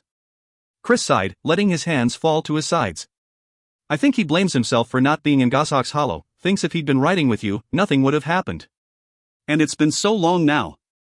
No sign of Bones, but also no word from you, so everyone thinks that you're dead. He nodded and lowered his voice. I'd tell him otherwise, if I could, but I can't even get my lips to form the words. Makes me sick to my stomach to even try. I'm sorry, Cécile. I stared at the half-eaten peach in my hand, not feeling hungry anymore. It was one thing to know that my family missed me, but quite another to know my brother blamed himself for my disappearance. Fred was talking about resigning his post with the regent to go looking for you. Now he was drunk as a skunk when he told me this, mind you, Chris added, but I know for a fact that your mother has offered a reward for any news about where you are. I think it's she who's pushing him to it. I buried my face in my hands. He can't do that. All he ever wanted was to be a soldier. From between my fingers I mumbled, my mother, she was upset that I left? I tore up her apartments in the palace and then had the regent send soldiers out to scour the countryside for you. She did? I looked up, stunned. Never in my wildest dreams had I thought my mother would be so grieved by my loss. Chris nodded and to my surprise, he knelt down in front of me. I inhaled, and I could smell the tang of ocean spray, the sweetness of hay, and the hint of sweat from exertion under the sun. He smelled human. He smelled like home. She's offered 50 gold pieces for word of you, Cécile. And she's a wealthy woman, she could pay more. Enough to buy you from them, dot. I felt suddenly cold and the peach fell from my stiff fingers, rolling next to the wagon wheel. No. Just think it through, Cécile. The trolls love their gold. Your mother could pay them whatever it is they wanted, you could swear magic oaths to keep your mouth shut about Trollis, and you'd be free. No, it was the only word I could manage. It could happen, Cécile, Chris insisted, mistaking the meaning of my refusal. For trolls, there is always a price. We just have to figure out what yours is. I shook my head rapidly. No, Chris. I don't want to leave. His eyes widened. Why? I won't leave Tristan. Not for anything. I met Chris's stunned gaze. I love him. Shock turned to disgust and he recoiled back on his heels away from me. You can't be serious. I love him, I repeated. I won't leave. Ever. How can you love one of them? He asked, his face twisting like he had bitten into something bitter. They're monsters, Cécile. Wicked, nasty, selfish, greedy monsters. I've seen them slit a man's throat for whistling at one of their women. I saw another man smothered with their magic because they thought he'd lied to them. Oh, some of them might be pretty enough to look at, I'll give you that, but inside they're as cold as steel. He glanced at my troll guards who, although they were too distant to hear our words, looked none too pleased with the exchange. Cécile, they aren't even human. He isn't human. You might as well be in love with a pit viper. I jerked back, furious. You don't even know him, Tristan isn't like that. I've been coming to Trollis almost all my life, Cécile. My father has been coming here for nearly all of his, and his father before him, and his father before that. You think you know them, but you don't. They are pure evil. You are wrong to think they are any worse than we are, I argued. And wrong to say we rule ourselves any more benevolently than the troll kings have ruled their subjects. You've lost your mind, Chris hissed. They enslave their own. Murder their own. They are incapable of any sort of decency. I closed my eyes. Tristan is different. He wouldn't hurt anyone. He loves me. My voice sounded plaintive and pathetic. I had no ground to stand on. I knew the troll's dark history. It had been Tristan who'd told me of it. But in my heart, I knew he was different. He wasn't like the kings of past. Chris closed his hand over mine. It was warm, but not in the feverish way of the trolls. He turned my hand over and our fingers linked, his tan and calloused from years of labor in the fields, mine, pale as marble and buff smooth by my maids. Cécile, you must leave this place. Already you've changed, faded. His dark thumb brushed over my skin. Trollis is killing you. White-hot fury lanced through my mind with a force that sent me reeling. Get your hands off of her, said a voice behind me. Chris raised my hand, kissed my knuckles gently and then got to his feet. Very brave, but also very stupid. Which he probably realized when a fist of magic hammered into his stomach, tossing him against the wagon. The mule brayed unhappily, pinning its ears against its head. I was on my feet and between them in a flash. Stop it. I pressed my hands against Tristan's chest, trying to keep some distance between the two. He's telling me news about my family. Tristan didn't even look at me, his eyes remained fixed on Chris. She doesn't need to speak to the likes of you to have news about her family. The likes of me? I heard Chris come up behind me, and I turned, slamming a hand against his chest to keep him from coming any closer. Let it go, Chris, I warned, but he paid no more attention to me than Tristan had. The likes of me is the same as the likes of your wife, Chris snapped. I've known her all her life. I know her father and her grandmother. I'm friends with her brother. I've danced with her at festivals and walked her home from her lessons in town. We're the same people. She is nothing like you, Tristan sneered, his tone making me flinch. It made him sound like his father. She is my wife. She is Princess of Trollis, and you are not fit company for her. She's your prisoner. Tristan showed no visible reaction, but I felt Chris's words strike him to the core. I turned, pressing my back against Tristan and pulling his arm around me. That isn't true, Chris. I told you, I'm here because I want to be. That true, my lord? Does she have the choice to leave if she wanted to? Has she ever had the choice? Tristan was silent. I could hear his heart beating furiously where my head rested against his chest. Just as I thought. Chris's face was dark with anger. You stole her from her kin and now she's your prisoner. She might say she loves you, but I don't believe it for a minute. You've either put some magic on her mind or she's just saying it because it's what you want to hear. That isn't true. I shouted. You shut your mouth, Christoph. I looked up at Tristan. It isn't true. You know I love you. He refused to meet my eyes, but his grip around my waist increased, drawing me tight against him. We have no such magic. His sword slithered as he pulled it out of its scabbard. I could have your head for this, boy. Or perhaps cut you open and leave you on the street to die, slowly. I could kill your father for bringing such an insolent brat into my presence. His grip on my side was becoming painful, his fingers grinding the bones of my corset against my ribs. I closed my eyes, fear building in my gut. This wasn't Tristan I was hearing. It was his father's voice, and the voices of all those horrible selfish kings before him. The voice of a troll. No, I whispered. Please, don't. You could, Chris said, and I saw the first traces of fear on his face. Then he looked at me. Seems to me he's just like all the rest of them, Cécile. You have no right to use her name, Tristan snapped, and I gasped against the pain in my side. You're hurting her. Chris shouted. Everything happened too quickly. Chris swung his fist at Tristan's face, but it bounced off a shield of magic. Tristan pushed me out of the way, and my feet tangled in my skirts as I fell in a heap. Neither of them noticed. Can't even fight like a real man? Chris shouted. Always hiding behind your magic. Hardly, Tristan replied. Then he punched Chris in the face. Chris staggered, and then with a shout, leapt forward, knocking Tristan backwards. They grappled on the ground, both of them landing heavy blows and neither of them paying any attention to my pleas for them to stop. Chris was older and his body was heavy from muscle that only hard labor could bring. But his was human strength. It was only a few moments until Tristan had him pinned, fingers latched tight around Chris's throat. You're killing him, I shrieked, pulling at his wrists, trying to make him let go. Tristan, stop this. Please. I pounded my fists against his shoulders, dug my nails into his arms, but it was as if I were invisible. Chris's face turned purple and his attempts to dislodge Tristan's hands grew as weak and ineffective as my own. Please stop. I begged, but he wasn't listening to me. So I screamed, my voice echoing through Trollis. Boots pounded towards us and several trolls, including my mysteriously absent guards, appeared. Chris's father was with them. "Stop them!" I shouted. Jerome tried to run forward, but one of the trolls snatched him off his feet. He dangled helplessly in the air, terrified eyes on his dying son. "Help him," I screamed. The trolls exchanged amused glances with each other and one of them shook his head at me.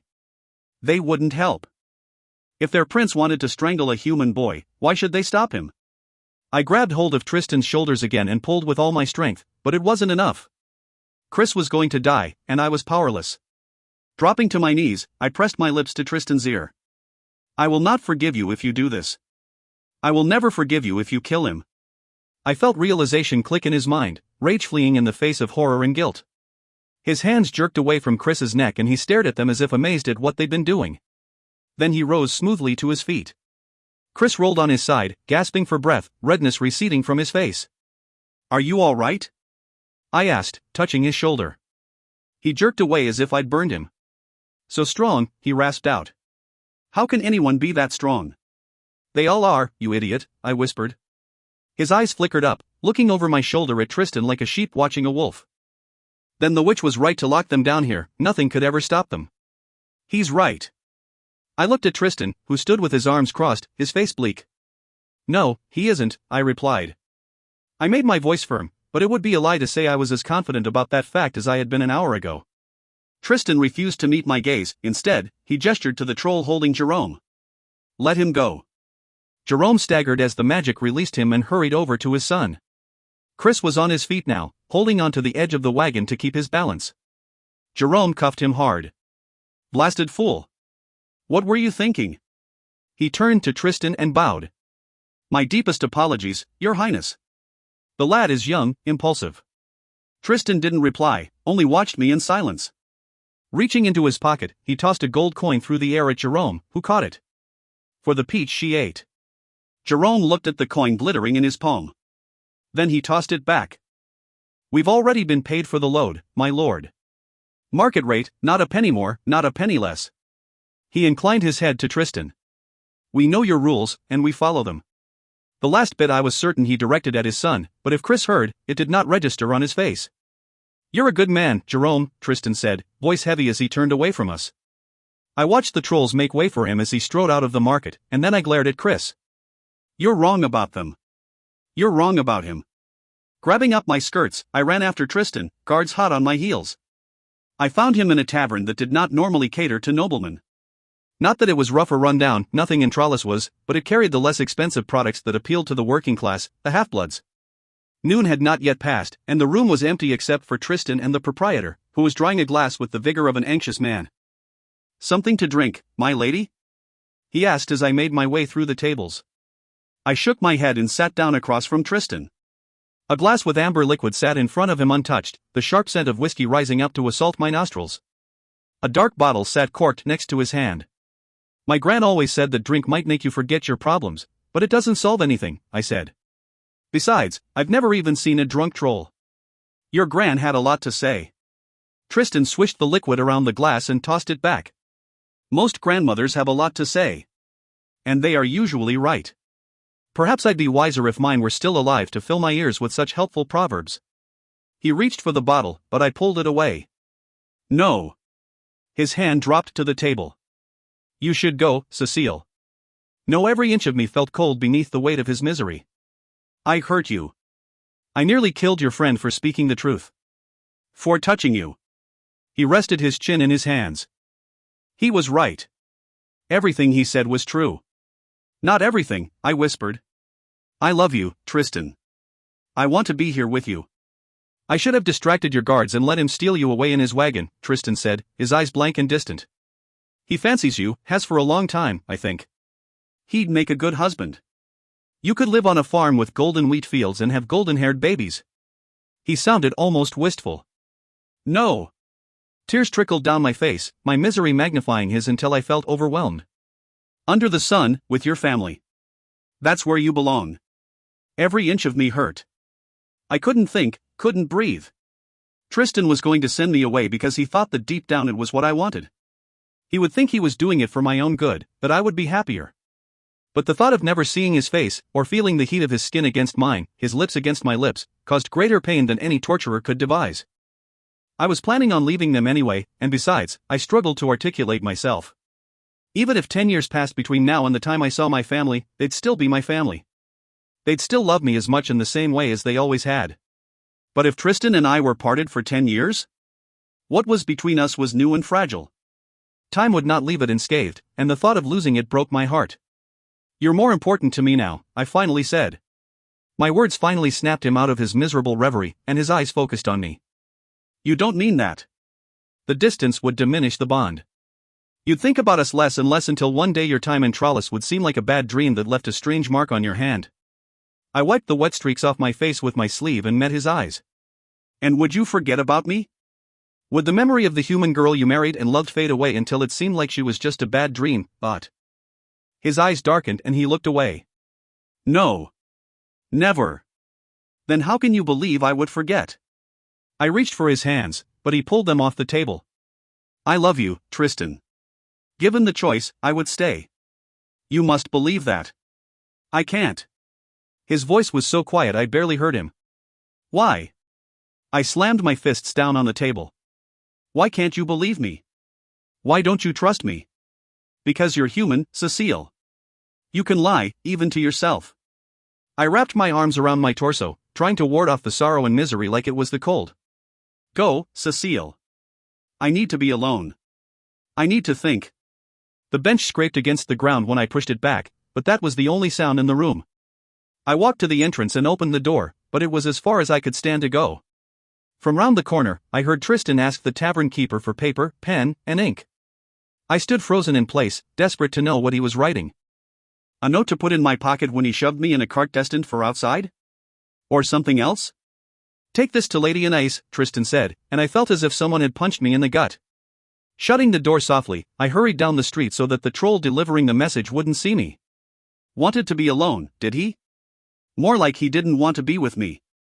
I had to believe him when Tristan said he harbored no feelings for her, but they were still the closest of friends, and it hurt that he'd rather turn to her for comfort than me. Wiping all evidence of tears from my face, I attempted to walk with purpose. But I had none. Instead, I wandered through Trollis, doing my best to ignore the curious and often dark looks from the trolls who saw me pass in on the faces of my grumbling guards, always 2 paces behind. Eventually, I wound up at the door of Pierre's house. Knocking, I waited a moment, and then went in. "Pierre, Lady Cécile." The little troll rolled in on his stool, a wide grin on his face that fell away when he saw me. "What is the matter, child?" Stacks of paper lifted off the only other chair in the room and settled on the ground. Sit. So sad." He rolled next to me and took my hand, patting it gently. "I am thinking it is because of the altercation between His Highness and the human boy, am I correct?" "Gossip, it travels fast in Trollis." I nodded miserably, my heart listening to Tristan's emotions. Misery was gone now, and in its place was grim determination. I bit my lip and tried to keep my composure. Tristan was coming this way. It wouldn't be long now. Young men in love, they are all fools. Trolls and humans, it makes no difference. He almost killed him, Pierre. The little troll's face looked grim. I heard as much. He sighed. Not a fair fight, it never is between trolls and humans. Strength from another world. My ears perked up at that. Perhaps Pierre would not be so reluctant to divulge information about their history. Is that where trolls come from? Another world?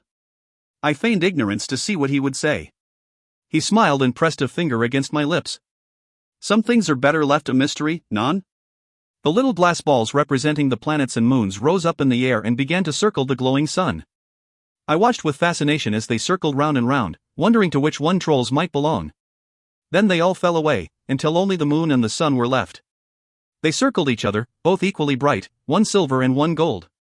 Like Tristan and I. Pierre, if the curse were broken, do you think the trolls would go to war with the humans to take the isle back? He looked away from me, his brow furrowed.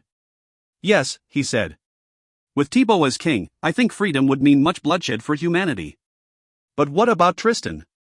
Tristan is not king yet, . But he will be, one day, I persisted. The little troll was quiet for a long time. I do not know what he would do, he finally said, the moon and sun settling into his hands. I think that might very much depend on you, my lady. I closed my eyes. It was an answer, but not one that helped me at all. Pierre? Yes, my dearest lady? If you had the chance, would you leave Trollis to go above? I didn't need to open my eyes to know he was smiling. Oh yes, Cécile, he said. I would very much like to see the planets, the stars. He sighed. I would climb the highest mountain, build the greatest telescope that ever existed, and I would watch them until my light went out. A ghost of a smile drifted across my lips. Thank you, Pierre. What for, my lady? For giving me the answer I needed. The door slammed open and I turned to look at Tristan. You need to come with me, Cécile. Now. My time was up. Chapter 31. Cécile. Hang back, Tristan snapped at my guards as we left Pierre's home. I'll not have you eavesdropping on my every word. They gave each other concerned looks, but the expression on Tristan's face was enough to triple the distance at which they normally followed me. Where are we going? I asked, although in my heart, I already knew. Tristan wanted me to leave. As much as he might love me, he would never trust me, and without trust, our love was doomed. River Road, he muttered under his breath. I wanted to argue with him, plead for him to let me stay. But what was the point? I couldn't make him trust me. I had no way to prove that, despite having been brought to Trollis against my will, it would now be against my will to leave. Knowing my feelings was not the same as knowing my thoughts. The guards won't let me pass. No. But they won't stop Anais. I stared up at him, confused. What? You'll see, Dot. Tristan led me through a series of alleyways, and then stopped at a door in the back of a building. At his knock, a man opened the door and bowed deeply. My lord. My lady. His chocolate-brown hair marked him as part human, but Tristan did not introduce us. The man gestured to the entrance of another room, but did not follow us in. About time. Do you think I have all day to waste sitting around waiting on you? Anais reclined on a sofa, smirk firmly in place. I scowled at her and her grin grew even wider. No need for that, Cécile. I am doing you a favor, after all. No, you are not, Tristan snapped. You are doing me a favor and it is from me whom you will collect. She got to her feet and made her way to Tristan's side. The parlor seemed too small to contain the three of us. Anais was too close, and the satisfaction on her face made me want to hit her. Not that that would go well.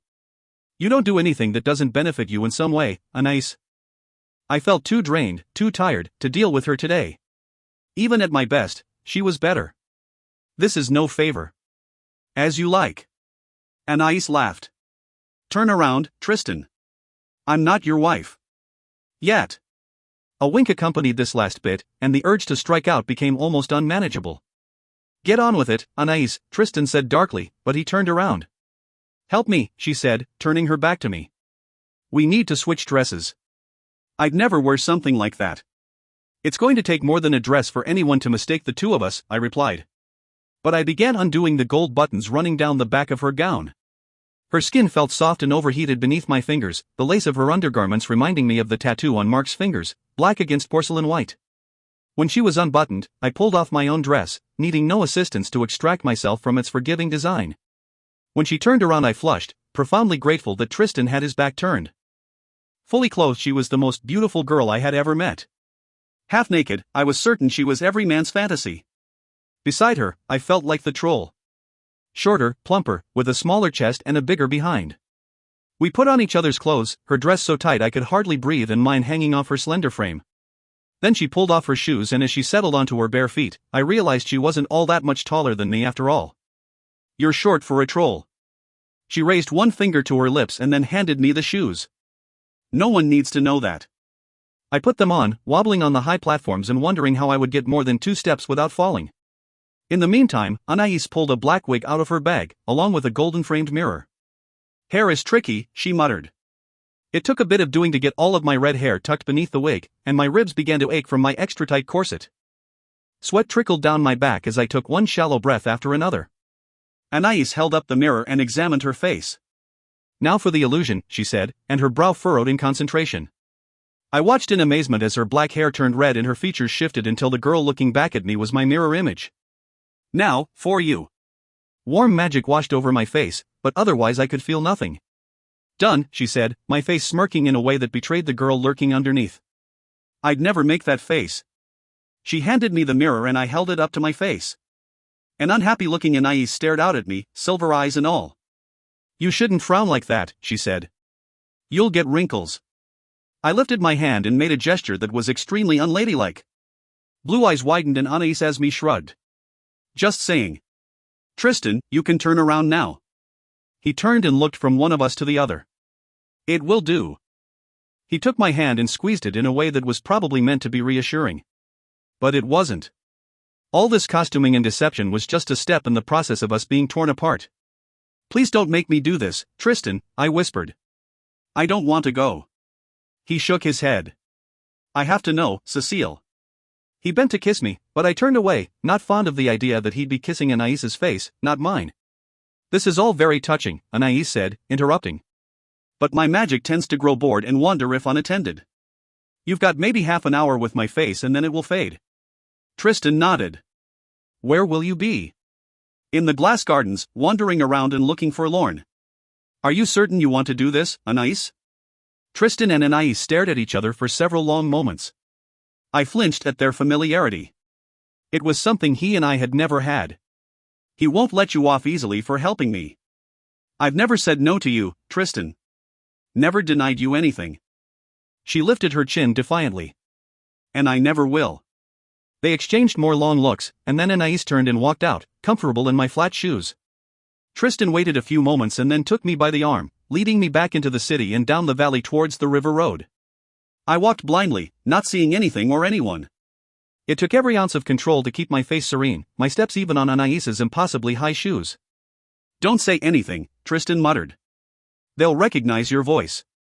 My nerves reached a fevered pitch as we approached the heavily armed and very imposing trolls standing to either side of the gate. They bowed low and one of them lifted the heavy bar holding the gate shut. It swung open silently on greased hinges. Haven't noticed any fallen rock, my lord, one of the trolls said. There's never a problem until there is, Tristan said, his arm drawing me forward. The incline of the road was steep, the rock smooth, and everything was slick with water. We hadn't gone far when I was forced to take off my shoes and walk barefoot. The road was perhaps 10 feet wide, and the river, white with rapids, flowed only a few feet below. Tristan didn't look at me as we walked, but he did let go of my arm to take my hand instead. I held on as tight as I could, trying to memorize the way his skin felt beneath mine, the way his thumb rubbed the tops of my knuckles. Every step I took was one closer to the moment he'd make me leave him. When I saw the glow of sunlight appear ahead, fear lanced through me. It was the end of the tunnel. It was the end of us. And the fear wasn't just mine. Tristan's dread had grown into something close to terror as we neared the light at the end of the tunnel. Will it do anything if you get too close? I asked, suddenly uneasy. Tristan jumped at my voice. No, he said. No, it isn't that. Suddenly, he stopped and held up his hand, knuckles rapping against something that sounded like glass but which I suspected was infinitely stronger. No. It isn't that, he repeated. Then he staggered back away from the barrier with a groan, and slumped against the wall. Tristan! I dropped to my knees in front of him, terrified the curse had hurt him somehow. He grabbed hold of me and pulled me close. Tugging off the black wig, he buried his face in my hair, his whole body shaking. I can't lose you, he whispered, and I felt him brush away Anaïs's magic so that I was myself again. Then why are you doing this? I demanded. Why did you bring me here? Because I can't live this way, Cécile. I feel like I'm losing my mind. I live every moment on edge, thinking that I'll turn around and you'll be gone. I never know whether you're telling me what you feel or what you think I want to hear. I need to know that you're here by choice, not because you were never given one. He pulled away so that he could look at me, and I saw his eyes and cheeks were streaked with tears. I brushed one of them away, staring at the gleaming droplet sitting on my fingertip. I didn't think trolls could cry. He blinked. Another myth? I shook my head. No, When I first came, I thought trolls didn't feel sorrow like we do. Pain like we do. Loss like we do. I pressed the tear to my lips, tasting its sweet saltiness and thinking of all the many times the trolls had proven that notion false. I was wrong. We sat on the road for a time, my head resting against his chest, both of us watching waves crash against the shore, pushing the river in and then drawing the flow out. A warm breeze blew into the tunnel, smelling of salt and seaweed, carrying with it the sound of gulls. This was the closest Tristan would ever get to the world outside of Trollis. This one small and unchanging view of the ocean. Tristan? Yes? His voice was raspy, thick with emotion. Are you really giving me a choice? You won't argue with what I decide? He squeezed his eyes shut and shook his head. I won't stop you. And if I want to stay, you'll let me? You won't make me leave? His eyelids twitched against his cheeks, but he didn't open them. It is your choice to make. I kissed him hard, drinking in the taste of him. I felt punch-drunk and reckless, willing to say whatever it took to keep him from making me leave. Then I'm staying. I want to be with you, forever. In the back of my mind, I knew I wasn't considering the full extent of my words, but I had faith Tristan would succeed in everything he set out to accomplish. That perhaps it would take a year or two, but my isolation from the world would not be a permanent thing. It couldn't be. He held me against him, hand stroking my back, but I didn't feel the sense of relief from him that I had hoped for. You are impetuous, love, he said softly. You think with your heart, not with your mind, So? My voice was muffled against his chest. You can't make the decision here. Troll magic is too thick. Half of what you feel is what I feel. You don't know what you want. Yes, I do. I shouted against him, my voice muffled by the fabric of his shirt. I want you. I dug my nails into his shoulder, inhaling the clean scent of him. I want you. With me clinging to his shoulders, Tristan got to his feet. Then he took hold of my wrists, gently tugging them free, and pushed me through the barrier. I stepped through the sticky thickness, and the roar of emotion in my mind subsided into a faint murmur. I gasped aloud, hating the loss, and I tried to go forward again, back to him. But Tristan held up one hand. Go out into the sun and remember all the things you would give up for a life with me. If you decide not to come back, then, he swallowed hard and tossed me a heavy purse that clinked when I caught it. This should keep you for a time. And if I decide to come back, I'll be waiting. I turned and looked out towards the ocean. The river poured into a small cove that had once been the harbor of Trollis before time and breaking mountains changed the coastline. Where I stood was still partially in shadow from the overhanging rocks. The trolls were cursed to darkness even here. I started walking to the beach, picking my way carefully over the rocky cove until the summer sun hit me like a wall of heat. I turned my face to the sky and stared at the yellow orb, my eyes burning from the pain of so much light. Then, I started to run. Faster and faster, my feet sinking into the wet sand until I reached the water's edge. Catching my skirts up high, I waded in, relishing the feel of wide open space as the salty water slammed against my shins. I spun in a circle, my burning eyes taking everything in. The seagulls flying high above me. The mountains a virulent green, with the exception of the broken one, its veins of quartz and gold glittering. I ran down the beach to the edge of the rockfall and up a path until I reached grass. I flopped down, gasping for breath. Everything was lush with the peak of summer and I basked in the warmth, letting it soak into my bones. Everything around me was bright and alive, and I realized Tristan was right, I had missed it. But would I miss him more? Curling around onto my side, I rested my head on my arms and plucked blades of grass. Think, Cécile. I ordered myself. But it was hard, because Tristan's sorrow was a hard knot of pain in my mind. You think I've left, I whispered to a little wildflower growing just out of arm's reach. A big part of me wanted to leap up and run back to him, but would I regret my impulsiveness later? Think about what you'd be giving up to be with me. Tristan's voice echoed in my head. My freedom, for one. If I turned my back on Trollis, the possibilities were endless. I could go back to the farm to live with my father. I could travel to Trianon to live with my mother at court. I could sing on the great stages, or travel across the strait to see the continent. If there was one thing my time in Trollis had helped me do, it was to conquer my fear of the unknown. Up here, I could do anything. I would do anything. Alone? I grimaced. I had my family and friends in the hollow, but it wasn't the same. Gran was getting on in years, and my father was busy with the farm. My brother was busy with his soldiering, and it would not be long before he married a girl and started a family of his own. Fred would inherit the farm and all the land when father passed, and there would be no place for me anymore. A new wife wouldn't want her husband's younger sister living with her. I sighed, the idea of growing old alone heavy upon me. Never again to be kissed or touched by a lover. To remain a maid until I was wrinkled and gray and beyond caring about such things. Maybe Tristan was right. Maybe I would forget him in order to have a life with someone else. Unbidden, the feel of Christoph's hands came to my mind. The rough, calloused hands of a farmer. His blue and so very human eyes. He was certainly handsome, all the girls fought for turns to dance with him at festivals. Kind, thoughtful, and hard-working, he would make someone a good husband. Make me a good husband? I imagined what it would be like to hold his hand while we walked, how it would feel if he kissed me out under the stars. What it would be like if I wed Chris and let him take me to his bed. My mind recoiled at the very idea of it. It wasn't that Chris disgusted me, but the thought of doing any of those things with anyone but Tristan made me sick to my stomach. Getting to my feet, I walked down the beach until I reached the eastern edge of the rock fall. Then I made my way up the slope until I reached the edge of the massive wooden bridge built years ago that spanned the rock. From here, I could see the entire extent of the fall that stretched between Forsaken Mountain and the beach, and it seemed impossible that an entire city resided beneath. I started across the bridge, stepping carefully to avoid getting splinters in my bare feet. When I reached the point above River Road, where Tristan waited for me, I stopped. If I continued east on the road, I would eventually reach Trianon. West and then north would take me back to the hollow. Shoes. Hoof beats sounded on the wooden bridge. A rider was coming towards me on a big white horse. When he saw me, he pushed the horse to a gallop, rapidly covering the distance between us. Then he pulled the horse to a stop so sharply that it reared up. My lady! What are you doing on the road all alone? It isn't safe. I took in his clothing and the quality of the horse, a wealthy landowner, or perhaps a minor nobleman. What do I have to fear? I asked, leaning back against the railing. The answer was, plenty. I was unarmed, and Tristan was beyond reach. The man's eyes raked over me, taking in my jewels and finery.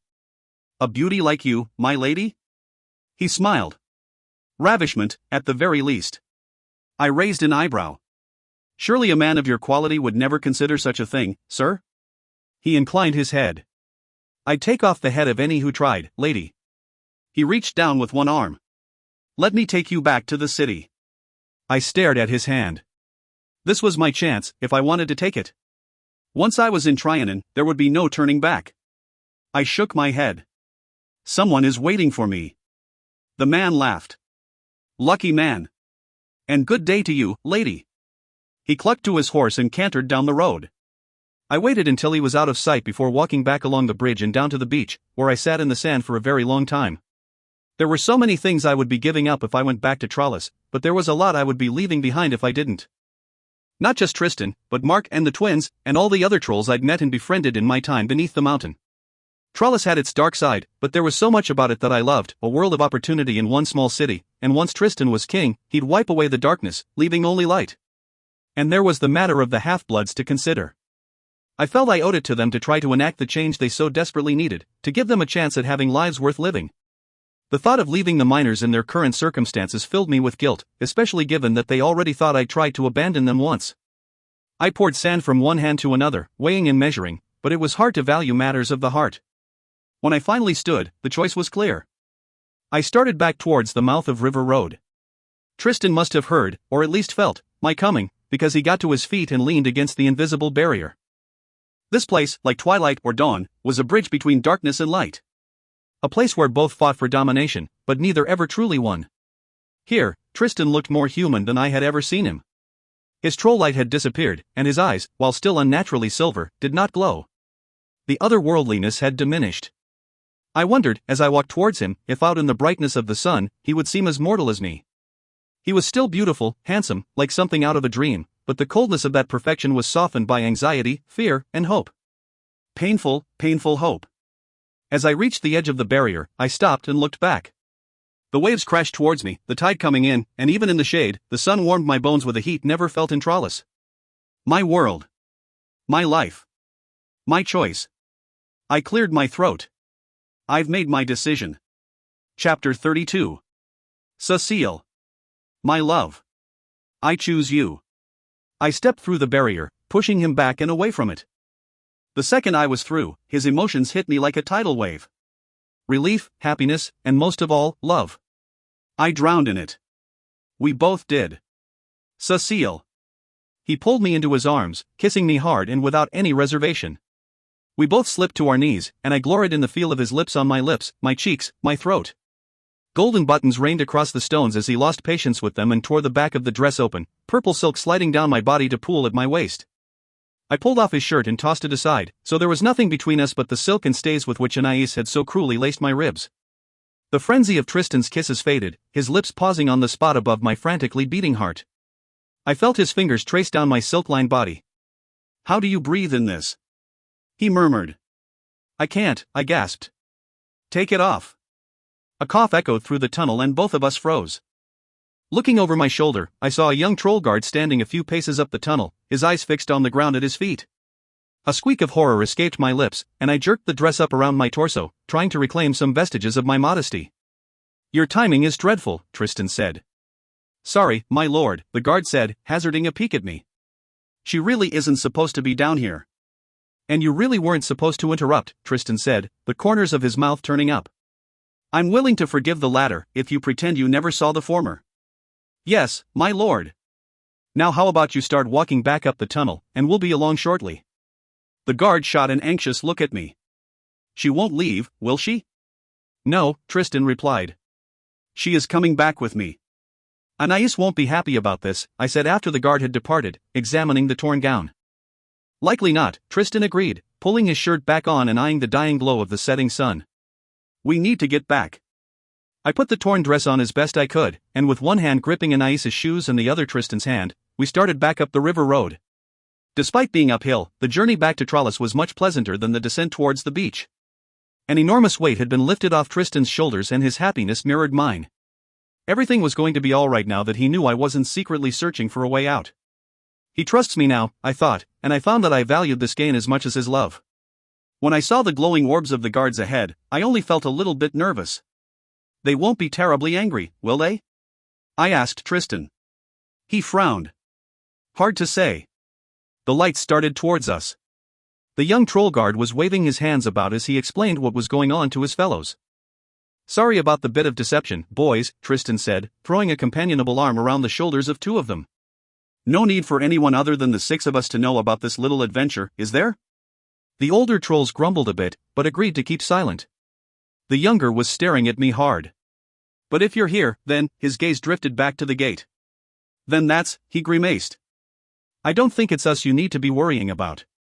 We stepped through the gate and I saw Anais Esme waiting only a few paces beyond, her face anxious.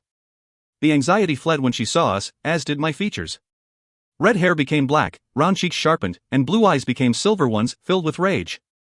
I watched her take in my disheveled appearance, and the realization of what that meant dawned on her. I take it you decided to stay. Her voice was harsh. I decided to stay, I agreed, but as I reached for Tristan's hand, my feet flew out from beneath me and I toppled to the ground. My first thought was that she'd hit me with her magic, but then I realized everything around me was shaking. The trolls were on the ground, too, falling bits of rock and dust bouncing off magical shields. Oaths shake. Someone screamed. Tristan's arms pulled me close, his body and magic protecting me from anything that might fall from above. Hold, he repeated over and over again, his eyes locked on the magic of the tree that was all that held 1,000,000 tons of rock from falling down on our heads. The rocks were moving, sliding and slamming against each other, and the noise drowned out even the sound of the waterfall. As soon as it had started, the shaking stopped. We all rose to our feet, eyes on the shifting rocks above. Then the unthinkable happened. A boulder the size of a house slipped through the thick layers of magic and crashed downwards. No! Shouted Tristan, and he reached forward as though he might catch it. But even magic can move only so quickly. The rock smashed into the city. The screaming began. Screams of terror, pain. Screams of those who had just lost loved ones beneath the weight of the rock. I have to, Tristan looked at me with wild eyes and then at Anais. Take Cécile back to the palace. Then he grabbed her by the shoulders. On your life, you keep her safe. Promise me. She stared at him dully. I promise. Then he was off running towards the screaming. Anais took hold of my arm. We need to go. The palace has 1,000 years of magic reinforcing its walls, it is the safest place for you. She looked back at the guards. Start moving everyone to higher ground. The tides may rise against us. Her hand latched around my wrist and we ran through the city. The streets were thick with trolls, all of them crouched around the many pillars of the tree, their faces tense with concentration and fear. What are they doing? I shouted over the sounds of screams and shifting rock. Flooding the tree with power. Anais shouted back. Will it work? My eyes were on the massive rock shifting above us. He won't let it fall. The ground shook again, not as badly as the first time, but it was enough to knock me from my feet. Anais caught me, her body taking the brunt of our fall, but my knee smashed against the ground, and blood instantly began dripping down my leg. I felt Anaïs's magic wrap around me, tiny stones bouncing off it as she held me tight against her. All around us, glass was shattering beneath the bits of falling rock. Not only was I afraid, but Tristan was afraid, and that made it worse. When the shaking eased, Anaïs pulled me to my feet and started running again. She protected me at her own expense, shoving aside trolls who got in our way and wrapping me in magic whenever the world trembled. My skirts clung to my bloody knee, but my fear numbed the pain. Why are you helping me? I asked as we clutched each other during another violent tremor. Because if you die, he will die, she hissed in my ear. And if he dies, her eyes rose skyward, but whatever she'd been about to say died on her lips. We must get back inside. Together we ran into the palace. It was empty. Where is everyone? I asked as I followed Anaïs through the corridors. Helping. The shortness of her tone made me realize how much she resented not being out there herself. Everyone who can walk. Except for you and me, that is. I had never felt more useless in my life. You can go, now, if you want. I'm safe enough here alone. Or maybe not. I could feel blood running down my shin. I'll stay until I'm told otherwise. Anaïs flung the doors to my room open and walked over to my closets. Take off that dress, we can't have you running around half naked. Sorry, I mumbled, pulling the ruined dress off my shoulders and laying it carefully across a chair. The gash on my knee was a nasty-looking thing. Grabbing a handkerchief, I tried considering how best to bandage it. Perhaps it can be mended. As if I would ever wear it again. She emerged with a gown of yellow brocade. Here. You look pretty in this color. She pursed her lips. Why are you bleeding? I cut myself when I fell. She walked over and examined the injury, and to my surprise, she began to tremble. Why hasn't it stopped bleeding yet? What's wrong with you? I jerked away. Because I'm not a troll, you idiot. I'm hardly going to bleed to death, but this needs to be stitched. What? Stitches. You can sew, can't you? You want me to sew your skin? Her expression was one of incredulity. First boil this water. I set a basin of water out, and it started bubbling within moments. I reluctantly set to cleaning the wound, my head dizzy from the pain. Stitch, I commanded, but the moment she pressed the needle against my flesh, I gasped in pain and jerked back. Sorry, I muttered. She made a second attempt with the same results. The third time I dug my nails into the upholstery and clenched my teeth so hard I thought they might crack. I'll be quick, she said, ignoring the tears flooding down my face. Once we were through and I'd composed myself, I pulled the yellow gown on, balancing myself against the furniture when the room shook from another tremor. Anaïs flung open the curtains, went out onto the balcony, and looked up at the rocks. If it were going to fall, I think it would have done so by now. She came back into the room and began placing fallen books back on the shelves. I helped her, and together we put the room back into some semblance of order. When we were finished, I sorted through smashed glassware for 2 unbroken cups and poured us both a heavy measure of wine. Thank you, she said, sitting on one of the chairs and demurely crossing her ankles. I'm sorry, I blurted out. I've plenty of dresses, Cécile. She took a mouthful of her wine, watching me. Although since you stole Lessa from us, I've had to stand for my own fittings. It's most bothersome. I don't mean about the dress. And I had no intention of apologizing about Lessa. Oh. I saw the dark red liquid in her cup slosh as though there'd been another tremor, but the room was still. You thought I'd leave today, given the chance. That was why you helped us, wasn't it? I always help Tristan when he asks something of me, she said, composure restored. You'd have helped even if you'd known I wouldn't leave? I've never said no to him before. I set my glass down on the table untouched. Enough with these vague answers. You thought I would leave and that's why you helped. Yes or no? Her eyes darkened. Yes. Because if I were gone, he would spend more time with you? Yes. You love him? She drained her glass and slammed it down next to mine, cracking it. I felt power and magic roil through the room. She could snap my neck without moving. Toss me so hard against the wall my bones would shatter. But I wasn't afraid. As much as she might hate me, she couldn't, break her word to Tristan. Yes. Because if I were gone, then there'd be a chance he would be with you instead? No. You're lying. Anaïs shook her head and the weight of power in the room fell away. I cannot lie. If you'd asked me if I desired to be his wife, my answer would have been different. But it has been a long time since there was a chance of that happening. Reaching for my untouched glass, she drained it. For one, he has never felt that way about me. And two, I am flawed. Unfit. And there was nothing I could do to make up for it. I choked back a laugh of astonishment. If you're flawed, what does that make the rest of us? I might not like you very much, Anais, but you're still the most beautiful girl I've ever seen. And I might as well be the most ugly for all the difference it makes. She touched her chest. My flaw lies within. Hefty personality flaws didn't matter much to men when the outside was pretty, I wanted to say, but I didn't think that was what she meant. You know about my sister? How she died? I hesitated, then nodded. Mark told me. She bled to death. She scowled. He would know. Regardless, since she had the blood sickness, I have it too. I shook my head. You got your fair share of scrapes during the earthshake and they've already healed. If you had the sickness, that wouldn't have happened. Just because it hasn't manifested doesn't mean I don't have it, Cécile. It's in me. I'd pass it down to my children. Her shoulders slumped. I am an unfit wife, for the future king or for anyone. I have been told so to my face by the king himself. I watched as all her cool composure fell away, her body trembled with unshed tears. I wasn't good enough to marry Tristan. I am not good enough to marry anyone. No one will even touch me for fear of tarnishing my reputation. I will always be alone. A knock at the door interrupted her. Yes? I called out, feeling rattled by the swell of sympathy Anaïs's confession had inspired in me. The door opened and Victoria walked in, shoulders bent with exhaustion. Well? Anaïs snapped. Her composure was back in place again, and I half wondered if I'd imagined her losing it in the first place. 6 dead in the city, a dozen more injured. 2 mineshafts collapsed. We think there are 5 gangs of half-bloods trapped, but there could be more. Miners' Guild is waiting for the tremors to finish before they go after them, but there isn't much hope of reaching them in time. I gasped and leapt to my feet. We have to help them. They have no way to get themselves out.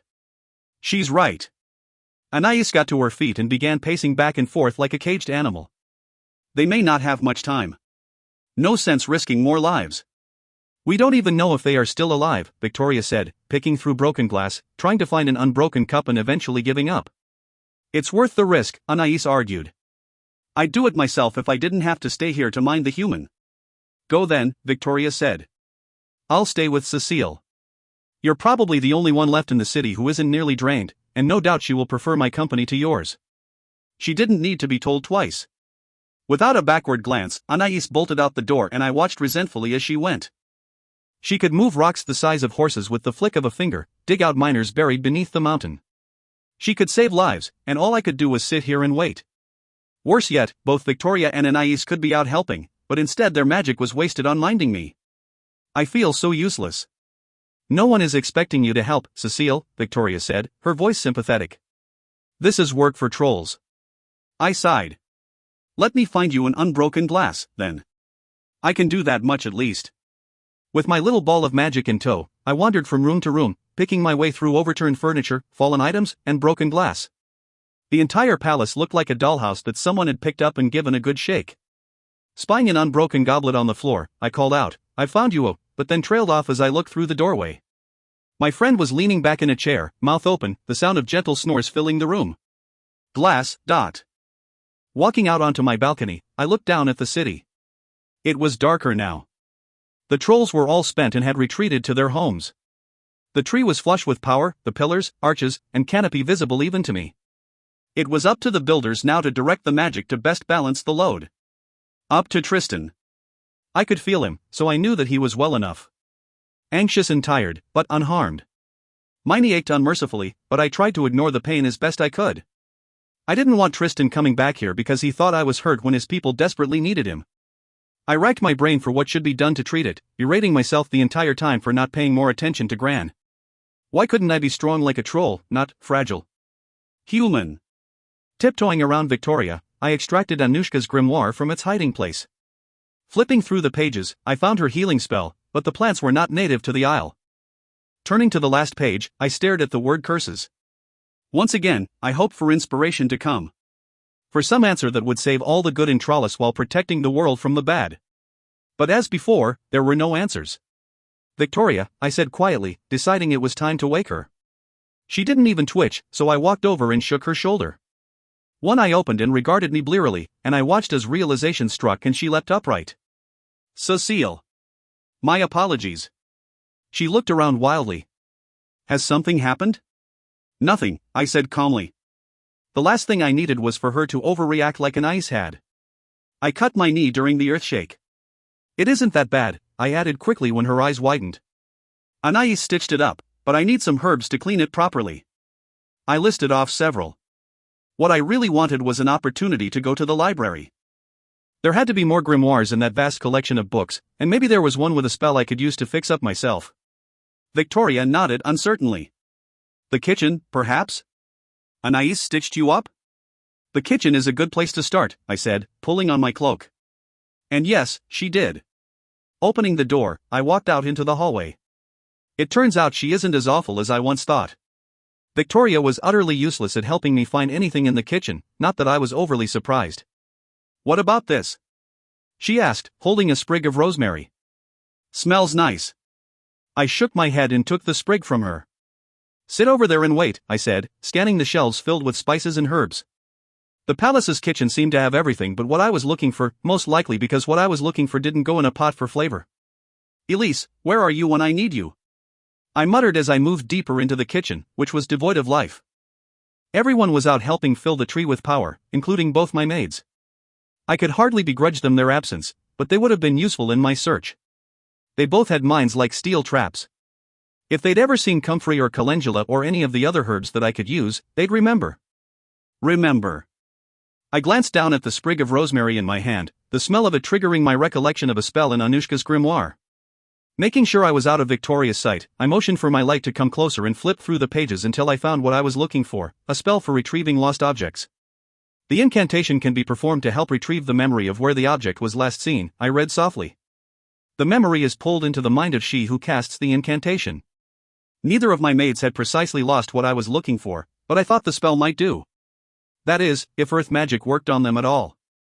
They were half human, but would that be enough? Never hurts to try, I thought to myself.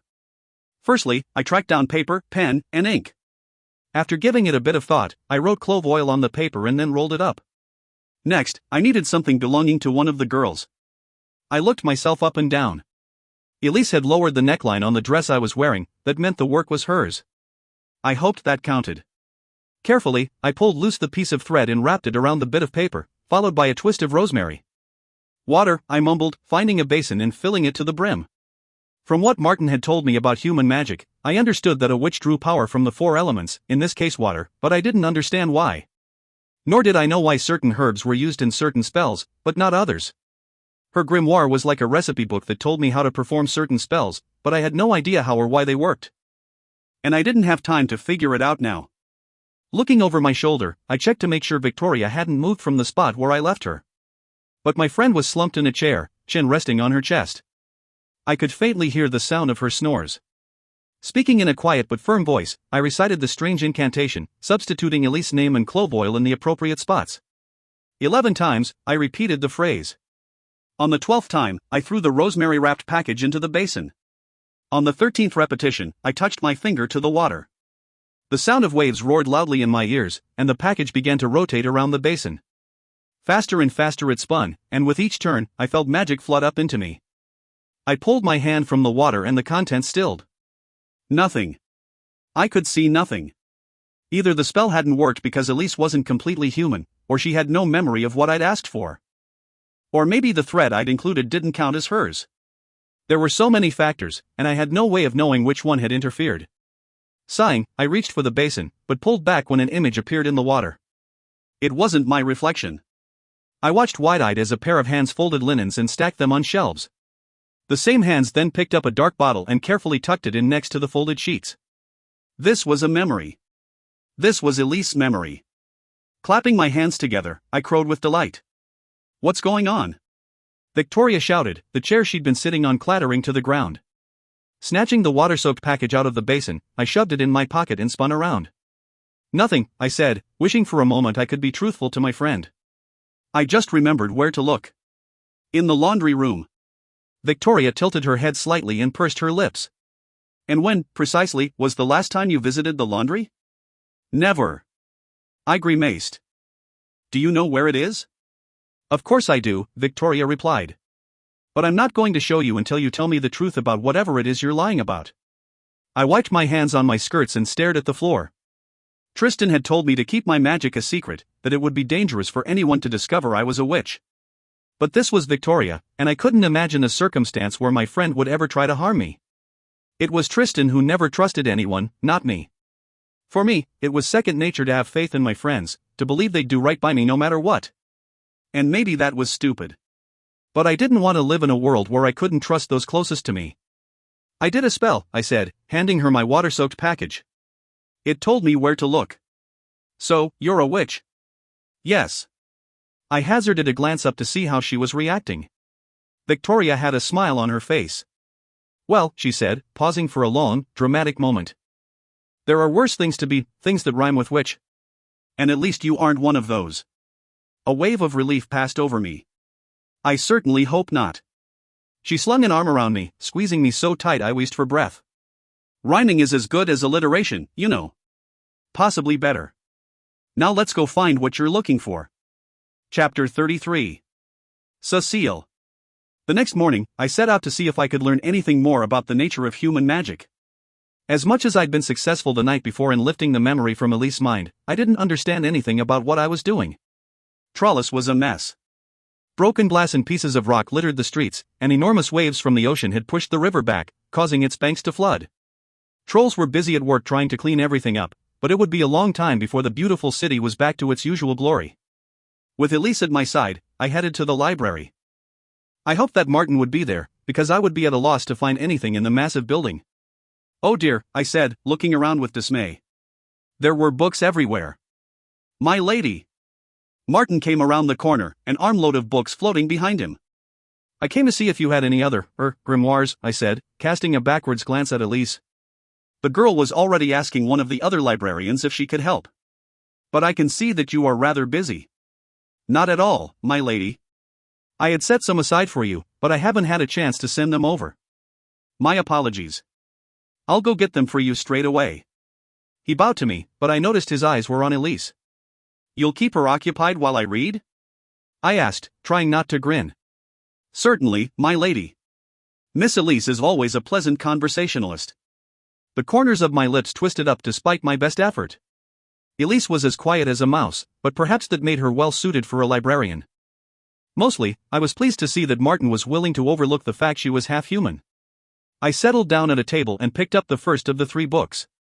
It was almost entirely dedicated to love potions, the prevention of pregnancy, and predicting the weather. The second and third were focused on healing remedies and magic, but they were all clear that healing could not be done on oneself. So much for that idea. None of them used blood or sacrifice, and none of them mentioned curses. And much like Anushka's grimoire, none of them explained why certain elements and plants worked better for certain types of spells. The only truly interesting thing the books taught me was that witch magic was passed down from generation to generation, but only manifested itself in women. Ability and strength varied between women, and many lived their whole lives never knowing they possessed the power. Which was certainly the case in my family. Leaning back, I rubbed my tired eyes, trying to ignore my sore knee. I'd cleaned it last night with the oil my spell had led me to, then again this morning, and it had scabbed over. It didn't need magic, it just needed time to heal. Coming here had been a waste of my morning. None of what I'd found was helpful. I wasn't helpful. Anais could dig trolls out of collapsed mines, but the best I could come up with was how to put boils on someone's bum. And I couldn't even do that to the king, because earth magic didn't work on full-blooded trolls. And I didn't exactly have a supply of troll blood on hand, nor did I expect any of them to provide it willingly. Suddenly, I jerked upright. When Kristoff had accused Tristan of using magic to make me love him, Tristan had said that such things were not the magic of trolls. I stared at the grimoires and mentally skimmed through the pages of Anushka's book. Witches could make you fall in love, heal a wound, or bind you to a place, but their magic always affected the flesh or mind. While a troll could lift a rock, create light, or toss you across the room, they couldn't make you sick or cause you to fall in love. Their magic was primarily tangible. Anushka didn't break the mountain, I whispered. She had been caught up in the rockslide as much as the trolls, and whatever had driven her to curse the trolls to eternal captivity had happened during the 4 weeks it took to dig out the city. But what? What had they done to make her turn to such evil? And if she hadn't broken the mountain, then who had? Elise abruptly appeared, and to my surprise, she sat down heavily across from me. What has happened? I asked, her bowed head filling me with anxiety. She looked up, eyes glistening. It's Tips. He snuck into the mines with one of the dayshift gangs to help them meet quota. Elise squeezed her eyes shut. He was pinned by a falling rock. The rest of the miners got him out, but his leg was crushed. I blanched. Is he healing? Her tears fell faster and faster. Anyone else would have been, but he's mostly human. He heals like a human. She looked up at me. They don't think he's going to make it, and even if he does, he'll never walk again. The guild will put him in the labyrinth for certain. My stomach tightened, and I gripped the edge of the table hard, breathing deeply in an attempt to control my hammering heartbeat. My eyes fixed on the stack of grimoires in front of me, 2 of which I knew contained spells for healing humans. Spells that I knew would work on half-bloods. I'm not going to let him die, I said, my voice hoarse. There isn't anything you can do, Elise sobbed, her shoulders shaking. There wasn't anything I should do. Tristan had been right when he said that bravery and wisdom made poor bedfellows. It had been one thing to tell Victoria, but if I helped Tips, everyone would know I was a witch. And the trolls hated witches, they'd been hunting them down for centuries. It would not surprise me in the slightest if some of them demanded I be burned in the streets when they found out, no matter the risk to Tristan. I bit my lip hard. Risking my life meant risking his, but if I did nothing, Tips was a dead man, that much was certain. And I couldn't quietly stand back and let that happen, even if it was the smart thing to do. Picking up the 2 grimoires, I rose to my feet. What, I said softly, would you say if I told you I could help? I swallowed hard, knowing I wouldn't be able to turn back once the words were out. What would you say if I told you I was a witch? Chapter 34. Cécile. I kept my hood up and my head down as I made my way from the library towards the dregs. My light bobbed about in front of me and, unless anyone looked closely, I'd be mistaken for a troll. I was alone. Elise had gone in search of the ingredients I needed for the spell, but not before she'd convinced Martin to let us out the small back entrance. I didn't need my guards following me, the fewer who knew about what I was going to attempt, the better. Knocking on the door to the miners' dormitory, I glanced surreptitiously up and down the street, hoping no one would notice my finery and question what a noble woman was doing at the door to a half-blood home. But everyone nearby walked with the hunched shoulders of weariness, too set on their own business to pay me mind. I was still relieved when the door swung open. "Your Highness," said the girl who answered, her eyes wide with surprise. She started to curtsy awkwardly, but I held a finger up to my lips and gently pushed her inside. "I'd rather no one know I am here," I said, shutting the door behind me. "Where is Tips?" Her face tightened. "This way, Dot." The smell of blood and sweat assaulted me the second I entered the room, but it was the sight of Tips lying on the bed, face contorted with pain, that made me feel sick to my stomach. The other miners in the room rose to their feet when they saw me, but not before exchanging confused looks with each other. "Hello, Princess," Tips said weakly. "I can't say I expected to see your pretty face again." I smiled. "Why would you say such a thing? Do you think I am such an inconstant friend?" He laughed. "Never that, I'm afraid that I am the one you can't be counting on these days." He made a small gesture with one hand towards his covered legs. Taking a deep breath, I raised the edge of the blanket. I immediately clenched my teeth to hold back the bile threatening to surge up my throat. From the knee down, the pulverized bone and flesh was barely recognizable as having once been a leg and foot. "God have mercy," I whispered, lowering the blanket. "I'm not so sure your God has much time for us," Tips said through clenched teeth. "Why not?" I asked, settling into a chair next to the bed. "You're nearly as human as I am." I turned my head to address the other miners. "Could you please leave us alone for a bit? I need to speak privately with Tips." Nodding, they all started to leave the room. "Send Elise up when she arrives," I added, praying that would be soon. Once they were gone, I pulled the grimoires out of my pocket, flipping through the pages until I found what I was looking for. This wouldn't be simple. And it would be far from perfect. "If you're thinking that you being here will stop the guild from ridding themselves of me, you're wasting your time," Tips said, his one eye fixed on the ceiling. "They won't bother with the labyrinth, I'm done for without it." "Not if I have my way, you aren't," I muttered, my eyes fixed on the page, praying that I wasn't being falsely optimistic. The sound of him shifting on the bed caused me to glance up. Tips was staring at me, his one eye filled with anger. "What exactly do you think you can do to stop me from dying, girl? Your false hope is no kindness to me." "It isn't false hope," I replied. "I intend to heal you with magic. Human magic." His eye widened. "You're a witch." Despite the incredible amount of pain he must have been in, a smile stretched across his face. I knew there had to be more to you than meets the eye. I suppose we'll find out, I said. Footsteps pounded up the stairs and, seconds later, Elise came into the room. She smiled encouragingly at Tips as she handed me a sack of supplies. Did you find everything? I asked. She nodded and set to helping me spread the various plants and herbs out on the floor next to the basins she had brought. Once we had everything arranged to my liking, I sat back on my heels and took a deep breath. Tips, there is something I need to tell you before we start. He gave a slight nod. This grimoire, I began, it tells me that spells can only speed along that which is humanly possible to heal. I took a deep breath. Which means that although I can save your life, I can't save your leg. Elise pressed a hand to her mouth, but Tips didn't flinch. What do you plan to do? I dug my fingernails into my palms. I think if we take the leg off just below the knee that I can heal the stump. Sweat broke out on my forehead. It had been one thing to think it, another to say it. You think? I've never done this before, I admitted. What I had done to Tristan had been something different. I'd somehow channeled his magic, not the Earth's. But comparing Tips's and Tristan's magic was like comparing a drop of water with the entirety of the ocean. His power wasn't capable of managing this injury, even if I could replicate the circumstances. You want to cut off my leg? His face tightened and a bead of sweat ran down his forehead to soak into the pillow. It is our only option, I said. The only way you are going to live. Live? He snorted. Even if this works, what good will I be? He asked bitterly. What good is a miner with one leg? You'd be saving me from death only to see me sent off to feed the slewag. Don't say that, I snapped, rising to my feet. Your worth isn't determined by your leg, it is determined by your heart and your mind. It is determined by what you do with your life. Pretty words. He turned his head away from us. Just let me die. No. I shouted. You listen to me, Tips, and you listen well. It isn't your leg that can smell gold. It isn't your leg that has ensured your gang never missed quota. And it isn't your leg that all your friends chose to have as their leader. They need you, Tips. Without you, it will be your friends who will be facing the labyrinth. I took a deep breath, trying to calm myself. The odds have been stacked against you from the day you were born, yet here you are. Alive. And having persevered through all of that, how dare you turn your head and tell me to let you die? You're better than that. My voice trembled.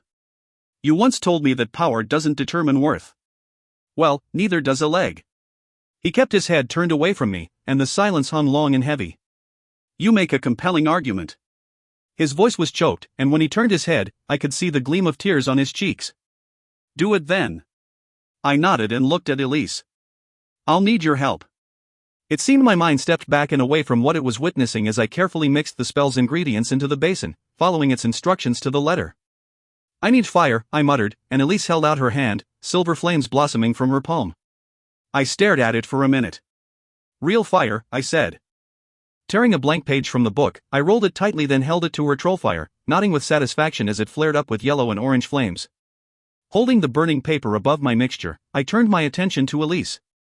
Are you sure you can do this? She licked her lips, and I could see her hands were trembling. If this doesn't work, he'll bleed to death in moments. If this doesn't work, I'm dead anyway, Tips said. This isn't the time for you to turn prissy on me, Elise. All right, Elise whispered. Then I'm ready. Tips twitched slightly as her magic bound him to the bed and the ambient sounds of the house faded as she blocked us off. The last thing we needed was for Tips's screams to draw attention down upon us. Bite down on this, I said, putting a spindle we'd broken off the chair back between his teeth. Close your eyes. When I put my hands in the basins, I broke off and gave Elise a hard look. Her lips tightened, but she nodded. Touching the burning paper to the mixture, I jerked back as it burst into flames. Then I began the incantations. 11 times I repeated the words, and on the 12th time, I plunged one hand into the burning mixture and the other into a basin of water. Power flooded up my arms, filling me, and then spilling over. I nodded at Elise. Troll magic sliced through flesh and bone like a surgeon's scalpel, blood spraying in all directions, and Tips screamed once. Leaning forward, I grasped hold of the bleeding limb and said the incantation for the 13th time, heal the flesh. At the touch of his blood, I could feel a faint hint of his alien magic, but I passed it by, knowing instinctively that he was a child of this world. The Earth's power drained out of me and into Tips, recognizing him. Amazed, I watched his pink skin sealed over the wound, paling and hardening into tough scar tissue before my very eyes. Then exhaustion hit me, and I fell backwards to lie on the cold, wooden floor. Cécile. Elise's face appeared above me. Are you all right? Yes, I croaked, although I was not entirely sure that I was. Is Tips alive? She moved out of my line of sight. He's alive, she exclaimed. Unconscious, but alive. And the wound is healed over as though it were half a lifetime old. Coming back over to my side, Elise helped me to my feet, releasing the magic blocking sound as she did. Screams instantly attacked both our ears. Stones and sky, I said, clinging to her arm. What is going on out there? I've no notion, Elise said, her eyes wide. We would have felt it if there had been another earthshake. We both jerked at the sound of an explosion, followed up with more screams and the sounds of running feet. The door burst open, followed by one of the miners. Lord Roland is on the loose, he panted. He's tearing apart the dregs. You need to get out of here now. His eyes fixed on Tips, who was only now rousing. How in the dot? There is no time for that now, I snapped. Take Tips with you. Get him somewhere safe.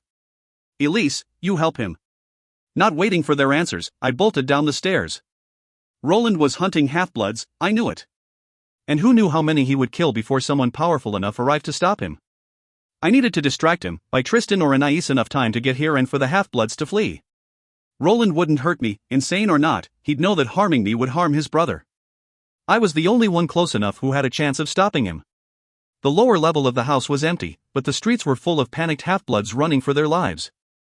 I fought against their flow, jostling against their greater strength while I ran towards the sound of screams. Then abruptly, I was alone, their footsteps fading into the distance behind me. A young troll stood in the center of the road ahead of me, an older half-blood pinned to the ground at his feet. The half-blood screamed and thrashed, trying to escape, while the boy watched with interest. Your Highness! The words were out of my mouth before I could think. Lord Roland. The boy looked up, and the blood in my veins turned to ice. It was not the resemblance to Tristan, I'd expected that. What made me want to run as far and as fast away from this creature as I could were his eyes. They were cold, completely devoid of empathy or compassion. Or sanity. Hello, Cécile. He cocked his head to one side, watching me with undisguised malevolence. I curtsied, my knees shaking. You know who I am, then, my lord? Oh, yes, he said. I've heard a great deal about you. You are the human that my brother Tristan is bonded to. Yes, I am, I said, his recognition not bringing any relief to my fear, because what was looking at me was utter evil. My foster father told me that Tristan loves you, is that true? I nodded, forcing myself to hold his gaze. The longer we talked, the more time the half-bloods had to get away.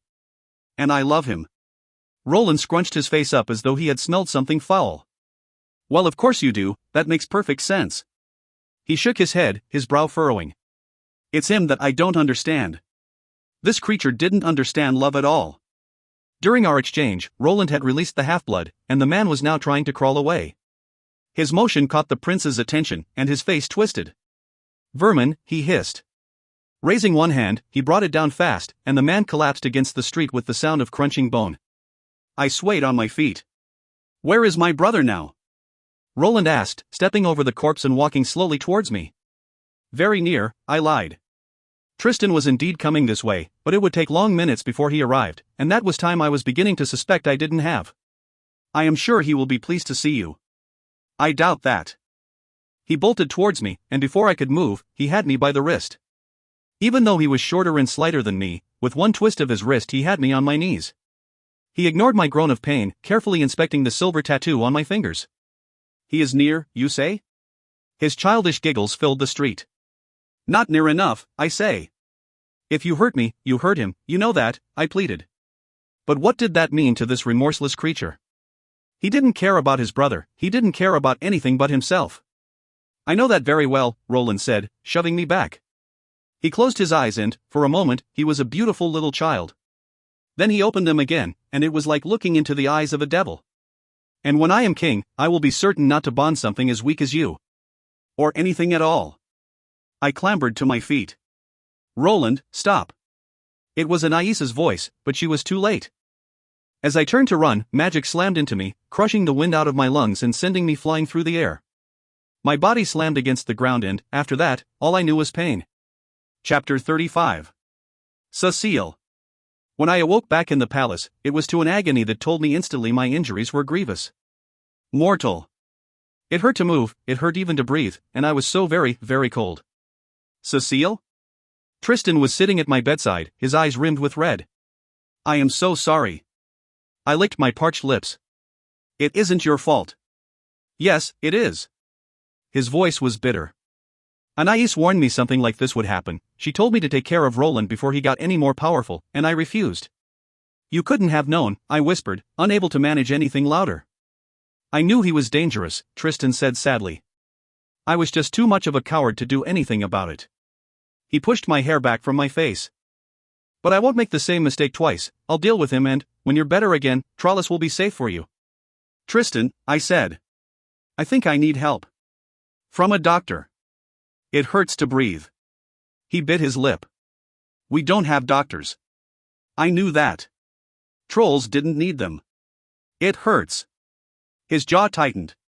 It will get better. I gave a slight shake of my head. I'm not a troll, I said, unable to keep the bitterness from my voice. I am only human. Mortal and breakable. There is no one here with the skills to help me. I'm afraid, I broke off, coughing weakly. He took a deep shuddering breath, and his trepidation grew thick as he slowly pulled the glove off his left hand. His lovely eyes fixed on the golden lace tattooing his hand. The vines, once so bright and vital, were dull and tarnished. I was afraid to look, he said. I was afraid this is what I would see. I'm dying, I whispered. My voice was calm and completely incongruous with the riot of terror and anger in my head. I did not want to die. Only a day ago, it had seemed my future spread ahead of me like a wild, passionate, and unexplored sea, and I was the captain at the helm, eager to see where the winds would take me. I was in love, and I was loved. I'd never felt more alive and happy, and now it was all going to be over. My lower lip trembled and I clenched my teeth to make it stop.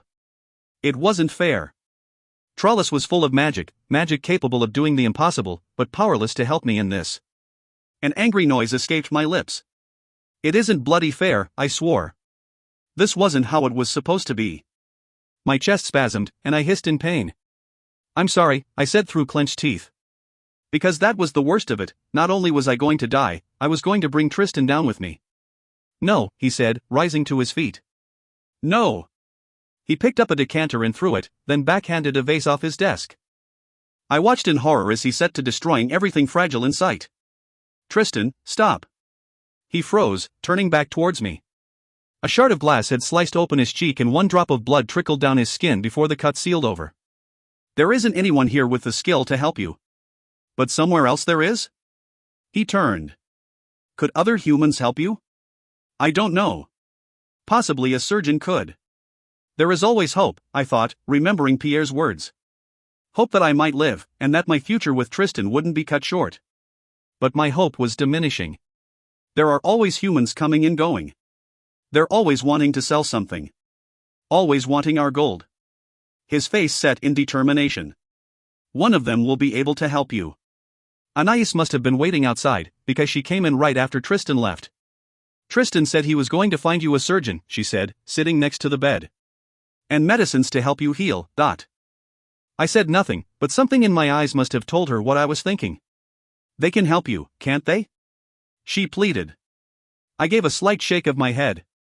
I don't think so. A witch could, maybe. But Tips was an all-too-recent reminder that even witches had their limitations. There are no such creatures in Trollis. Anais gripped the sides of her chair so hard the wood creaked. Except, it turns out, you. The whole city is talking about what you did for that miner. Her eyes brightened. If we got you the same materials, couldn't you heal yourself? No, I mouthed the word, feeling short of breath. The pain in my side was sharp and internal. I'm dying. The words came out silently. No. Anais shouted, leaping to her feet. You can't die. If you die, he. Do you think I don't know that? I said, sucking in a painful breath to make myself clear. I know what it feels like, Anais. I started coughing, the pain of the motion so intense it made me dizzy.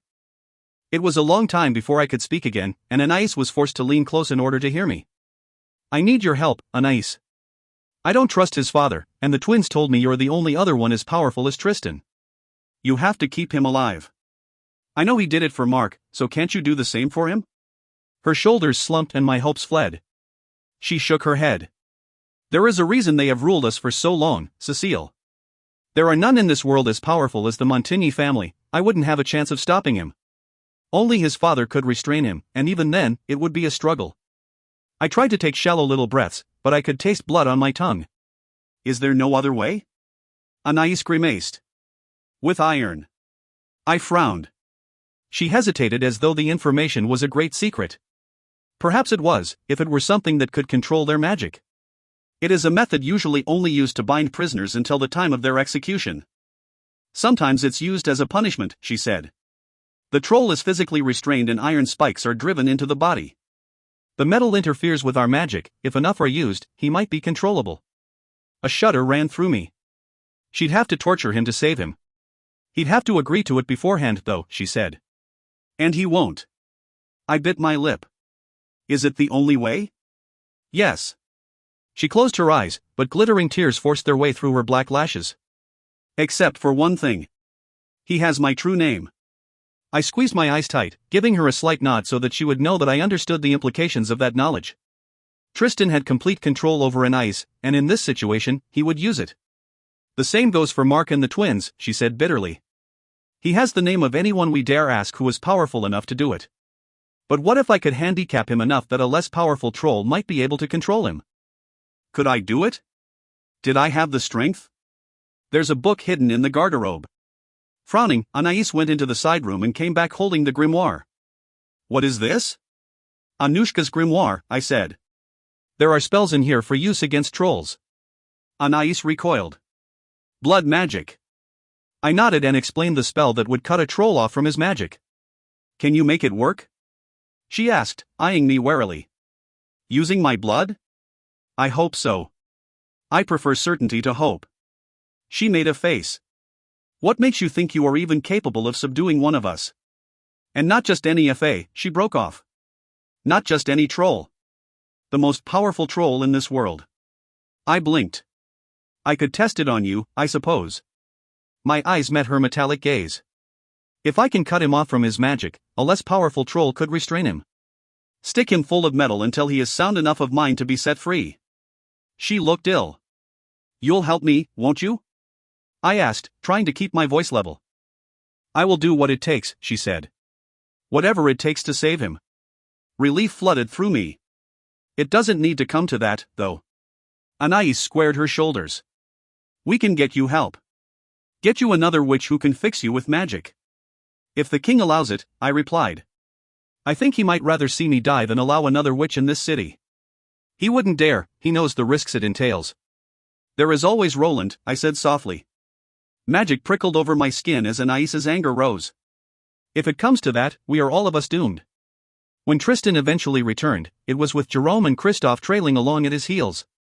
Oh, my dear girl, the weathered old farmer said upon entering the room. What has happened to you? Pulling back my layers of blankets, he rested a hand on my forehead and then laid his ear against my chest, listening to the rapid thudding of my heart.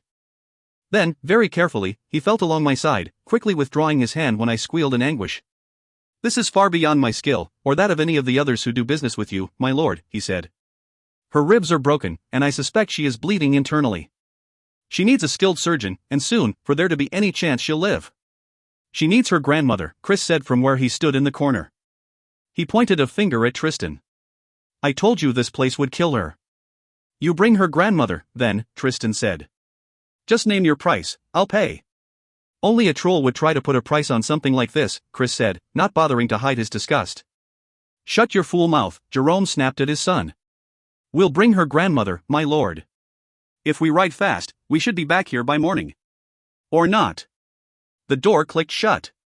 The grandmother is a witch, and it seems we already have one too many of those within the confines of this city. Jerome and Christophe dropped to their knees. Anais's grip on my hand tightened, and Tristan spun towards the door.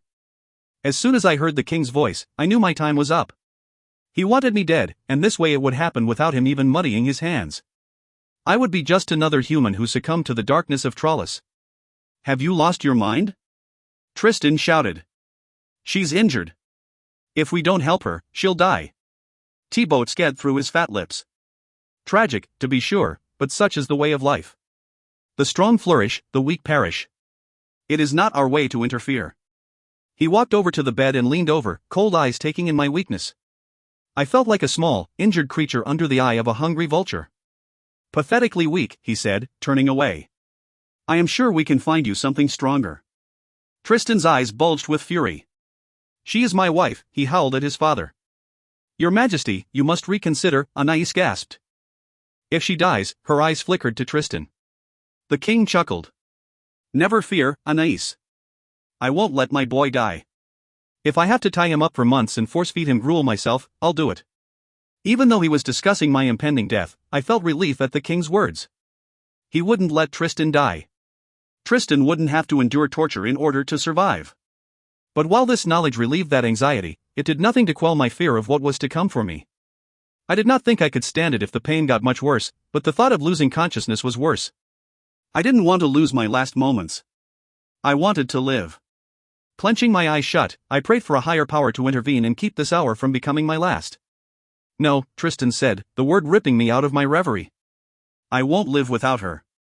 His father smiled. How poetic. Unfortunately, kings and their heirs cannot afford such romanticism, Tristan. When she dies, you'll take a nice troll girl to your bed, one of my choosing. He shot Anais a nasty grin. Not you, bleeder, so don't get your hopes up. A nice, unflawed one.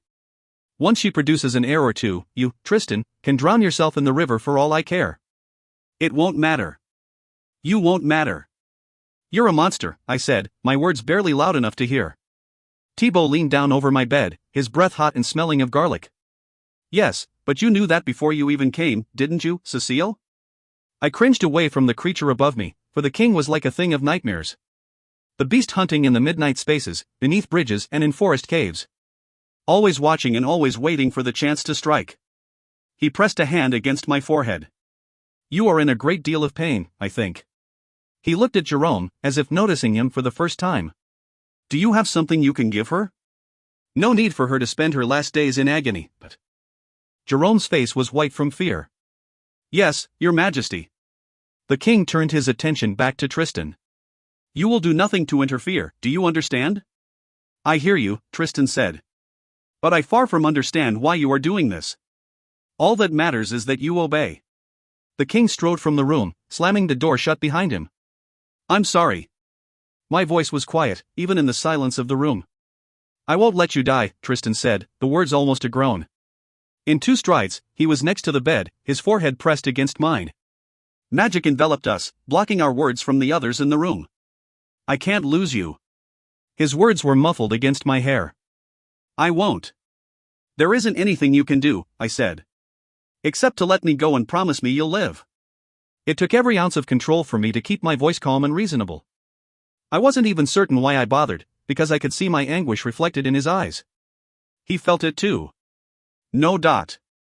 You aren't making this any easier for me by saying that, I said, my fingers clutching at his shirt. My voice cracked, and a sob racked my body with pain. It is the truth. I could hear his heart thundering against my ear, feel his misery and fear. I should have made you go when I had the chance. It wasn't your decision to make. I kissed him hard, clinging to him with what little strength I had left. I would never choose to leave you. Isn't that what dying means? Bitterness echoed through me. Leaving? But not by choice. I tried to breathe and calm myself, to bury my sorrow beneath my desire to ensure Tristan remained alive. It was the last thing I had any control over, and I clung to it like a shipwrecked sailor to the debris of his vessel. Does it make a difference if the result is the same? I'm going to save you, he muttered. No matter what the cost. He gestured to Jerome. Give her something for the pain. Then he motioned to Anais and Christophe, who both followed him across the room, their words cloaked by magic. Jerome stirred a mixture of herbs into some water.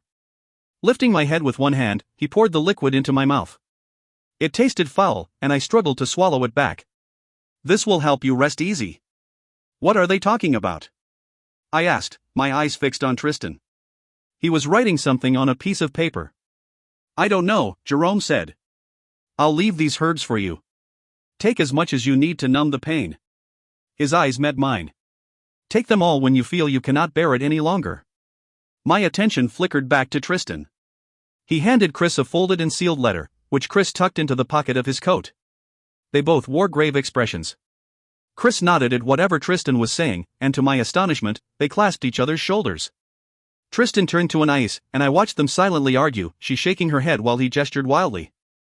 Eventually she nodded, and Tristan came back over to the bed. "We are going to take you out of Trollis," he said. "We cannot get anyone here to help you in time, but I believe we can smuggle you out." "You can't send me away." Hot tears filled my eyes, making Tristan's image blur. Everything was blurry.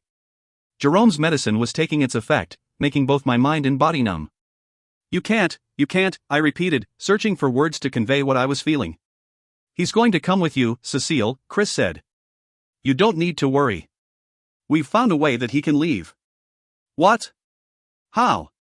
Exhaustion crept over me like a blanket of fog, my eyelids drooping. Neither Chris or Jerome answered as they walked quickly from the room. "Don't worry about how," Tristan whispered in my ear, his breath warm. "Just know that I would never choose to leave you. Rest now, we leave tonight." In a haze, I watched Tristan walk swiftly to the curtains. Bending down, he tore open the stitching and extracted the papers I had carefully sewn in.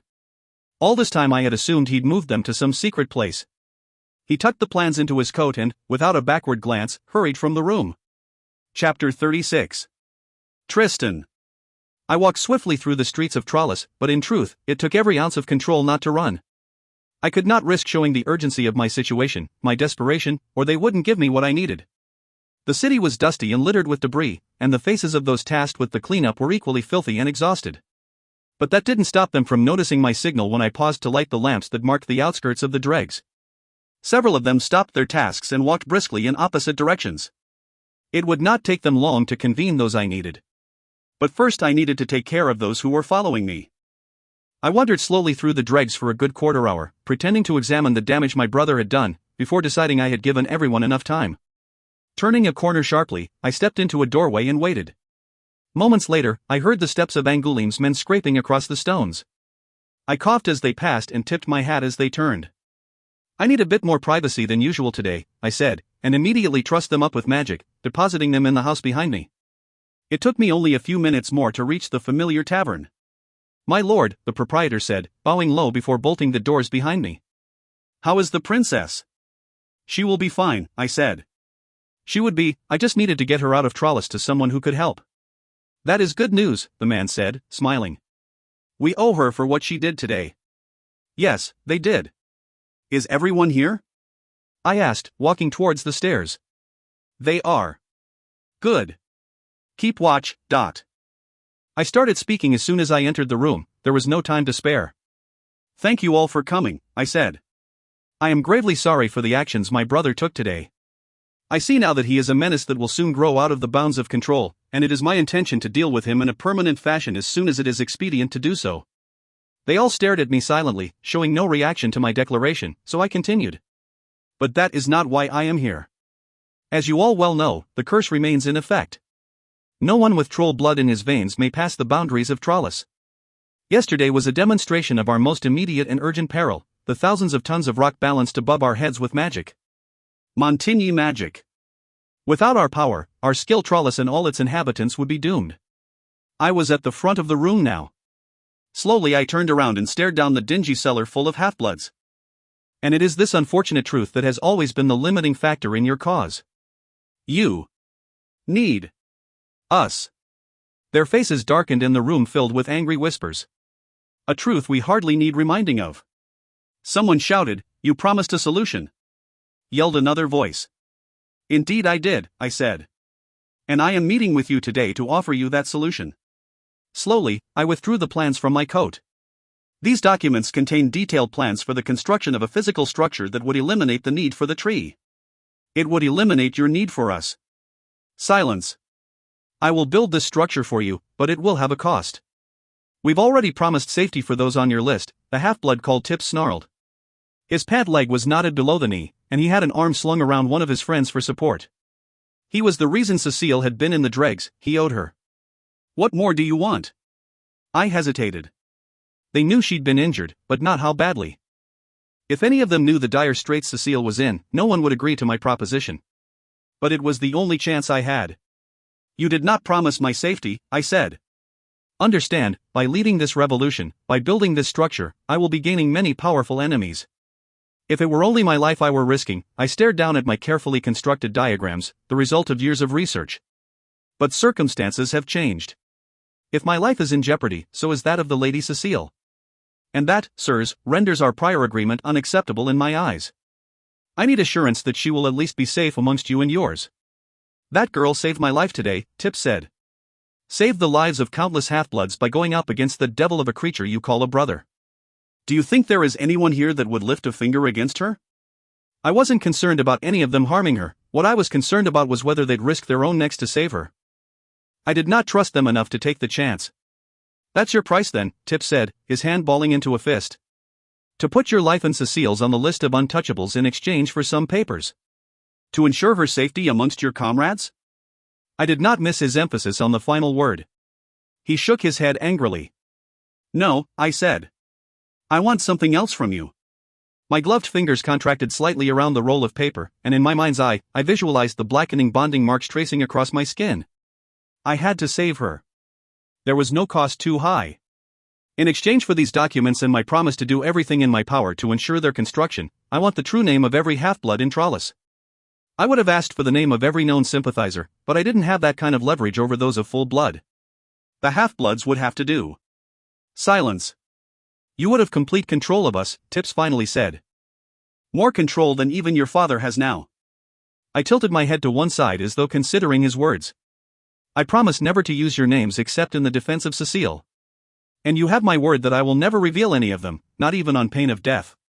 They began to exchange weighted looks with one another. We need time to decide, Tip said. Decide now, I snapped. Or any chance of you ever having freedom will go up in smoke. White-hot flames rose from my outstretched palm, and I held the plans above them, watching as the edges began to singe. Groans of dismay filled the air. I was playing off lifetime's worth of desperation, offering what they wanted more than anything in the world in exchange for the one thing no troll gave up lightly. The question was, once I had the names, would they be enough? Chapter 37. Cécile. The next several hours passed in a haze of semi-consciousness. I was aware of Anaïs's presence, of Tristan's aunt ordering that I be cleaned up so that I might die with dignity, of my maids holding my body rigid with magic while they laced me into an elaborate evening gown, and of the weight of the jewels they fastened to my ears, wrists, and throat. Of the king arriving, a liveried Lessa trailing at his heels. Leave us, he barked. Zoe and Elise dashed from the room, but Anaïs remained. I won't let you hurt her, she said, her shoulders set. If that was what I intended, he said, do you think you could stop me? Then I'm going to go get Tristan, she said, and bolted from the room. The king waited until the door slammed shut behind her and said, Please do, Anaïs. Please do. Then he jerked his chin at Lessa. Follow her. A faint smile rose to her lips as she hurried off. I watched, frozen, as the king came across the room towards me. Do not look so afraid, Cécile. Right now you are more useful to me alive than dead. He smiled. I have a witch-woman waiting to heal you once Tristan makes his move. What was he talking about? My sluggish mind tried to puzzle out the meaning of his words. If he had someone here who could heal me, what was he waiting for? Alarm bells went off in my head. He never made mistakes before you arrived, the king mused, the bed groaning as he settled his bulk on the edge. Now he behaves rashly, making decisions based on emotion rather than logic. Which has served my purposes, but is not a good quality in a future king. He will learn much from suffering the consequences. You've been manipulating him, I said, my words sticky and thick on my tongue. If you knew he plotted against you, why didn't you stop him? Why did you let it go so far? I've been training him, the king clarified. This plot will fail, but he will soon begin afresh. Perhaps he will fail again. And again. But one day, he will wrench the crown from my cold dead hands and, by then, he will be the man he needs to be to rule Trollis. Not a sentimental, idealistic boy. The loud clamor of the bells signaling the beginning of curfew sounded, echoing through the room. He sighed. You see, Cécile, as a child, Tristan was entranced by humanity. He twisted a golden ring around one thick finger. He was constantly sneaking out of the palace to go see the human traders in the market, was always pestering them with questions and playing with their animals. As he grew older, his minders constantly found him at the end of the river road, staring at the world beyond. He had no interest in politics or in the concerns of our people, and it grew increasing clear to me that his sympathies lay contrary to my own. But no matter how hard I tried to bring him to heel, he would not bend. He was too secure in his position as my sole heir. So you had another child to replace him? I whispered. The king shook his head. Only to threaten his position. But do you know what he said when his brother was born? I shook my head. That he was glad to have a brother because now he wouldn't have to be king. The memory brought fury to his face. As if being a king were a choice. So as punishment, I made him watch as I tore one of his favorite humans, a charming little old man, to pieces. I told him that if I ever caught him associating with the traitors again, I would kill whoever it was. And he wept, but by the very next day, he had begun his pursuit of the crown. The door opened and a troll I did not recognize hurried inside. Your Majesty, the half-bloods are rioting in the streets, he gasped. Indeed. The king's face was neutral, he'd expected this. Order them contained, but keep casualties to a minimum. Do you understand? The troll's eyes widened. But they've gone wild, sir. I do not see how we can contain them without violence. The king rose to his feet. I do not desire my people killed, he snapped. Let that be known. And see that they are contained peaceably. They are not acting under their own volition. The troll nodded rapidly and bolted from the room. Already he grows harder, the king mused. He has promised the death of his own brother. He has deceived his followers in the worst of ways to further his own ends. He is sending men to their deaths to protect a life he considers more important than theirs. And he is right. You, my little witch, are the key to our freedom. No, I whispered, my heart filling with horror. You lie. I cannot lie. The king cocked his head as though listening. He will not be long now. Sure enough, my ears caught the sound of boots pounding down the hall, and I could feel Tristan coming towards us. I opened my mouth to scream a warning, but magic muffled my attempt. You see, Cécile, I will break him as many times as I need to in order to make him the heir I need him to be. Picking up a pillow, he loomed over me. The door flew open. Get away from her, Tristan shouted, and magic slammed his father away from the bed. The king howled with laughter and Tristan staggered back beneath the onslaught of invisible fists. You're a fool, boy, he cackled. Ordering a rebellion now, when you are at your weakest. If only you'd waited, you might have had a chance. The air grew so thick with magic that I could scarcely breathe. And it was getting hotter, the temperature rising until the room blistered with the heat of an oven. I lay paralyzed on the bed, helpless. All I could do was watch. To my eyes, it was a battle of invisible weapons made known only by their effects. Blades of magic slashed through the air with a whistling sound, clattering against magical shields like steel on steel. Tristan and his father both landed blows, jagged wounds opened on pale skin, healing over seconds later, leaving only bloody smears to show they'd been injured at all. But blind to the magic as I was, it was still clear to me that Tristan was losing. The fear and exhaustion I felt in my mind were reinforced by the dark shadows on his face, the tearing gasp of his breath. Sweat plastered his dark hair to his forehead, and I hissed in terror as the king landed a blow on his arm, sending him staggering. Too many sleepless nights, the slew egg attack, and the effort of shoring up the tree had taken their toll.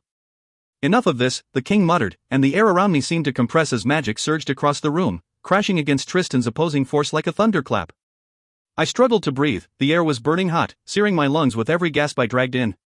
My body twitched and jerked, my fingers clutching at the blankets in a feeble attempt to drag myself off the bed to find a weapon. Something, anything, that could help. Tristan fell to his knees, his face twisting, while his father wasn't even winded. I watched in terror as the king, never removing his gaze from Tristan, pulled a knife from his belt and threw it at me. No! Tristan screamed. The knife clattered against a wall of magic, dropping harmlessly to the bed. But the damage was done. I sobbed in terror and pain as the king's magic pinned Tristan against the wall. He gasped soundlessly, his fingers clawing futilely at the magic choking his throat. Pathetic, the king sneered. Just like your little army dying out in the streets against their wills. Tristan slumped against his father's magic. Pain filled his eyes as they locked with mine, his mouth moving soundlessly to form the words, "I'm sorry." Sucking in a mouthful of the burning air, I screamed. The sound was shrill and terrified, like a dying animal. Then Anais was there. Dressed in boy's clothes, she smashed through the glass-paned doors like a warrior maiden of legend.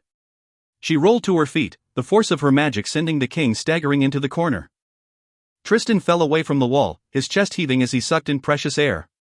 The air in the room compressed again as their joint power dueled with the king. It did not take long. As Angoulême had said, Anais was military trained. And unlike Tristan, she was utterly ruthless. Got him, Anais shouted with triumph, and my ears popped as the battle ended. The king slumped to his knees, holding up one hand in apparent defeat. Now it is your turn to do what I say, Tristan said, striding across the room. You'll let us bring help for Cécile. You won't interfere or threaten her life anymore. And I want your word on it. And if I refuse? Tristan's face hardened. Then you die. Thibaut cowered before his son.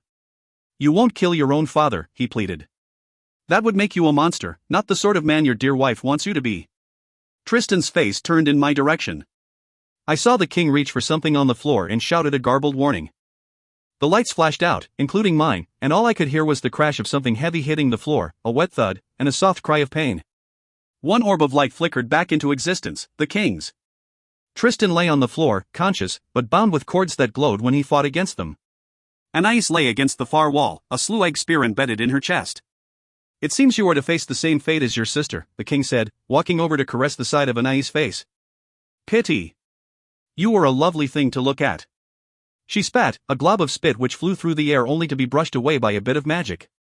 He frowned. Foolish girl. Grabbing the haft of the steel spear, he jammed it the rest of the way through her chest. Anais tried to scream, but it came out as a gurgle, blood staining her lips. Her fingers latched on the spear, but she did not pull it out. The king laughed and turned from her to me. I was terrified. Dying was an easy thing to accomplish, effortless in its agony. It was living that was hard, requiring endless toil and labor, and for all one's efforts, it could be stolen in an instant. My entire time in Tralles had been one long struggle at death's doorstep. But instead of breaking my will to live, it had made me stronger. I wasn't just fighting for my life, I was fighting for Tristan's. Nor was I completely powerless. Poor Cécile, he said. Poor fragile human, how you suffer so. I want to let you live, but I feel you will forever be a liability for him. I saw Tristan shout something, but heard nothing. The king had blocked away the sound of our voices. But not Anais, she was closer. You've no intention of letting me die, I choked out. Why else bring a witch into Tralles to save me? True, the king said, stepping in between Tristan and me so that we were blocked from each other's sight. But Tristan doesn't know that, and even here, he controls the actions of his half-breeds on the streets. He has their names. I want this played through to the end. I want to see how far he will go. The half-bloods were dying in the streets for me, I had to do something. I opened Anushka's grimoire, I whispered. For all the politics and intrigue between Tristan and his father, I knew that the king's desire to break the curse trumped them all. He hesitated. I know her secrets, the magic she used against the trolls. If you stop this now, I'll tell you everything. The king laughed. Oh? If you have the witch's spells, why don't you use them now? The smell of blood was thick on the air, heady and metallic. Anais moved, the end of the slew-egg spear dragging against the carpets. I didn't dare look in her direction, though. I could only trust that she would know what to do. You're lying, he said, leaning over me. You know nothing. My breath came in short, shallow gasps. With every minute that passed, more people would die. And I had only one's chance to end this. I know enough to stop you, I whispered. A cup flew across the room and blood splattered against the king's face, hot droplets raining down onto my cheeks. The northern words felt foreign on my lips, but I instinctively knew what they meant. Bind the light. I felt strength surge into me, rising from the earth beneath us. Wind rushed through the room, cold and fresh, pushing away the burn stench of the battle. But as it had when I healed Tristan in the labyrinth, it was from the blood that I drew power, directing the strange magic in a way no troll could use it. Not possible, the king hissed. Sometimes, I whispered, the truth hurts. The king collapsed backwards, Tristan's magic binding him to the floor and muffling his curses. Cécile. Tristan was at my side in an instant. Are you all right? I shook my head. Help Anais, Dot. I watched as he knelt beside her, blood running in bright red streams down the steel slew-egg spear. Anais? She opened her eyes. Kill him, Tristan. Now, while you have the chance. I watched him turn to look at his father. From my position on the bed, I couldn't see the king, but I could well imagine the fury in his eyes. Cut off from his magic by my spell and physically restrained by Anais's and Tristan's magic, he was helpless. Yet I doubted he was afraid, for all his faults, cowardice was not one of them.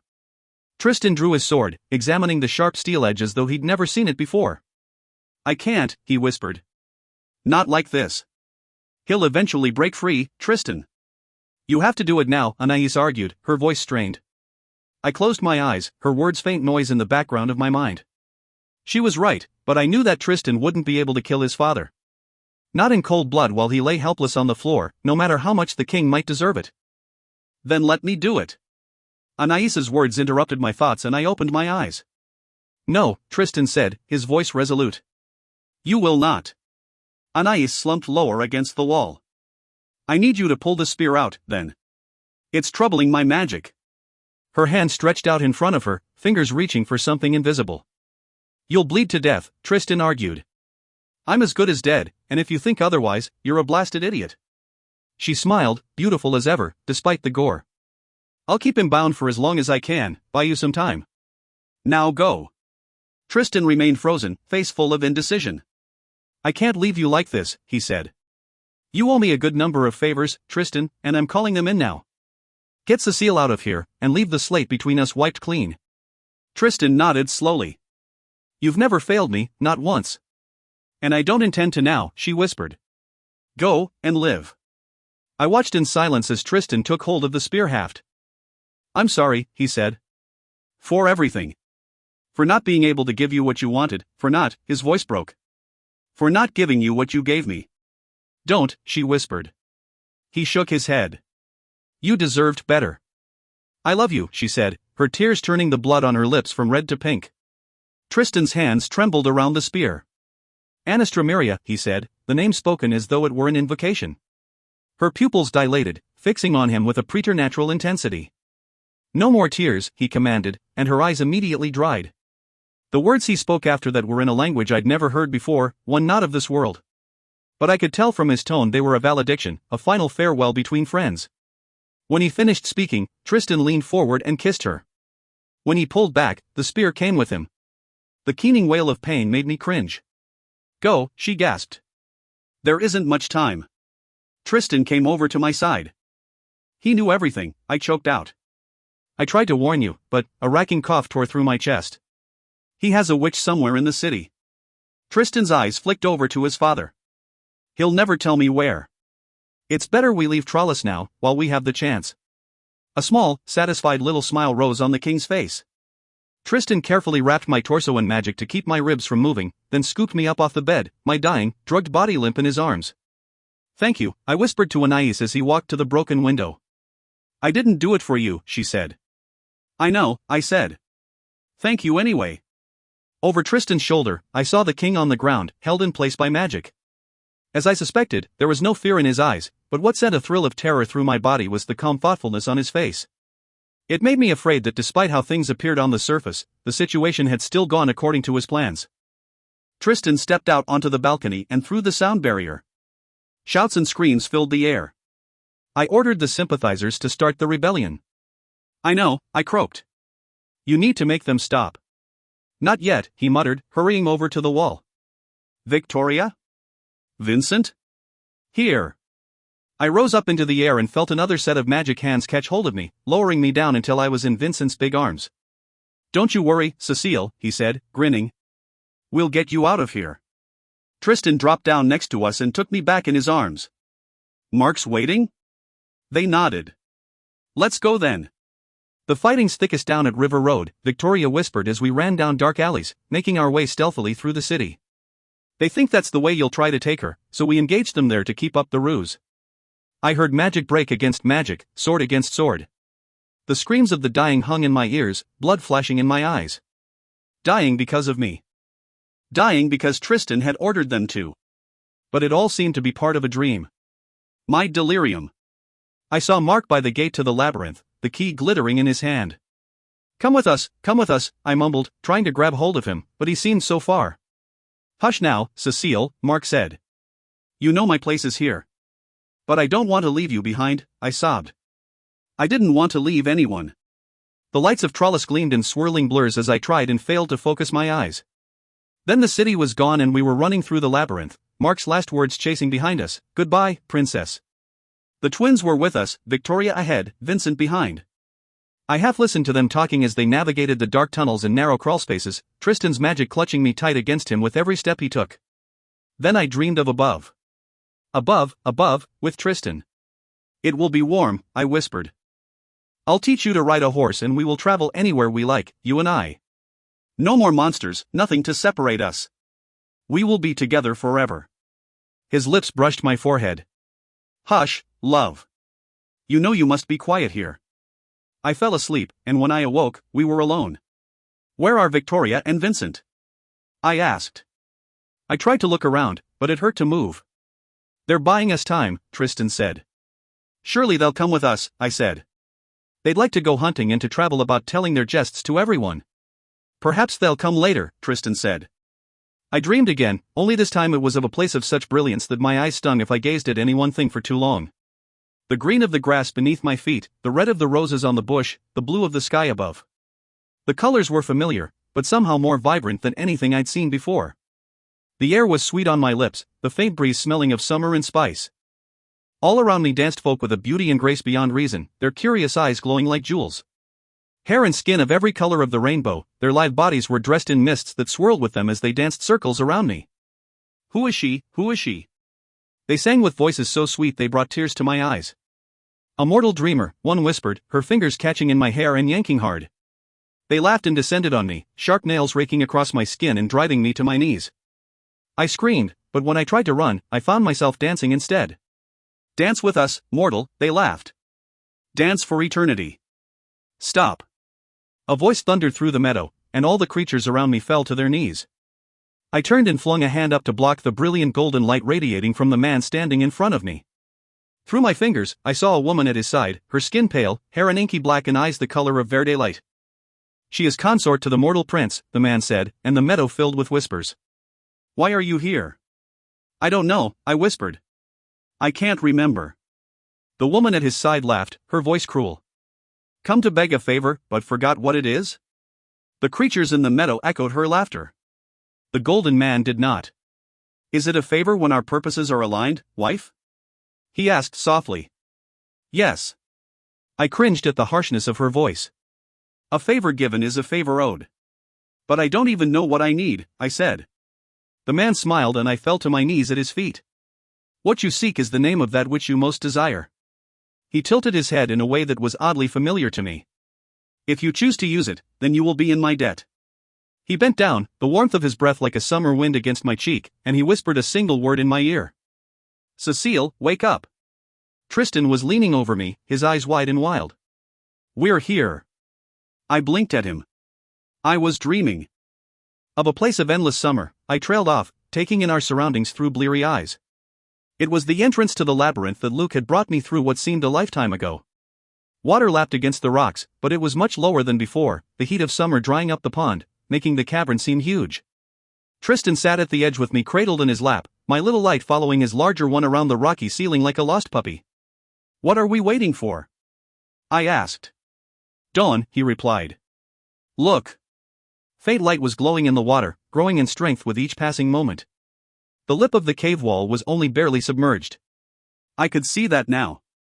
During times of drought, it might even be possible to enter the cave without getting one's feet wet. I thought I could hear the sound of voices, the loud whinny of a horse. Is it time, then? Yes. But he didn't move, only held me tighter, his face buried in my hair. Tristan, dot. He turned his face to me, and it was streaked with tears. I wanted to wipe them away, tell him that everything would be all right, but my body was locked stiff with pain.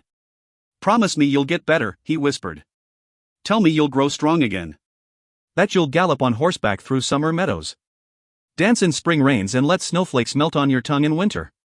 That you'll travel wherever the wind takes you. That you'll live. He stroked my hair. Promise me. Confusion crept over me. You'll be with me, though. You'll do those things too? He kissed my lips, silencing my questions. Promise me. No, I said, struggling against him. No, you said you were coming with me. You said. You promised. He had to be coming with me, he said he was, and Tristan couldn't lie. Wouldn't lie. He got to his feet and stepped into the water. I tried to struggle, but he was too strong. Tristan, no, no, no. I tried to scream, but I couldn't. I tried to hold on to him, but my fingers wouldn't work. The cold of the water bit into my skin and I sobbed, terrified. You said you would never leave me. He stopped, the weight of his sorrow greater than any mountain. And if I had the choice, I never would. I love you, Cécile. I will love you until the day I take my last breath, and that is the truth. He kissed me hard. Forgive me. Tristan shoved me under the water. I came up on the other side, gasping for breath, sunlight stinging my eyes. The weight of my skirts pulled me towards the bottom and I didn't fight it. I drifted down, my eyes searching for the opening, for the way back, but there was only rock. I pounded my fist against the illusion, but it would not yield. I let my body go limp, let it sink until my feet brushed the bottom. He could see me, would know what I was trying to do. He'd have to drop the illusion of rock and let me come back or watch me drown.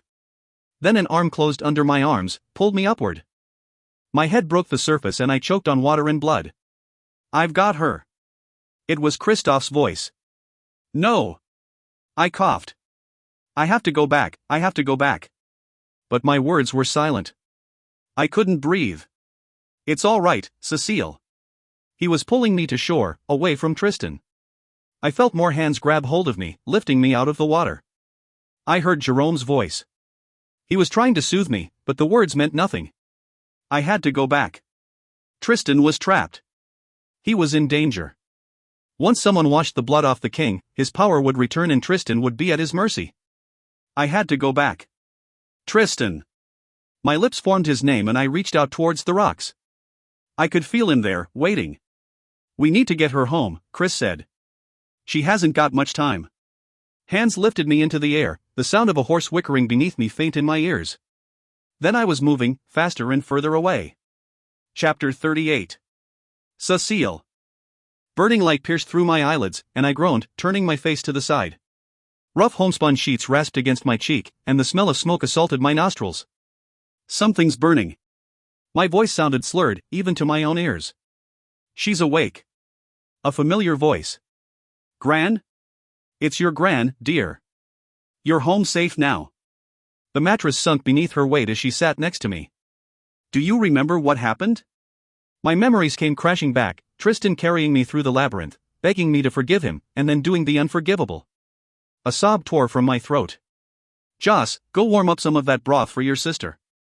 The door opened and shut. When Christophe and Jérôme brought you here, you were almost beyond my power to save.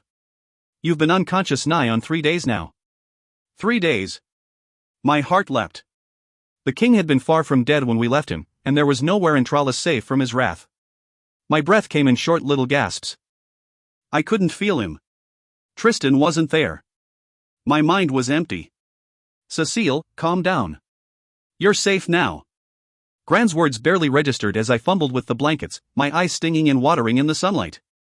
Finally I got my hand free of the sheets, my gaze latching onto the silver lacework gleaming across my knuckles. Thank God, I whispered and collapsed back against the sheets. As my panic receded, I realized I could feel Tristan in my mind, just faintly. He was miserable though, and in pain. Cécile, where have you been? We searched everywhere for you, 4 weeks, months. We thought you were dead. Gran said. I didn't know what to say. Can you please close the drapes? She did as I asked and, in the dimmer light, I could see my grandmother had aged. Deep lines creased her face and her normally upright shoulders were slumped. Christophe told me they found you on their front porch and brought you straight here, she said softly. But your dress was soaked through. Her eyes met mine. It hasn't rained in more than a week. And you hadn't any shoes, but your feet were clean. A shudder ran through her and she turned away. I'd never seen her cry before. Luke took me, I said softly. He caught me on my way home from town. Gran spun around. You've been in Trianon this whole time? No, I said. He sold me. Her eyes widened. But who? Whirling around, she crossed my room and flung open the chest of drawers. Rifling around, she extracted something from a leather purse and examined it closely. Her breath hissed through her lips and a coin bounced against the floorboards. Troll gold. I know it by the weight. Yes. I awkwardly pushed myself into a seated position, my ribs stiff and sore. They're monsters. Her voice trembled with fear. Some of them, I agreed, swinging my legs around. But most of them are rather charming. Gran stared at me in horror. What did they want with you? The door swung open and Joss stuck her head in. Gerards are here. You should go down and greet them, I said. I'll dress and be down shortly. You shouldn't be up, Gran said. You need to rest. I'll be fine. Go ahead. I waited until they were down the steps and then pulled on one of my old dresses, my body stiff and uncooperative. There was a long scar running down my rib cage, pink and fresh. Magic had been used to heal me. My grandmother's magic, if what the king had said was true. But I had no time to think about that now. Stepping quietly across the floor, I made my way down the hall and into my father's room. I pushed open the window, climbed out onto the shed and jumped to the ground. My knees buckled and I tumbled into a heap, breathing hard. I didn't have time for this. I needed to get back to Trollis now. Tristan was hurt because of me. I had to help him. Sneaking around to the front of the house, I eased the reins of Chris's horse loose from the post and swung into the saddle. The door opened and Chris looked out, his mouth dropping open when he saw me. Cécile, no. I have to, I whispered. Wheeling the horse around, I slammed my heels against its side and galloped out of the yard. I didn't get far. By the time I reached the tree line, Chris had caught up to me on his father's horse. Reaching down, he grabbed hold of my reins and pulled the two horses to a halt. Have you lost your mind? He shouted. I kicked the horse's sides and tried to pull the reins free, but I was already exhausted from the short gallop, my injured side screaming from exertion. I need to go back. The words came out in a choked sob. He's hurt. I have to help him. How? Chris swung down from the saddle and pulled me off the horse. What do you possibly think you can do? Ride back into Trollis and demand they let him go? He can't leave, Cécile. He's as stuck there as the rest of them. You can't expect me to do nothing. That's exactly what I expect you to do. That's exactly what Tristan expects you to do. He grabbed my chin and forced me to look at him. If you go back, everything he did, everything he sacrificed to keep you alive will be for nothing. You can't help him, Cécile, but you can ensure his sacrifice was worthwhile. Of course you would say that, I hissed. You hate him. You're jealous of him. Don't pretend you'd shed a tear if you found out he was dead. Chris abruptly let go of me. Is that what you think of me? I looked away, lowering myself on weak knees to the ground. You think I'd see someone dead because I was jealous? Then prove me wrong. My voice was barely audible. Help me save him. Letting you go back would be the exact opposite of helping him, Chris replied, blankly watching the horses wander off to graze. He made me promise to keep you safe, but even if he hadn't, I still wouldn't let you go. Hate me if you want to, but I'm not letting you throw your life away for a troll. You shouldn't even be able to speak his name. I dug my fingers into the dirt. You shouldn't be able to talk about anything to do with Trollis. He released me from those oaths. And he told me to give you this. He dropped a folded letter onto my skirts, its golden embossed seal glittering under the sun. Tentatively, I picked it up and pulled it open, the sight of Tristan's familiar script causing a pain in my stomach. Cécile. There is much I wish to say to you, so much, that if I had hours, even days, to write this letter, it would not be enough. All the words in this world and the next are not enough. But even as the ink on the page dries, you are dying. I have no more time than to tell you that I love you, and on the hope that you survive to read this, to warn you. You must never return to Trollis. Only death awaits you here. My eyes skimmed the rest of the page, and then again, the page shaking between my fingers. He's giving you the chance to start over, Cécile. Chris knelt next to me and pushed the trembling page down into my lap. You can have a life here, if that's what you want. Here, in the hollow. I knew what he was thinking, though the words remained unspoken. With dull eyes, I watched my family hurrying towards me. Chris was right, the right decision, the safe decision, would be to stay in the hollow. To one day get married and have children and forget about Trollis. To forget about magic. To forget about Tristan. You must never return to Trollis. My eyes turned southward, towards the ocean and towards Trianon. Trollis might be forbidden to me, but there was no power on this earth that could make me forget. Or make me give up. I wasn't powerless, far from it. I had witch magic in my blood strong enough to stop a troll, and that had to mean something. Who knew what I could accomplish with a little practice? And while I was learning, my hunt would begin. I wasn't certain where I'd find her or what I'd do when I did, but there was one thing I knew for certain. The witch must die.